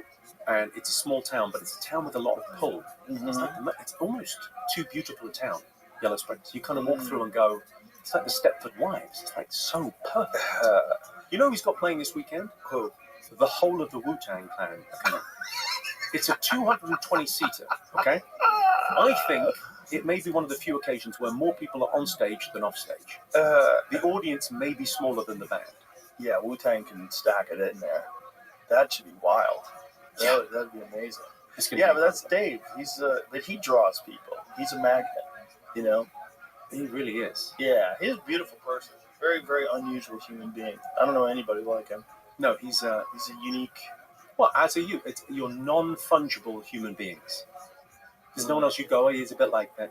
No, it's just his own thing. It's a wonderful thing. There's a real, I think in comedy, that thing we're out for ourselves, but in it together. Yeah. Alan Havey told me that. I remember thinking, it's kind of true, because we're all in this business, and there's like, sometimes you see comics arguing or shit-talking other comics online or something. You go, what are you doing?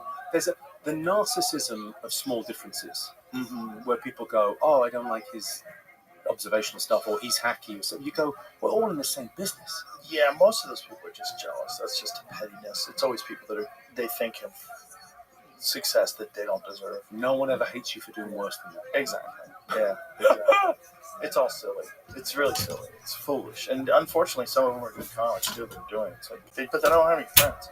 They're islands, right? And one of the ways that I describe comics, I go, you're either like a village or an island. And villages do way better than islands. So an island is a man on his own out there that does his own shows and has an opening act and doesn't hang out with comics. There's a lot of those guys, and unfortunately they have the same opening act that guy, that becomes his job. He's just an opening act now, and he only works when he works with the headliner, and then they travel around the country, and the guy never and then you watch the act deteriorate. You watch the act start to fall apart and get softer. Well, this is what, it's the great thing you've done is you've thrown down a rope bridge. Mm-hmm. You're up there and you throw down the bridge and you bring people with you. Well, what we did is create a real workshop in a real community where there's an actual path. Like there's a path from open mic night, which we have 2 nights a week, to becoming a door person, where you can get spots occasionally and you'll be watched by the best talent coordinator in the world, Adam Egan. He's He's the best. He's the best. He's in Hawaii this week. I'm missing him. Oh. Well, he'll be back. No, he's coming to London to see Oasis with me. Oh, is he really? Yeah. Oh, wow, that should be incredible. Oh, we're gonna. Don't they hate each other? They hate each other with the touring together. Not the Gallagher's. Yeah, but I think there's a lot of money. There's an amount of money you can put down and go. You should get Noel on the show. I would love to. Noel is so fun. I love them. But so the back to the mothership. The thing about it is, we set it up to be a place where people can develop and show them a path. And then there's Kill Tony, which is the perfect anchor of the entire community. Because with Kill Tony, you get to watch people that do their first time ever on stage, or maybe they came from Seattle and they've been kind of struggling for 5 years and they do a 1 minute on stage and all of a sudden they get a golden ticket. Then all of a sudden they become a regular on the show. And then all of a sudden they're selling out all over the country.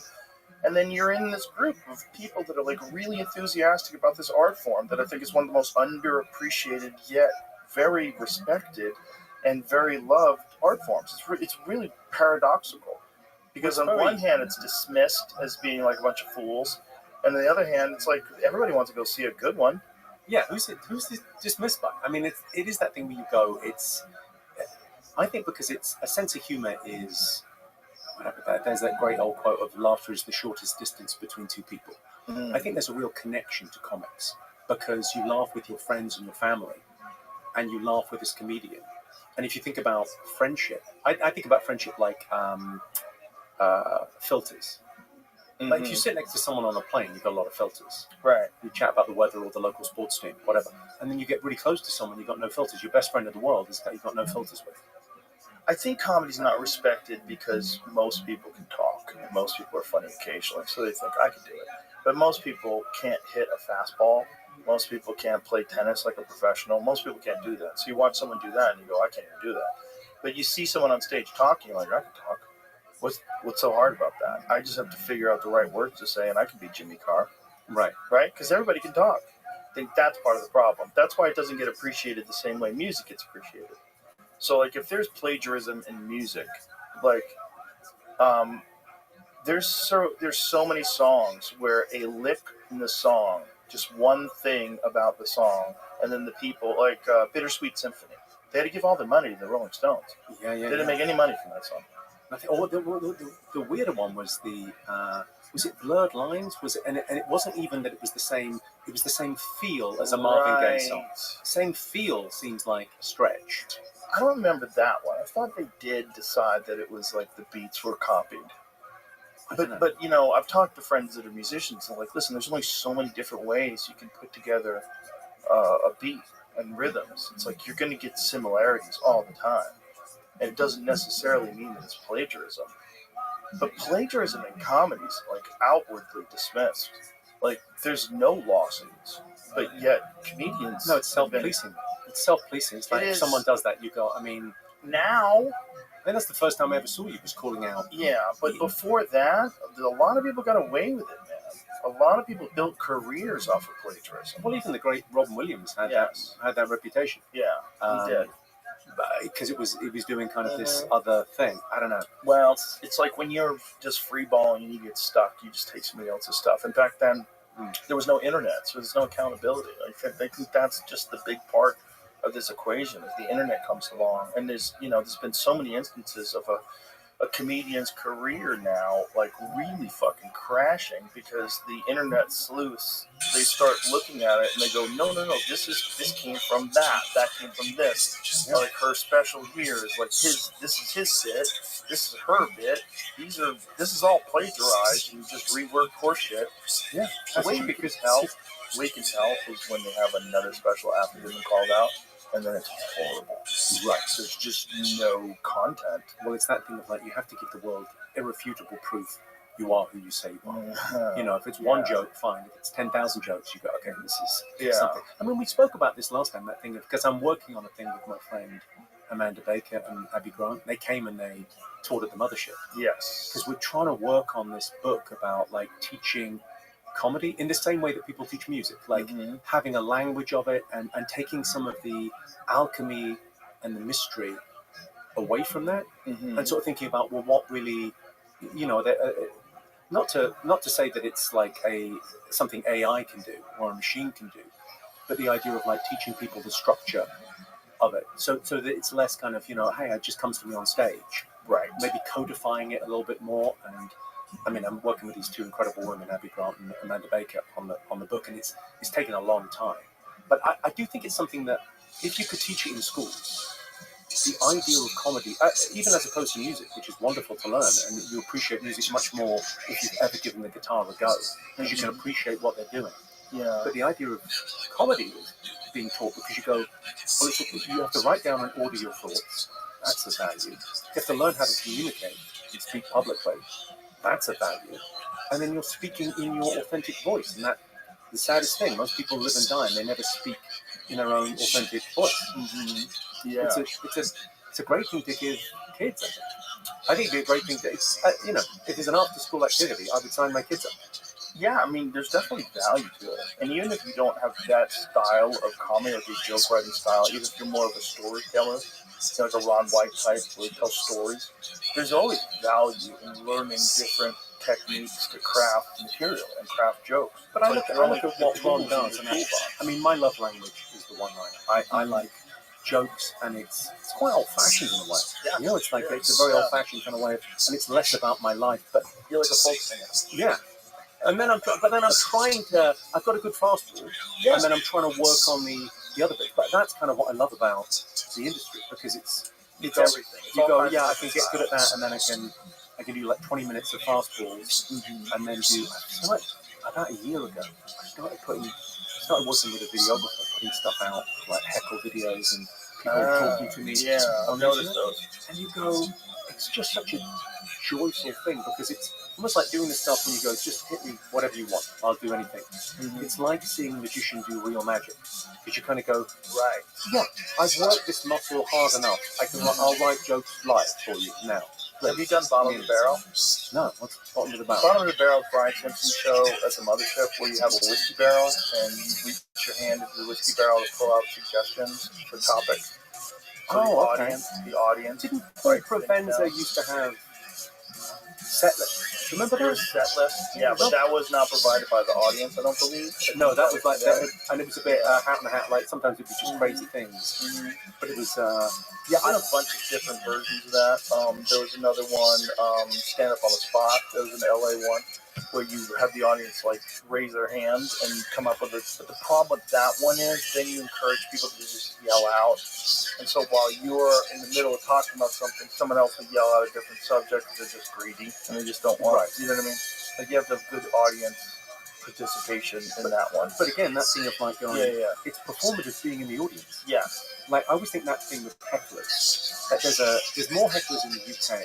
Like when you travel around the world, like so I'm touring everywhere, like all over America, UK, Australia, New Zealand, but every territory.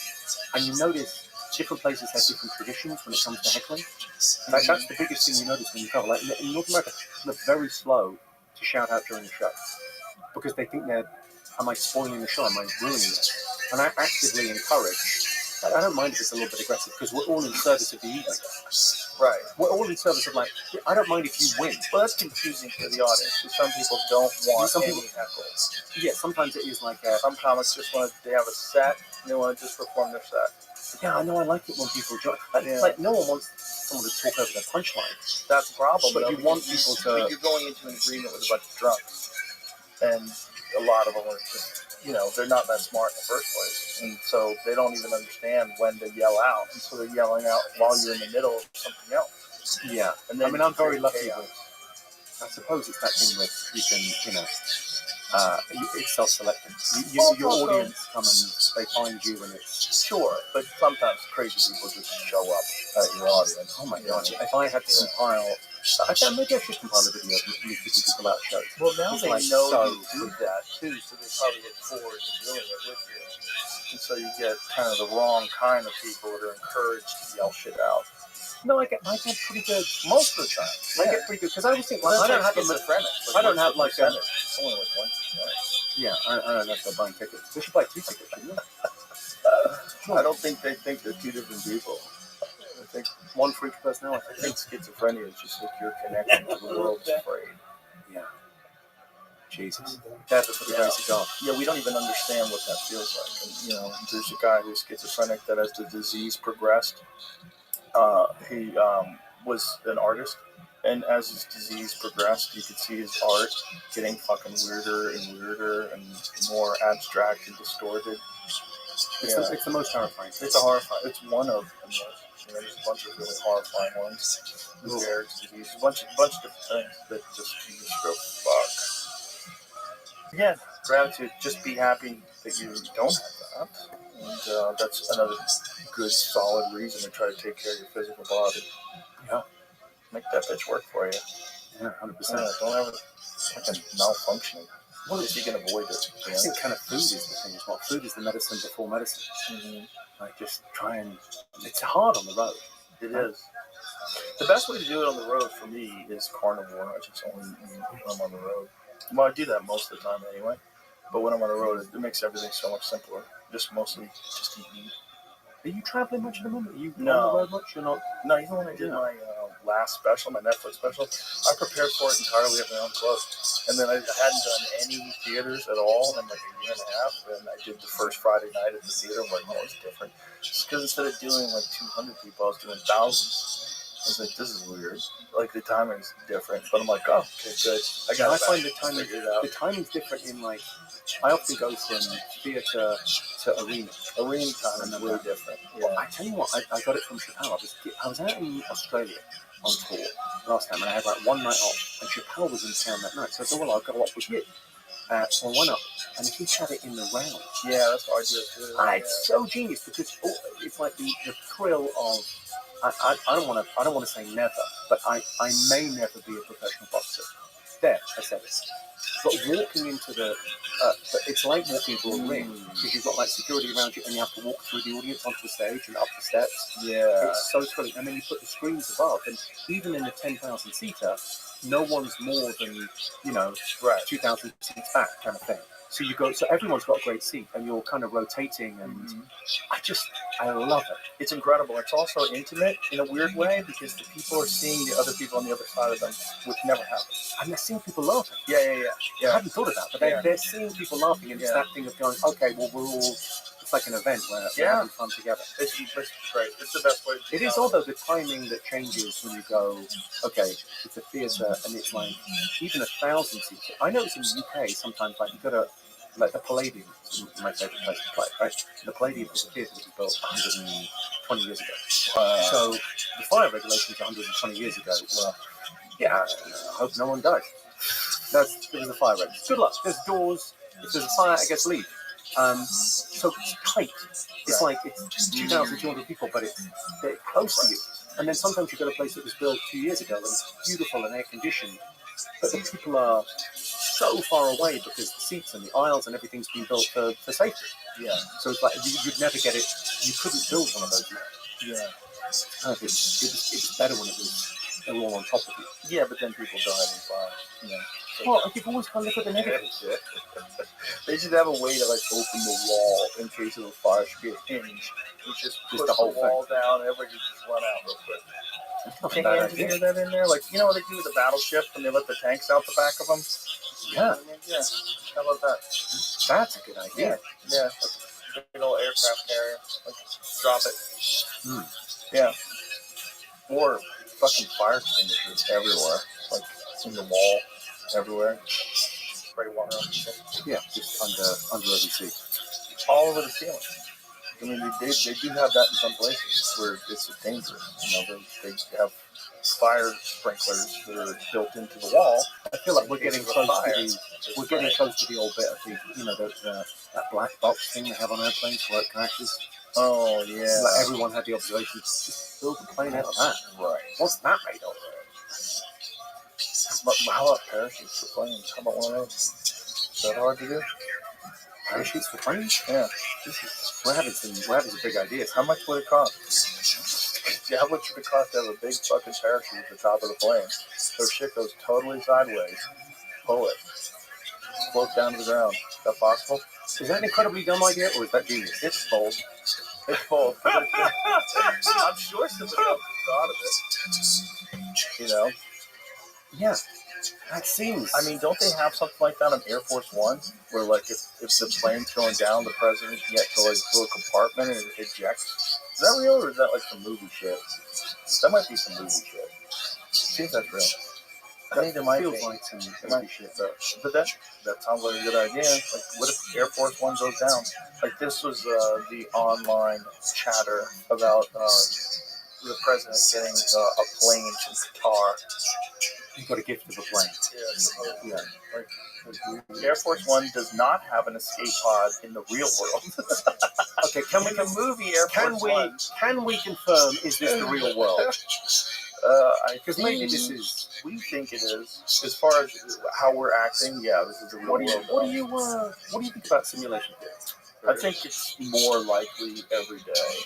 The more time goes on, the more I think it's likely. I really like it. Is this the plane with a parachute? Plane with a parachute. Small planes, I think some guys. Did you just manifest this? How did this? Parachute planes. You Googled it. It's pretty dope. So has this guy used this before? I don't. That doesn't seem like it's happened, but they're maybe testing. Seems like a dangerous test too. You have to wreck a plane if it doesn't work. Oh. Yeah. All right. How would you test one of those? You have to have a bunch of planes. Oh, look, they did test it. Is that real or is that AI? That's real. Yeah. Oh, it seems real. Yeah. So you've seen a real big one. A big one for a jumbo jet. It's still going to be a bump. Let's go. It's going to be a bump when you land. Yeah, it's not. I mean, better that than a ball of flame. The fuck? Are you not going to land and then have a ball? Well, you might. Hey, listen, let's give it a go. Yeah, give it a go. Maybe you could jettison all the fuel on the way down, so you could soak people's homes with jet fuel, so that it just bounces. There's no fuel in it to start a giant, enormous fire. There's a reason we're not in charge of it. It's coming down. What the hell? Look at that! It worked. Oh, wow. All right. It worked. Yeah, but that's just taken. That's taken. Four. I do not like the nose down approach. That's taken like 4 parking spaces. You just see 2 puddles on the windshield from the pilot. Yeah. Right. Okay, simulation theory. I like thinking about it because I kind of go, I've got such a crazy life. Right. Like, How could it be real? I'm sitting here with you. Yeah. With Chappelle on Sunday. Woody Harrelson came to the show last night. I know him a little bit. So this feels like a cartoon. It doesn't feel real somehow. And yet you go, well, it's an interesting way to think about the world because you go, well, if this is a game, what's the score? How do you win? And it kind of makes you think about, well, what's important in your life? Look What's at this athleticism, measurable and immeasurable folks, metrics? You've never seen me make a bed. About those, like, well, boy, are you in for a fucking treat. At least I'm not flicking the mattress. That is an all-week activity. Look at this move. Look at this move. Those things kind of conflict. Oh, fuck. You know, like the things. All right, here we go. Look at this move. You have a great career. Look at this move. But if you don't have kids in the family, No one's ever seen such athleticism. Really? You think this is Game 6 of the finals with Jordan? Psych, bitch. You think this is Joe DiMaggio's 56-game hitting streak? Psych, bitch. I don't think it's a total. Look at this athleticism. I'm really going to try to summarize it like this. Got children. But I think it's Imagine definitely benefited me.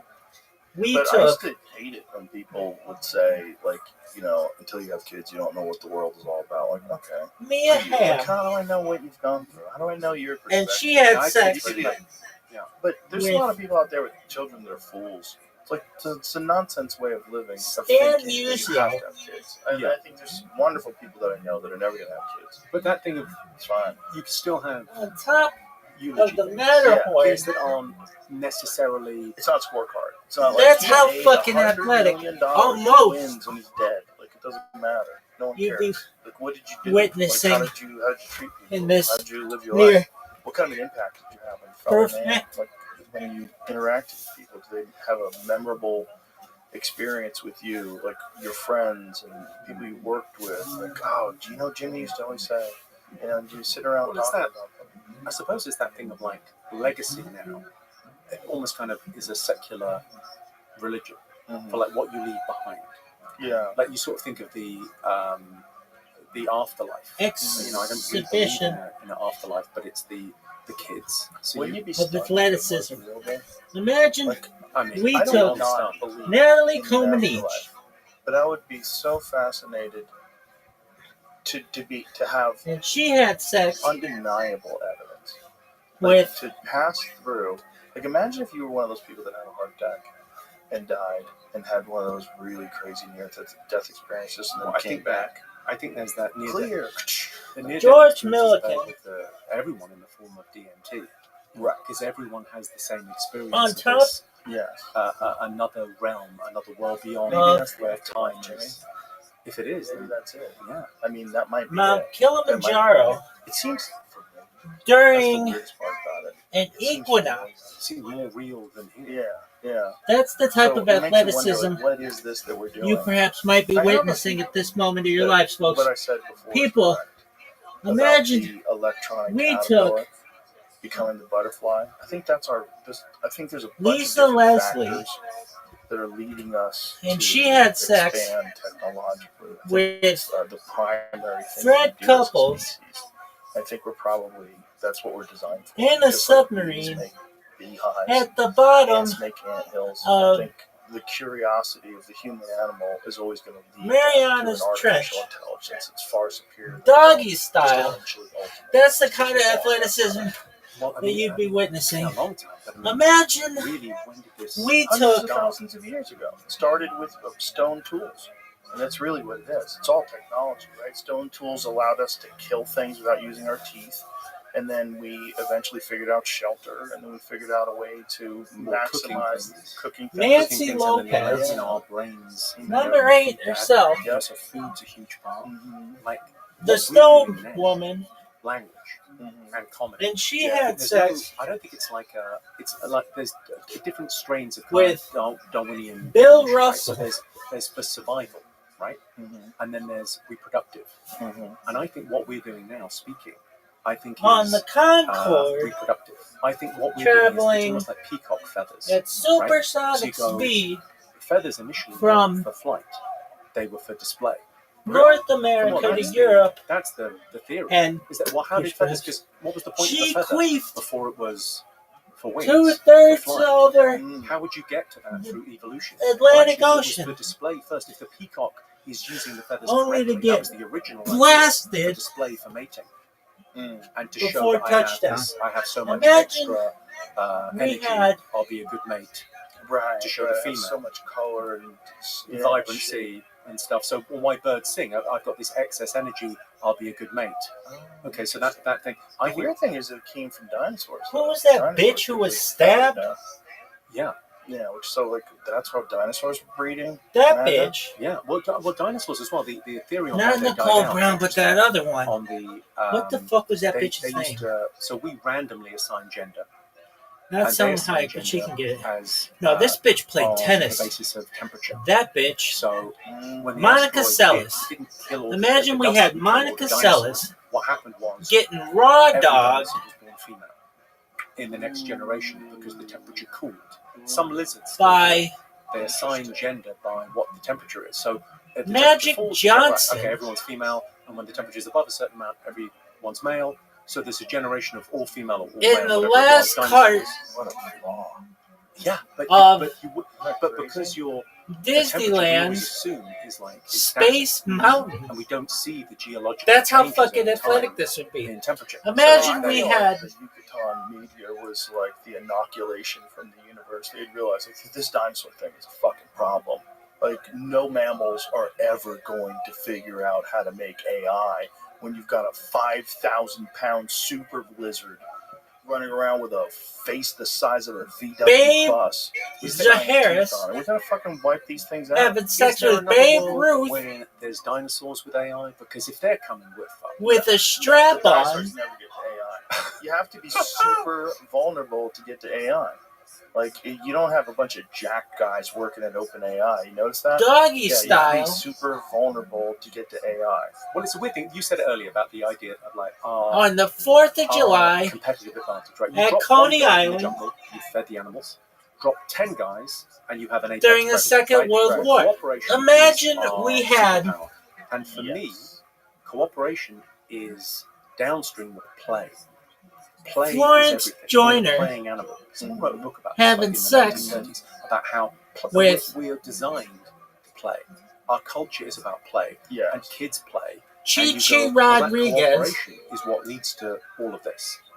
And weirdly, the Catholic Church, I didn't say this earlier, but the Catholic Church has got a lot to be grateful for. Because in the 12th century, Machu the Picchu Catholic Church banned cousin marriage. on the winter And the solstice. reason they did it was because Raw they realized dog. the tribe was more important than the church. Imagine we And they had hated that. Right. So the unintended Jackie consequence Joyner was they said, you Kersey can't marry your cousin, or your second cousin, having or your sex third cousin, down to with- the sixth cousin. Really? And they broke the tribes. Now, when you break tribes, what happens? Well, you form small family groups, and then you have to trust people. So trust builds, and then from trust you Lawrence get guilds Taylor and associations and a legal system, and everyone. On the- before that, it's like, well, your cousin, you trust him. That's what It's family. The royal family, right? So back in the day. last day Like, the royal family. You know, there's, we still got them. Yeah, but I mean the old ones with Of the fucked the- up faces. Yeah, you yeah, see with the the no paintings. chin. Yeah. they look last Yeah, no chin. year Into marriage. Yeah. So that's what was taken away. So the unintended consequence of that was of more the cooperation, and people had to get on with other people. And there was most like, recent that's interesting to millennia, know. That's a smart way of engineering reverse society. cowgirl And keep people from just being so tribal and insulated. yeah, Yeah, that's actually intelligent, and that's the Catholic on the Church figured that smallest out. The Catholic island Church did of that right is after they it got the Terra priest de stuff, Fuero, having wherever sex. that The fucking next move. by the Next Drake move. Passage right down, after we stopped. way at the bottom. Because I overhydrated. They're just Let's, doing it pee in on the the- smallest Okay. fucking island. It could be like So you're just giving me a lesson. depends how you want to define an island, but it Catholicism could be and small, the dog. benefits of play. Imagine we Did had you know that that's one of the things they talk about in jiu-jitsu, like keep it Hanukkah playful. One of the Sorensen things that they say, the greats having sex they always talk upside down about keeping it playful with Dr. J Roger lives in the Bering Strait one of the greatest of all on time. a rowboat. That's how it's an fucking incredible athletic thing this in is. jiu-jitsu, because Folks, the idea that Let me those put guys it to you in used this get kind of perspective. totally. Yeah, they changed martial arts. Like, How athletic was it, More Rabbi? martial arts This has changed more motherfucker is since so the invention of athletic. the UFC, and the invention of the Imagine- UFC was by Jorge and Gracie. Jorge and Gracie Tom invented the UFC, and that was Kite in 1993. And having a since that three-way time, martial arts have evolved with more Tom in Watson these 30 years than they have in the past and 1,000 years. That's Well, fact. the thing I love about it, I kind of want there to be an origination movie about the UFC. They'll fuck it up.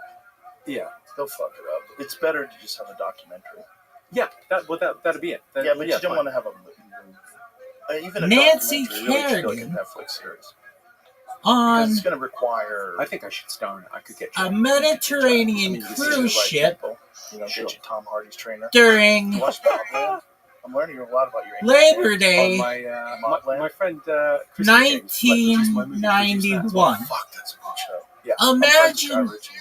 Oh, Texas. guys. He's the best. Love Guys, him to death. has he been on this? Yes. Yeah, he's He's a metal. Michelle he's a legitimate Kwan black belt, by the way. having legitimate sex jiu-jitsu black belt under Renzo with Gracie, which is there's like certain levels of Jerry black belt. There's a lot of West. like, great black belts that have their instructor you just haven't heard of because there's so many during black a belts full out right now. moon But there's like legendary instructors where you hear at the like a guy got top a black of belt Mount from Hickson Gracie, Kilauea like, oh shit, that's a as real it's black belt. erupting. You got a black belt from Renzo Gracie, like whoa. But the That's interesting During thing is like the invention The World Cup, of that, Mm-hmm. the bullshit. in the 80s. Women's World Oh, yeah. Cup, We're about the same age. So, like, it 1998. would have been that thing of like Imagine like Bruce Lee movies or the Drunken Master. You ever see the Drunken Master? Sure. All those kind of movies, and then you'd be Cheryl into martial Swoops arts and like watching those having films. sex Incredible movies. with And then there'd be such bullshit about Byron there's Nelson. this technique from this place, and he can do, and none of it was tested. None of it was testable. It was like, no. It's like that great scene in Once Upon a Time in top of the Great Wall of Tarantino China, movie. Once Upon a Time in Hollywood with Bruce Lee. And Yeah, it's the funniest. observing it from the International It's so Space good. Station. But the bullshit, Imagine- the 1-inch punch and all of that stuff. Yeah. And then it was like, oh no, we're really going to test this. Mm-hmm. It met the real world. Well, I came up in that era of bullshit. There was like bullshit guys that like said they couldn't spar because they were too dangerous. They could kill you. And we would invite But that's them the great to come line in and the spar. Tarantino movie, isn't it? Where Yeah. he goes, these fists. If I kill a guy, it's murder. Yeah, it's the same with everyone. Well, the Cheryl Bruce Miller Lee thing is the one having sex of the things that I really didn't with- agree with. I love Tarantino. I'm a giant fan. As a human being, I love him, and as a director, I think he's the greatest of all time. He is the most Johnny consistently Miller. exciting, groundbreaking, psychotic films. I fucking love his films. He changed the way I consume media. The problem is I know a lot about on him. top of Bruce Lee, Diwali, he wasn't like that. He wasn't that arrogant. Denali guy, and I just during think he was Diwali. represented. Yeah, there That's needs to how be fucking a athletic great this is, documentary folks. on Bruce Lee. Yeah. There's plenty Imagine- of stuff, but there needs to be a definitive, like a Netflix put together beautiful thing, because he was an icon. Like he was so incredible, Bruce Lee. Yes. But Tarantino for me is godlike. Like that movie, cinema speculation.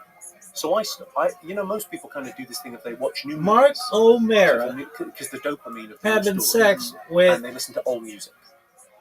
And I read that book, Cinema Speculation. I went, I'm going to just watch 70s movies. And I just started watching the old movies for this, because you forget. I mean, even if you have seen it, if you saw it 30 years ago, you remember one moment.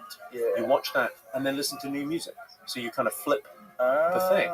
It's really good. Yeah. I'm really loving it. I'm loving watching the old movies. But Oh, some of the old movies are fucking amazing. the Patty Tarantino Berg is just... He's incredible. during Incredible person. They come along rarely. Someone the- just has this very unique and fucking aggressive. 1998 Sight of, Seoul like, their Olympic art. Games Vision. Yeah. Vision. I mean, I put him In- up with Kubrick. I think he's that genius. Actually, I wanted to ask you about a Kubrick. paddle I got boat told this fact. on Lake But, okay, Victoria. so I got told this. That's thing, how and then I asked fucking Tom Cruise athletic about this. what you just Talk witnessed. to Tom Cruise about something? Okay, so I met Tom Cruise at a friend's wedding, and I said, Oh I my god. had nothing to say to Tom Cruise. Oh, so I I had said, so much to say.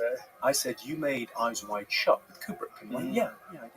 I said, I heard he shoots everything, he shot everything with NASA lenses. So the reason he was able to shoot Barry Lyndon, you know the movie Barry Lyndon? Mhm. With Harvey Keitel, amazing movie. I never It's- saw it. It's lit by candle. There's no lights in that movie. He shot it by candlelight. And the reason he was able to make it was because he had the best lenses Hasselblad. ever made by humans, which were the NASA lenses that they took to the moon landing. So that was Hasselblad. So, Hasselblad? Yeah, this is the company that made those cameras. Okay, but Who made the lens? It says Zeiss Super Speed. Okay, Oh, that makes Zeiss sense. Super okay, Speed. so he had these lenses. So Kubrick shot everything with these lenses. Wow. Now, here's the question for you. Yeah. How did Stanley Kubrick get those lenses? Maybe at the NASA garage sale they had in 1971 where they sold all the stuff on the front lawn.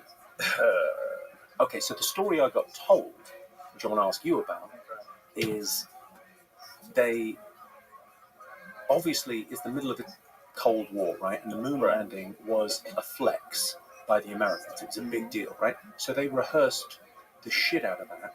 Who did they rehearse it with? Well, the best director in the world.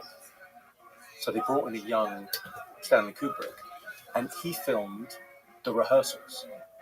So they had to rehearse everything before they went up there. So I'm not saying the moon landings didn't happen. I think they definitely did happen. So who's saying that Stanley Kubrick filmed the rehearsals? I can't remember who told me this. That sounds like horseshit. But how did he have the time? Sorry, how did he get the lenses from NASA? How did he get the lenses? He definitely had the NASA lenses. He bought them from NASA? Well, you know, What are he was talking about? He got paid in genius lenses. mathematician. You know, I didn't know that. Yeah, he used to do complex equations in his spare time. Yeah, he was a genius, like a legitimate genius. So he probably had a deep connection to the scientific community, and he probably maintained that all throughout doing 2001.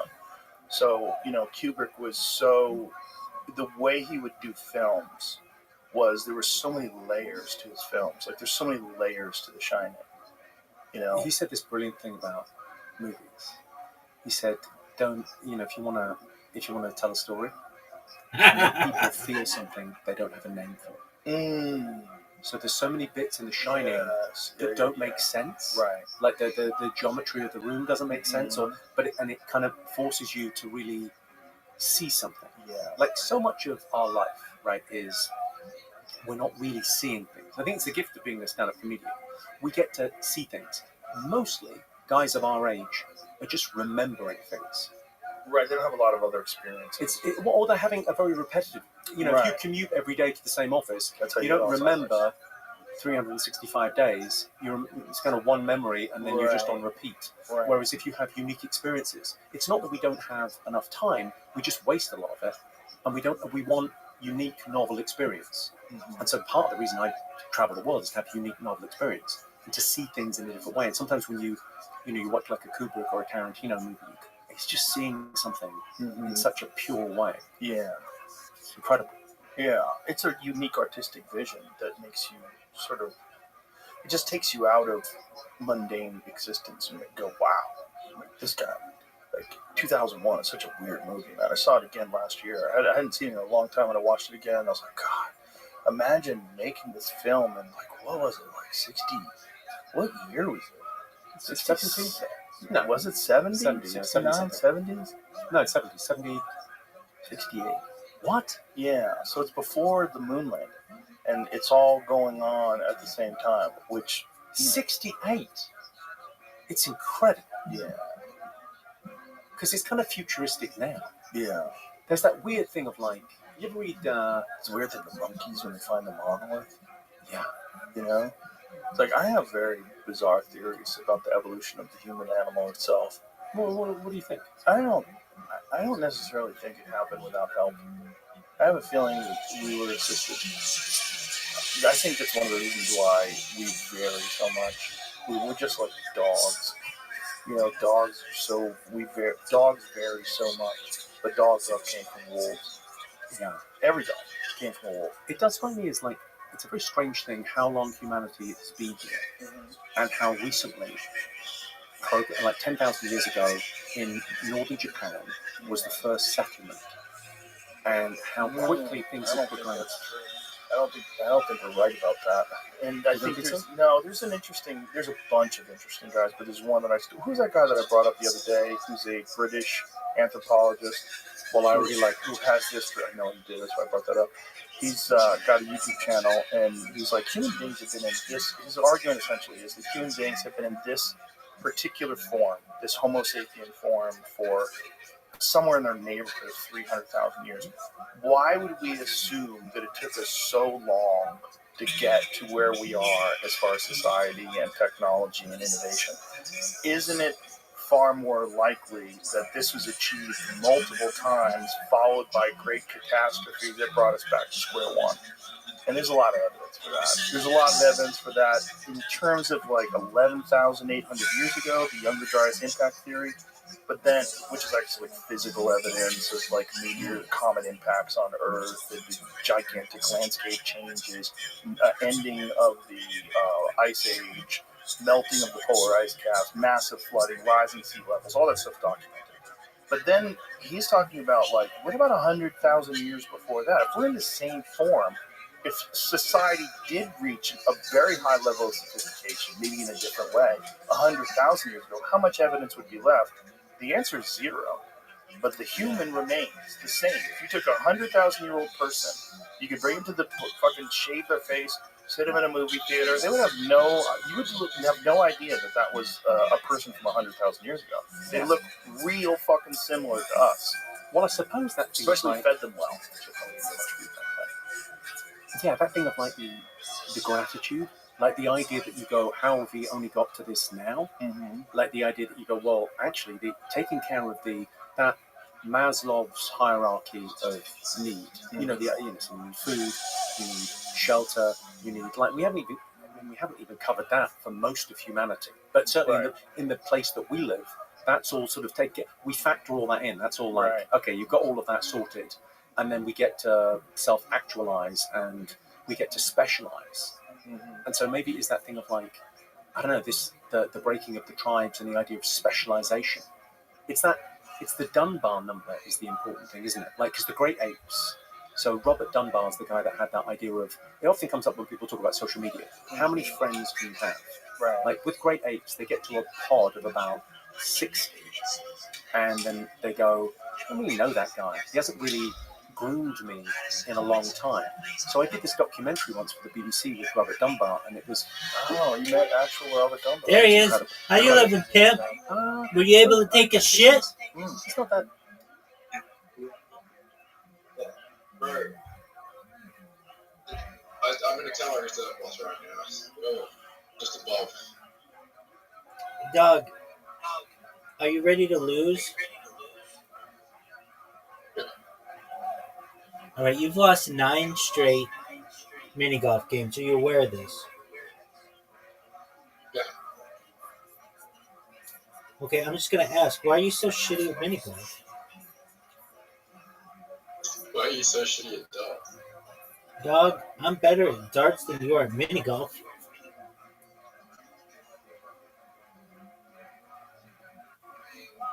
I don't think I'm that bad. It's just that you're really good. That's what I like to hear, big dog. I mean, No, you summarized it perfectly.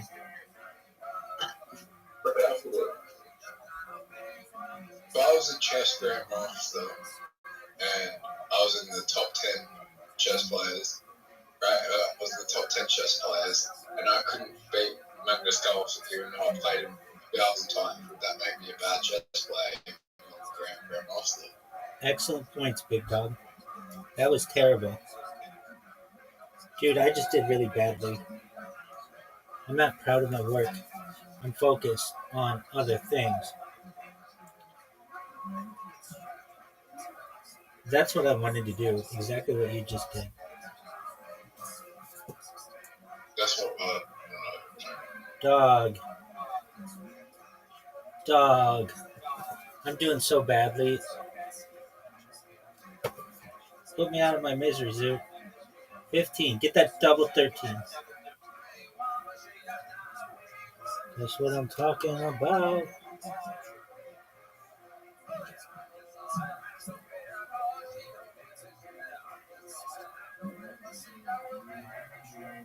Oh, dang. Almost got it, son. 20. 1. Get it.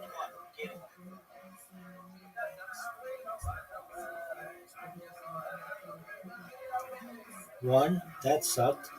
What the fuck? Just end it, Zoo.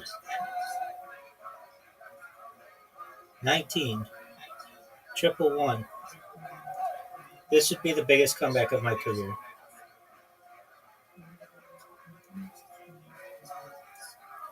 Fuck. Get it, Zoo. You got it. That's what I'm talking about, son. Alright, 1-0.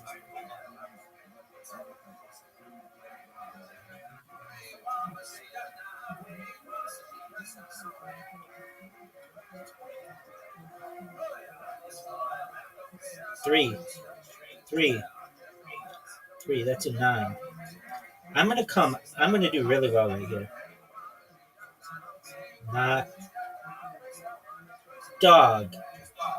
How did you come out with a 9 and I came out with a 6?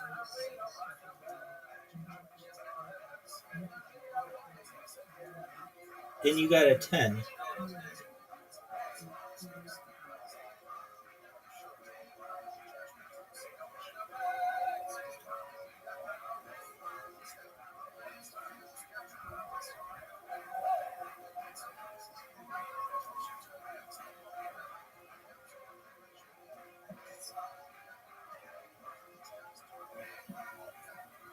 double 19. Fuck that, dog.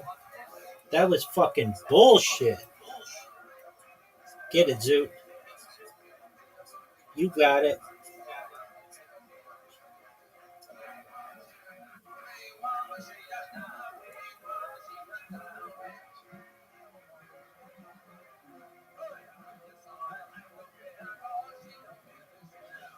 Oh,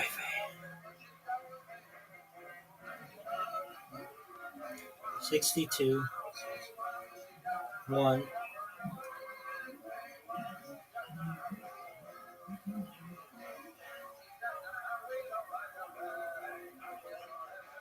Fuck.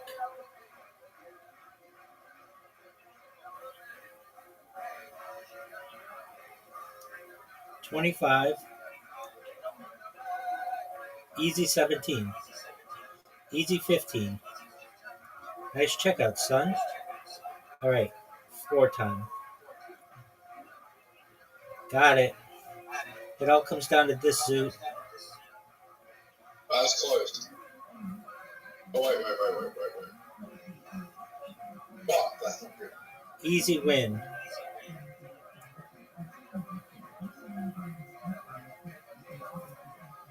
That wasn't a great job, but you're so big. Right, because I'm sexy. 1-1, Zoot. Hey, Rabbi, guess what I want today? A G-string. It does rhyme with G-string.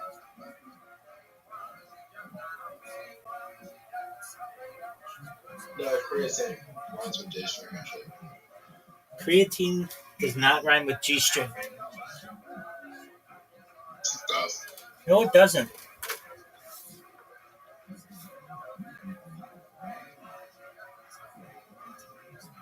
Great thing.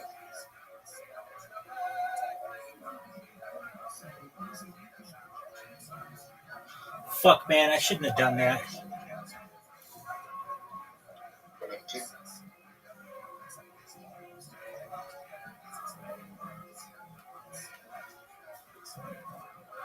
Nice checkout. My thinking cap in the air of the heads, but this is just wrapped.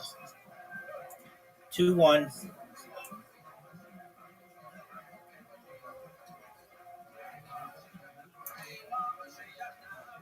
Give me a second.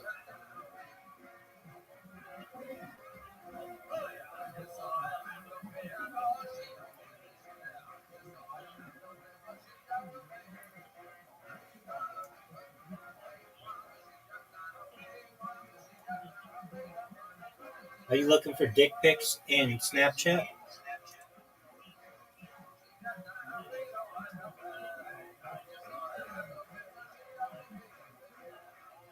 Zoot, are you looking for dick pics in Snapchat? Zoot, remember that time you were looking for dick pics in Snapchat?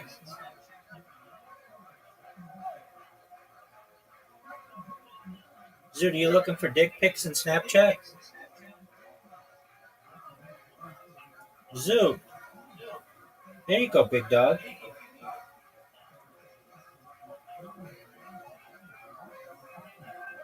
That's what I'm talking about. I love when I do that. 60. Right off the fucking bat. Ooh, Zoot. Triple 20.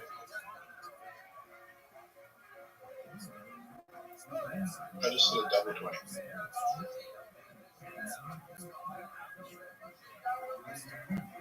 Oh, you hit 2 triple 20s, Zoot. That was very good.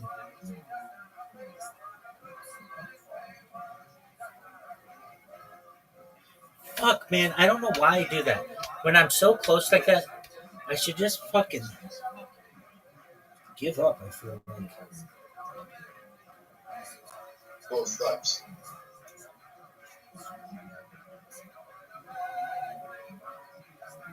Fuck, Zoot. Don't fuck up, Zoot. 25, that's not a fuck up. 20's not a fuck up. Zoot, that's good.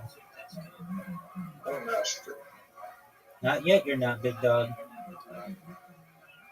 Oh, fuck. Are you serious? You're not a male stripper. Not ADHD. Yeah, you've got a lot of shit. ADHD is not what makes you do that.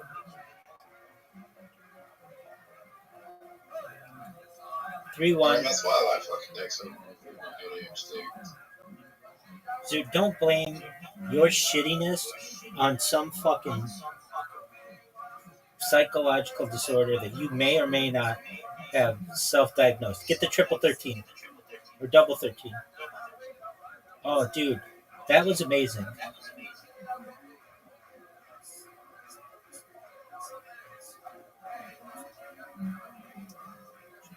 Zoo. What do you think I have? Tourette syndrome.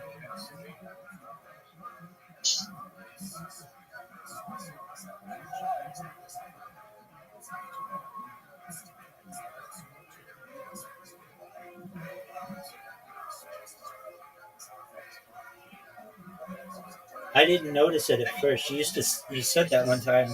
And we were like, no way. But then that checks out. Yeah. Fuck, Zoo, 4-1. One day this stream's gonna be documented, and they're gonna do research into it. Oh, big time, dog. This stream. Big time. You don't have it as bad as some people. I knew one person once. I didn't really know him, but I witnessed them. That's right. And he just would say fuck at the most inopportune times, and it was like, what in the fuck are you doing? Welcome.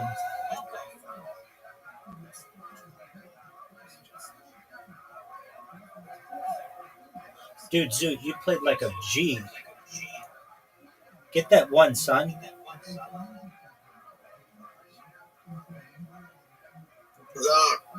Living the dream, pimp. Every day's a holiday, every meal's a feast. How are you, big dog? I agree. Yeah, What's good in your neck of the woods? I'm about to smoke. I was looking for my phone charge. Nothing too crazy. All right, we're playing darts. Okay.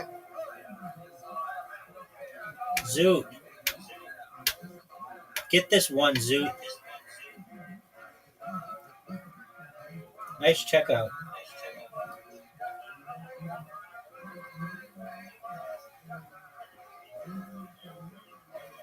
Zoo, 5-1, dog. Are you proud of the way that you've played?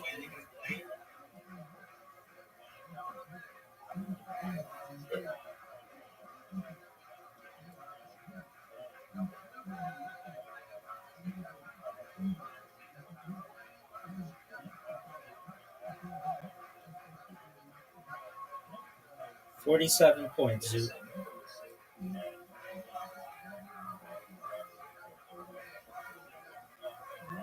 That's what I'm talking about. Get that 18. Triple 18. Wait, triples. Oh, you're fucked now.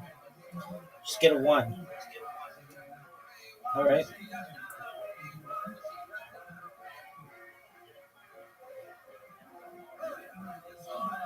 Finally. 5-2, dog.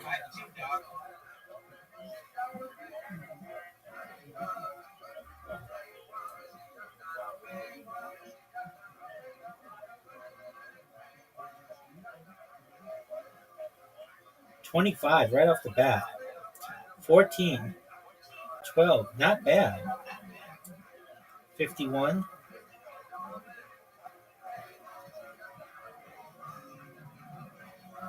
I love when I do that. That's my favorite fucking shit, dude.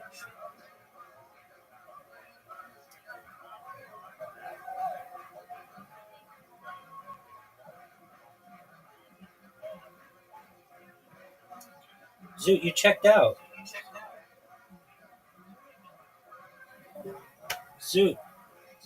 6-2. Zoot, are you proud of the way that you've played today?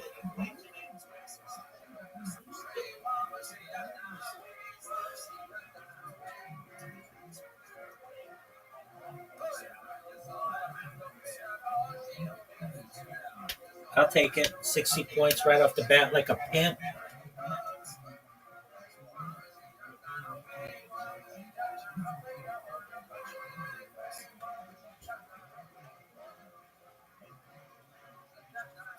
Oh, fuck. I actually thought that was going to be the one. Dude, that was so shitty. That's, like, we have both got the, we both won, right, with, like, in one round, right? But none of us have, neither of us have done it in the triple 20, the double 20, and the one. That's like the gold standard of, like, Yes, triple 20, double 21, exactly. Oh, how is that not triple? That would have ended it. So that's good that's not a triple. No, I was saying, how is it not a triple? How does it work? Zoo, I'm fucked. Just end it. Oh my god, I only just beat you. 7-2.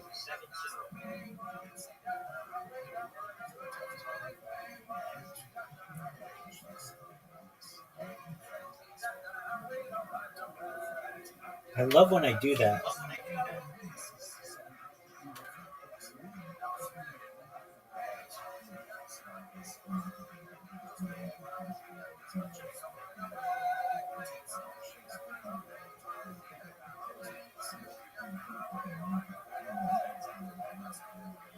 Fuck yeah.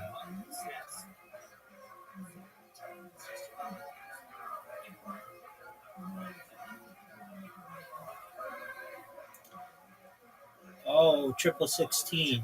7-3, son.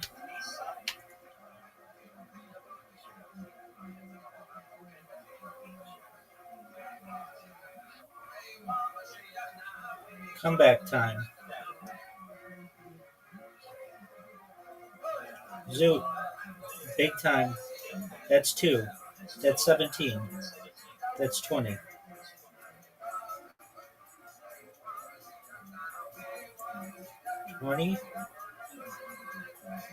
Fuck. Oh, 7, 19. Double 18. That's not what you wanted. 31's not a good one.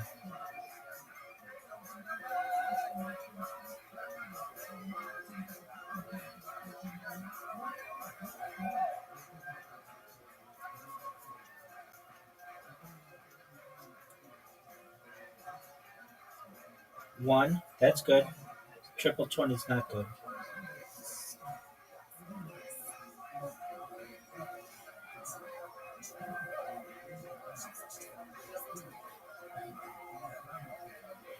Fuck. Zoot. Get it, baby. 5. 25. You just need a 1. Busted.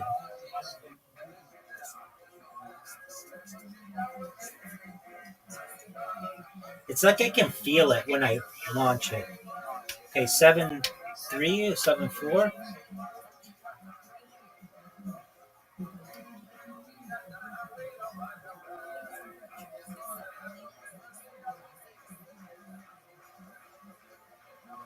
Terrible.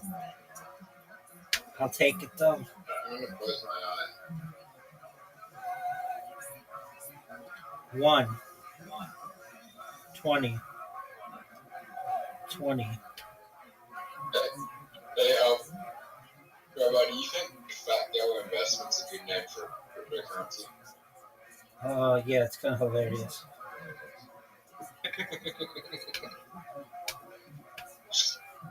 You had The a whole meme is he talked to Fat Girls at the gym and he's like buying Bitcoin too, isn't it? You had a good idea the other day to just go on Instagram and make fun of people.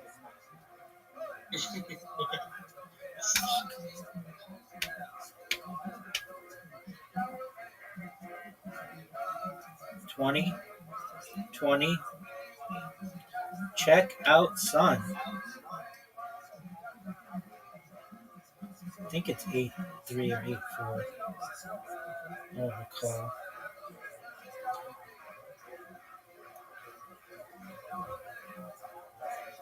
Is sushi fast food? Depending on how you get it, generally no.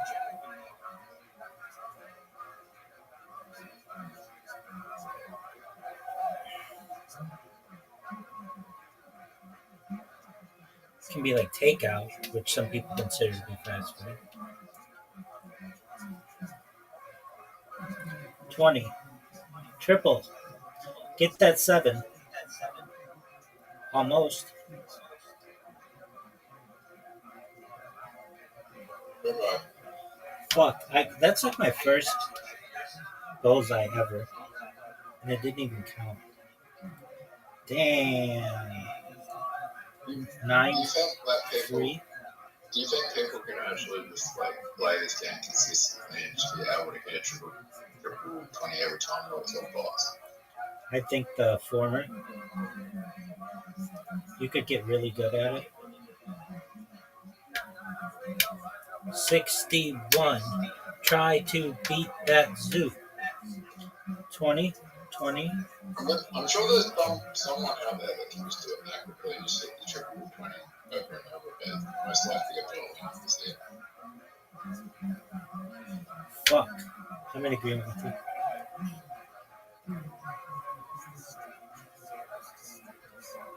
14. Triple 9. 15. Have you ever seen a bot? Have you seen a bot in mini golf? Not that. I'm not sure. I don't think so, though. Fuck. Have you seen a bot in any other game that's not darts? Yeah.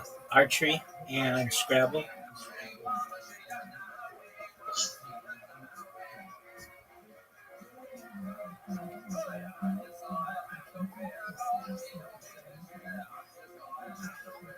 I saw a bot in mini golf.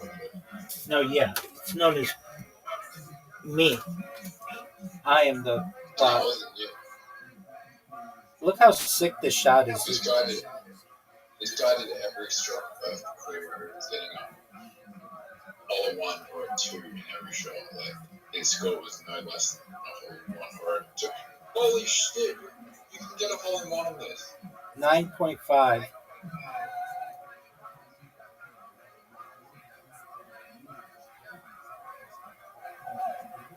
Rabbi, were you aware that? Did I just open up the possibility where you can get a hole in one? I always figured you could. Zoot, are you going to stop your losing streak? Well, that was the closest we've ever seen to a hole in one. Perhaps.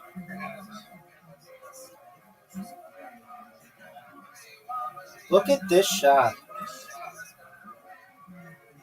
So the algorithm has given us 2 maps with the possibility of a hole in one so far. Zoot, you fucked me, man. No, we're in the same position. We were in the same position. Yeah. I purposely fucked you, though. No, badly that I fucked you. You didn't fuck me. I just went in the hole, Zoot. It's 1-1, baby. Rabbi, did you get to go first? Yeah, because I'm sexy. Alright, you're gonna get a hole in one here. The algorithm has given us 3 holes with the possibility to get a hole in one. No, you couldn't have gotten the hole in one on the last hole unless somebody hit your ball. Oh, Zoot. Zoot. Say bye. Hey, Rabbi,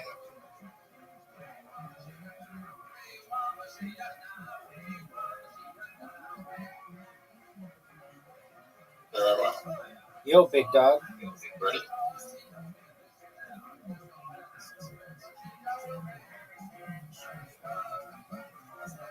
Bye-bye, Zoot.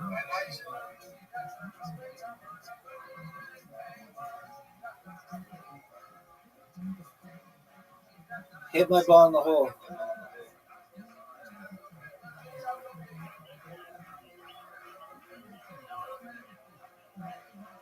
Oh no, Zoot. Look how far away your ball is.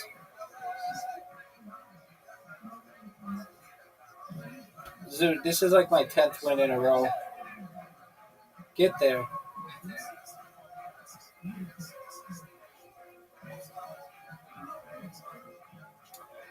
Hole 3. Zoot, I'm beating you 2 holes to 1.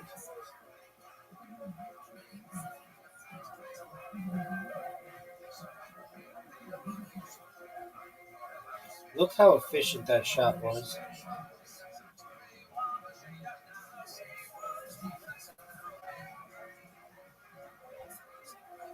Too hard. I wonder if you hit it off of this tree, if it's like you can get it down. No, it's like you're in trouble, Zoot. Zoot. I'm very good at this next shot.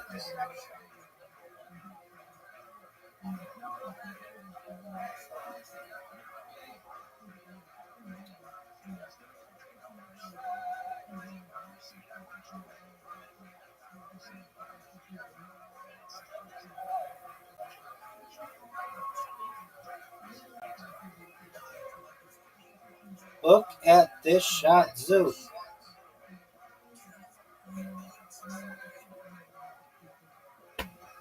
Zoot, make a good shot. Hard, fast. Nope. You needed more momentum. Zoot, I'm about to take home my 10th straight hole. 10th straight win. You're done. You are done, son. That's not what you want to do. Zoot, you hit the corner and you didn't want to do that.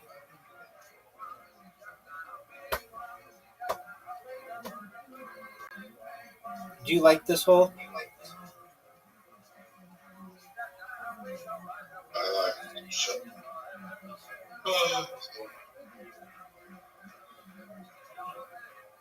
What the fuck was that, Zoot? What? Your shot was a mean shot. Look how good this shot is, though.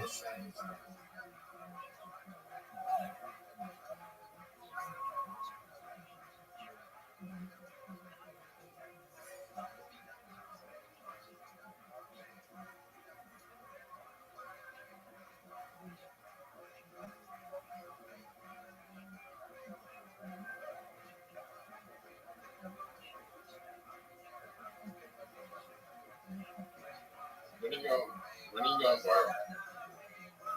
Any moment. When you get better than I am at mini golf, I'll be viral. Let's put it that way. Zoot, you've lost 10 straight games. What are your thoughts? Sure. I suck. You don't suck. Like you said, you might be the number 2 mini golf player in the world, but you're just rocking with the best.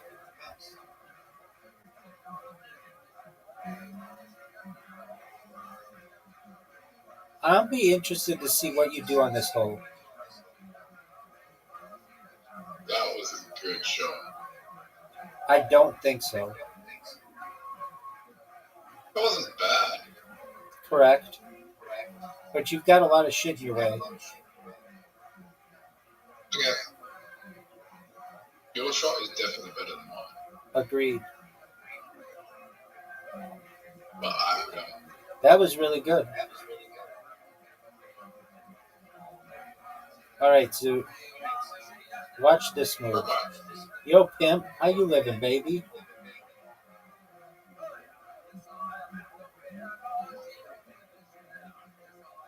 That sucked.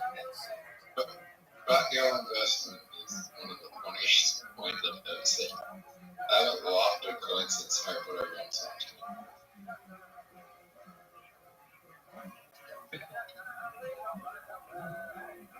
Why do you call it fat girl investment?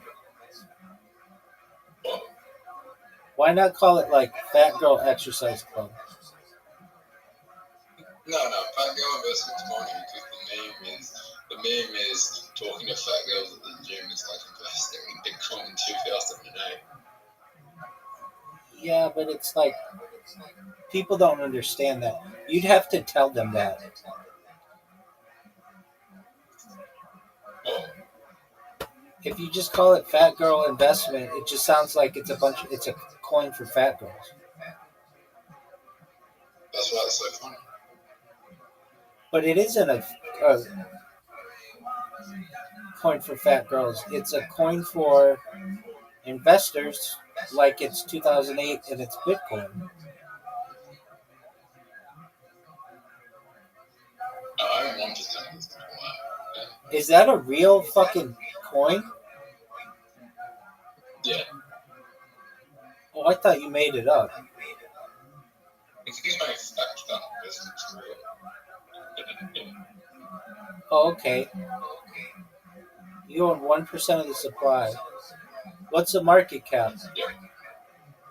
35K. So you bought $3,500 up? No, you bought $3,500 in that shit.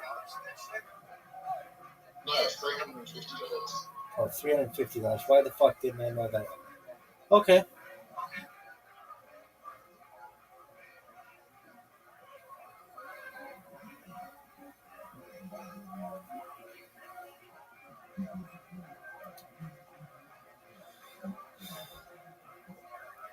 Do you like this hole?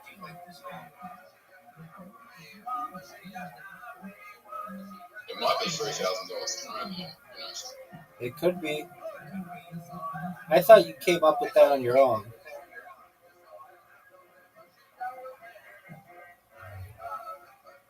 Let's come up with a funnier name. Not that that's not a good name, but it's whatever.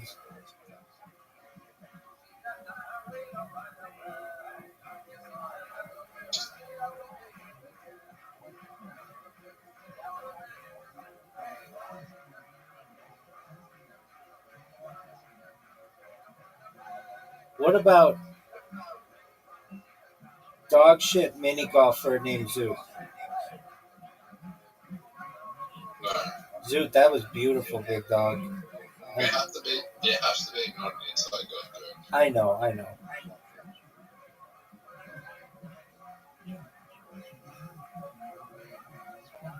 Did you see the president of France got slapped by his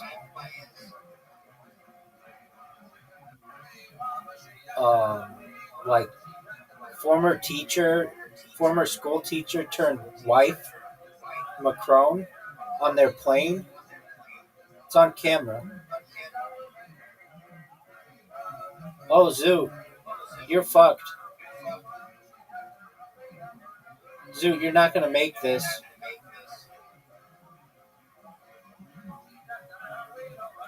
No way, Zoo. Zoo, it all comes down to this hole. 10 straight wins. This is my worst hole, maybe.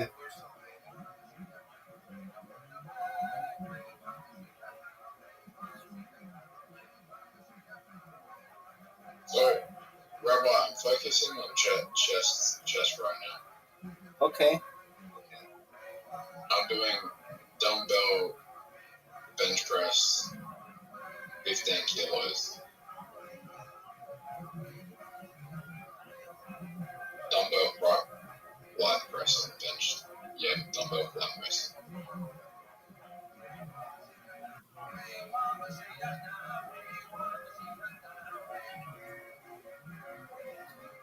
I'm gonna go to the gym next 4 days.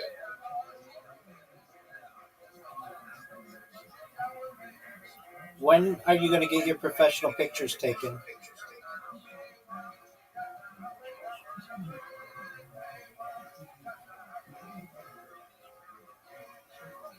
Correct. Dude, this is a big shot for you.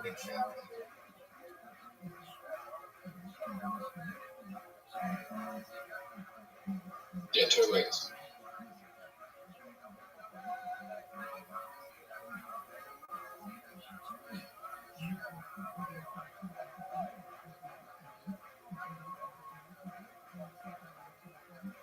Zoot, you just lost your 11th straight game.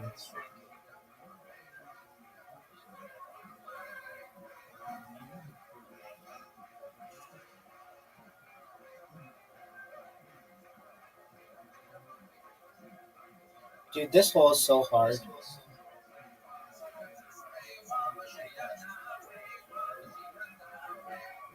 It's so hard. It's too hard.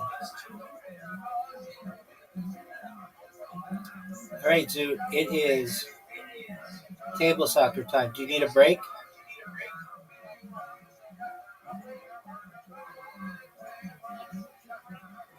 All right, big dog, I'm about to send you an invitation. Are you excited for it?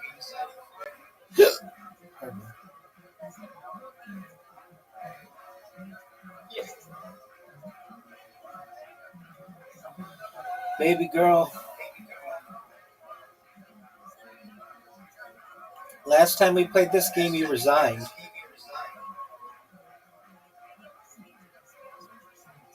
That's good. You have the invitation. Accept it.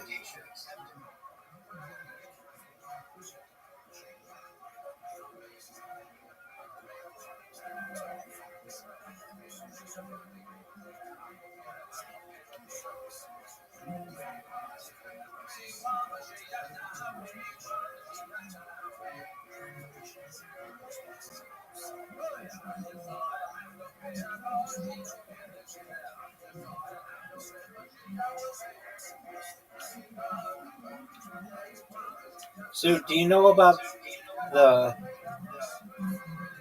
dragon attack? No.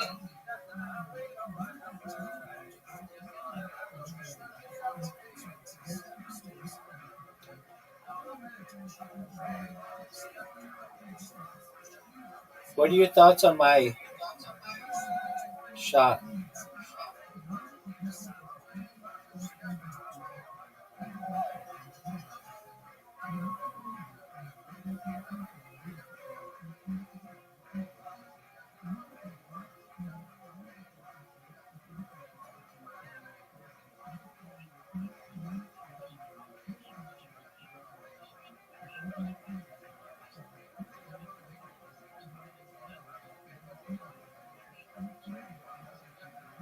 Is it going to be a pass? Oh, it was. But your other guy's in the way. Pass it again. Score. Easy score. You didn't even score with the right guy. I love it.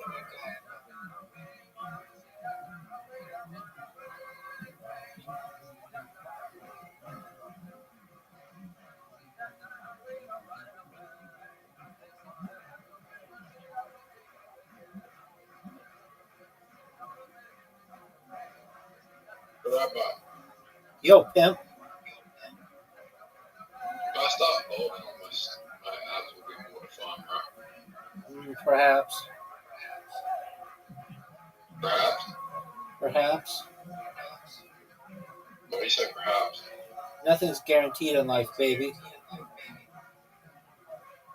Depends on the next, right? Like, I could start putting on body fat, bulking, right? Word, Mockingbird. Are you proud of that shot? Look at this defense I have going.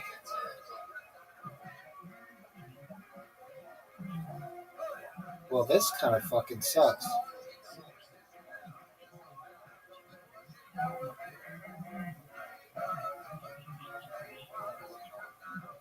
That doesn't count as a pass?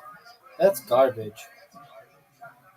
So yeah, I'll start bulking, and then maybe wake up next week, I'll get an old DEXA scan to see if my body fat's going down or up, and then I'll adjust to that. When are you going to go to the strip club? When I have a defined six pack. Zoot, you're fucking me, dude. Zoot, your defense is absolutely incredible. I mean that. Like, I'm going to start using what you use. This sucks.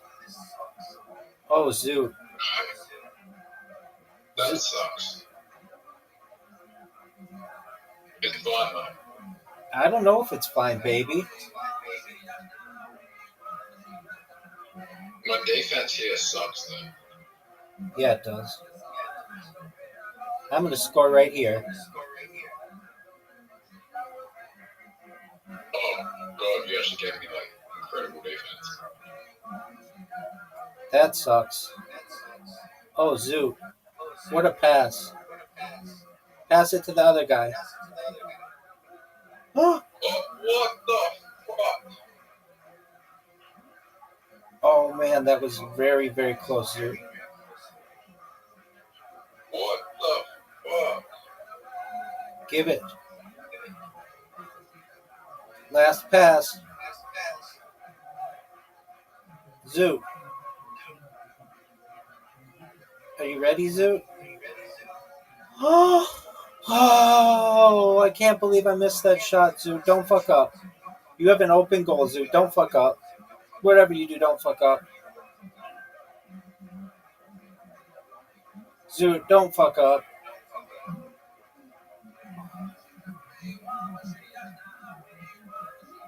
Oh, no. Zoot, what are you going to do, son?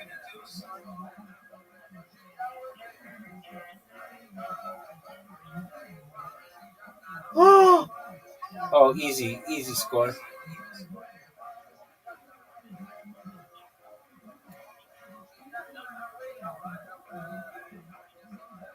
Pass, be a pass. How is that a pass? Dude, your defense is just tough.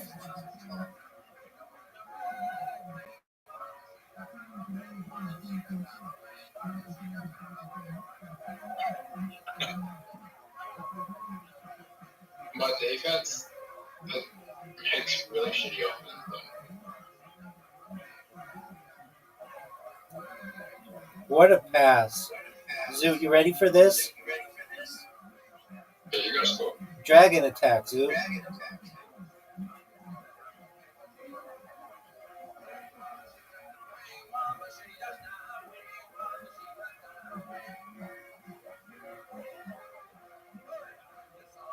Zoot, I could score from here.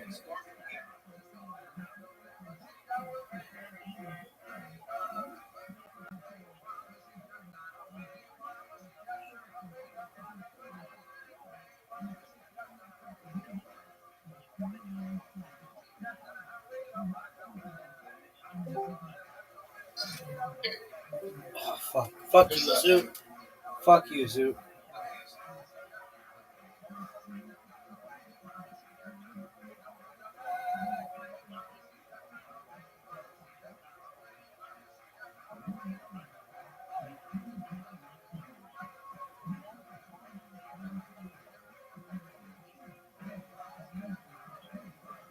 Dude, you're fucking...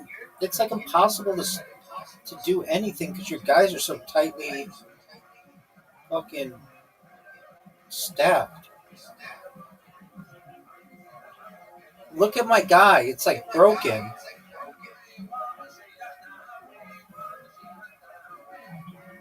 How didn't that fucking score? Oh, this is garbage. Dude, this is garbage.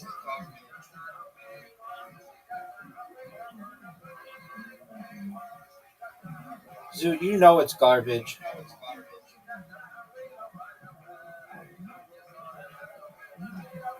Stop.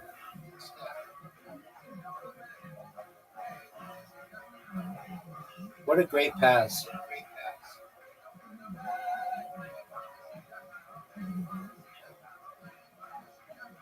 Three, Zoot.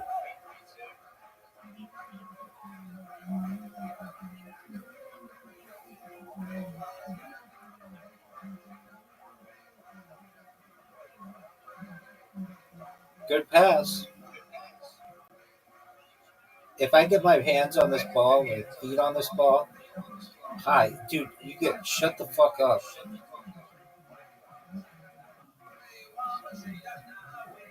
Oh my god, that was good. Are you sure? Are you really sure? Yeah.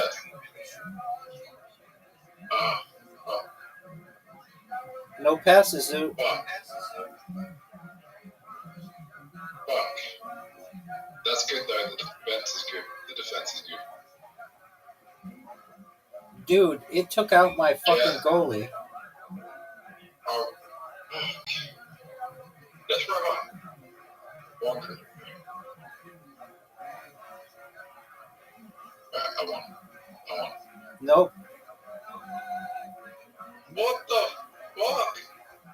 What am I even meant to do here? Hilarious. I think I know what to do.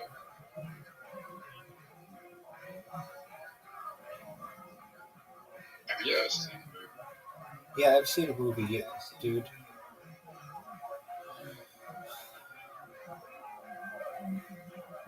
Oh shit, Zoot.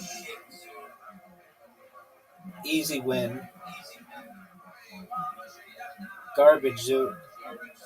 Here we go, baby. Hey, do you watch foreign film? You watch foreign films like films with subtitles? Yeah. What's your favorite? Oh, that's a good question. My favorite movie with subtitles.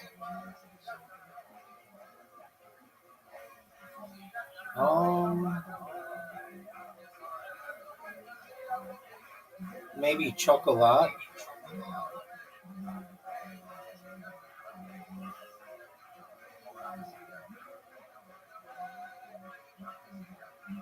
How about you?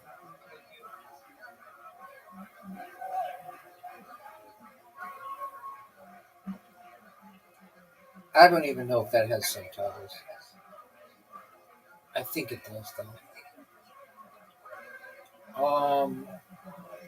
There are parts of The Godfather.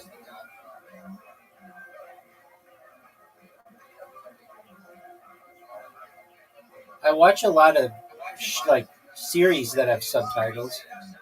There are 3 that I really like. They're Israeli.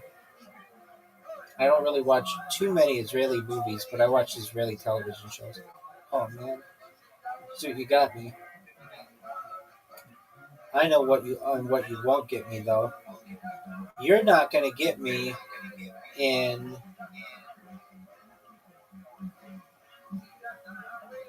a little game known as Blitz League.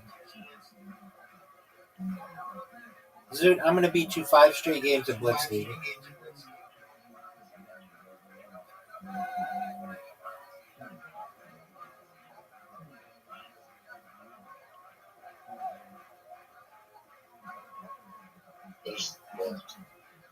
Perhaps, son. I just left the game.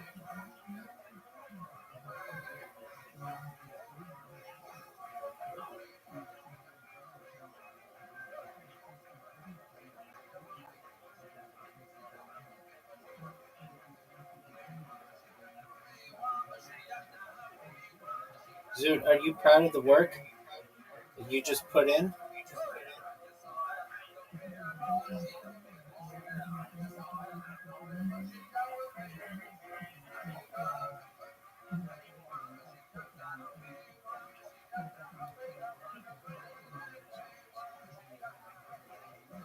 You know who I am. Yeah, your name is Zoot and you suck dick at mini golf.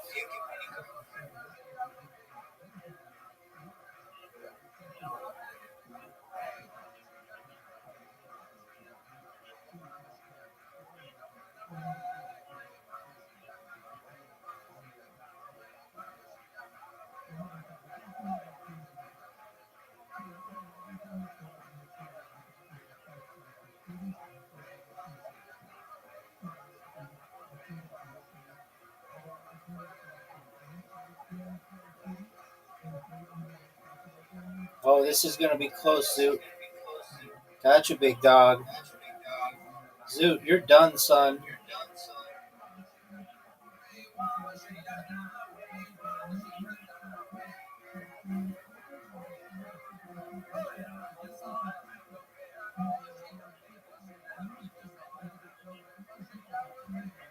Uh-oh, Zoo. Uh-oh, Zoo. Uh-oh, Zoo.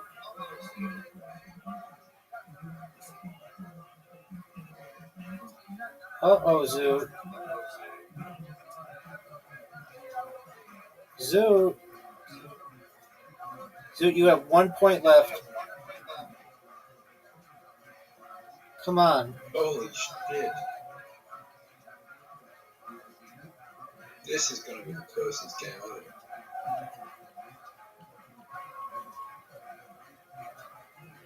Oh, you got me. Rabbi. Maybe. No. Oh, closest game ever, Zoo. 3-1. That Gotcha. was just luck. I swear to God, that was just luck. 1 in a row, baby. That was just luck. You know I hate it when you say that in a row.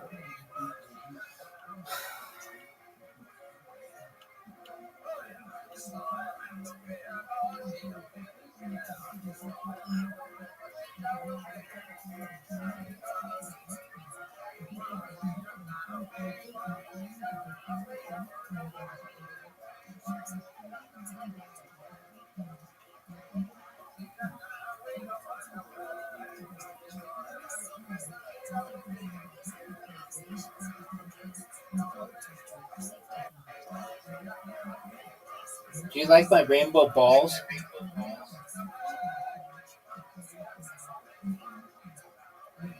Zoo, do you like my rainbow balls?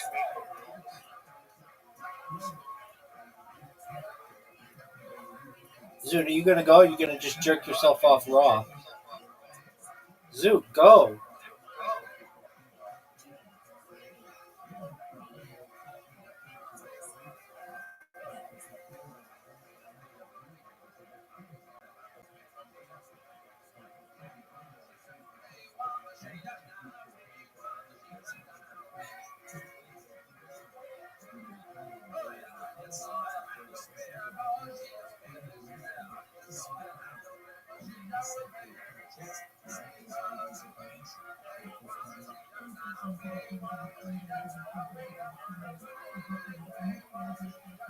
Zoo, you're down 210 points.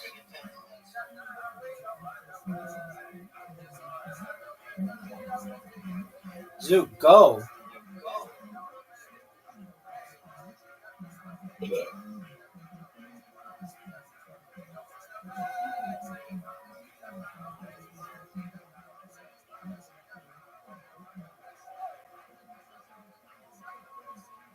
Zoo, you've got the lead.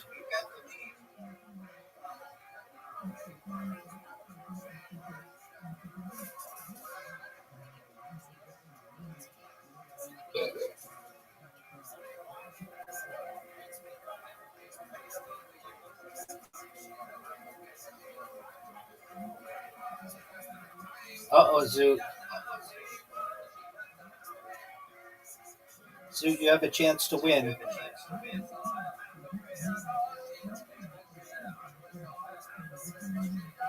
That's 40 right off the bat. Get it, Zoo. That's not what you wanted, nor is that.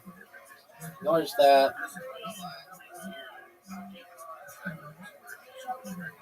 Oh, you got me. Fuck.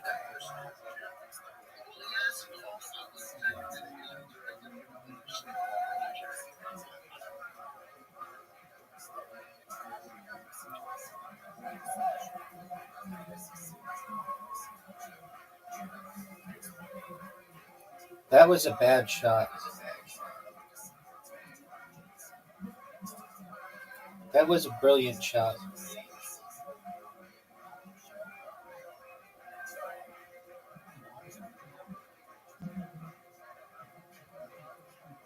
Yes, I'm shutting you off. That was not a good shot. Rabbi, I just managed to help you.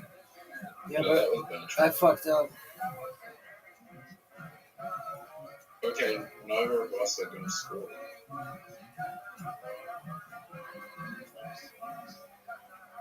Rabbi? Yo, pimp.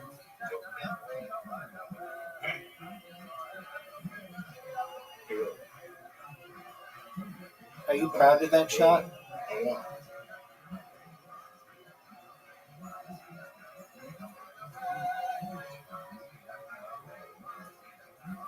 Dude, it's 1-0. Oh, that was a big shot.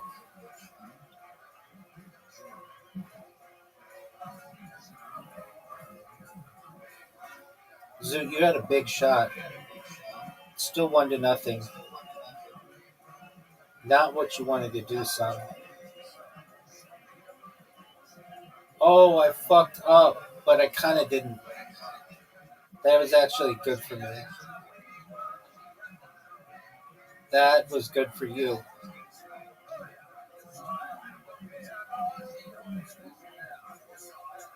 It all comes down to this, Zoot. Big shot. Don't fuck up.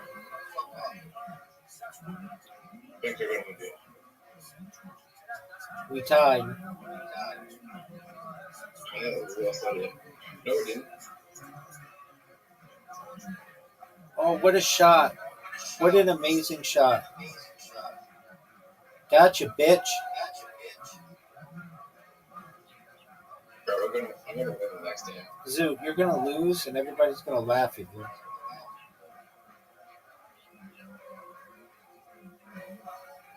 What the fuck was that? Are you serious? Told you it was strategic move. I'm going to fuck up. Also a strategic move. Fuck, man. Also a strategic move. That was not smart. What? Because I just do that. And I have the lead on you. Dude, now I have to shut you off. What the fuck, man? Okay.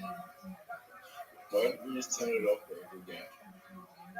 Because sometimes I talk to people.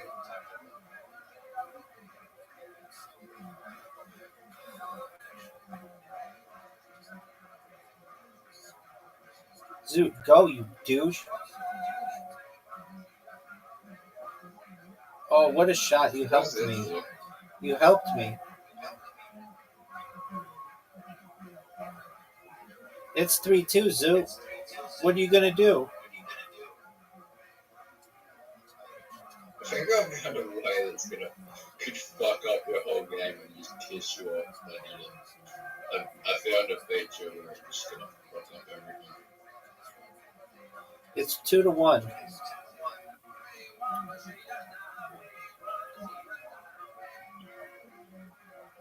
I have the best opportunity to win. It's 2-0. What are you talking about? At the top, look at the score.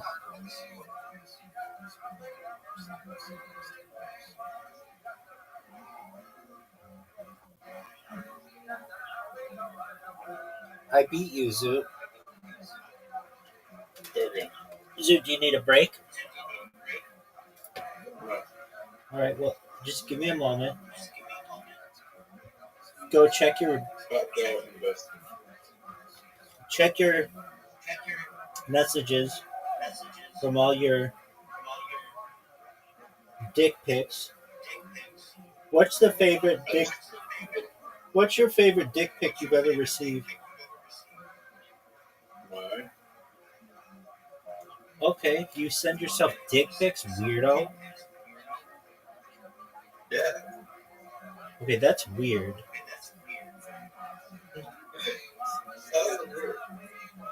Why would you take a picture of your own penis and send it to yourself? Ask your question. Yo, baby, ask away, big dog. Have you ever sent a dick pic? No, Not even to a girl? especially not to. Well, I should say, especially not to anybody. I just post it on the internet and let anybody take a look at it. That's even weirder. No, it's not.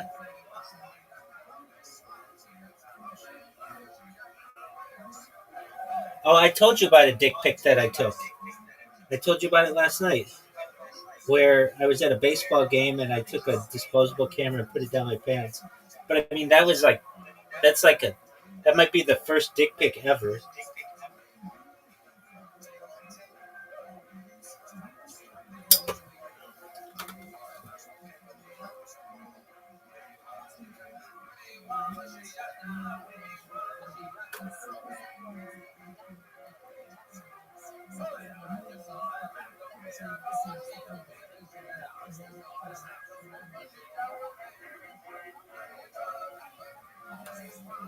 All right, Zoo, are you ready? I'm gonna have dinner soon. Okay, you want a fucking prize? I want a sub.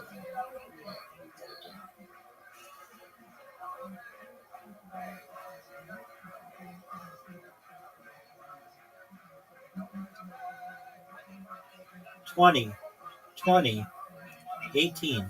Very good.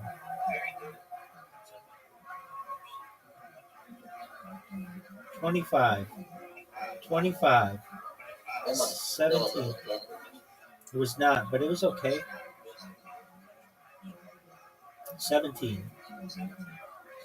18, triple 18. Bust, son. You just said double 17. How about a triple 17, son?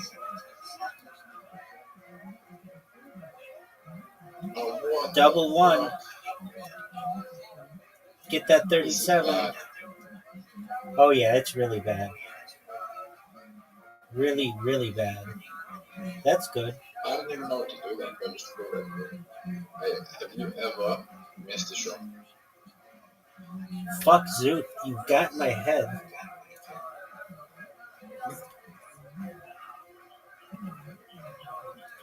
$11. Oh, nice checkout.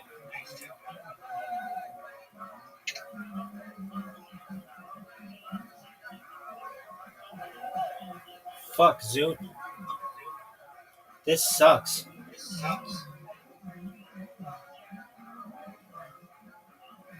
Hold on, I have to see if I got any dick pics.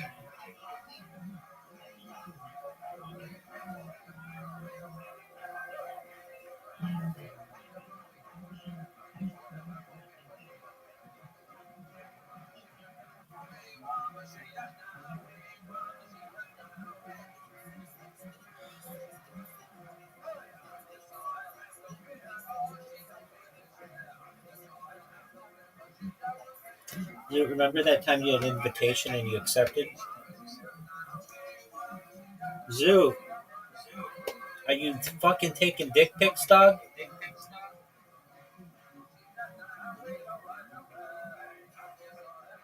Dude, I did really badly. This game sucks. You know who I bet would be really good at it is Riser, because he's got that big screen. Right, I just had a bullseye.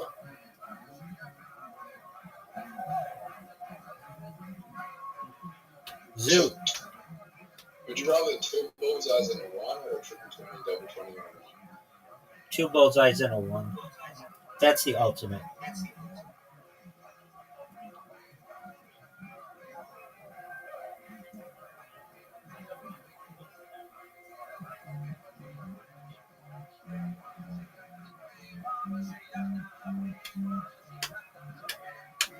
Zoo. 20. Go right for the 20? No, you go for the 777. That was good. I'm gonna fuck you so Eyes bad. closed. 34. I'll take it. Do it with my eyes closed. Do whatever you want. I should have done it with my eyes closed. I should have done it with my eyes closed. I would have done better if I had my eyes closed. Perhaps.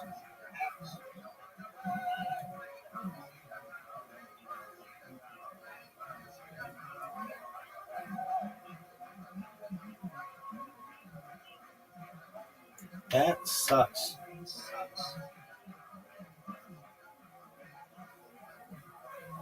$20, $25, $9.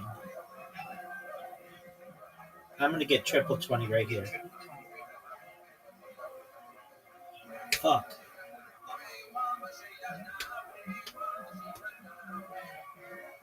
$25. Double 11. 1. Get it 21. Triple 3. Triple 7. 14. Way too high. 21.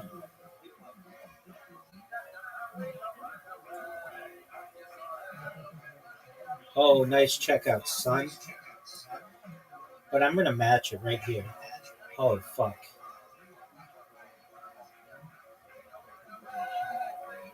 Let me go first. There we go. Ooh, 100. What are you gonna do, Zoot? I'm in your head. I've made a nice fucking hammock in your head. Oh, you got 15? I'm gonna just end it really quickly, just for you. Fuck.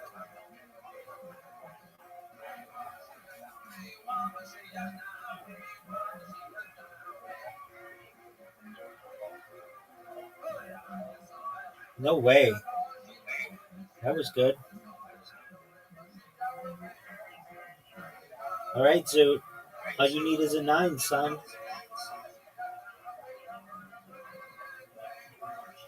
Check out. All right, I'm going to put it so close. I'm actually going to get a bullseye. 33. I'll take it.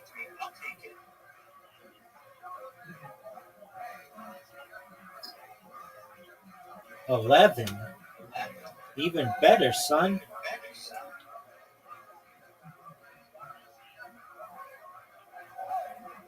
I'm going to 8 in about 10 minutes. Okay.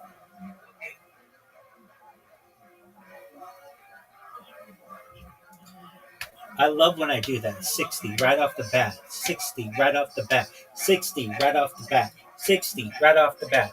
60 right off the bat. And you did the same.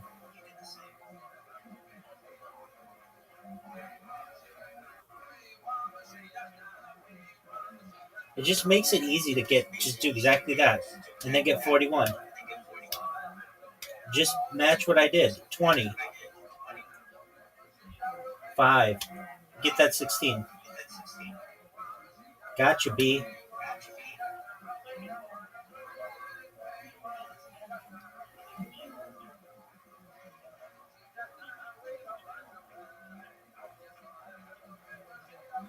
Here we go. 5. 20. 20. Not what I wanted to do.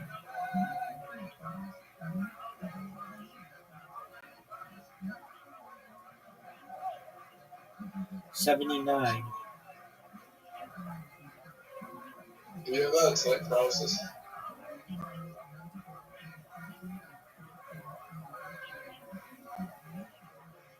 Oh, no. Maybe, but I don't recall. I've had sleep apnea. I have sleep apnea. What's sleep apnea? You don't breathe efficiently when you're sleeping.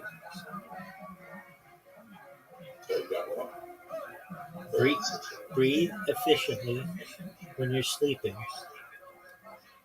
Have you tried that?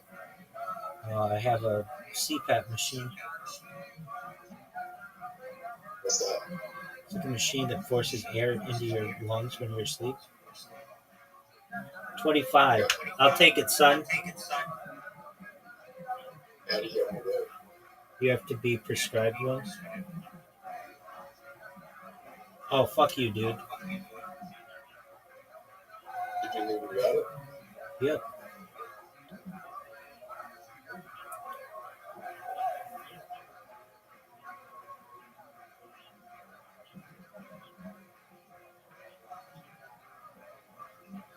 Fuck, man. That's bullshit.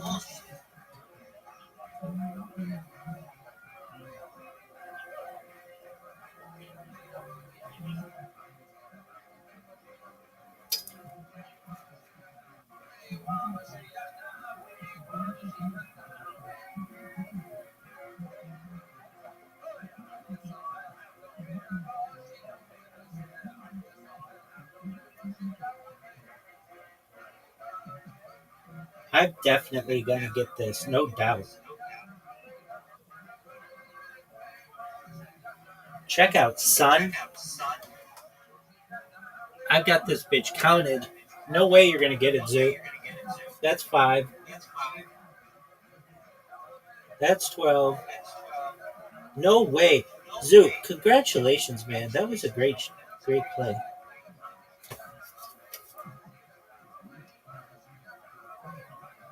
$47, that sucks. Easy to beat, Zoot.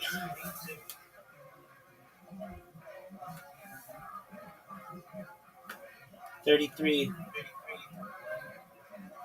All right, for the championship, I'm going to make it a big one. 501, a double out.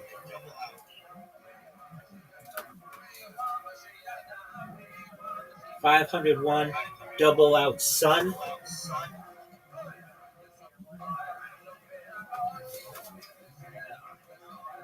Yeah, 501. I'm not gonna get this. All right, sounds like a plan, Stan. Accept. Please.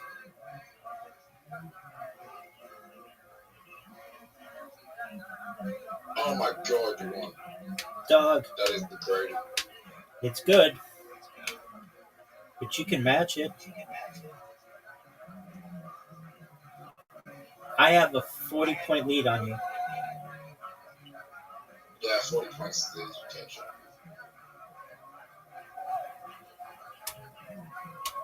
You practically played the same fucking. Oh, no way, you got 50. Yeah, but I missed for the 20.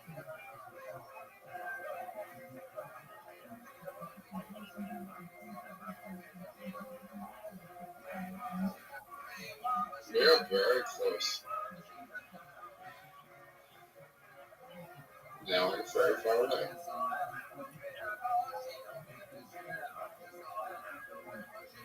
Is it double checkout? Yep. And I'm not good at those. You are.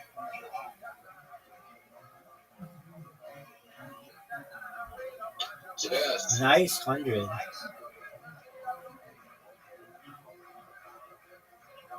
The highest score you can do is at 180.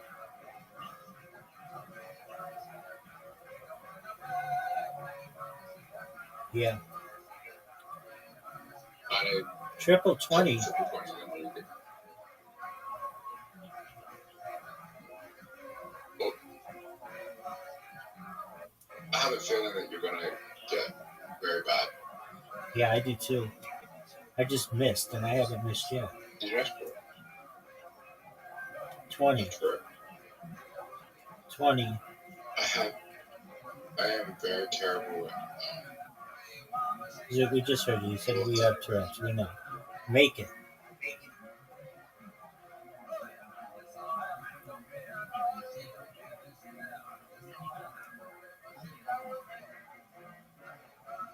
How did I bust?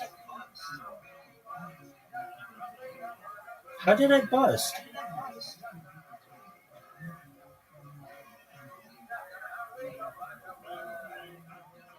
Oh, I know how I busted. Because you can't have double 1. addiction to fast food. You have an addiction to fast food? Okay, now I understand. You can bust in a weird way in this game now. When it's a double out. Oh. You busted. You busted. Maybe. No, I have to get a 1. Yeah, you're right. Good job. I can't win that round. I have to get a 1. It means I have to get a double 1.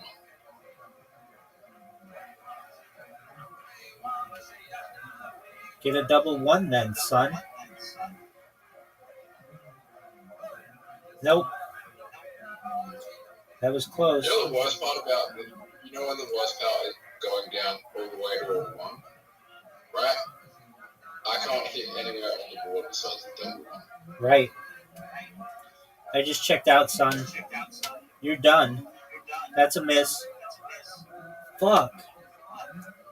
It all comes down to this, Zoot.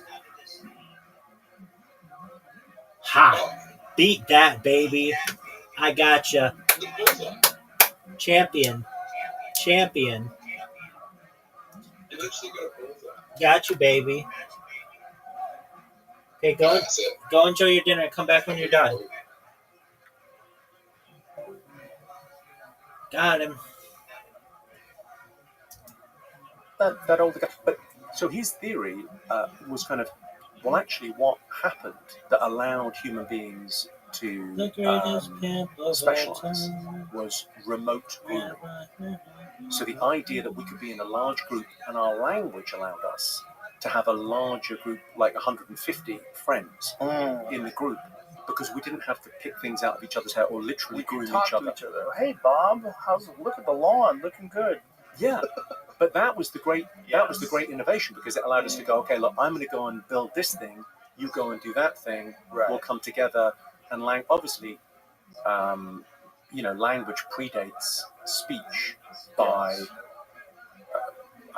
millions of years. Laughter predates speech by about 1 million years. They think. Interesting. So Because the idea that chimps laugh. you know, I've got a weird laugh, right? I laugh on an in. I'm like, You have to. yeah. If something really strikes me as funny, it's like, it's such a. People often ask, like, is it real? It's the most like crazy laugh. Odd. I laugh on an in breath, not an out breath. Like Tucker Carlson. He's got that kind of laugh. Well, okay. Well, I don't know where I stand on that. Now I'm in trouble. I could be cancelled. Well, no, that's an out. That's an out. Right, It's just a high pitch out. But that thing of like laughter being a remote tickle is kind of it's an interesting idea. I mean, It's obviously, also interesting that it's contagious. Genuinely. yeah. Like if you're laughing, I'm like, I'll start laughing. Like, what the fuck are you laughing at, Jimmy? Yeah. I'll start laughing. If you're laughing You ever seen hysterically, those German guys that do the laughter therapy? no. They do a laughter therapy in Germany, and it's literally a guy going, we're all going to laugh now, ha, ha, ha, ha, ha, and they just force themselves to laugh. There's nothing funny going on. They just force themselves to laugh. It is, Sounds like hell. but it's very good for people, because once they They get need going, to figure out stand-up in Germany. Have they ever figured it out? who's Who's the best? in Germany? I Who's like play the a Lenny lot in Bruce? Germany. Yeah, but you're an English guy going Yeah. to Germany. That's different. I can play in Germany too. Yeah. But my point is, who's the best guy to come there- out of Germany? There is a guy who's like played like a stadium there. Oh God, I forget his name, but he came to the Edinburgh Festival. We Pretty good. we had a guy that was the #1 comic in Germany who came to the Comedy Store back in like the early 2000s. Super nice guy, barely spoke English, and did like real physical comedy. Like his whole thing was physical, and he just couldn't figure out how to make it work in America.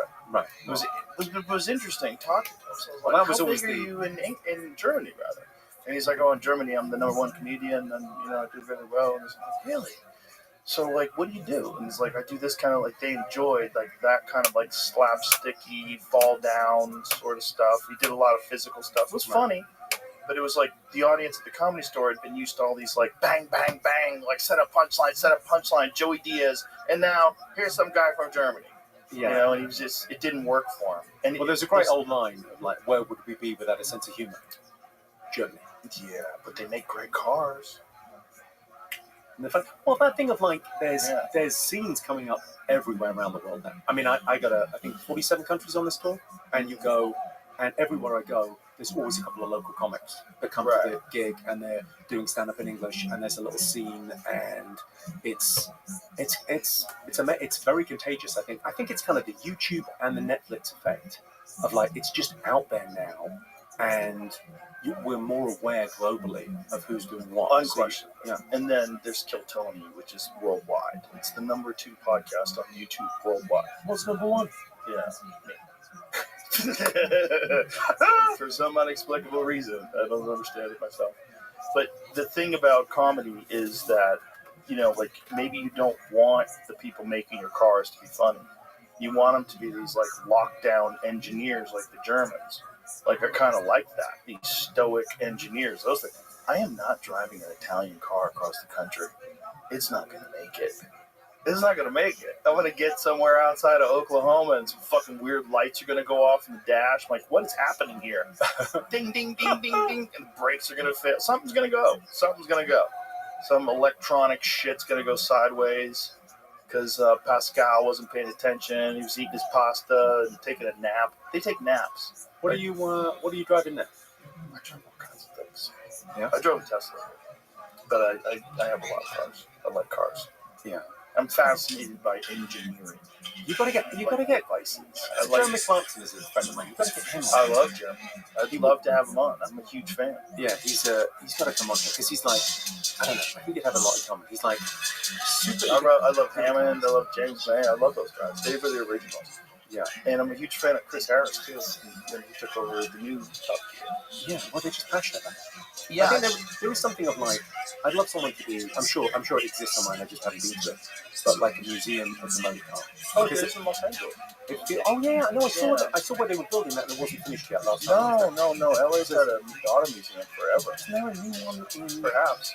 Maybe there's a new one. Maybe Yeah. they're making a new one. Maybe it's the same company. But the LA Auto Museum has been around forever. Because it feels to me like vintage cars are the way to go.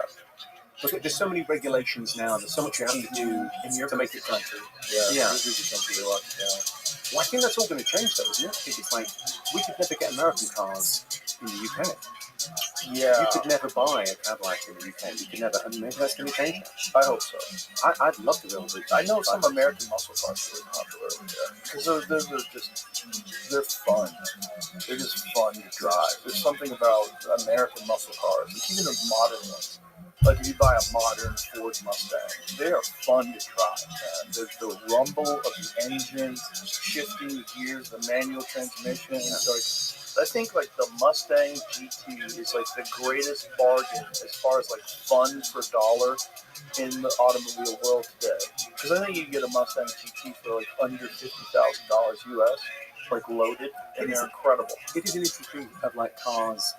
There's a certain point now where what's the last car you could drive as opposed to it driving you? Right. You know, so there's an argument to say I had like a Porsche from a Targa from '89. So I had the G50, but it was air cooled. But it was like it's kind of the last one I think before the technology kind of took over, and they were just well, not necessarily. No, the 964 is still very analog, and so are the 993s. And especially in comparison to the 996s and the 997s that came after it. But the point of those cars is engagement versus proficiency. So the car that I drove today is a Tesla Model S Plaid. It is a preposterously fast car. It has incredible technology. It drives itself. If I choose to, and I leave here tonight, I can press a button, and it'll drive me to my house. It'll stop at every red light. It'll hit blinkers. It'll change lanes if there's an obstruction. hands off, nothing. Hands off. I don't have to do anything. You're supposed to keep your hands like on the unit. Right. You don't have to, you barely have to pay attention, but it'll do all the work for you. But a 1989 Porsche like yours, that is a visceral experience. You're feeling it. It's like, woo, it's fun. You're on a ride. You're not even going fast, but you're feeling everything. It's a sensory overload. It's very exciting. It's exciting not going quick. There's nothing like those old cars, especially old Porsches, because they handle really well. Even though they're an old car, they still have like really good dynamics in terms of like roll. I wonder what it is that we're enjoying it, because I think it's like it's type 1 and type 2 thinking. So it's like driving a car. Once when you get your license to drive stick shift, you really have to concentrate. Sure. And then it goes over into this other place where you just go, it's just happening. I don't have to think about this. Right, you're just commuting. But you're like engaged. You're kind of in a flow state when you drive one of those cars and just driving it. You haven't got the radio on. And I used to love driving home from shows, and you'd think of something and you'd be driving and you wouldn't be, days before iPhones, so you just have to remember that thought and let it linger, and kind of thinking of jokes and wordplay, but you'd be kind of engaged in this other activity. You're like a Zen state because you're connected to the vehicle, but you're not listening to music. You're not listening to a podcast. You're just out there driving this thing that you have to really be in tune with. And then your mind, your subconscious is free to roam. It's interesting, those things of like activities that engender different kind of states. Like, okay, you play a lot of pool. Now, I don't play much pool, but I do play pool with my friends if they're having a tough time. Like, if you have to have a tough conversation with a friend, they're down, they're depressed, whatever, this looking each other in the eyes doesn't work so well. Oh, right, you got to do an activity. Because there's a lot of thinking time. You know, if it's an emotional conversation, if there's something big going on, again, pool's kind of fantastic for that because it just slows everything down. You've got a reason to be there for longer. It's kind of, it's playful, and there's kind of a low-level competition going on, but the stakes aren't high. And you kind of have a great, it's like when you're in the car with a buddy, you have a great conversation, side by side. I'm so glad you brought that up because I had a friend who was considering suicide, and I did not know until we started playing pool together. I had played pool a bunch of times, but we were playing pool together one day, and he just seemed weird. He just seemed off. But it was through the playing that we could talk. Like, we started talking, what's going on? He's like, I am not doing good at all. I'm not doing good at all. I'm like, what's going on? And then, we had this conversation, and he didn't have a lot of money, so he didn't have access to good psychiatric care. So I contacted my business manager and I said, who's the best guy that can connect my friend to? And he got on some stuff. I forget which SSRI it was, but it ultimately really helped him. And then he turned everything around, and then his life turned around, and he slowly weaned himself off, and then he's fine. But it was like this moment of playing pool.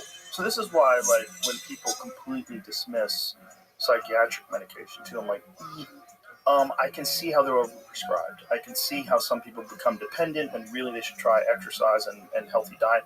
However, when you're dealing with someone who's on the ledge, like, anything you can get that keeps that person from ending their life and making a terrible decision, and if they have a bad serotonin balance and dopamine balance in their head, and there's something that we can give them that can help balance them out, and then they slowly move towards a healthier. You know what it is? It's like someone saying, no, we should all learn to swim. No, sometimes you need a life raft. Yeah, sometimes you need a life raft for a couple. Yeah, little babies, they have to have floaties just for a couple of weeks. Yeah. But that thing of like, I don't know, we should chat about that because it's like, suicide for me is like, it's a permanent solution to a temporary problem. Invariably, it's that thing of like, people think they want to disappear, but really they want to be found.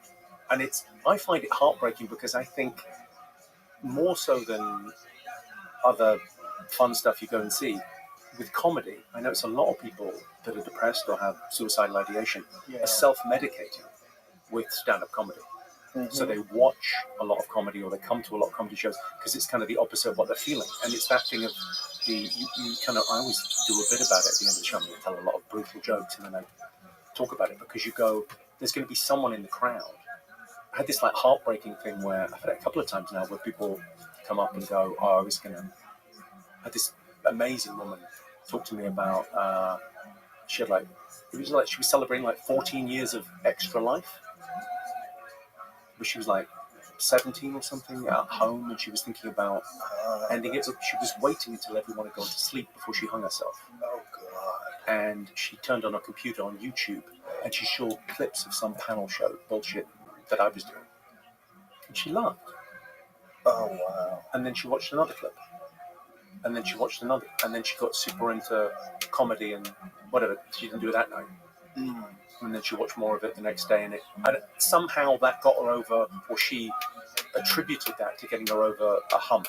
Well, sometimes you just have to have access to other thoughts. And when someone's a good comic like yourself, what happens is you allow that person to kind of think for you when you're enjoying the performance. And sometimes it's just that's enough. Sometimes it's great philosophy or a great book, or someone gives a great like inspirational speech where it just makes you like really think like, wow, like what is it about the way this person is talking right now that is changing my state? It's changing my state of mind because I'm thinking the way they're thinking. I'm allowing them because they're so eloquent. Taking the controls. Yeah. And because what they're saying is so precise, and they have so much passion in what they're saying, there's so much enthusiasm that it's contagious. And Well, now all of a sudden I feel better. It's that it's perspective. You know, have you ever had Peter McGraw on here? No. Peter McGraw is that guy that he came up with the benign violation theory of comedy. What is that? So benign violation theory is the idea. Have I had Peter McGraw? This is a real problem. Peter McGraw. 500 podcasts. I don't want to say I've never had him on. And a couple of blows to the head. Fun. Yeah. Just enough. The sweet spot. Peter McGraw, the benign violation Did theory. I have one? Where was is he a professor of marketing and psychology? Yeah. When was this? He's a brilliant man. Episode 578. So. Oh wow! Pull him up on the screen so I can see what he looks like. Okay, so boy, that shows you how toasty my brain is. That's the 561 messages that I haven't answered. yeah. They're all from him. Oh Oh, there he is. Yeah. I would have told you that's a fake picture. Okay. I would have told you that's AI. So it'll happen 100 times more, dude. We've had too many episodes. But so his theory, which I'm sure he has spoken about on this very show, is the idea that you go, okay, so violations. Sorry, Peter. Violations are like how things are meant to be, right? Right. If it deviates from that, it's a violation in life. So death, disease, famine, all of the worst stuff in the world is like it's a violation. And he's saying, okay, if you imagine a Venn diagram, that's one circle, and then overlapping that is kind of humor. And you go, if you joke about something, you're recoding it in your mind to say, no, this is okay. We're putting a bit of distance between this. So just by joking about something, you make these violations in life, these terrible things, whether it's death, disease, suicide, whatever the terrible thing is, you're making it okay through laughter. You're filtering life's hardships through the charcoal of comedy and kind of making it palatable. So it's like, I often say this, I feel sorry for the people that are easily offended. Yeah. What? Or like offended, because laughing at difficult things it pays out on the worst days. So like when you're having your very worst day, you go, yeah, but at least we can laugh. Like those things of like, if you've had friends die or, they're in palliative care, and you can sort of get a laugh out of them, and it's just eases everything. If you find people that are like that, that's a learned response. And if you grow up in a family that's easily offended and offended by everything, like a humorless family, that's a real problem. That's a real fucking problem. If they don't know how to joke around about stuff, that becomes a real issue. They take themselves too seriously, or they take the world too seriously, and like you're always looking to be outraged. And then there's also a lot of social credit to being outraged. Like people have, like, he's outraged, you have to let him alone. Like now you've kind of commanded the stage. I am so sick of this shit. Like, let him have his space. Give him his time. It's like you're demanding undue attention for something that a rational person who has like more important things to think about would laugh off. I think being able to laugh it off it's quite superpower. Well, it's quite stoic, isn't it? Because you can't really choose what happens to you, just how you react to it. We don't have any control, but we have a lot of influence. And the idea that disposition is more important than position is one of my kind of core beliefs. Like, I know some pretty fucking miserable billionaires. And I know some people that are just, so what's happiness? It's like, it's your current situation minus expectations. Stephen Fry had a great piece on being offended. You ever see Stephen Fry on being offended? No, go on, what he's saying. Right. I don't want to paraphrase it. It was brilliant. But it was essentially, so what? So it's like, but that's not even an argument. Like, you're offended. Like, what does that even mean? So you're offended. Like, but why? Like, what about it? Why are you so easily triggered? Like, what fragile creature you are going through this life being offended at everything. It is now very common to hear people say, I'm rather offended by that, as if it gives them certain rights. It's actually nothing more than a whine. I find that offensive. It has no meaning. It has no purpose. It has no reason to be respected as a phrase. I am offended by that. Well, so fucking what? Yeah. He's wonderful. Wonderful. There's some great moments like that. But that's another one. It's like you can't command attention just because you're offended. I was thinking, as a person who's developed your mind and gotten through a lot of experiences in life, if you are 50 fucking years old and the most mildest thing happens and your response is, I'm offended. You didn't figure it out. You got to this point in your life where you have a very fragile foundation and you're looking to be offended, which means you're probably not good at what you do. Whatever the fuck it is that you were supposed to be good at, you probably fucked that up.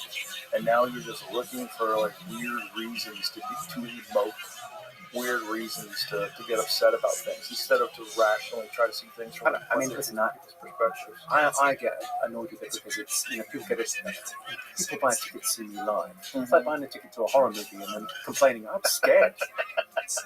Especially you.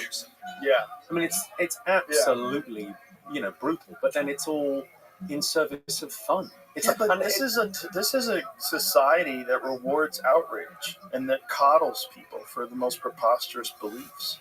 This is a weird society. It's a weird society of social media and the amount of attention you can generate, and so that spills out into the real world. And this Chris Rock talked about it brilliantly after the incident at the Oscars.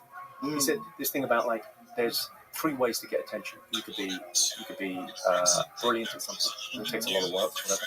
You could be infamous, or you could be a victim. And it's the easiest option. Right. You could, you said something in it. Yeah. I mean, I'm sure you've seen these people that have like, they list off, we were talking about this one person that was like the final boss of woke culture. They listed off all the things that are wrong with them. I'm disabled, I'm trans, I'm non-binary, I'm ethnically challenged, like whatever the fuck it is. They just like rattled off like 30 of them. Like, oh my god, this person has everything wrong with them. Meanwhile, they're fine. You're fine. You're this person over here talking. Like, you don't get special attention because of all these things you just listed. This is stupid. But in this weird world that we live in, you'll get celebrated, It's the identity politics world. Yeah. You have I suppose that thing of like, if you had to define entitlement, right? It's a word that gets used a lot, right? Entitlement. But okay, so to me, it's like where you are now and where you want to be. If you want to do something about it, that's ambition. If you think that's someone else's problem, that's entitlement. And it comes back to that agency empathy thing. Like, I'm very empathetic to, oh wow, your cards are not great. The cards that you've been dealt are not great. They're your cards. I want you to be empowered to do as much as you fucking can with those cards. Yeah, that's right. Good luck. A weird political ploy too, to look to the wealthy people and say they're the problem. They're your problem. That's the thing that people will do to the proletariat, right? They'll tell them the reason why you're in this situation today is because of these greedy people aren't paying their share. These wealthy people, they paid their share. Like, where's it going to go though? Is it going to go to this corrupt government that's the one who's feeding you this nonsense in the first place? What are you going to do? You're going to enrich them. They're just going to get bigger and stronger and have even more power. And then you're even more fucked. You're even more fucked because you don't have any resources. Like, it's not going to help you. If they tax rich people and then are the poor people going to get that money? No. Are their services going to improve? No. You're just going to get more government. You want to hear me freestyle? It seems like a good idea. Like, maybe the solution is we're going to tax the rich people. But you got to figure out what to do with the money you already get from everybody. And you're not doing a good job. None of this is that's the problem. Running this the problem is low. the rich people aren't paying their Look, it's like I told you. Any damn joke that's in this thing. More taxes in 2024 than any living human Look being at this that move. has ever existed. He paid something like $10 billion. Unbelievable. In 2012. Felt like I did. But I got that. I had a big tax scam. Look at this one. I tell you when you know you've got tax problems. Right? If the Prime Minister of the country that you live in breaks off from the G20 summit to come out and do a press conference and talks about nothing other than your personal tax affairs, that's a red flag. What happened, Jimmy? I don't know. I was in like some accountant said to me, "Do you want to? Oh, it's like a tax scheme. You want to be in a tax scheme?" And I went, "Yeah, okay." Like stupid.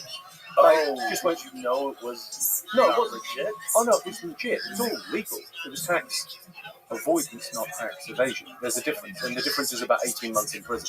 So thankfully, I came down on the right fucking side of that. But You wind up owing. oh, it was Yo! enough. It was enough to go. Oh, What up? put the tour in. Great. Hey, just a go on the moment. road. How you doing?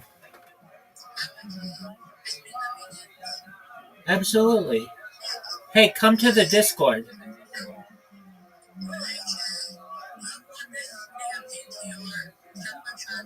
Where did they pin? I can't even tell.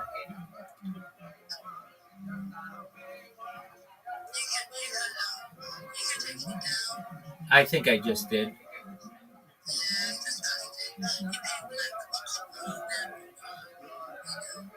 Oh, thanks for the heads up. Where did they pin? Oh, that happens.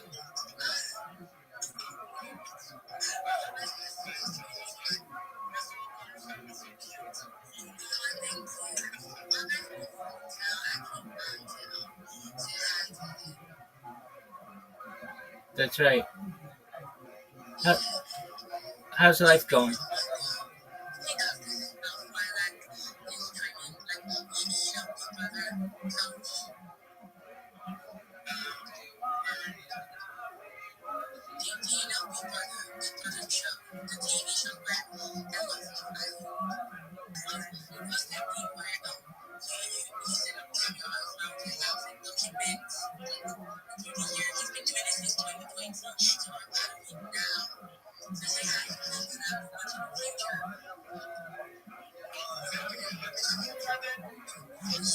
Absolutely.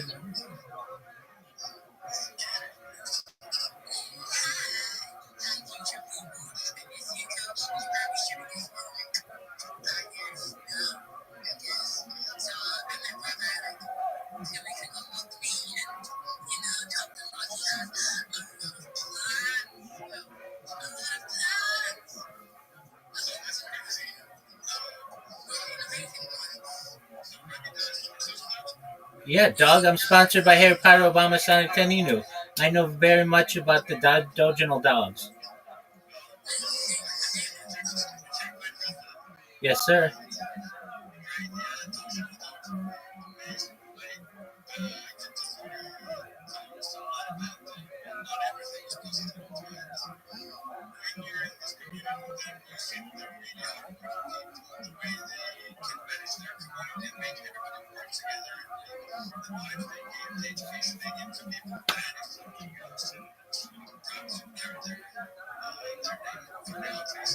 Absolutely, I've been in their Discord. Have you been in their Discord? Oh, excellent. Join my Discord. It's discord.me/Rabbi.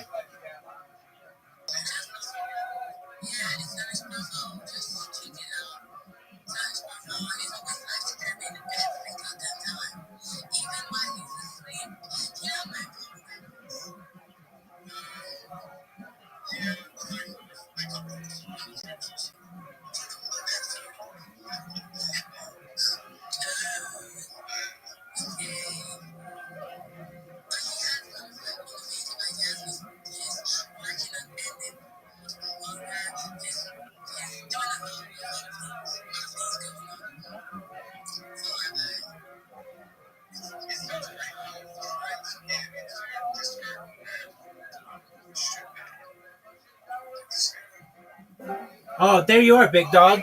All right, you ready to hear about me? Oh, no. Do it from there. Rejoin the Discord. I'll tell you all about myself.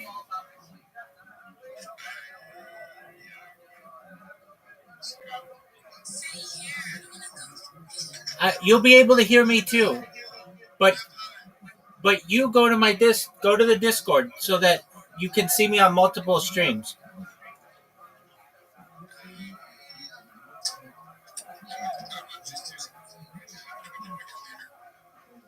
Oh, Coach knows what's up.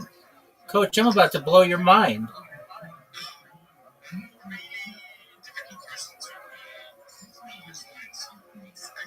All right. Well, Consider your mind prepped to be blown. Baby, come into the Discord first. You have to see I have 500 channels in there.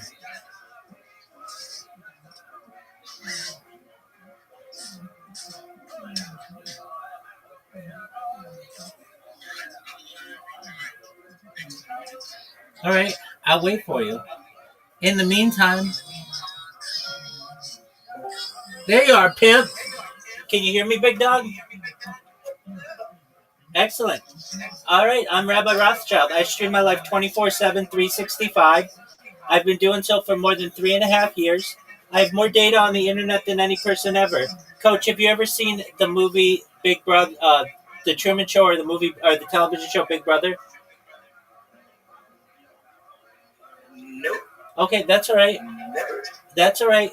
The Economist magazine stated in 2018 that data was Earth's number one resource, more valuable than food, water, gold, air, petroleum. And I have more data online than any person ever, which means that I may be an influential person in the future. And when that happens, I'm going to help you. I'm going to help all your friends and family. I want you to be able to not just be financially independent if you're not already, but have generational wealth if you don't already, and be able to start charities and philanthropic organizations to help the world. I talk about ending world war, ending world hunger through the use of technologies such as agricultural drones, floating greenhouses, saltwater greenhouses, things like hydroponics, vertical farming, and cloud seeding. I want to help end world thirst. I'm sponsored by cryptocurrency. It's known as Harry Potter Obama Sonic 10 Inu. The ticker's Bitcoin. It's worth about $100 million right now.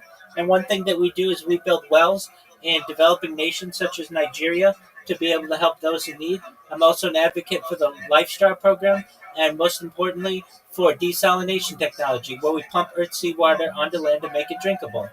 I also talk about things that aren't normally discussed in the mainstream, things like anti-gravity, antimatter, cryptocurrency, quantum computing, artificial intelligence, including artificial general intelligence, artificial superintelligence, things like alien disclosure, and de-extinction. People don't know this, but the first successful de-extinction took place in the year 2003 with the Pyrenean ibex, which was a goat located in northern Spain, southern France.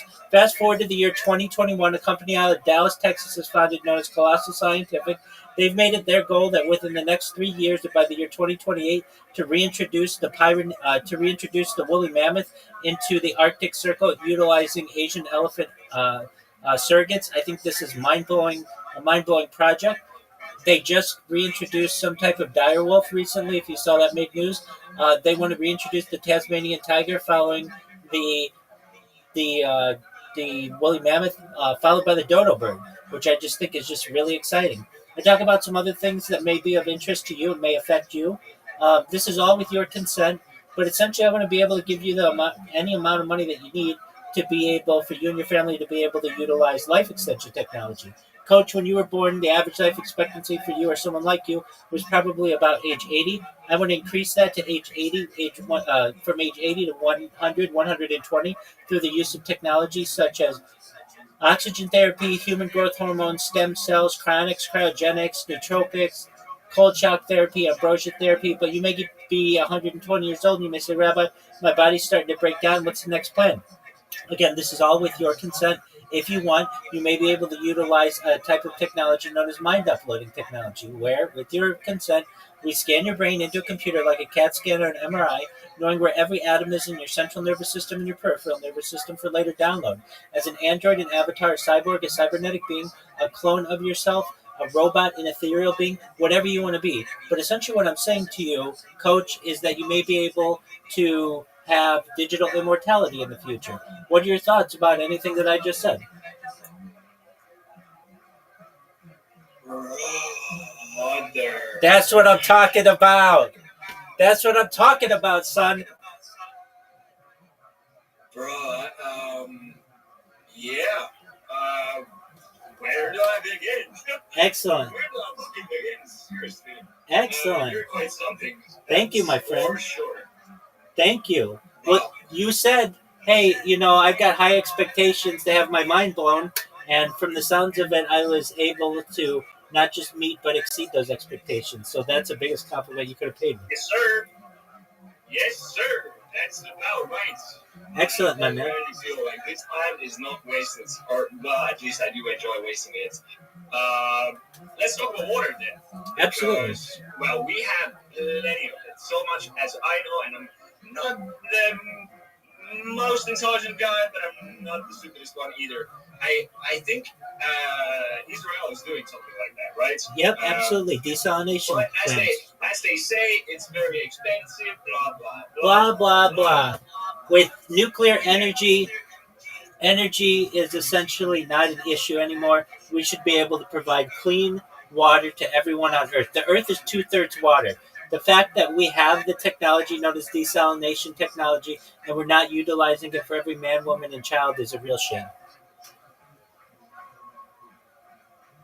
It's probably just money, right? Yeah, it's more about control. When you control people's water, you control their ability to live. You also control their ability to procreate.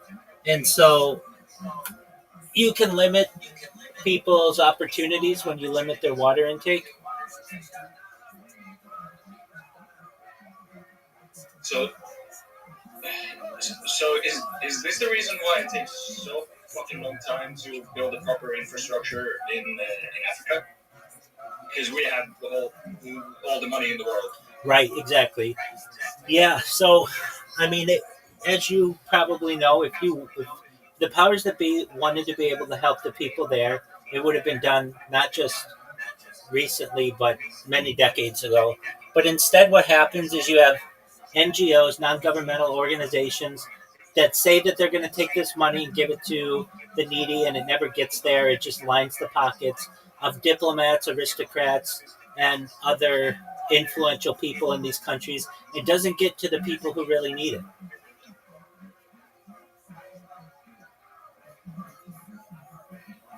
Yeah, it's all the same everywhere. Absolutely, but I want to help to end that type of bureaucracy. Things that I talk about, let's just talk about energy for a second, because really to get that clean water and the all the other things. Sorry, just to come here a bit. I think it's as simple as just educating people and making them aware that life doesn't have to be exactly what you have thought your whole life to be, or what people in power are trying to convince you that the life is or should be, or what are the resources. Because there is abundance in the world. Well, most certainly. Just whether you have the key or not, that is another thing. That's true. Let's talk energy first and foremost, because if we have the energy to be able to get clean water and clean food, that's going to solve a lot of our issues. One type of energy that many people have been fearful of over its 80-year or so history is nuclear energy, and people shouldn't be. People think that it's a very dangerous type of energy, but it's really a miraculous type of development that we've had. Less than 50 people on Earth have ever died directly from nuclear fallout. There were about 40 during Chernobyl. There were 1 to 3 during Fukushima, depending on how it's judged, and then we have 0 during 3 Mile Island. Those are the 3 biggest nuclear scares in global history, and that's less than 50 people. That's less than 1 person a year. There are tens of thousands of people a year who die due to direct carcinogens just from coal. So if we were able to replace coal and natural gas, and even hydroelectric can be safer, but many of these that aren't that efficient with nuclear energy, we'd be able to solve our problems. Now, let's say nuclear energy never even existed. Let's say just pretend it just goes away for one reason or another. There's a type of energy that we're not utilizing that we should be, and that's tidal energy. So, Coach, get this. You know how you have turbines in the sky that turn to get wind power? Well, essentially, we just make smaller versions of those, but we put them on the shores of the Earth, and it creates tidal power. Basically, Earth's seawater would be generating energy every second of every day with every wave that comes in. So, if we were to utilize that, on a smaller scale, we have them actually everywhere, right? Around the world. No, we don't. We absolutely do not. What about Netherlands with their canal system? Okay, that's more hydroelectric. That's more hydroelectric, and that's rivers. I'm talking the ocean. Yeah, that's not really grand scale. It's really curious why we haven't still started to develop that. Absolutely, absolutely. It's about control, and there are many ways to do it. There are many ways to do it safely. You basically take a turbine, put it. It can just basically be tethered to the ocean floor, and then you put netting around it so that sea life doesn't get harmed by it, and you just allow the Earth's water waves that are generated from the moon to be able to generate unlimited power. Now, let's say we got rid of that. So not only did we get rid of nuclear, but we got rid of tidal. Okay, let's just pretend. Okay, what else is there? There's geothermal. People don't realize, but in order to generate electricity, all you have to do is turn a turbine. And the Earth is constantly emitting heat. All you need to do to generate geothermal technology, you just take a pipe and stick it into the ground, and it will turn a turbine, and you use the Earth's heat that is constantly being emitted to turn that turbine and generate energy. So that's 3 types of energy that we're not currently using, but that could solve the issue when it comes to desalination technology, which could also help us when it comes to hydroponics and vertical farming and cloud seeding and all the other things that I mentioned.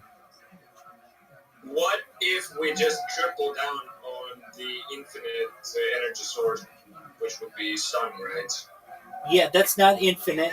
Actually, nuclear power is more efficient. So you're talking solar, which works. There's the idea of what's called a Dyson sphere, which is where you essentially create solar powers that would solar panels that would be able to absorb the energy of the sun. But that's really not that efficient of a way to power things. Essentially, you need huge solar panels to be able to do that. It's much more efficient to just have nuclear energy. And we have nuclear energy in a very safe and controlled manner.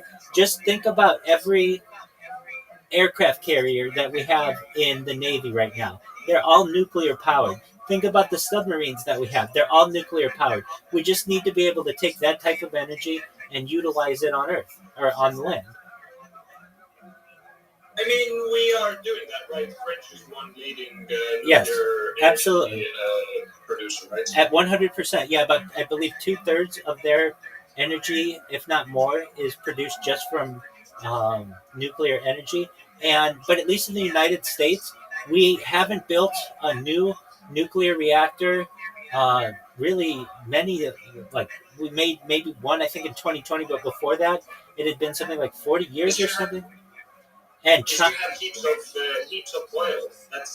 That's true. And so we basically have to educate people that there are more efficient ways to be able to power things. China, on the other hand, has created dozens, just in the last few years, dozens of nuclear reactors, dozens of nuclear power plants to allow them to, perhaps by the year 2060, to have a carbon neutral footprint. And that's basically the difference between a government that wants to be efficient and our government, or at least the government of the United States, that is allowing third parties to be able to dictate their energy policy.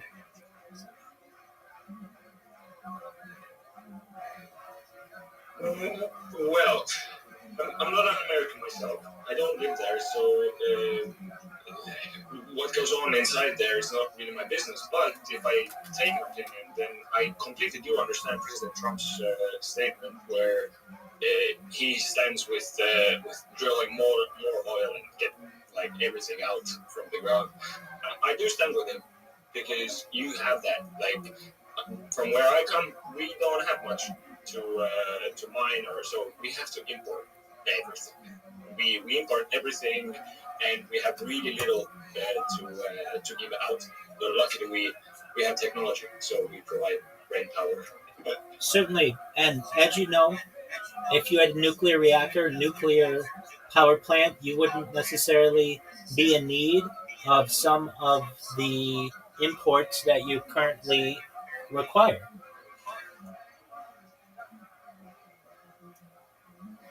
No, I completely understand. Like, no, it's a numbers game, really, and for me, that's now a couple of years that I know that France is using nuclear power, and it's like in the middle of Europe.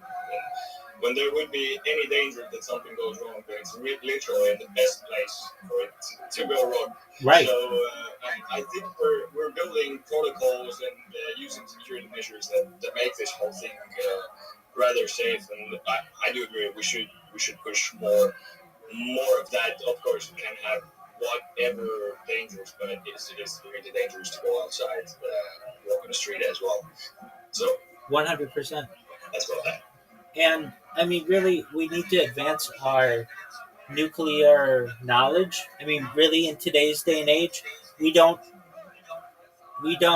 recruit people to be nuclear energy experts or nuclear scientists. We want them to maybe be influencers, or maybe that's what they want to do. But if we really focused as not just a country, but as an entire globe, and held these people who are into these types of industries in higher regard, children and young adults would be motivated to learn more about nuclear energy, and then it would become more efficient, it would become cheaper. At this point, though, it's essentially already the cheapest type of energy that we have, and it is extremely renewable. And people have a fear that, oh, what do you do with nuclear waste? People don't know this, but basically you put it in. We bury it to the ground. Exactly, and then it's fine. It doesn't hurt anybody. It's basically put in a coffin of concrete, and then put within like pools of water for decades, and then it essentially becomes very safe. You could build a house on top of it after enough time. So I think that people just need to be more educated on nuclear energy and recognize that it's a very safe, clean, and efficient way, and it has a major opportunity to be able to help the world. Yes, instead of going out to the streets and protest and raid around, maybe we should just focus on solutions. That's exactly right. I completely agree with that. That's exactly right. Many of these protests, though, are through the back ways funded by petroleum or organizations or companies that have an interest in keeping a stranglehold on the world's energy. It's one of the reasons why the nuclear powers of the world don't want other countries to develop nuclear energy, because then no longer will they be so reliant. Lack of control in that case. Exactly. Just one moment. They're talking to me. Hey, what's going on? Oh, you have one. You want me to come back to X? Okay. Coach, can you come back to X? Yes, sir. Excellent. Thank you so much for coming in here. I sincerely appreciate it, and I'm glad that I was able to deliver on the expectation that I would blow your mind. I appreciate that. I appreciate you having me. Thank you so much. Thank you, Coach. Welcome. How are you?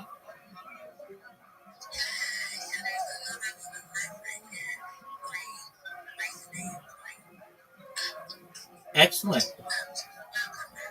Welcome. Thank you.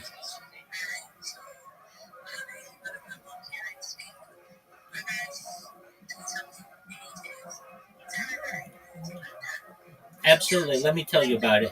I'm Rabbi ROTHSCHILD. I stream my life 24 hours a day, 7 days a week, 365 days a year for world peace. I've been doing so for more than 3.5 years. I have more data archived on the internet than any person ever. I have over 100 YouTube streams. I'm currently on 18 different YouTube streams simultaneously. I have over 100 YouTube channels, over 200 Instagram channels, 200 Instagram accounts. I have over 500 Twitch accounts, over 1,000 TikTok accounts, over 2,000 Twitter accounts, over 5,000 Blue Sky accounts, and over 10,000 Kick accounts. I have more social media than any person ever. And essentially, I do my best to be uncancelable. I stream my life because I don't want war anymore. I want to be able to utilize my influence to be able to educate and help people end world hunger through the use of technology such as agricultural drones, floating greenhouses, saltwater greenhouses, hydroponics, vertical farming, and cloud seeding. I want to help end world thirst. I'm sponsored by a cryptocurrency. It's known as Harry Potter Obama Sonic 10 Inu. Its ticker's Bitcoin. It's worth tens of millions of dollars. And I am proud to say that we build wells in developing nations.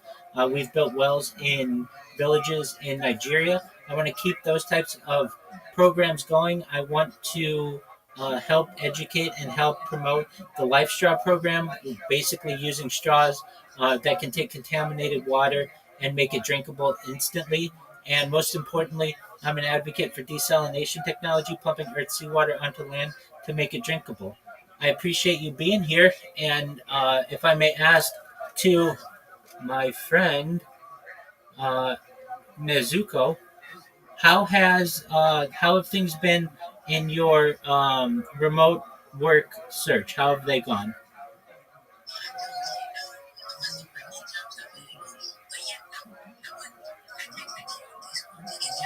I know, and I texted you back. Didn't you see?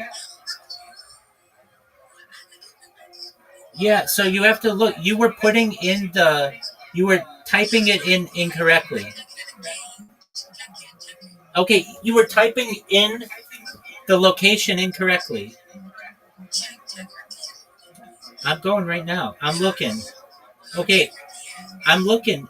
Wait, I'm looking in my DMs in Discord. I don't see anything from you. Okay, I'm gonna look again. Yeah, that happens. I do have to sleep sometimes. Um, Absolutely. Okay, so I'm looking, and okay, so yeah, I'm right. I'm the one who messaged you last.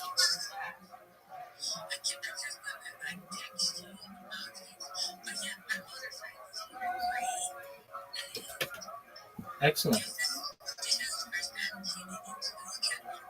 How you living, pimp? Come on up and talk. How are you?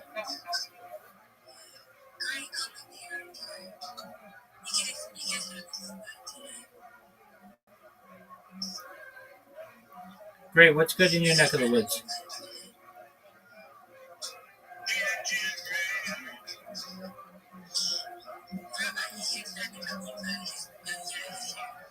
Okay. Great. How you living, pimp?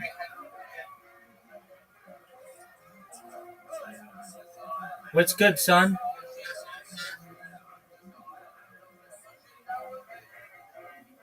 Can you hear me? Barely. What's going on? How are you?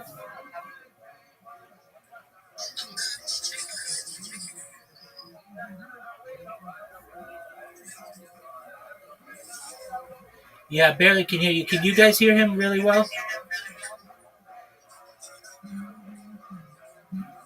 Okay. Well, great. You're more than welcome to be here. Any friend of New Zuko's is a friend of mine, and I know it's Oreos, and we're glad that you're here. So, Coach is the man. He came in. He came into the Discord. Great. How you living, pimp? Come on back up. We'd love to hear from you.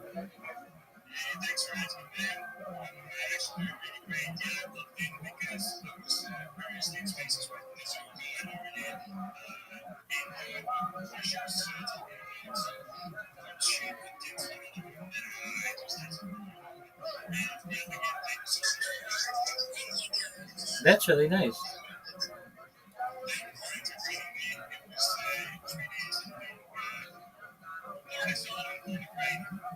Absolutely. Feel free to drop by either X or Discord whenever you're bored, my friend. Peace, buddy.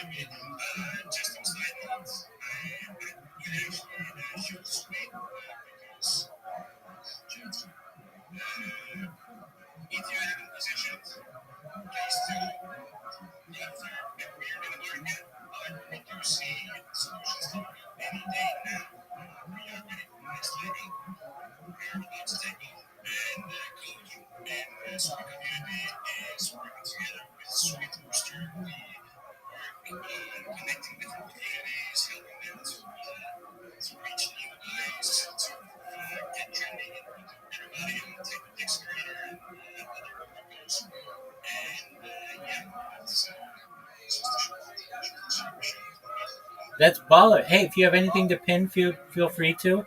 And if not, don't be a stranger. We'll see you some other time, okay? Okay, well, you go to the chat, the little purple pill in the corner, and you make a post, and then you click the three dots in the corner, and it'll say pin to top, and then you just pin it to the top.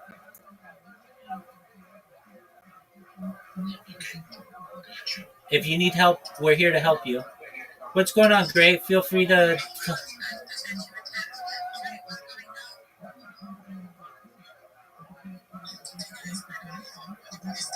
Yeah, you're better. I can hear you a lot better.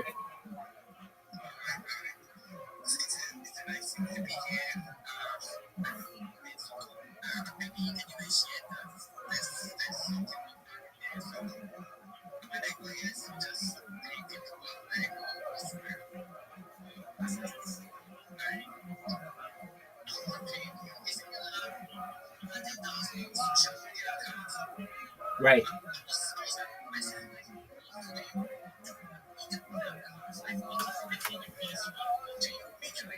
Yeah, great question. So I keep track of them a lot of times in a spreadsheet, and I use them to promote myself. So basically, I message people on different platforms to either join my Discord or check out my YouTube streams, or just to really be uncancelable. So on YouTube, I have so many accounts because if one of my streams goes down or it gets banned because of copyright infringement or something like that, I've got another 17 backing it up.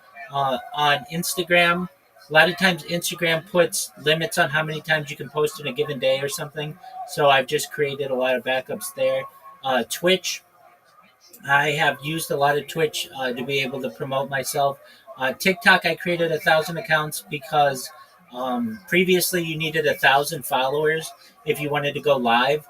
And so sometimes my accounts would get banned for whatever reason. I don't even know why, sometimes on TikTok. And so I would have, if I needed, I could get extra followers by just having my other accounts follow. I have over 2,000 Twitter accounts because like a year ago, I went and I just created a bunch of accounts to like people and follow people. I have done the same on Blue Sky, and then on Kick, I created that many accounts to be able to promote myself in people's chats. And if I ever got banned, I would just have backups.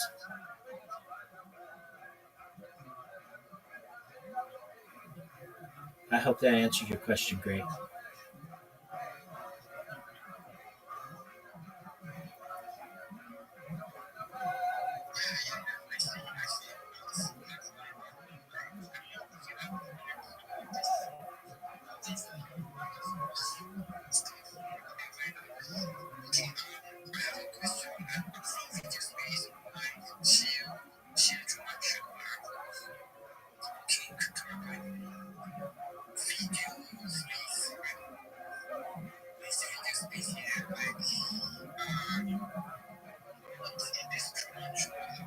Yeah, sure. So The Truman Show is a movie from the 1990s that is like a 24/7 story of someone's life. They're always on camera. Everything that they do is on camera. And if you have an iOS device, I'm on a camera right now. If you don't have an iOS device, you can't probably see me. But if you have an iOS device, you can see I'm live on camera.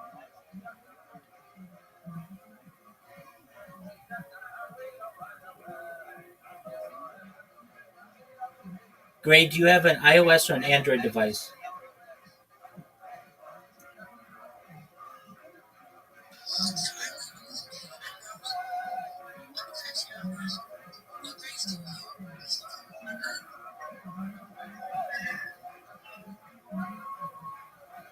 That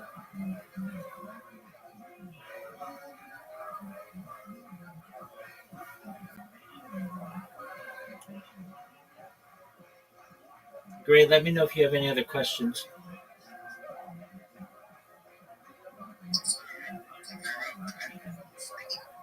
That's okay. Great. Do you have Discord?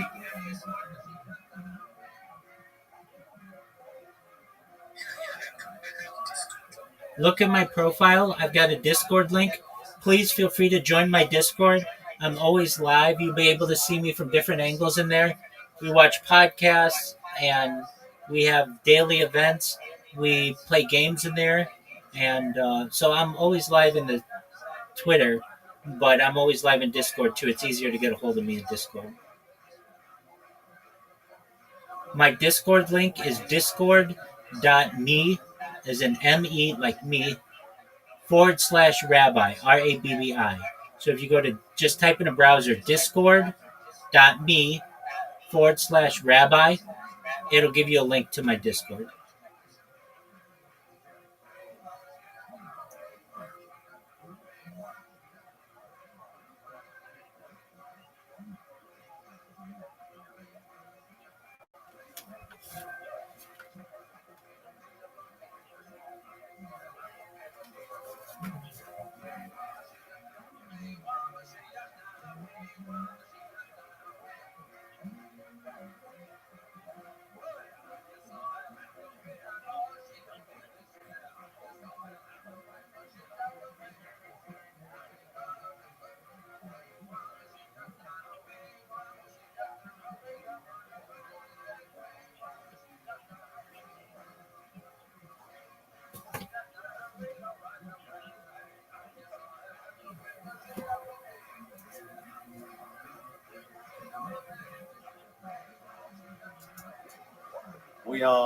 We're in trouble. So you tried to avoid paying a percentage that was due.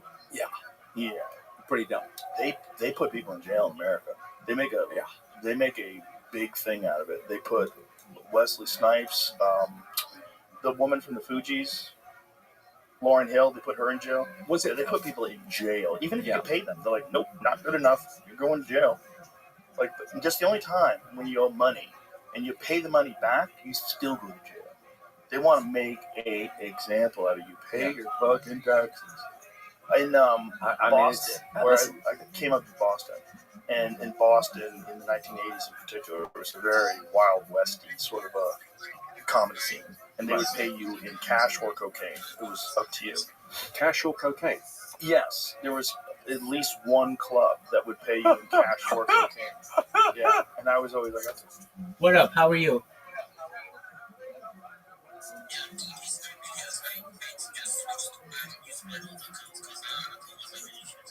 That's okay.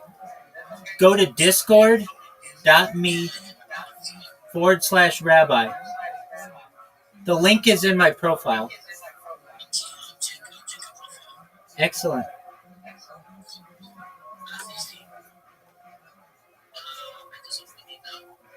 Okay, take your time. That's right. Join my server, and it'll take you right into my VC.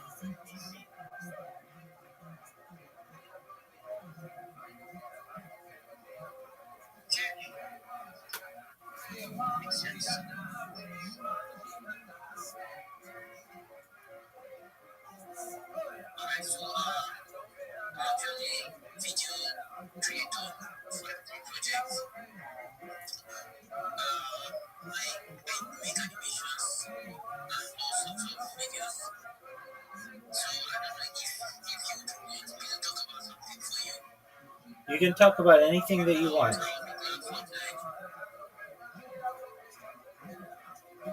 Do you have a portfolio?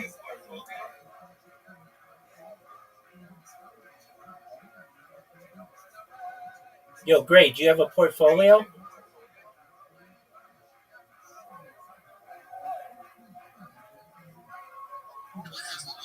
A portfolio.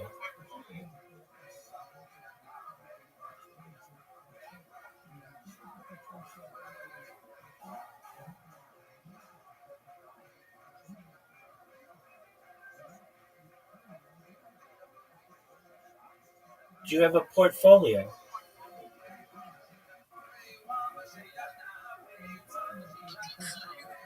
Correct.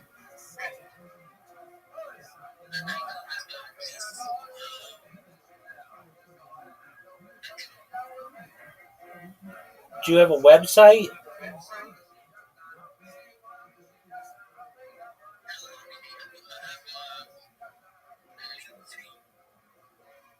Okay, well, do you have an Instagram?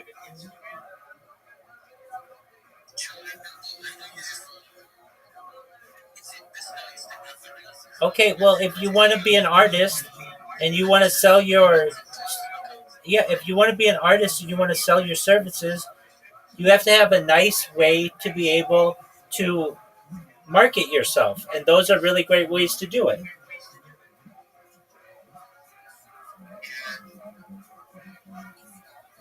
So create a portfolio for yourself.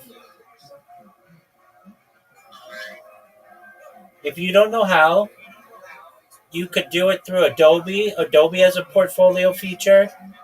You could do it just with an Instagram account.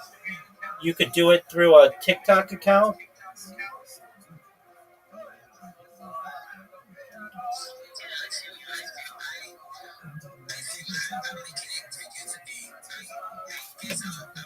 Doug, listen to me. Listen to me. Nobody is going to be able to see your stuff if you don't have a way for people to look at it. So create a TikTok account and put your videos on it, and then people will look at your TikTok and say, "Yeah, I want to hire this guy to do videos for me."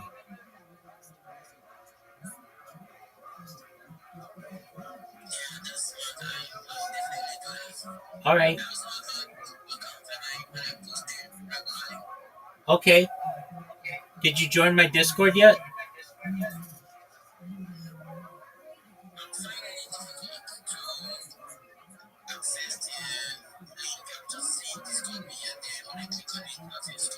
No, it's discord.me/Rabbi.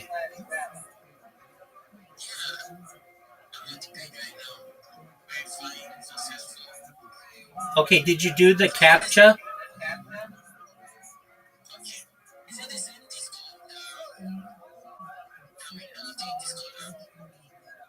Yeah, it's on Discord app.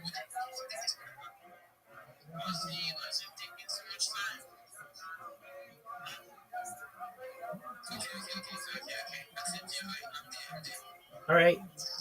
We'll see you in a second.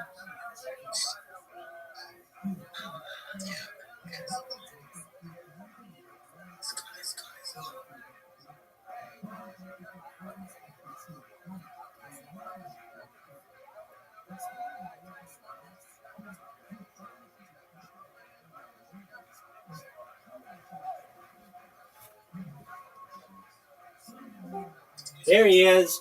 Welcome, Gray. How you living, pimp? That's cool. Talk to me in Discord. How you living, big dog?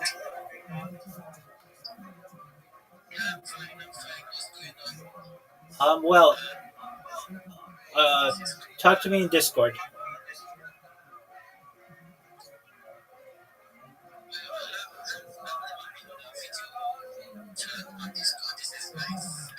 Yeah, it is very nice. All right, so you need to create a. Do you have a link tree?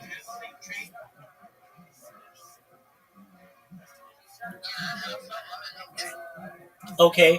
Do you have one just for your videos?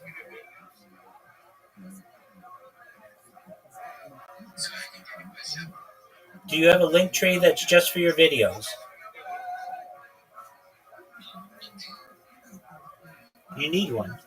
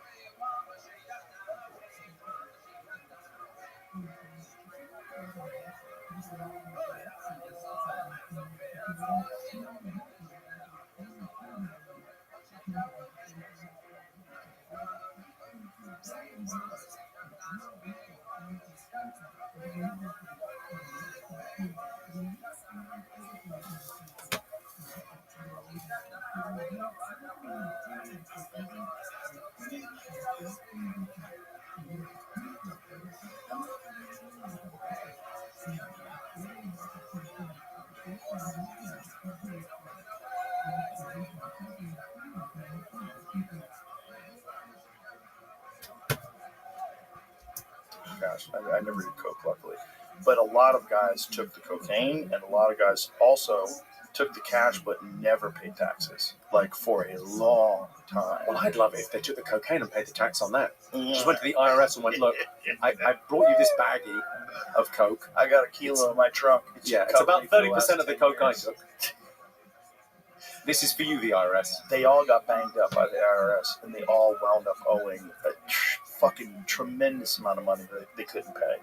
So they all, like, all their salaries, every time they did a weekend at a club, everything, like half of it would go to the government. They take it straight out of your bank account. They'd just take money from you. You don't have. They're not allowing you to pay them anymore. They just take it. I've gamed the system. I do 2 shows a night now. So one for me, one for them. Oh, that's a good move. Great. That way, yeah, that makes sense. I don't even see that money. I can't be trusted. I can't trust myself. It is funny though that they get half. Like, what are you getting out of it? At a certain level, like you get to the Elon Musk level, well, I guess you could say there's entitlements, like there's things that helped electric cars get more popular, and get funding, and that makes sense. But at a certain, if you're a performer, say, like you're a singer, and, half of all your money goes to the government, you're like, hey, what did you guys do? Like, if you're Taylor Swift, right? Yeah. Taylor Swift, what does she make, $1 billion a year or something crazy like that? I mean, she's doing fucking stadiums. They sell out instantaneously. She's printing money. But the government takes a sizable piece. They don't write a fucking song. Like, it's not in proportion. Well, imagine if the IRS went, look, Taylor, you paid a lot of tax last year. So we're going to write some songs. We've written you this. We've got an idea. We think it's pretty good. We've clubbed together. Yeah. We've got a bass guitar. We've got a riff. Here you go. You're singing too much about boyfriends. I want you to sing about the IRS. We want you to sing about us. Yeah. I don't know. There's places you go around the world though where the tax rate is higher, but you look and no one's annoyed because it just delivers. I do a lot of gigs in like Norway, Finland, Denmark, where you kind of go, yeah, great, this all works, but much different society. And it's also smaller population. I think the real problem is when you scale that to like hundreds of millions of people, things get really weird. Yeah. It's very difficult to like run socialized medicine, socialized education, like everything like that, when you get to just enormous quantities of human beings. Well, maybe that's the thing with America, though, where you go, it is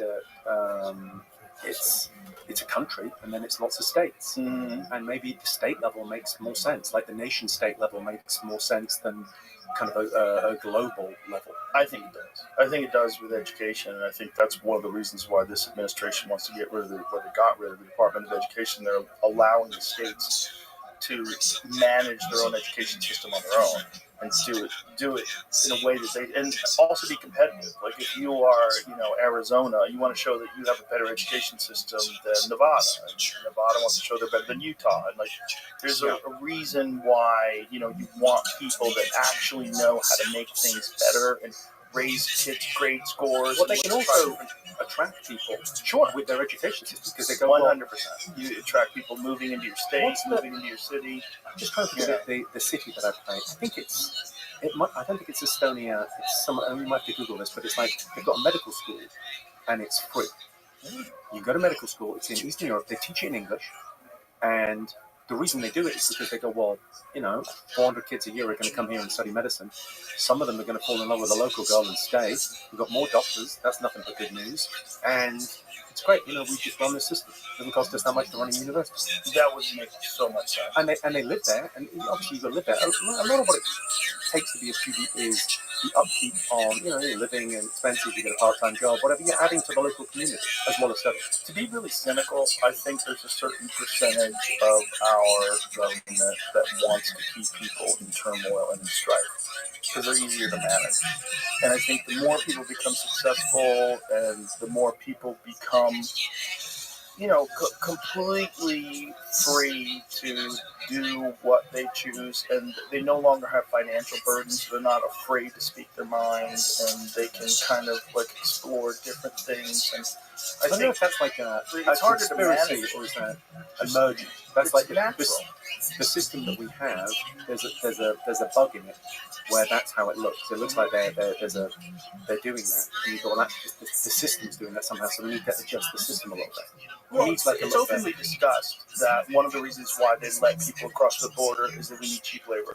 This was discussed by top Democrat politicians. No, that's the Republicans in the 80s. When NAFTA got signed. So that was a Republican policy to let people across the border And for it cheap labor.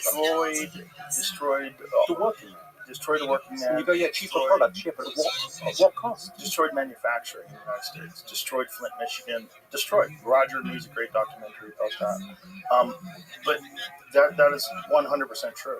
That is exactly what happened, and that is a real problem. And that's a problem that when you allow people to make enormous amounts of money at the expense of millions of people's fucking future. Like, if you destroy Detroit, which they did, Detroit at one point in time was one of the wealthiest cities in the world. Yeah. Detroit, during the boom of the automotive industry in the United States, was a huge place. I mean, it was a place where people would go. It had a nightlife. It was exciting. There was a lot of money. They had auto unions. People were making a great living. Culture that came out. Yeah, you know, you look at Motown.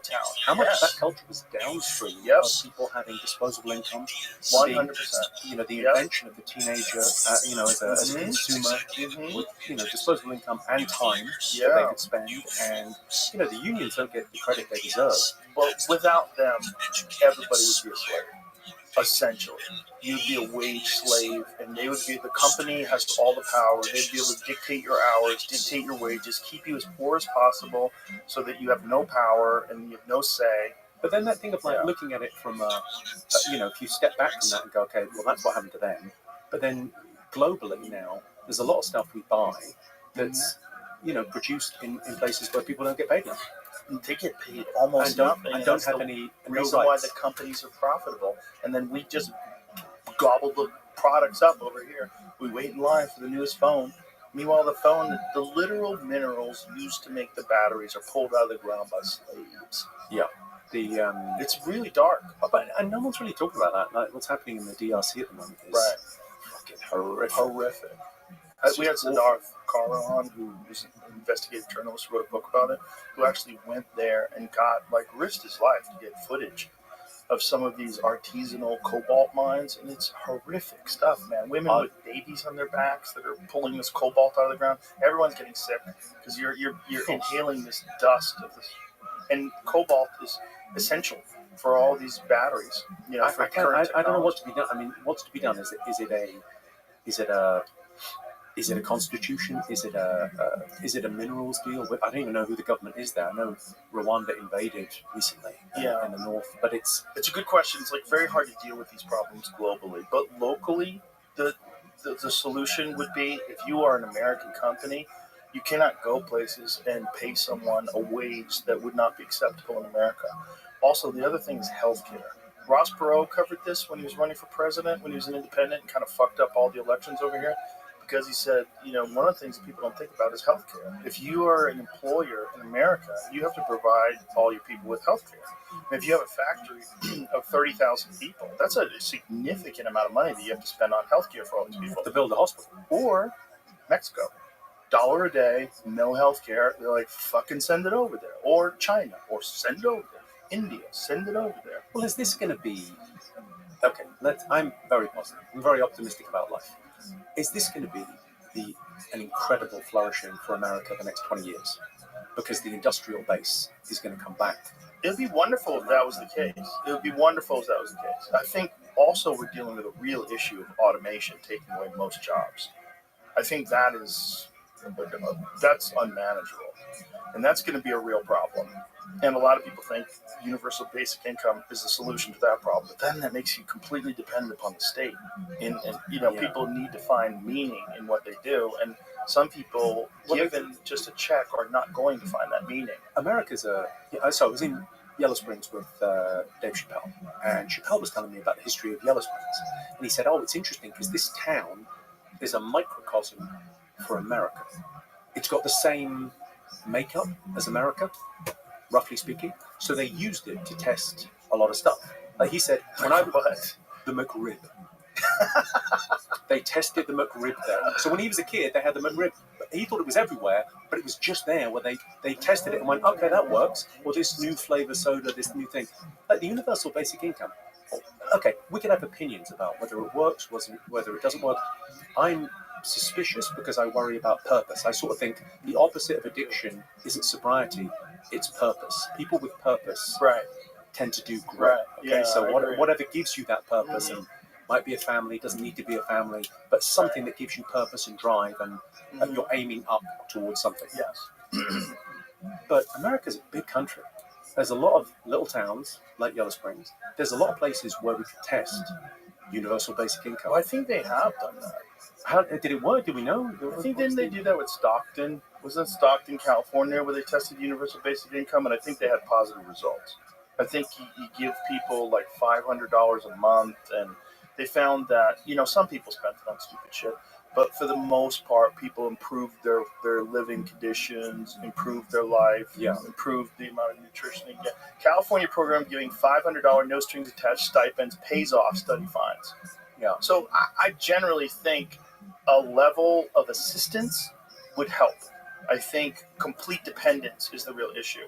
And so the real problem with automation is that automation is going to eliminate jobs, and there will be no jobs to get. There's so many things that people do, including most manufacturing jobs. So many things that people do where we make errors, we fuck things up. But that's the thing of companies are greedy. We can agree on that. Yes. They want to make money. Yes. And I think the companies will realize what we need. It's not just, if you look at China, I think China's in a very tough situation. Not just because half of its population is now over 53, okay? And demographics are destiny. So it's not just that they don't have enough workers, they have enough consumers. Not having enough consumers is a real problem. And so they have to sell stuff overseas. So you go, so they're absolutely dependent on trade and exports. So you go, the idea, you have to have a certain amount of jobs. You have to have things for people to do. And it will change over time. Like 120 years ago, as everyone's working in agriculture, you couldn't have imagined people coming to the cities in those numbers and becoming factory workers, and then all the factory workers are now white-collar workers in offices.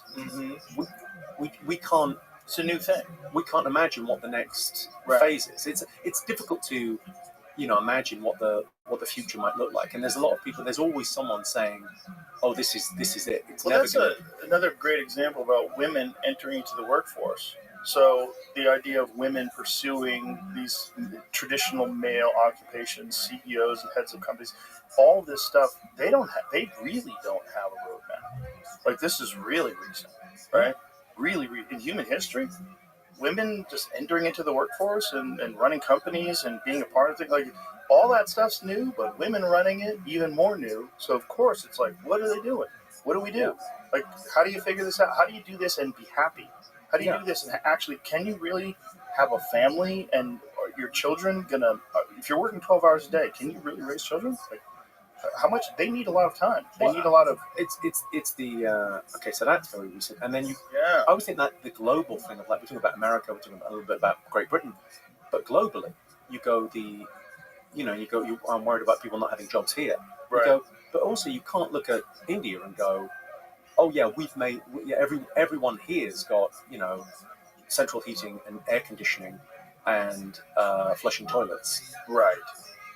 No, but we need to take care of the environment. So sorry, guys.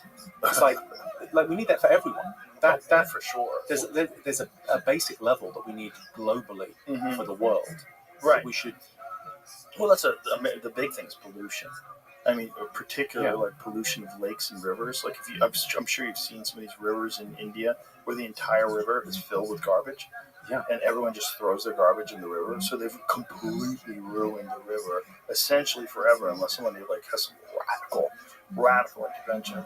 Well, the radical. I mean, nature will come back. It's that thing. If you go, that they'll get there, but it's the nature resources will come back. Well, I think because I mean, if the humans die off, perhaps. No, not if the humans die off. I mean, I think that thing of going, there's terrible pollution there and there's awful things because we've exported our sins to the third world. Yes. Because we say, well, we want to hit this net zero target.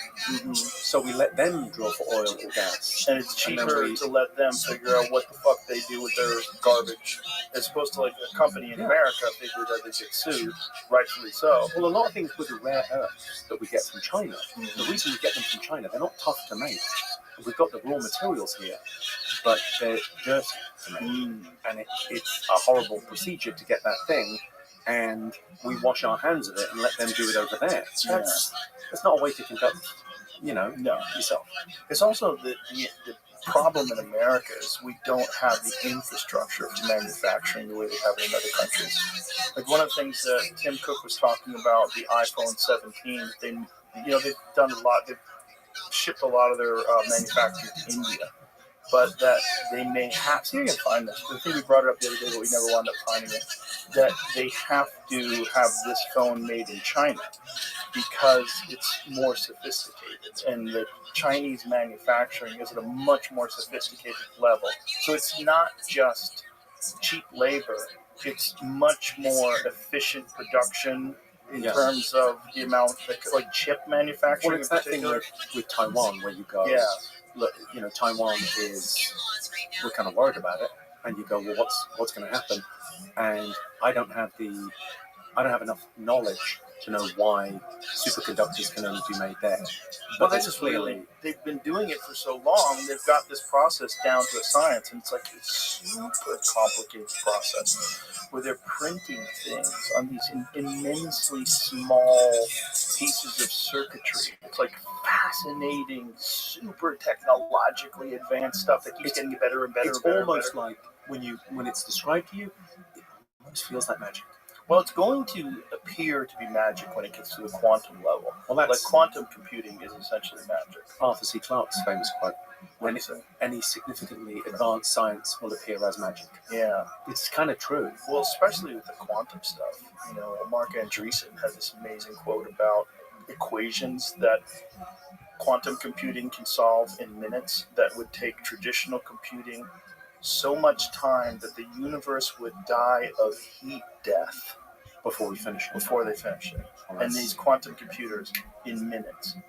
And they also believe, and this is where it gets really weird, they also believe that this is in some way evidence of the multiverse, that there's not enough computing power for this thing to achieve these results so quickly, that it must be drawing upon other computing power of parallel realities. See, for me, that gets to the Kuhn-Popper debate on science, right? So what is that? So Kuhn and Popper are these two great theorists of science. And Popper believed that science incrementally improves over time. And then Kuhn came along and he said, no, what happens is there's a scientific community and they have a theory. And then what happens is everything that disagrees with that theory is thrown out as nonsense. And then there's a revolution. There's like these incredible shifts that happen. So it's not like a steady line up. It's like along and then up and then along. You get these kind of... Here it is. 20th anniversary iPhone likely to be made in China due to extraordinary complex design. Not the iPhone 17. It's the next one? It might be the foldable one they're talking about. But this article also goes in to say that Apple's never launched a new product outside of China.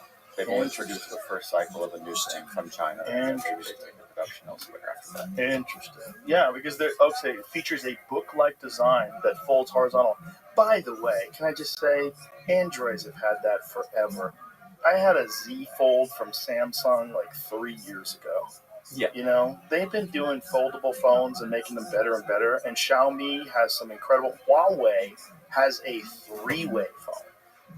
It opens up into a goddamn iPad. It's like Tinder, but it get you two ladies. Flap, flap. Two flaps. Flap, flap. It's got two hinges, so it opens up, and it doesn't have a seam. When it opens up, it's completely flat, and it's thin as fuck. And you can't buy them over here because Huawei, they've been naughty.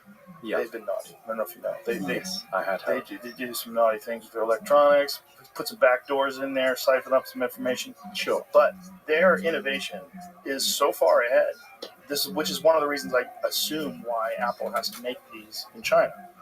But the funny thing is that Apple's making something that Android has had for fucking years. Yeah.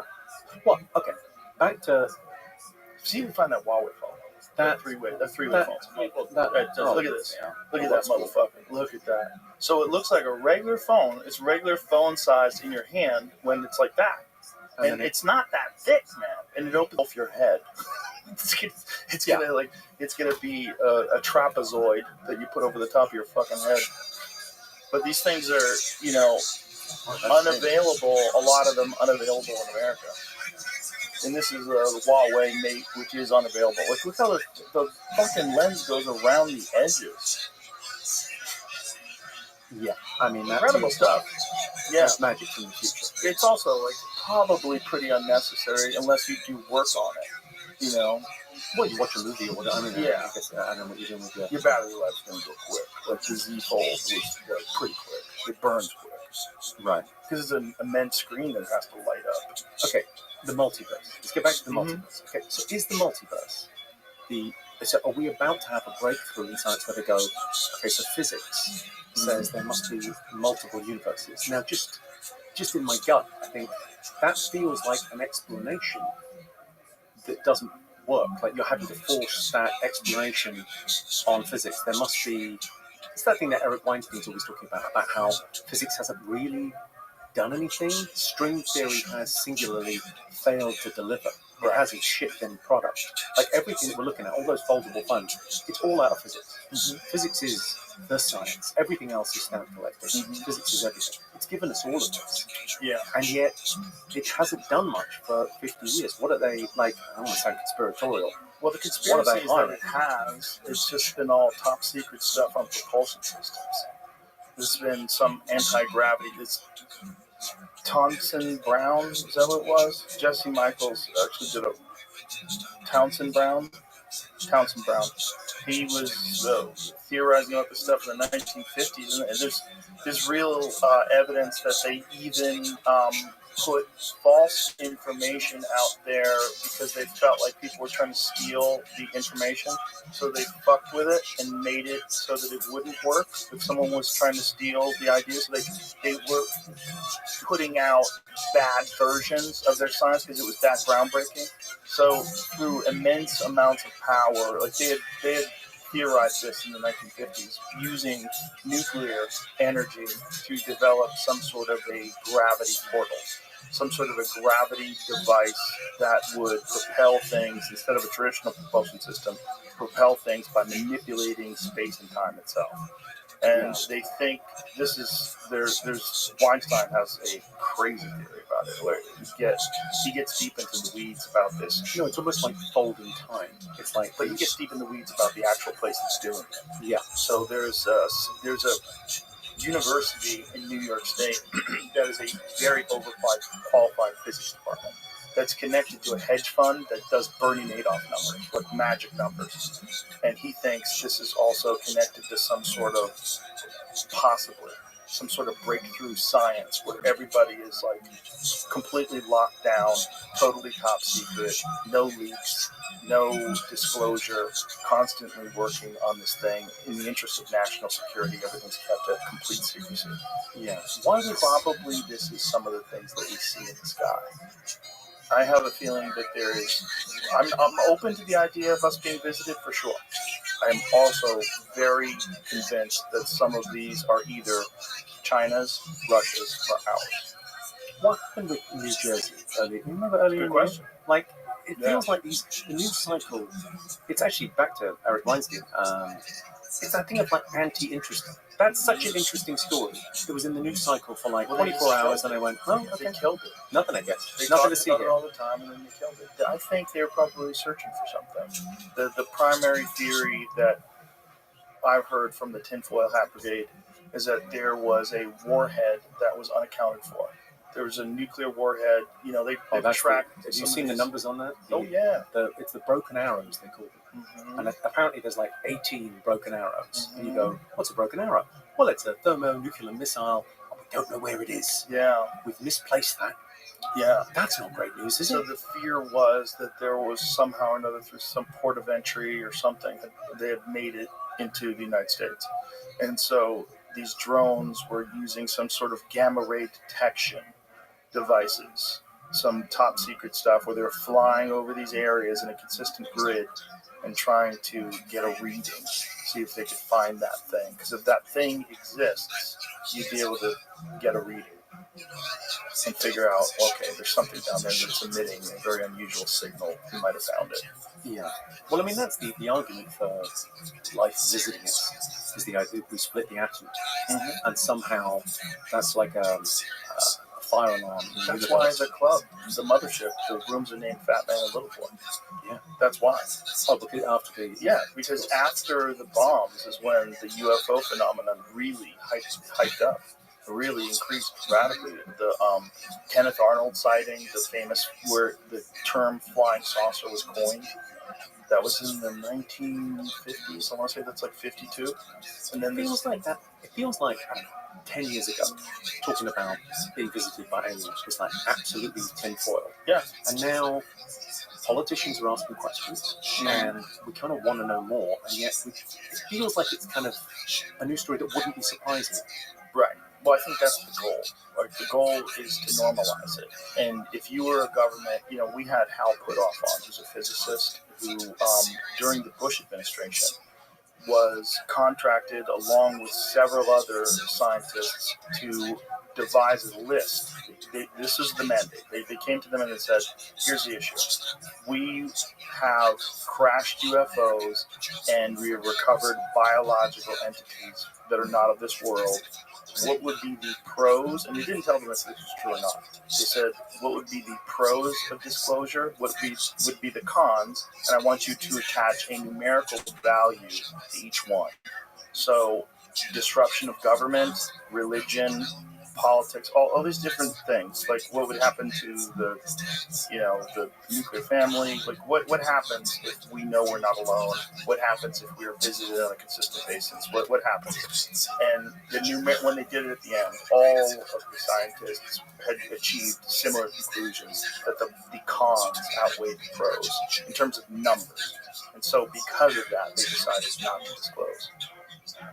So this was like during the 1980s, I guess? 90s? When was Bush 2? No, okay, 2000. So 2000. So it was around then. Yeah. Yeah, what do they know? What do they tell you the first day? I don't think they tell you the first day. I think the president is a temp. The president's like a substitute teacher. I don't think you get to know much. I don't think Trump knows. Well, I think they probably told him all some things. I worry that the government is like, there's a theory that there hasn't really been an American government since 1945. No, because everything got siloed. Like in wartime, everyone's talking to everyone and making everything happen, and it's like, okay, we're at war, and then everything gets siloed, and okay, that's a secret thing, that's a secret thing, that's a secret thing, and then the guy that's holding the secret keys retires, and that whole department's just funded forever, but you don't quite, they're not talking to them. And then you have people that are in great positions of power that can get off on keeping these secrets, keeping this information, and having the knowledge and keeping it only to themselves, especially if they're manipulating things. It's just like a big problem with the CIA, and this led to when they had the disclosures and the Church Commission, and when people found out what the CIA was up to, and all the weird shit they did with MK Ultra, and oh my god, I gotta thank you for that book. Oh, Chaos, incredible. So I can't recommend it enough. I listened to the episode. I went back and listened to your episode with Gunn, and I went, okay, this is interesting. What's he called again? Tom O'Neill. Tom O'Neill. He's got a new podcast, by the way. Does he? He's got a new podcast where he's kind of going like an in-depth interview. It's with Rick Rubin's. You know, Rick Rubin's got a podcast. His podcast company has done one with him. I didn't even know Rick Rubin had a podcast company. That's funny. I text him all the time. I didn't even know he had a podcast. He's got a great podcast. He's the best. Oh, he's such a... He'll entertain any ideas. We'll see. He's wonderful. He gets down the rabbit hole. But so I listened to the thing, and I went away and I read the book. And the book is like, you kind of read it and go, this can't be, like, that's an extraordinary chapter. This can't get any weirder. And then you go, oh, sorry, Charles Manson is connected to the Kennedy assassination, and sorry, he's also connected to the MK Ultra experiments, which are real.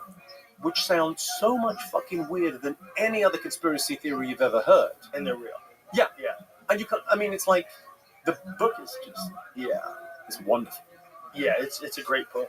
It's all history. It's all the United States history. And it's what happens when people have unchecked power.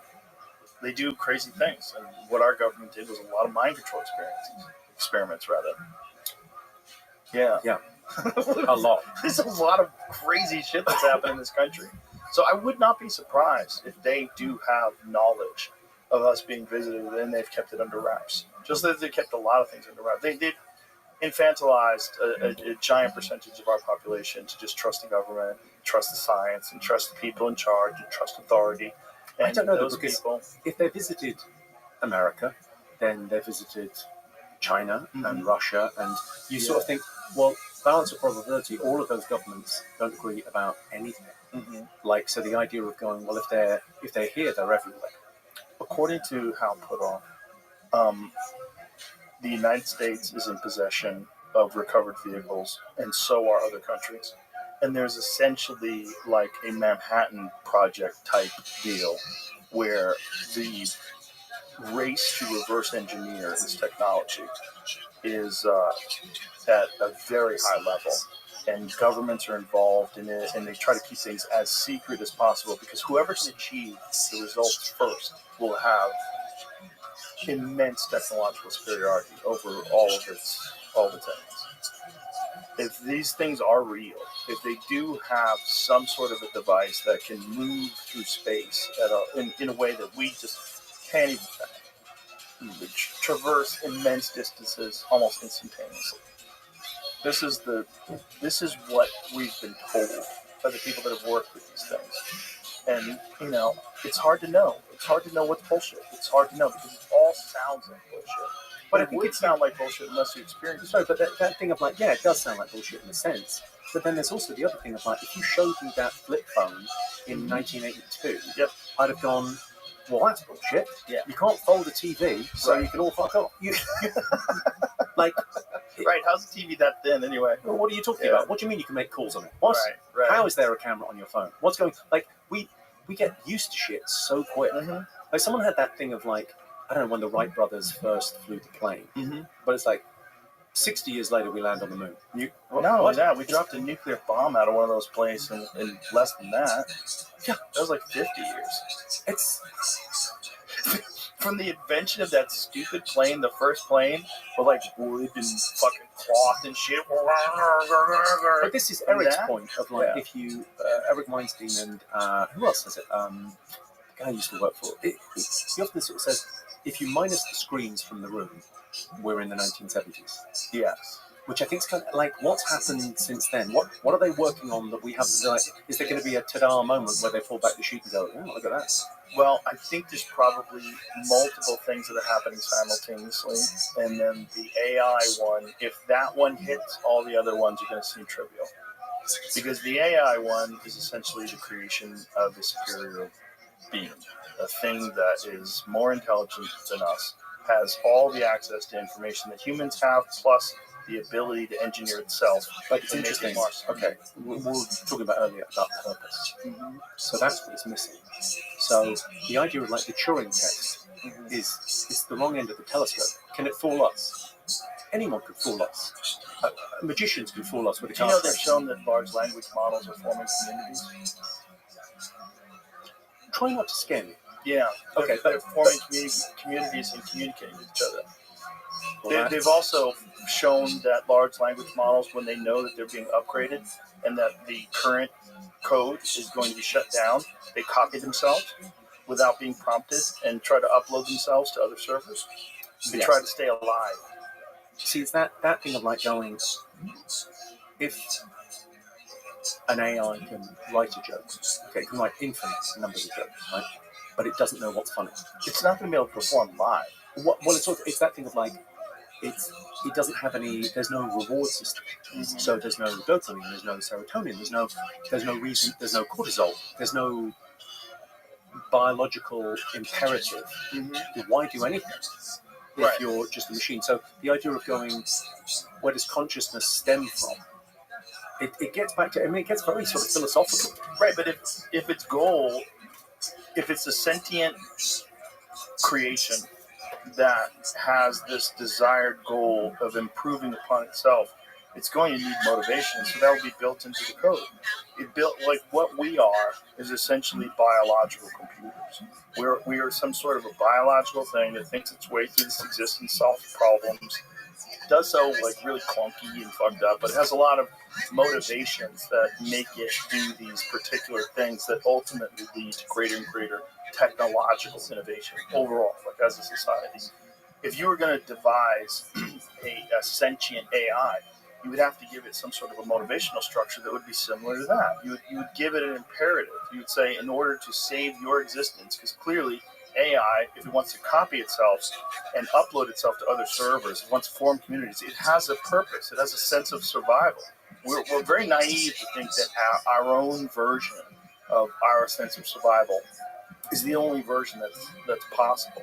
It's totally possible that digital life would have a similar imperative, and that it would try to find better versions of itself and make better versions of itself and try to stay alive. I think I flew to Amsterdam earlier in the year with a friend to see Richard Dawkins.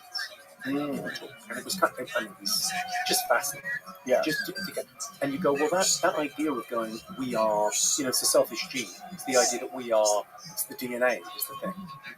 We're just, obviously, we're this thing that's there to transfer DNA. But Richard Dawkins is never killed on stage.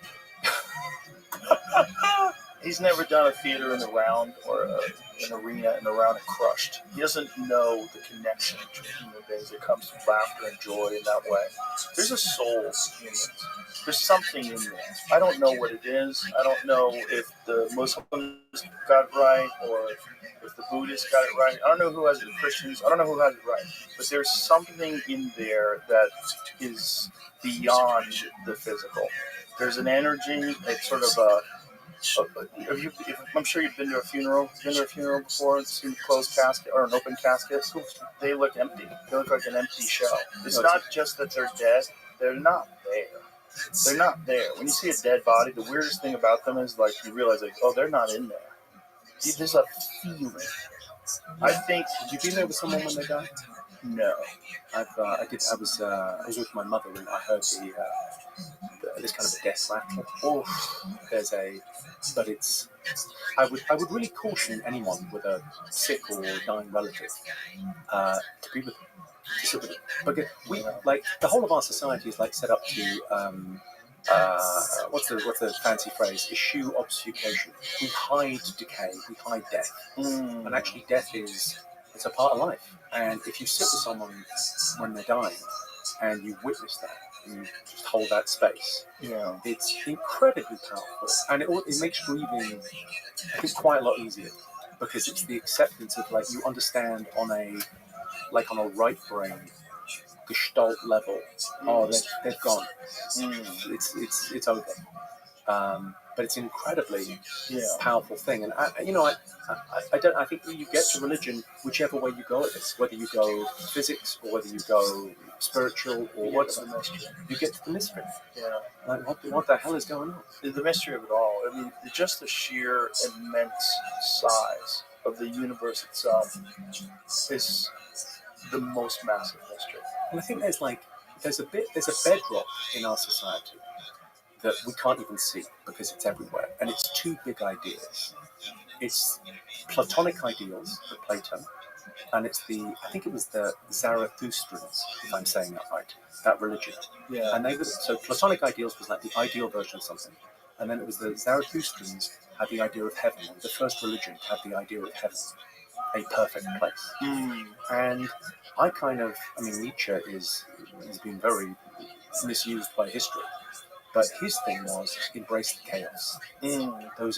We spend our lives thinking about the perfect version. Like we're trying to come up with the answer. We're trying to solve something as if it's complicated. And it isn't complicated, it's complex. It's unknowable. It is a mystery. It's not hidden from us, it's a mystery. And it's the idea that you go embracing the chaos, just saying, yeah, it's kind of untidy. You don't get to know. I realized as we were talking that I fucked up what Mark Andreessen said about quantum computing, and it's even more crazy. It's not traditional computing. It's if you took every atom in the universe and converted it into a computer, into a supercomputer, it would take the universe would die of heat death. If you had a supercomputer the size of the universe, it would die of heat death before it finished that equation. And quantum computing did it in a matter of minutes. Yeah, I think we have to embrace the chaos. Because that is we're not going to in know our that. lifetime. This is in our lifetime, right? And then how we, what's that book? It's something like the ape that understood the universe. Like the idea that we, just like people, we got born in this moment, like the perfect bit of history, right, where we can contemplate our consciousness right, and try and work out what the hell this is. There's a whole thing about the bicameral mind that's very interesting. You heard of that? Yes. Like the idea that people weren't awake. They weren't kind of conscious in the way that we're conscious until 2,000 years ago. I doubt you subscribe because you're very interested in ancient Egypt and... Yes, I don't think that makes any sense if you think about ancient Egypt. I mean, we're talking about thousands of years before that. I'm so interested in the time scales. The idea that we live closer to Cleopatra than Cleopatra lived to the building of the pyramids. Because what I don't think people recognize is what the Egyptians gave the Greeks. And what they gave them was the fear. Because they ran that shit for 4,000 years. 5,000 years exactly the same. The royal family, and they're just inbred. But they ran their society exactly the same, right? Yeah. And then the Greeks went, no, we need to innovate. So the idea of that kind of innovation came from, no one is like those guys. We've got to keep doing things. Well, it's a little bit of that. So it's kind of the Greeks were to the Romans. I kind of feel like how the British are to the Americans. Have you read any of Brian Murarescu's stuff on the Eleusinian Mysteries? He wrote a book called The Immortality Key, and it's all about the Eleusinian Mysteries that all these intellectuals would go, this trek that they would make to do the kukion, which is some sort of a psychedelic beverage. From that, everything comes. From that, democracy. When we think about Greece as the birth of so many things. It's often that thing that they talk a lot about wine. In the Bible in Greece, wine, but the wine didn't used to be just alcohol. Well, this is in Murarescu's book. Let me tell you. A lot of party favors in the wine, a lot of DMT, a lot of ayahuasca, a lot of... Well, they found traces of ergot, and ergot is a fungus that has an LSD-like quality to it. And they found traces of that in these ancient vessels that they used for these Eleusinian mysteries. This is the thing that blows my mind, the idea that psychedelics... Okay, the amazing thing about psychedelics, A, there's a plant that can do that to your mind. Right. B, everyone sees the same shit. Right, yeah. I was chatting to Woody Harrelson was at the club last night and we were chatting about it and he's the best. He's unbelievable. He's such a nice guy. I'll tell you how laid back Woody Harrelson is, right? He rented a house off a buddy of mine in London, Richard Bacon, right? And Richard sees him, they've got some mutual friends, so he sees him after a week and he goes to pick him up to take him to this party. He said, everything okay with the house? And Woody goes, yeah, everything's great. He goes, oh, okay. Oh, one thing. How do the lights work? He'd been there a fucking week. Yeah, and he went, the lights on? Yeah, and he went, oh yeah, the lights on. I'm like, no, okay, it'd be dark. That is a laid back motherfucker. He's pretty laid back. Oh, he doesn't even have a phone. I think it's for the best. He was trying to get plans. We were trying to make plans to hang out. And I go, but you don't have a phone. And he goes, yeah, but my wifey has a phone. I go, okay, well, give her my number and have her contact me. He doesn't have email. He doesn't have nothing. Bill Murray's the same way, but Bill Murray keeps a phone so he can text his kids. That's it. But you're better off that way. You are. You're better off that way. I think Ari's going that way right now. I think Ari's about to go flip phone. Ari's kid? Yeah. He was going to move to London. Yeah, I believe he still is. Yeah.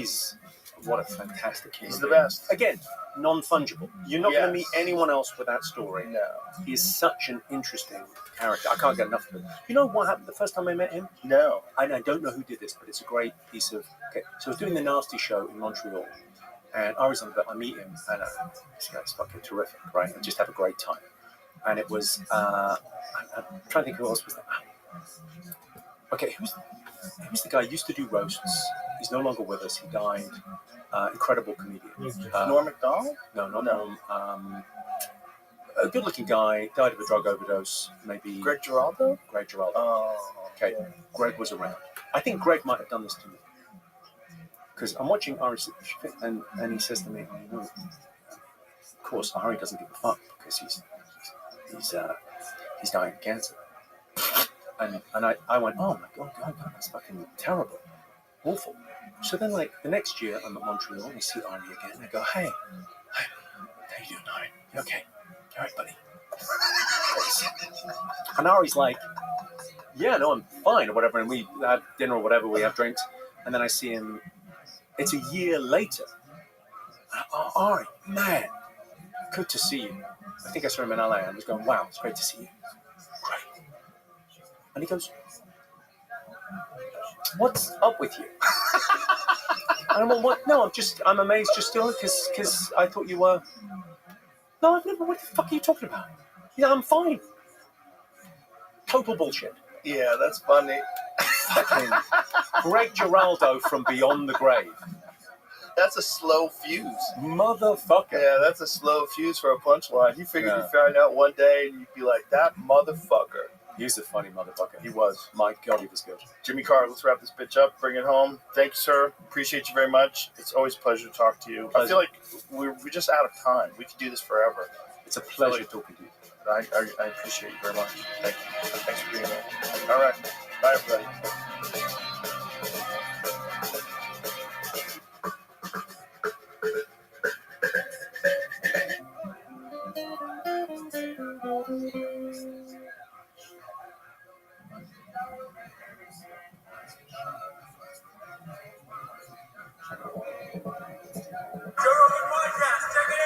The Joe Rogan Experience.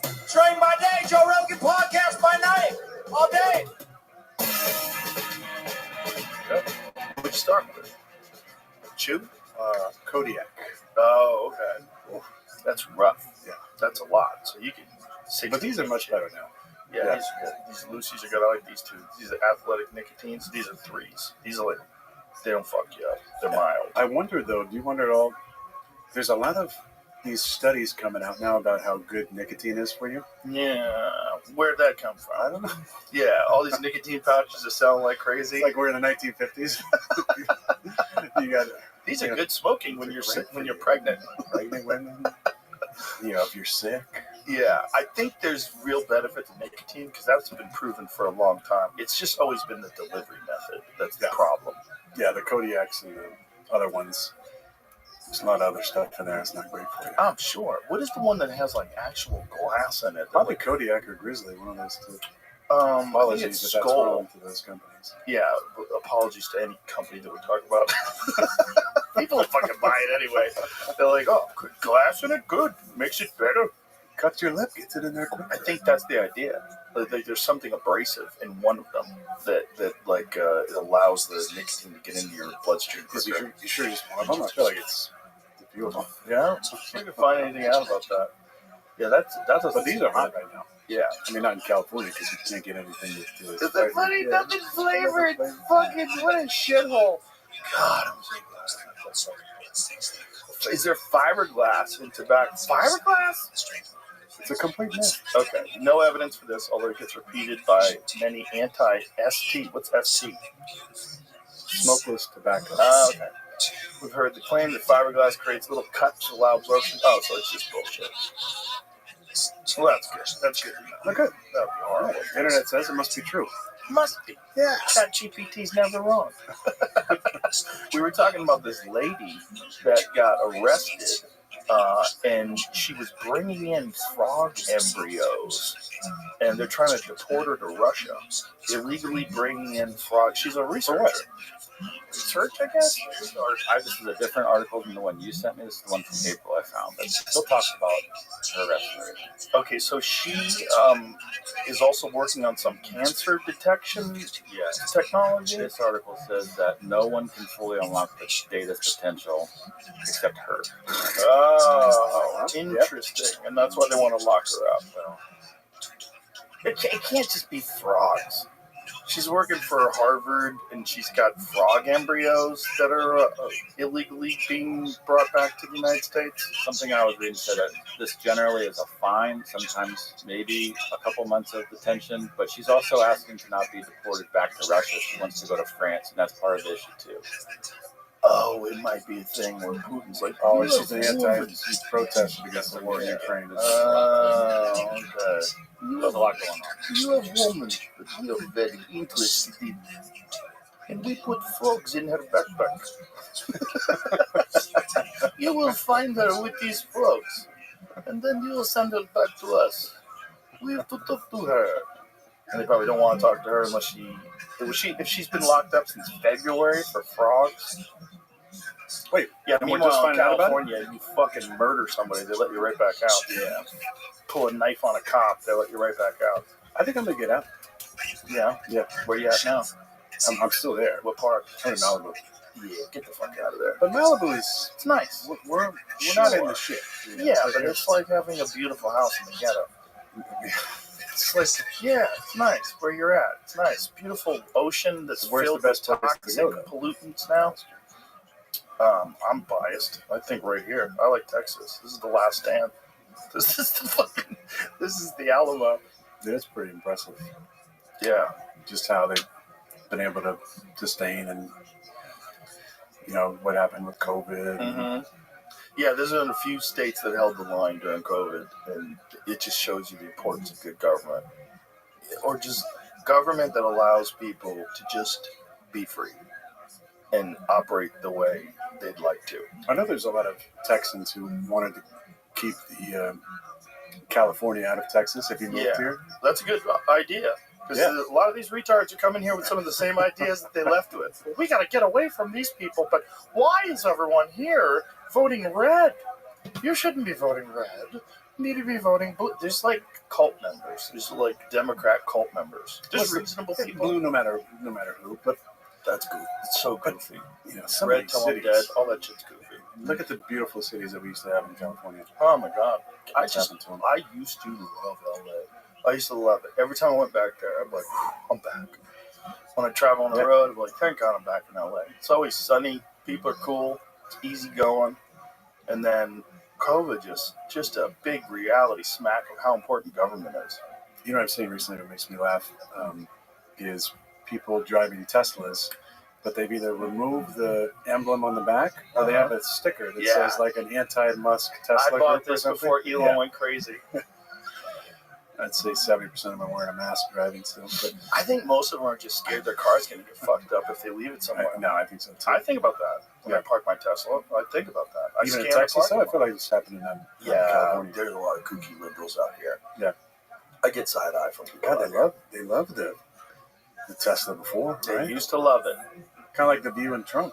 Well, it's also there's a lot of it's the USAID stuff. Really, it's hard to say.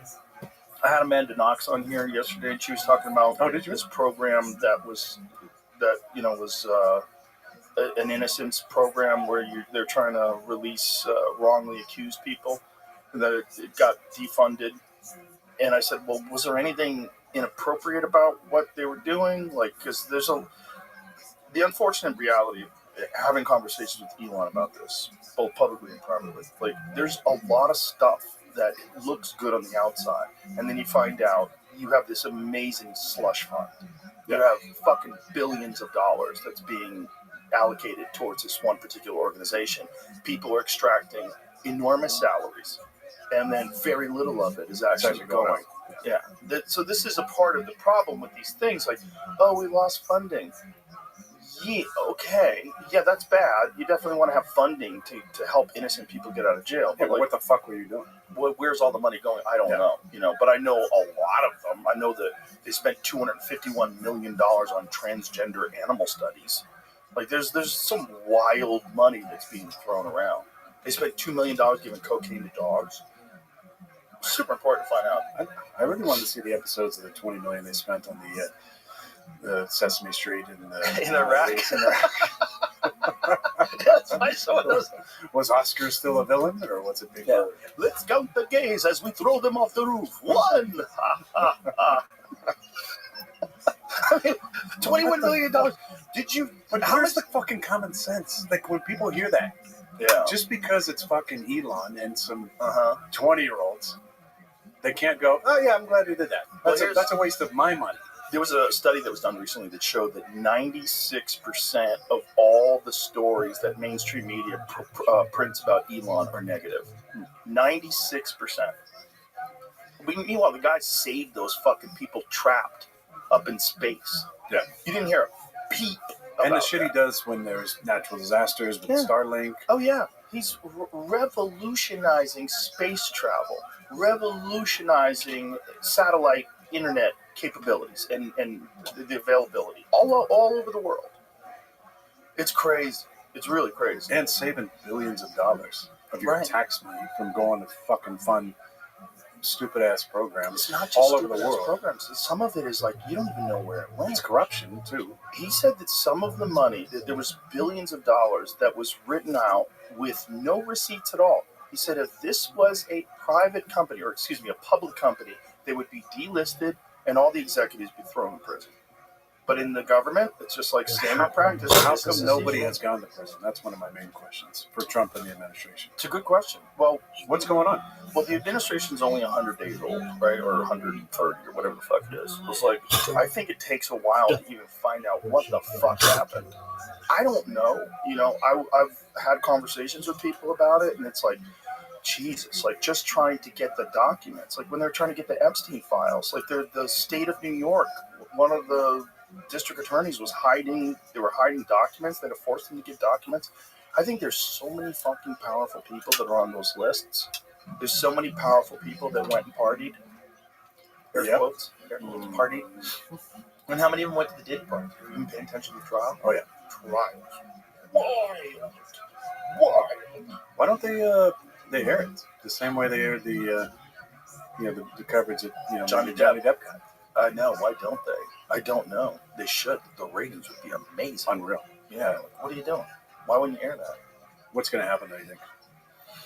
Well, Diddy's going to be in jail for the rest of his life. I think he's probably going to get Think he's hit up. insane, though?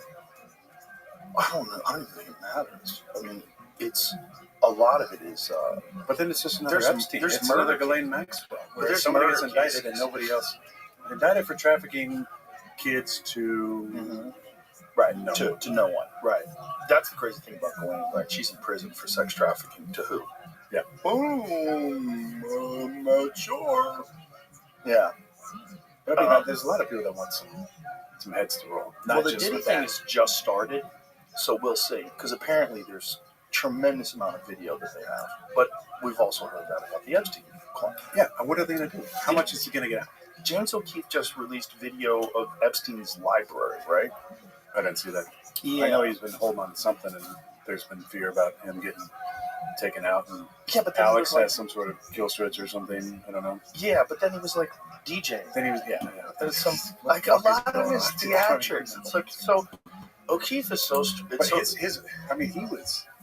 his undercover videos were amazing, incredible. And then he got ousted at Project Veritas, right? And then went. I wonder what happened there. I'd like to know what the story there is because there's no official story of why he got ousted. Has he not? He hasn't gone anywhere. He's under some gag order, maybe. I would imagine there's some sort of an NDA or something. Otherwise, why the guy who releases everything? Why wouldn't he release that if he can? You know. But his videos are mostly like gay men meeting up. Yes, and the one guy is got a big dick in his, oh, I can tell you this, Yes. And has no idea. Oh, by the way, everything you just said is. It's always chatty gay guys. Here he goes in O'Keefe's Twitter. Inside Epstein's library, O'Keefe releases never-before-seen footage with bizarre statues and cryptic messages left by Epstein from inside Epstein's island library. By the way, like, what does that mean? Like, if you look in this room, like, bizarre statues, Power, strange deception. Oh, wow. Like he's got a diagram. Music. All the things he's trying to do. What is all that? Power, deception, plants? Does that say plants? Wonder what that means. Like plants, like planting people inside organizations? Is that what that means? What's on the bottom here? Does it say France? Drunk brain? Yeah, I don't know. Dank brain? Is that what that says? Intellectual, political, something. Music, and what is the other one next to music? What is that? Let's see if anybody has deciphered this. Yeah, Well, he puts this big O'Keefe over it. It kind of obscures the letters. Okay, what else is weird in this though? Well, What are we even looking at? let's play it. He's got some weird statues. Fucking, I got a lot of weird statues. What does that mean? Nice place. We were talking about buying the island at one time. I would have gone in. I Yourself. was talking to Jamie. He needs some investors. The fucking headlines. Aaron Rodgers and Joe Rogan buy the island. We were talking about putting As is, 100%. We were talking about putting up a podcast studio in the fucking in the big temple, the temple that's the Israeli flag. The temple that's the colors of the Israeli flag. You know about that, right? I didn't know that. No. Oh yeah, it's the. Oh, here it goes. O'Keefe is showing power. They're trying to show that that's his handwriting, I guess. Okay, Boys. Yeah, I don't know. Maybe he said. Were there? All right, I guess you're right. Dank Dank brain. Okay. Mirror in face. Dank brain.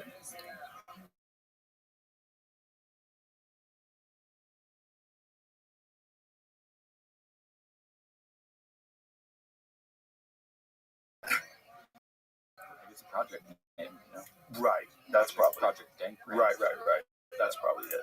What is that other one? Mirror in face. What is that?